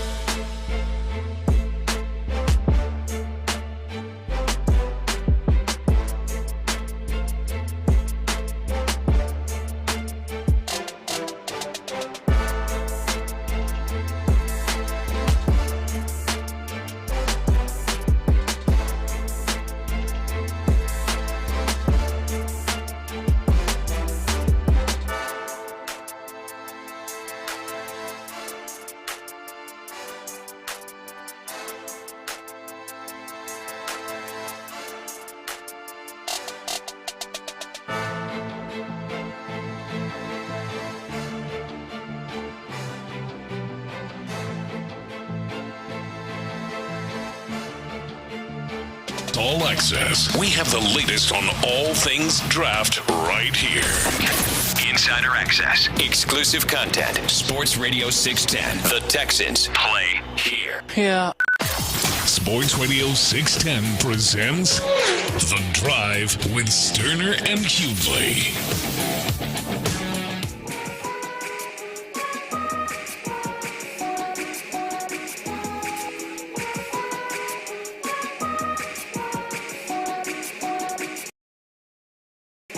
Up in just a bit, 4:40. Rockets report with Brandon Scott. Brandon Scott doing, as he always does, double duty. He was there talking to Nick Cacerio earlier today as Nick Cacerio spoke to the media ahead of the draft. But he'll come on to talk about the Rockets. We know the Rockets' opponent. We know they've got Golden State. We'll talk to him and get his thoughts as the playoffs arrive. Brandon Scott will join us coming up at 4:40. Clint, we heard a lot from Nick Cacerio. Yeah, we did. And he spoke for 40, 50 minutes. Mm-hmm. So we got a lot from Nick Cacerio, appreciative of it. He let it get away from him. I don't know if he clearly got comfortable. Fellas, good to be here. Yeah, it got away from him. Like from the start when he first got here to earlier today. And it got away from him and got away from the air as well. But this was look, Nick was like, I think Nick was a little on edge, particularly with the O-line questions. You think so? Absolutely. There was, he was asked repeatedly about the O-line, the failure to hit on O-line draft picks, the need to address the moving on from the whole thing. And I sensed a little bit of change, if you will. I mean, Nick doesn't ever get out of his shell or get out of his comfort zone. Yeah, I mean, he's super comfortable. He doesn't never move from there. But I think line stuff bit him a little bit today. I think the O-line stuff had him a little bit heated today. Yeah. Maybe this had a little something. Well, he was. I don't know if you have the question in it, but the setup, he was asked about maybe some misses in the draft, some draft mistakes that he has maybe had, and this gem was heard across all of Sports Radio 610 earlier today. About those mistakes, I'm just going to ask you. You guys talk about them all the time, so. Damn. About those mistakes, I'm just going to ask you. You guys talk about them all the time, so.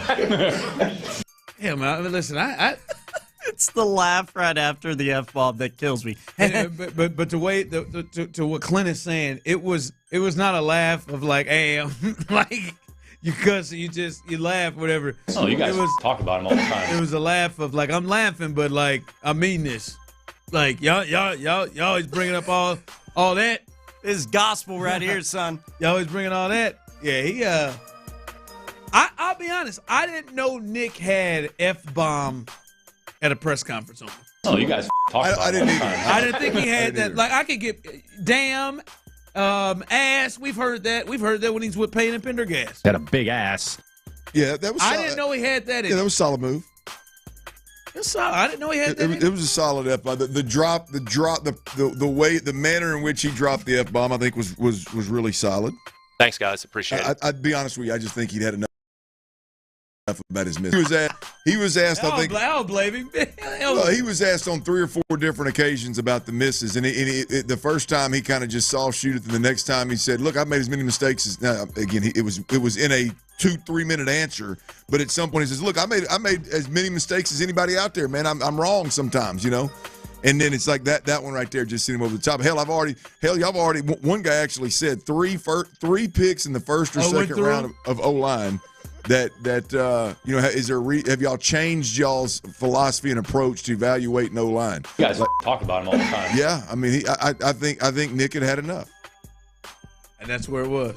Yeah, I think he'd had. Now, look, I think he's tongue in cheek. Do we talk about it all the time? You guys about his misses? All the time. Hell yes, absolutely. I mean, we cover the team. It's draft season. I mean, what are you supposed to do? If you ain't talking about how bad that Kenyon Green pick was right now. Green when it's the Kenyon Green pick. Yeah. Well, I mean, look, your interior offensive line was garbage, and I mean Kenyon Quite Green, frankly, it's bullshit. Shaq Mason, free agent. We still don't know what the hell position Juice Scruggs is going to play. You chose to play all these other ones over him in the damn playoff game. So yeah, I think it's fair. I think if you're not talking about that, you're kissing somebody's ass. Someone texting Cornbread. Yep, y'all do and are impatient too. You guys talk about him all the time. Hey, Cornbread, your ass gonna sit around until you got to pay C.J. Stroud $60 million a year, and then wonder why I can't get it done. I'm impatient. Yeah, this team took another step in how they are to be treated. Like they're not. They stopped being we're building.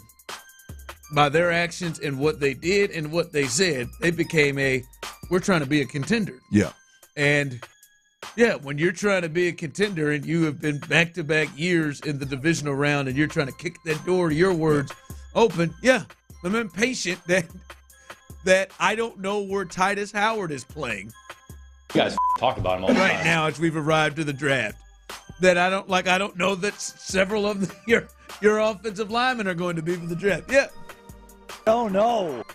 Oh, I'm impatient by nature. Yeah, Cornbread did say he will figure it out, though.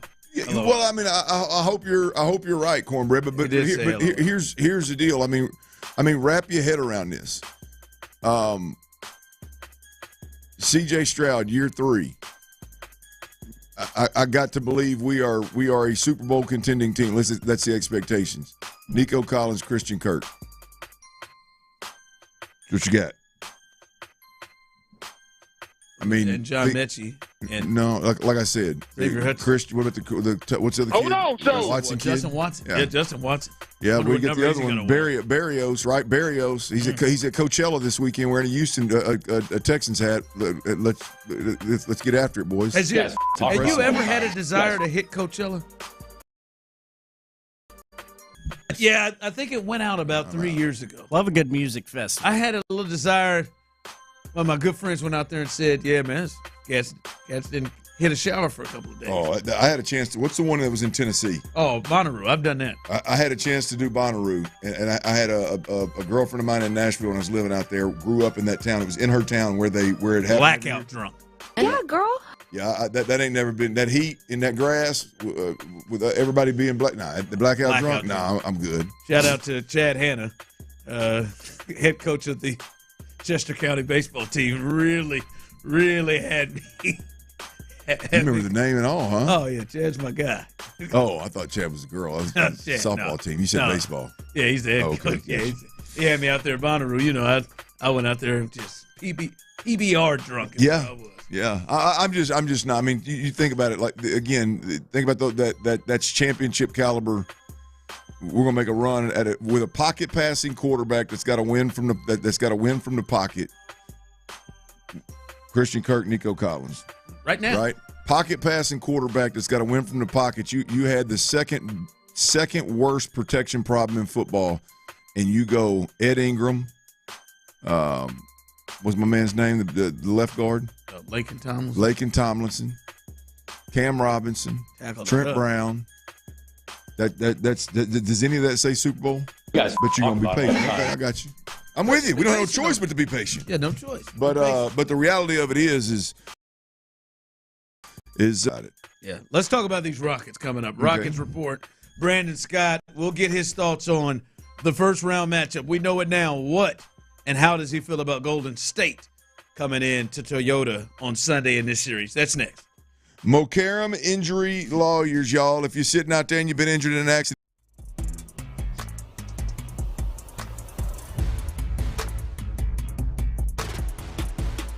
Injury Lawyers, it's hard as hell to say, but they're easy to call, baby. 281-222-2222. They are the best in the business. My man Ali, I'm telling you, man, I've spent some time with him in the suite watching football games. All you got to do is turn the Rockets game on, man. They're proud sponsors of the Houston Rockets and have been, right? I mean, we're talking in the city of Houston helping Texans for 30-plus years, y'all. This is big time. Mokaram Injury Lawyers have earned their stripes. They're the best in the city. And if you've been injured and you want the proper representation, you want to make sure that you get the compensation that you deserve. You want to make sure you're treated like family. You want to make sure that you're dealing with true Houstonians that walk, talk, and act just like us. They're in our community. You want to make sure that happens? Mokaram Injury Lawyers. Now, look, if you hadn't been injured in an accident, I hope you never need it, but take this number down, take this information down, keep it in your back pocket, and if you ever need it, call Mokaram Injury Lawyers, right? 281-222-2222. Again, it's 281-222-2222, or you can always check them out online at mokaramlawfirm.com. We keep it 100. The Sports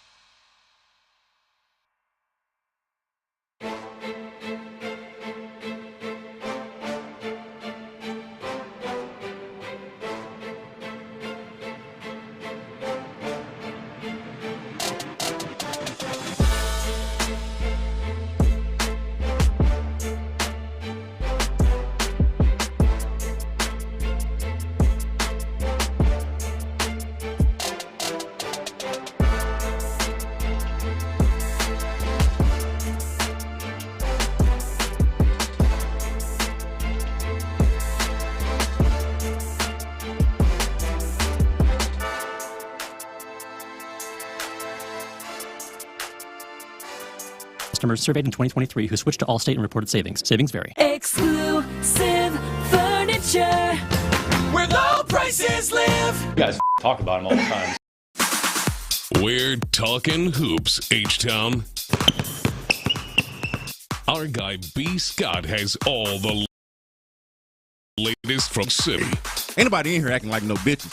It's the Rockets Report. Don't ever underestimate the heart of a champion. On The Drive with Stoerner and Hughley. Hey, Houston fans, I am so happy.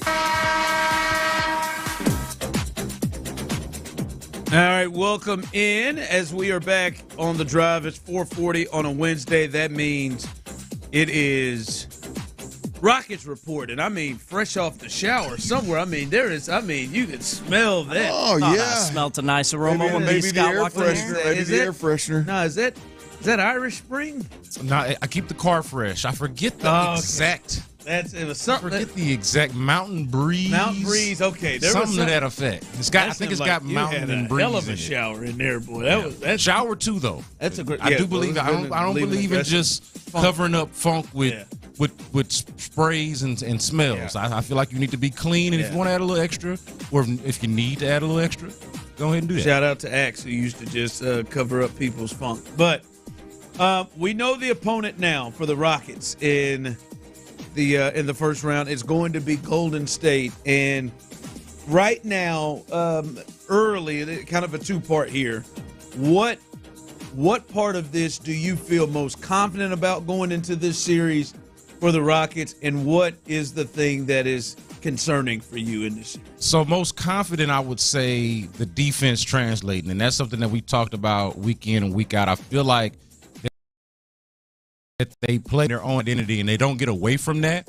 And they have had some instances, some stretches throughout the season where they have gotten away from that. But for the most part, when they play to their identity, I feel like they have both the defensive strategy and ability that'll translate from the regular season to the playoffs. So I feel most confident that the defense that we've seen from them, the top 5 defense that we've seen from them throughout the year, is not a fluke.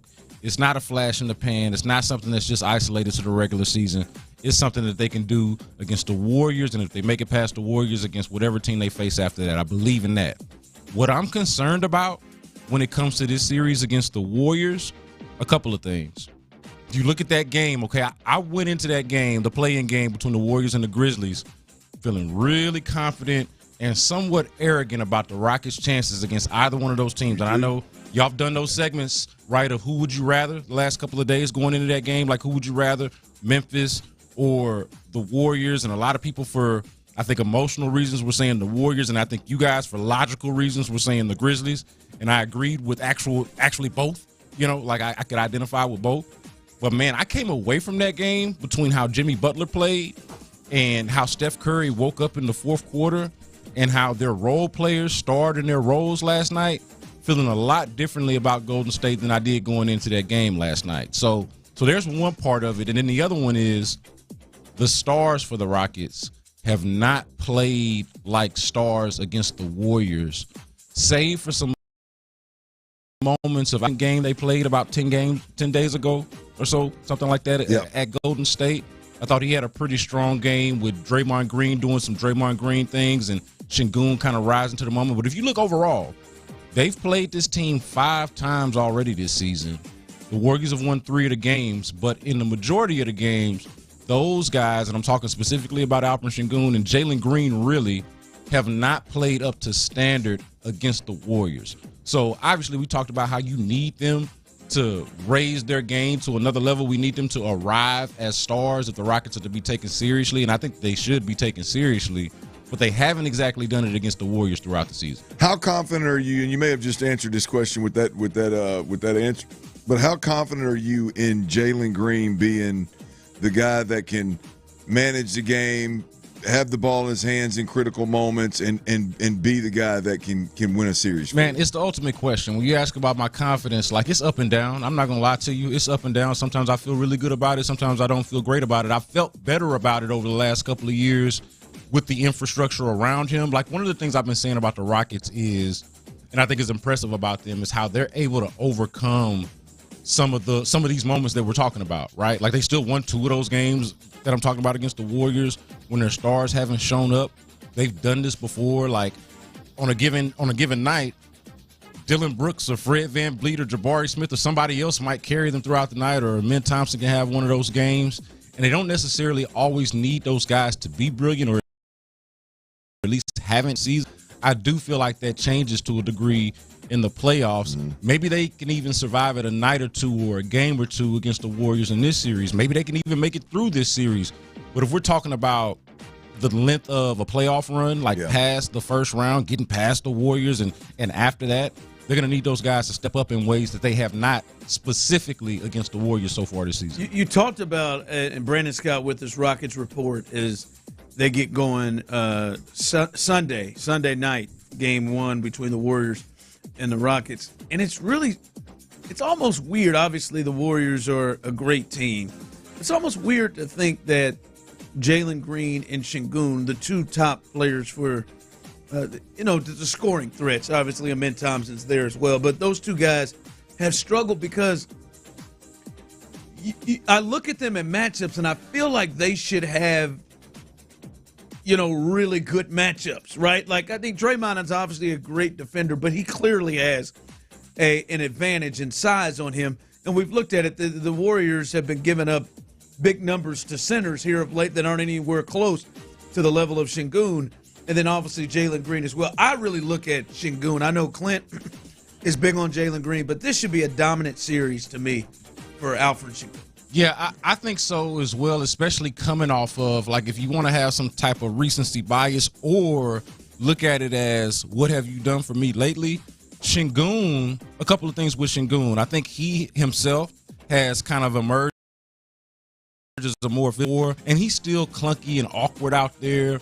But, man, he's really stepped up from a physicality standpoint. And one of the things that I think has helped that has also been the presence of Steven Adams, right? When they're able to go out there with that double big lineup, and really just his presence overall has kind of helped up the toughness. I don't think that was a problem with the team overall, but for Şengün specifically, having Steven Adams around as an enforcer and finding out that lineup, that double big lineup is viable. Like, it's not just when they first did it a couple of months ago, it was like an experiment. It was like, hey, let's see how this looks, how it works. Now it's something that you know that you can really go to. And in some cases, and I think the Warriors are one of these teams, you match up well specifically against these teams when you're able to sort of body up, be physical, and really play that brand of basketball. I think they can do that against the Warriors. If they make it this far, I think they can do that against the Oklahoma City Thunder. So that's one of the things that they can really hang their hats on as a team. What is the game plan? What's the path to beating Golden State? The double bigs worked. I know the game I watched late against Golden State, where you mentioned Şengün did some work. I mean, they if I remember correctly, they ran a lot. They ran quite a bit of that double big, and it was effective. But what do you think is the path to getting through Golden State if they are able? Yeah, so I think it goes without saying that they got to knock their shots down. Like, they just had this issue of, at times, man, they just go cold, or they're just not good enough offensively, and that's a real issue for them. No way to really sugarcoat that. But I do think when you ask about a path, the most favorable matchup, and Joe asked about this earlier, like, what do you feel most confident in or comfortable with going into the series? And I mentioned defense. I think it's the fact that you can guard. This is the thing about the Rockets going against the Warriors. They can guard Stephen Curry with Amen Thompson and Jimmy Butler with any mix of Dylan Brooks and Tari Eason. And I don't know how many teams have that great of a mix of not just 2 but 3 players, and not to mention whatever Jabari Smith can give you. I know that Jalen Green is not known as a defensive player, but he is athletic and I think tries more now under Ime Udoka. So they got all these options that they can throw at a perimeter player. And, of course, the Warriors have 2 of them that are great, and the Rockets have, at minimum, 3 great to really good defenders that they can throw at a guy. So I think they can make things disruptive. I think they can make things really hard on the Warriors, who, by the way, have been known lately to make things hard on themselves. As good as they've been since they traded for Jimmy Butler, the way that they ended the season, they've made things hard on themselves. The Rockets make things hard on other teams. So I think it's a hell of a matchup. I think a low-key thing, because there's a lot to talk about, and we will over the next couple of days. But the Jonathan Kuminga situation is really, really strange for Golden State. And it's really strange that he's not playing, and really, I think something, as you watch all these games with the Rockets, and they played 5 times, their best player in the games against the Rockets. And he's got multiple 20-point games. He had 33 at 23 in 26 minutes. Yep. And it doesn't look like he is going to play, and he is their best athlete. Another guy that you might have to deal with. That I wonder if Steve Kerr maybe changes things and plays Jonathan Kuminga, because that could be a huge, huge help to the Rockets, if that guy who has lit them up this year isn't going to play. And all this damage that you're talking about that Jonathan Kuminga has done, he's done it off the bench. Like, it's not like it's one of those, hey, like Reed Shepherd and Cam Whitmore, thrust it into the starting lineup because they're not playing their guys or guys are hurt. Like, it's Kuminga coming in there and giving you like some type of microwave situation where he's able to come off the bench and give you 23 or 33 more. In a game. Yeah, like he is one of their more capable guys, and it is a wonder that they've been able to kind of get through this without him playing. It's actually interesting you bring that up, because they lost that game against the Clippers, which was a hell of a game, right? Like, that was just a hell of a game overall. Lost that game against the Clippers at the end of the season. In overtime, Kuminga didn't play. They win the game against Memphis. Kuminga also didn't play. That obviously was a back-and-forth game, a game that Memphis obviously could have won. If they don't win that game, there's a lot of side-eyeing of, hey, how did you have this player off to the side that you didn't play? I don't think that's going to be an issue with the Rockets for them, for the reasons that you mentioned, because of a lot of the conversation that's been around Kuminga, and because you have – there's no way he doesn't play in this series. You've got empirical evidence that he is where you need athletes. You need guys that can wreak havoc and muck up a game the way that the Rockets do. So you're going to have to fight fire with fire if you're Golden State, and I imagine that Kuminga is going to be in the mix. Yeah, the athletes that the Rockets throw out there, they got to have him out there. And I mean, maybe he looks over there and thinks that's Jason Tatum down there with Team USA on his jersey, and he's like, nah, man, I ain't gonna play. But think about all of the guys that I just mentioned, man. The athletes that they're throwing out there between Jalen Green, Amen Thompson, Tari Eason. Cam Whitmore's probably not going to be in the rotation, but like you're talking about the Rockets with guys that are good that don't get in the mix. And so I don't think that they're going to be able to afford to not fight fire with fire here. I don't know. Their the two most important games of their season. Yeah, Brian Whitmer said he didn't even have a jersey on under his warm up. It didn't seem like he needed to. He didn't. And then they had that video of him out there getting shots after the Clippers game, like saying, "Hey, I'm here." Didn't play a dime and went out and got shots after. Get him up, baby. Damn, man. Get him up when you're knocking them down and you're playing, and get him up when you're not playing. Yeah, he is basically their Cam Whitmore, but he's been around longer and is probably a lot more important to their actual team. It's been in their rotation than Whitmore is. Oh, yeah, no, 100%. All right, coming up, a little 5 o'clock fire. That's B. Scott every single Wednesday, 4:40. Be listening to him as he is all over the station and on SportsRadio610.com. We'll get you an update on the Astros. Well, not an update. Hell, we'll let you know as they took an L in St. Louis and lose that series.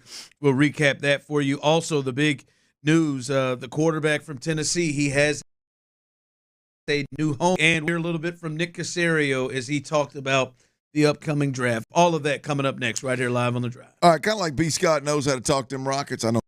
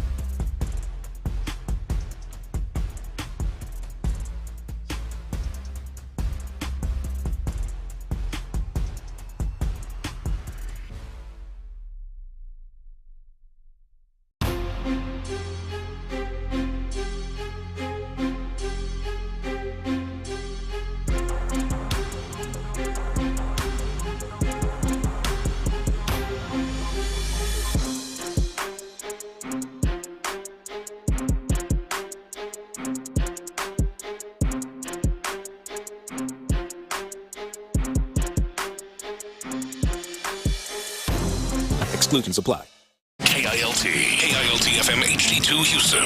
Insider access, exclusive content. Sports Radio 610. The Texans play here. An Odyssey sports station. Sports Radio 610 presents The Drive with Stoerner and Hughley. It's the 5 o'clock flyer. Brought to you by the Insperity Invitational at the Woodlands Country Club Tournament Course. We have a liftoff. Sports Radio 610 presents The Drive with Stoerner and Hughley. It's the 5 o'clock fire. Yiner into right field. There is Victor Scott the second. Puts it away. The Astros lose this series 2-1 to the Cardinals, dropping this Wednesday afternoon contest 4-1. Astros scored first in the first inning, but offensively the rest of the day.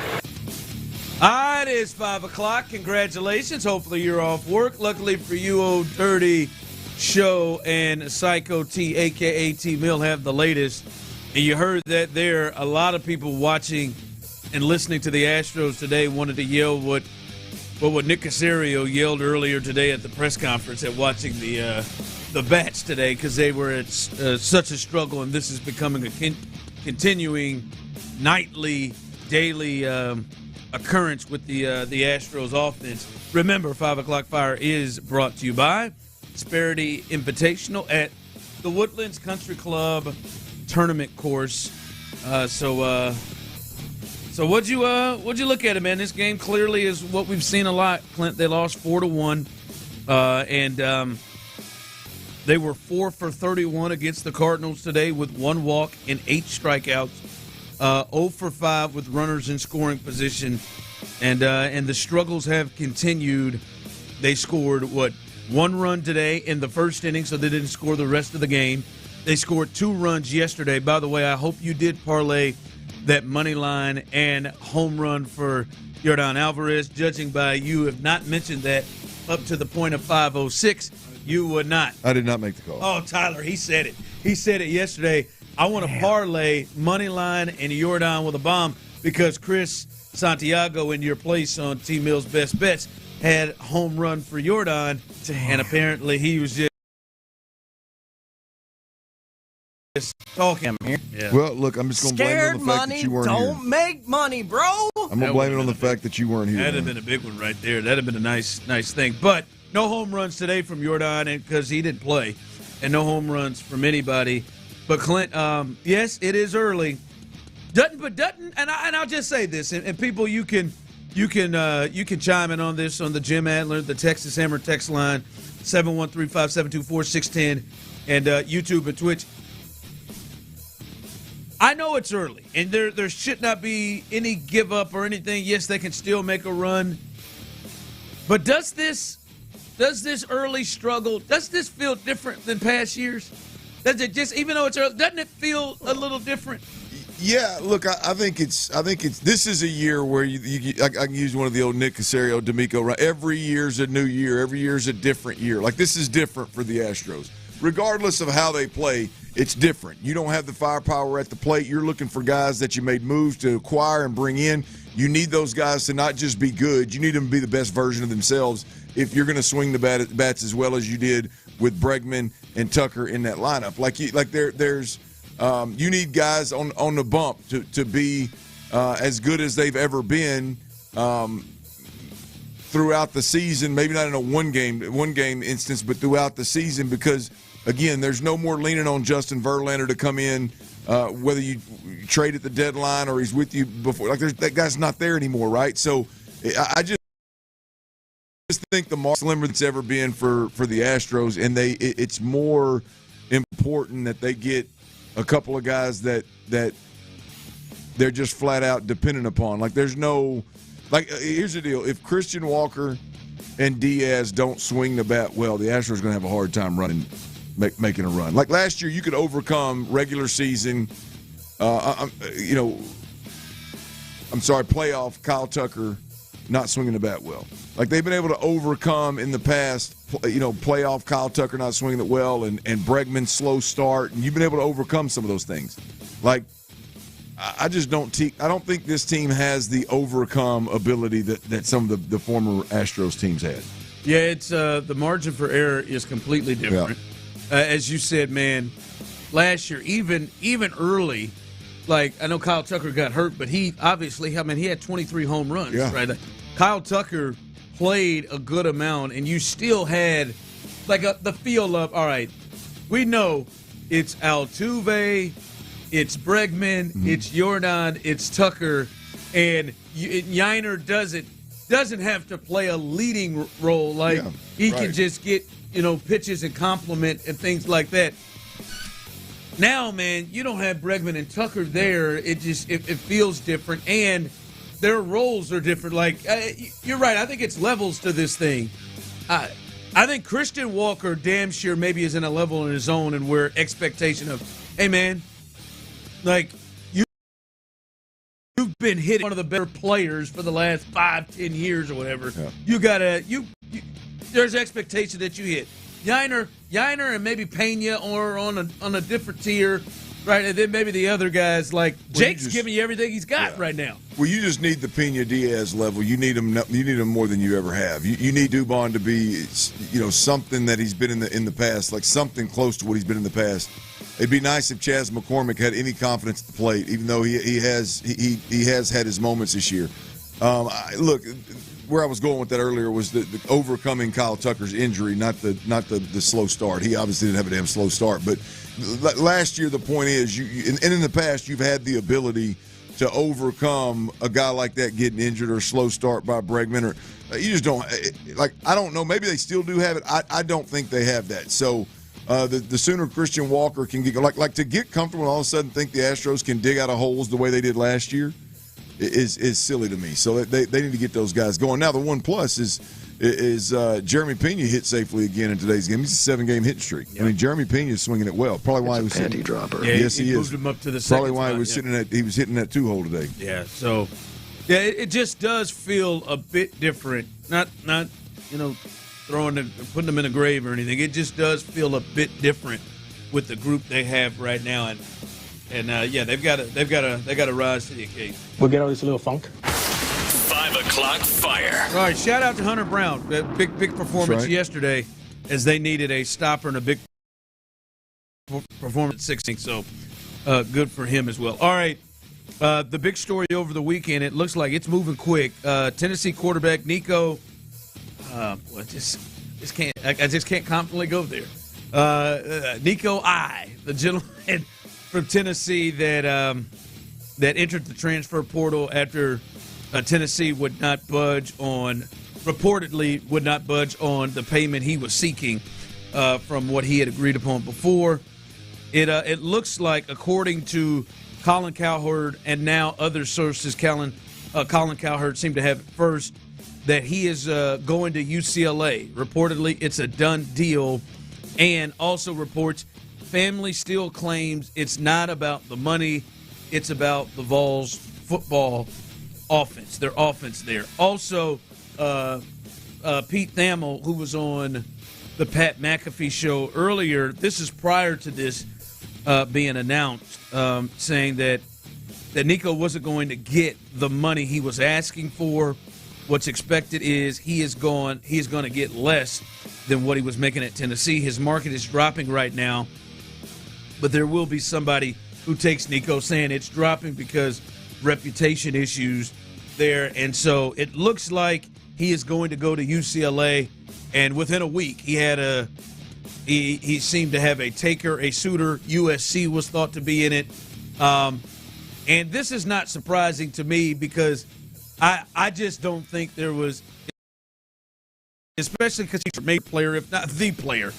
But I would have thought, Clint, they had gotten some assurances and was told that, hey, we would pay this, or they had options to go somewhere before they potentially blew up things. Yeah. So I'm not surprised that, hey, it happened Saturday, and now we're Wednesday, and he already has a spot.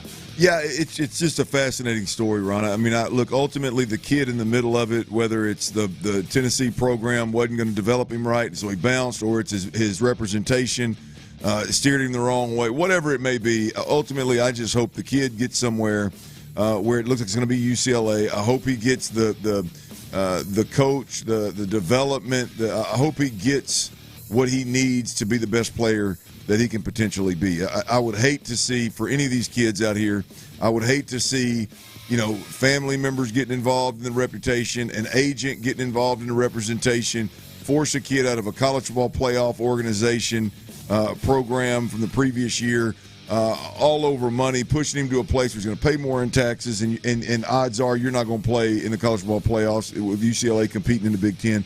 So I don't know. I just hope the kid gets what he's looking for ultimately. There's conversations to be had about poor info, poor direction, poor leadership, and these, whether it's family or agents, steering these kids in the wrong direction and giving them bad advice. And unfortunately, the kid's reputation is the one that's going to take the hit, not the others that are out there pulling the strings. There's another conversation there. I mean, that stinks for these kids, and hope the kid somewhere where he can play. Man. Yeah, Clint, he's wearing it, but to me, I think ultimately for the health of the sport, for fans, I think ultimately this is going to be could be potentially a good thing, because I think this is going to kickstart potentially putting some sort of guardrails up. Absolutely. But do you think, do you think this is something soon that we are going to, you think this is going to be something that forces the powers to be to say, hey, we got to do something in here? Because if they think he's the last kid that's going to do this without anything, no, he's not. And it may be a kid that's got more leverage than he does, and it may not happen. And most teams, as you know, most organizations or programs are going to probably do what they need to do to keep those kids in. I wonder how long it takes before the NCAA puts something in effect that I think will help, at least from a fan's perspective and the health of the game perspective. Well, it's just much more complicated than anybody can make it sound on radio or TV. I mean, you've got, there's a lot of organizations, there's a lot of teams that are benefiting greatly from this transfer portal. I'm not even talking about the money. I'm just talking about getting the ability to get the middle of the field players that'll, like Arkansas is one of them. Every year they can go out there and replenish with what money they do have and the guys they can get. And we are a much better team in the trenches on both sides of the football, because we can go get other places where you didn't have that before. So, getting something in place. And by the way, everybody's going to have to agree to it. It's going to have to be an overarching deal. It's just a much more complicated deal. It's NIL and transfer portal. Do you change the window? Do you shorten the window? Do you eliminate the window? It's much more complicated than just a conversation on air. But this ain't the way. Not pay, like you went from one extreme to the other. Like not allowing the kids to make money definitely is not the way, and allowing the Wild Wild West and not having contracts in place, or not just simply holding universities and players and their representation to true name, image, likeness. Yes, better be doing a commercial. You better be making an appearance. You better be doing something. You're not just collecting a check because an alumni base can pay you that much money. Because what did you say? You said, I don't know if it were you, or if, let's say, you had a kid, you'd say, I think about entering the portal every year. I'd enter the transfer portal every year I can, the right way. I would enter the transfer portal after every season. But if you want me, let's go. But for the health of the sport, I don't think that's great. Well, you know what I mean? I don't. I agree wholeheartedly with you. But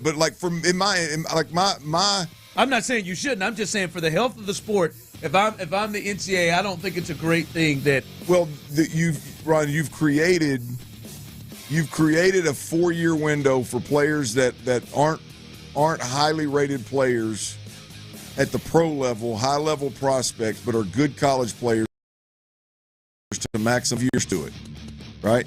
It's if you redshirt. Really, you got a 4-year window. You're crazy if you're not maximizing that to the best of your ability. It's got to be handled the right way. I've talked to multiple college coaches, and if it's handled the right way, they have no ill will towards players, whether they're starters or backups or position play. Like it doesn't matter. The problem is the agents, the parents, the kids don't handle it the right way. So that's I would enter that damn transfer portal every year. Now I'd go to my coach and say, "Hey, coach, my guys have been talking to people. I think I can get 1.2. Okay, I want to be here. Can you get me to $1 million and we'll call it a deal?" I mean, I I put a lot more value on being somewhere where I know, like college football playoff team, I'm going to be there. However it shakes out to me, I think the thing that really hurts the sport right now is there is no connection from the fan to the team, right? Like even those days are over. You know what I mean? But I mean, you could if you were having kids stay for a contract in place for multiple years, like something where, hey man, you got to roll here 2 years, like that would help that in some form or fashion. Yeah, right now, I mean, you can look at some of these basketball programs. I mean, it's 8-9 new guys every year. Yeah. Well, Arkansas is one of them, and I'm glad for it. Yeah, I mean it's 8-9 guys, but that part is they've got to try to reel back in. All right, last night Golden State they beat the Memphis Grizzlies to get to the Houston Rockets. We'll discuss this on the next game against Memphis. Make you feel better about this series for the Rockets. We'll discuss that next. All right, y'all. One of the biggest mistakes that home sellers here in Houston make is listening to the agents that are promising the world, man. Picking the agent who promises the highest list price. Look, Orchard knows pricing too high is going to chase.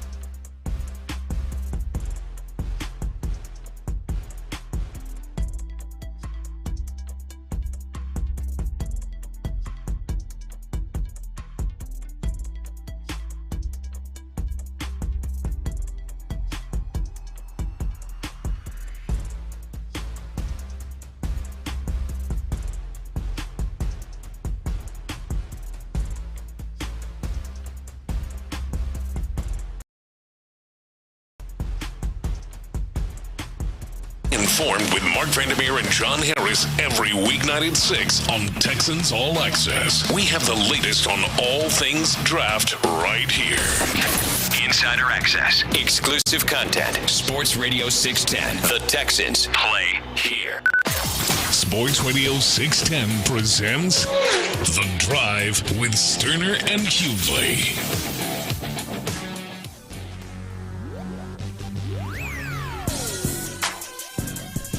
Welcome back in as we are live right here on The Drive. And, yes, be looking at that. Send your thoughts in.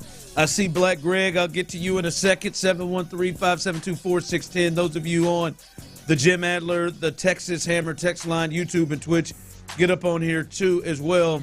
We'll discuss this. Did last night's play-in game that Golden State had a tight one that came down to the very end as they needed a huge fourth-quarter performance from Steph Curry to get this win. Hell, they needed over 70 between him and Jimmy Butler to beat a Memphis team that has been dragging itself. The Memphis Grizzlies have been like the Pittsburgh Steelers of the NBA, dragging themselves into the postseason. Just where you looking at me like, man, they ain't here because of what they did the first 2-3 months of the season. But did you feel any better? Did you feel different about the series coming up? But I wonder where we have been doing our crawfish circuit, and the third leg of the tour is coming up on Friday, and you can come on and hang out. Third leg, man. It's the third spot we've been to. Oh, okay. Not Greg Olson. I didn't know what you were talking about. Greg with the third leg, not that guy. The third stop. We got to be like this. The third stop of our crawfish circuit is the Rusty Horseshoe Bar and Grill in Spring. The Rusty Horseshoe Bar and Grill in Spring. Come out for some good conversation, good beer, good drinks. The mud bugs will be flowing as it's that time. We'll be in Spring coming up on Friday, 2 to 6. Come on, hang out. And if it's anything like it is, hey, you got a chance to win something each and every hour. Thanks for the help with our good friends at Academy Sports and Outdoor and Bud Light. But come on out Friday with us, 2 to 6, the Rusty Horseshoe Bar and Grill in Spring. It'll be a good time. All right. Clint, did last night make you feel better? Make you feel better about the matchup for the Rockets with Golden State after watching them against the Grizzlies last night? No, it didn't make me feel better or worse. Now, it was a reminder of how good those two guys are, and Steph Curry and Jimmy Butler. I mean, it's even a rough, Steph is kind of silenced. He can go absolute berserk in the fourth quarter. So, I mean, and then Jimmy just grinds and gets it done, man. It's just you look up and he's got 30 Jimmy plus. Thing is a real. Yeah, I mean, it's just a different level, right? So it was a stark reminder of what they're capable of doing.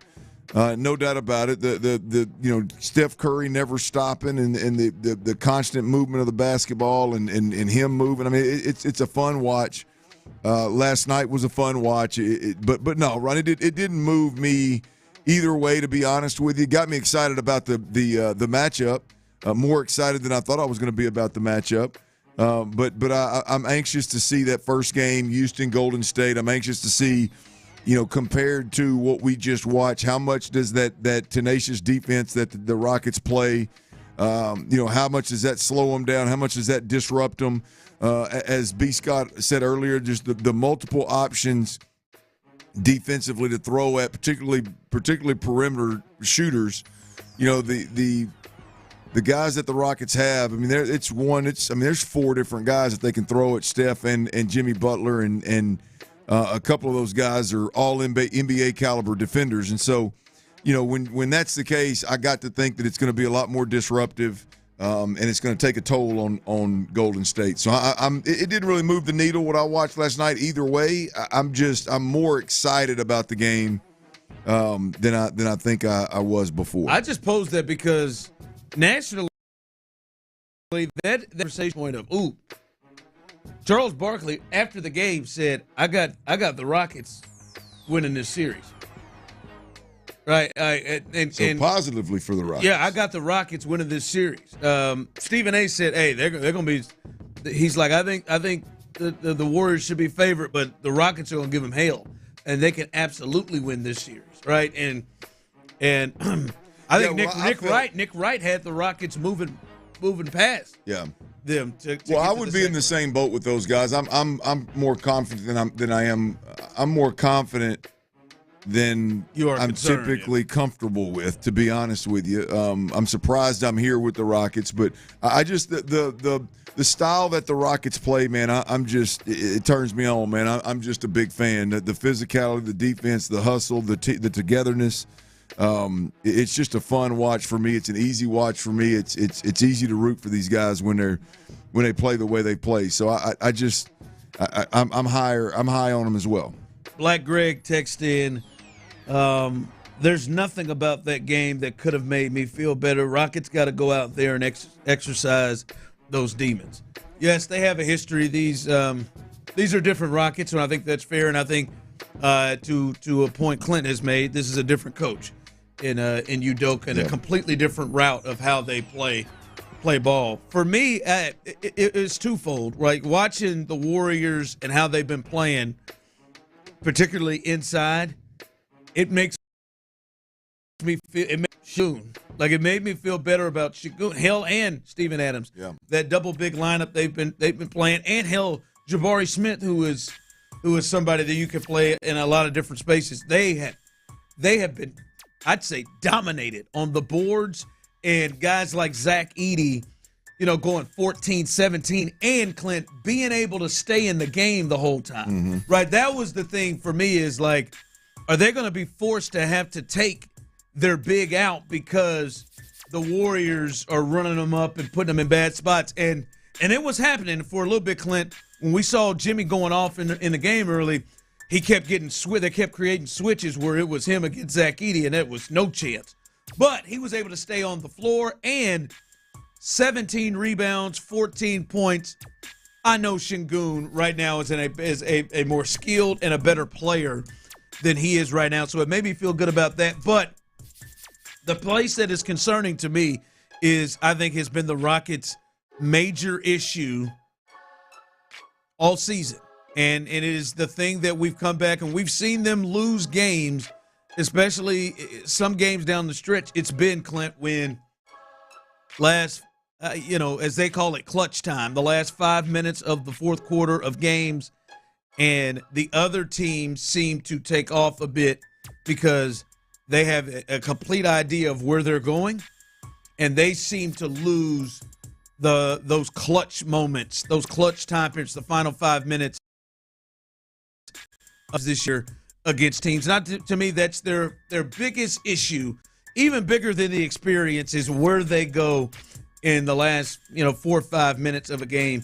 And last night, what we watched from Golden State was they had two dudes that had complete confidence that they could do what they've done for years, including Steph Curry, who had 15 points in the fourth quarter. Well, they know exactly where they're going with the rock. That's why. Yeah. Ron, and again, I may be a tad bit overconfident here, man. And I know I've been critical of and down on and not a huge fan of his time here, Jalen Green and the AAU version of Jalen Green, man. But this year has been an absolute joy to watch him play, to watch him take over the court, the ability to have better shot selection, the ability to knock a lot of them down and get more and more consistent as the year went on.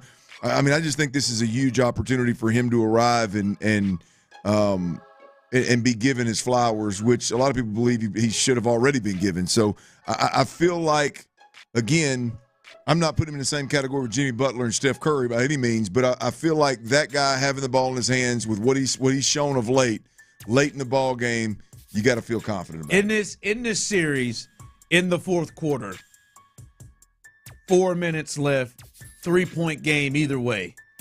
How are you feeling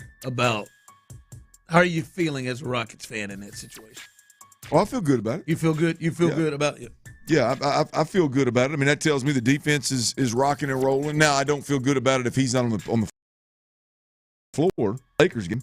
I'm dead serious about what I said earlier with Fred VanVleet. I think he showed there's a great purpose on this team, but he can't be what we've seen this year. He cannot be the guy in critical moments versus a Golden State team or really he can't be the guy on the floor calling the shots. Yep. Text line. Right? Am I crazy? I mean, that's got to be Jalen Green. I mean, because he can't create. He can't. You're talking about a whole different level with Jalen Green. Yeah, you're talking about the ball in his hand, like the ball in his hand, him directing traffic, and him playing point guard. Like unless he's directing traffic to get, something to Şengün or something like that. But I guess my overall point is, I'm with you. I don't like. Hey, we're down to 7 seconds on the shot clock. Yeah, and Fred's got it to go. Well, I just don't feel like. I feel like with Jalen Green with the ball in his hand, whether it's shooting from long range or it's getting to the rack, he's going to draw attention from other people and create opportunities otherwise. Right? I just don't feel like. Am I crazy to think that Fred VanVleet don't have that in his bag? Not. I think there are other people who have a better opportunity, and Jalen Green would be. That's my only concern, if you will, about the Rockets. Is he even going to be on the floor? Like we've not gone from hey man, what's the plan? Now we've gone to now he hadn't even been on the floor at times. That's something. I think that's something we can talk about over the next 2 days. Is who does when it comes down to nut cutting time? And I know we got to go, Tyler, but who does Udoka trust? Mm-hmm. That's the key. Like that, I think that's something we saw in a big game against the Lakers. Jalen Green wasn't on the floor, which was just weird. Yeah. Who does he trust? Because a lot will go there. All right, coming up, we'll get T. Mill's best bets and something Cacerio had to say. I think Clint said there ain't no way he's telling the truth. Mm-mm. We'll discuss that coming up. All right, y'all, check it out.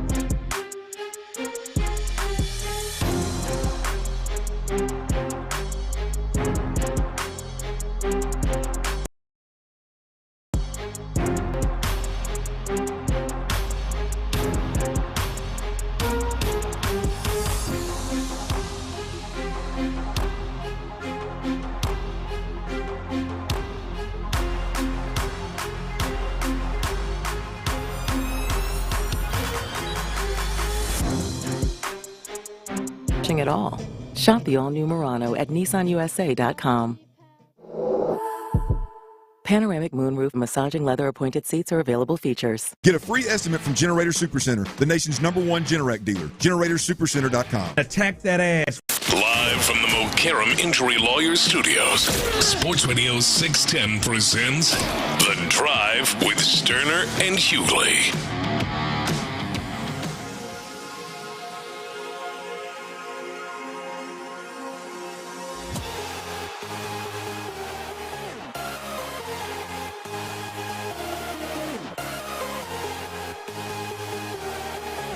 All right, as we get going here, I see some folks rolling in here. Someone told me to John Cena is one of his finishing moves. STFU is what someone said. Sounds like it was said with love, as the LOL was the following text from them. And with love, your mama. My response to that. Yeah. Love you, though. Warranted, I think. I think so. A little Texans All Access. Texans insider Jonathan Alexander was on. You never know what you're going to get. Last night they had J.J. Watt on the show. And tonight, Jonathan Alexander, Texans insider, will join them as well. Area 45 follows them live and local. Sean Bijani, Patrick Creighton, Chris Santiago will hold things down. I'm sure they will have a lot of conversation about what happened with the Rockets and their opponent with the Warriors, and then what happened with the Bats and the Astros today. So stay tuned, live and local, 7 to 11 behind us. And before we get out of here, we'll get T-Mill's best bets. Got a lot of work to do. Wednesday, Thursday, Friday, a lot of work. Now, I will say Chris Santiago was better than Tyler on Monday, as he went 50%. We're at 33% for the week, Tyler. You need to pick it up. That 50% was a lot better than it looked. Because the one that hit was a Jordan home run, which was plus 380 or something. And the money line, right? That's a big boy. That's a big boy, yeah. That was a big boy. That should add extra. We'll go to work. By the way, how do y'all feel about your dong? That was Santiago's text message when he hit the bomb, and I know he's to play on his name in a home run. I'm not a fan of your dong. Really? Not a fan. I like to hear it said. Your dong. But you're really bringing it. Really? What Tyler? Give it. Really bring it. Bring your dong.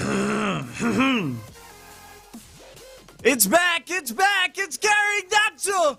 Your dong! He's real breathy with it. Yeah. You gotta be breathy with it. Nope, not gonna say that. You gotta be breathy with the dong. Nope, not gonna say that one. Especially a your dong. Yeah, be breathy with it. From the text line, can we give best bets more than 30 seconds instead of revisiting news that isn't news anymore? Best bet should be a whole segment. It's a fun segment, but exactly what it's doing its trick. It's leaving you wanting more. It is a great segment, but the answer to you is no. Get you a radio show. You can do whatever the hell you want. All right, Clint, we don't have to play the audio, but Nick Cacerio earlier today said, we don't draft by need. Never have. We don't do that around here. We don't draft for need. The one thing they do look for is the guys that can fit what it is they're looking to do, fit their culture is what they're looking for. Don't draft on need. Your thoughts on that? I don't believe it. I don't believe it one bit. And I hope like hell that I'm right. And Nick Cacerio was tongue in cheek, and although he didn't, he was pretty committed to it. He said never. Yeah, look, I think there's a time, and Nick and D'Amico, really Nick. Let's start it with Nick. Has built this team. And respect, man, the building it with the right kind of guys. I'm not a guy that minimizes or poo-poos on the whole. You need the right kind of guys. You need culture. You need the foundation built. The tighter this team can be, and they have done a tremendous job building it that way. And there's been a time, there's really the last 2 years, both years, whether we're talking free agency or draft, where, man, you've got, when it comes your turn to draft, I mean, really, whether we're talking best available or need, hell, I mean, there's so many needs on a team that you can draft damn near anything, and you can better believe you need it. Yeah. And right now, and this is where I hope the Texans would be. I just don't believe the Texans are in that boat. Now they can manipulate the draft and say, well, we drafted the best available. They can jump up and take the best available at 24 or 23 or 22, and that be a receiver. And they say, well, we accomplished both. We a need and the best available. So there's ways to get around it. I just I cannot believe that Nick Cacerio doesn't look at this Texans roster the way it's built right now and says, I'm going to take my plug-and-play starter that D'Amico Ryan said your first-round pick is, and a lot of times the way these guys have drafted, their second-round pick last year was damn sure a plug-and-play starter, earlier than anybody that we've ever seen them draft, right, in Kamari Lassiter. And so it's hard for me to believe that Nick Cacerio is going to sit there and draft the highest character guy that fits this organization the most, and position doesn't matter. If that guy's a corner, hell with it, we're going to take a corner. If that guy's a defensive end, hell with it, we're going to take a defensive end. I mean, we're going to take a safety. Like it just doesn't make sense. Need has to factor in at some point in time.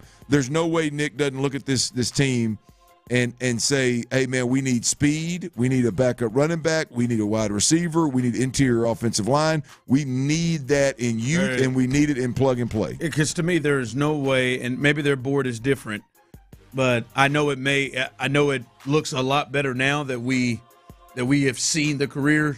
There's no way that they go and take what fits their program and the best thing available, and they had Kenyon Green and Kyle Hamilton sitting right there together, and that was still a position where they could have used a lot of things. There ain't no way they sit there and said Kenyon Green's very fair point.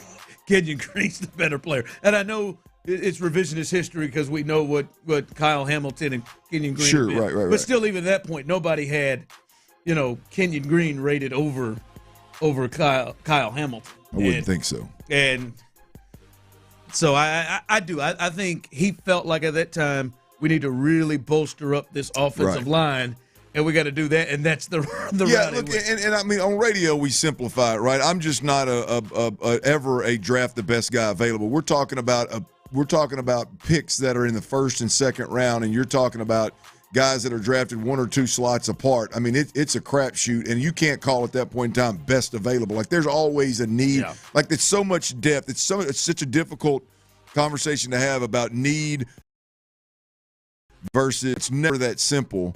And so, look, I don't like the thought of really leaning into best player available ever. Yeah. All right, Tyler, let's do it. Let's get your number one fan. I hope you're listening. 979. Here is T Mill's best bets. Let's get some winning going here, man. Hey, 979. That's God's country up in College Station. I see you, friend. Yes, I got 5 of them. Like Ron said, we got work to do. Myself, Santiago, poor performances Monday and Tuesday. 5 baseball bets for you on a Wednesday night, real quick. Red Sox at Rays, under 9 runs in that one. Next, I got another under. Angels at Rangers, under 9.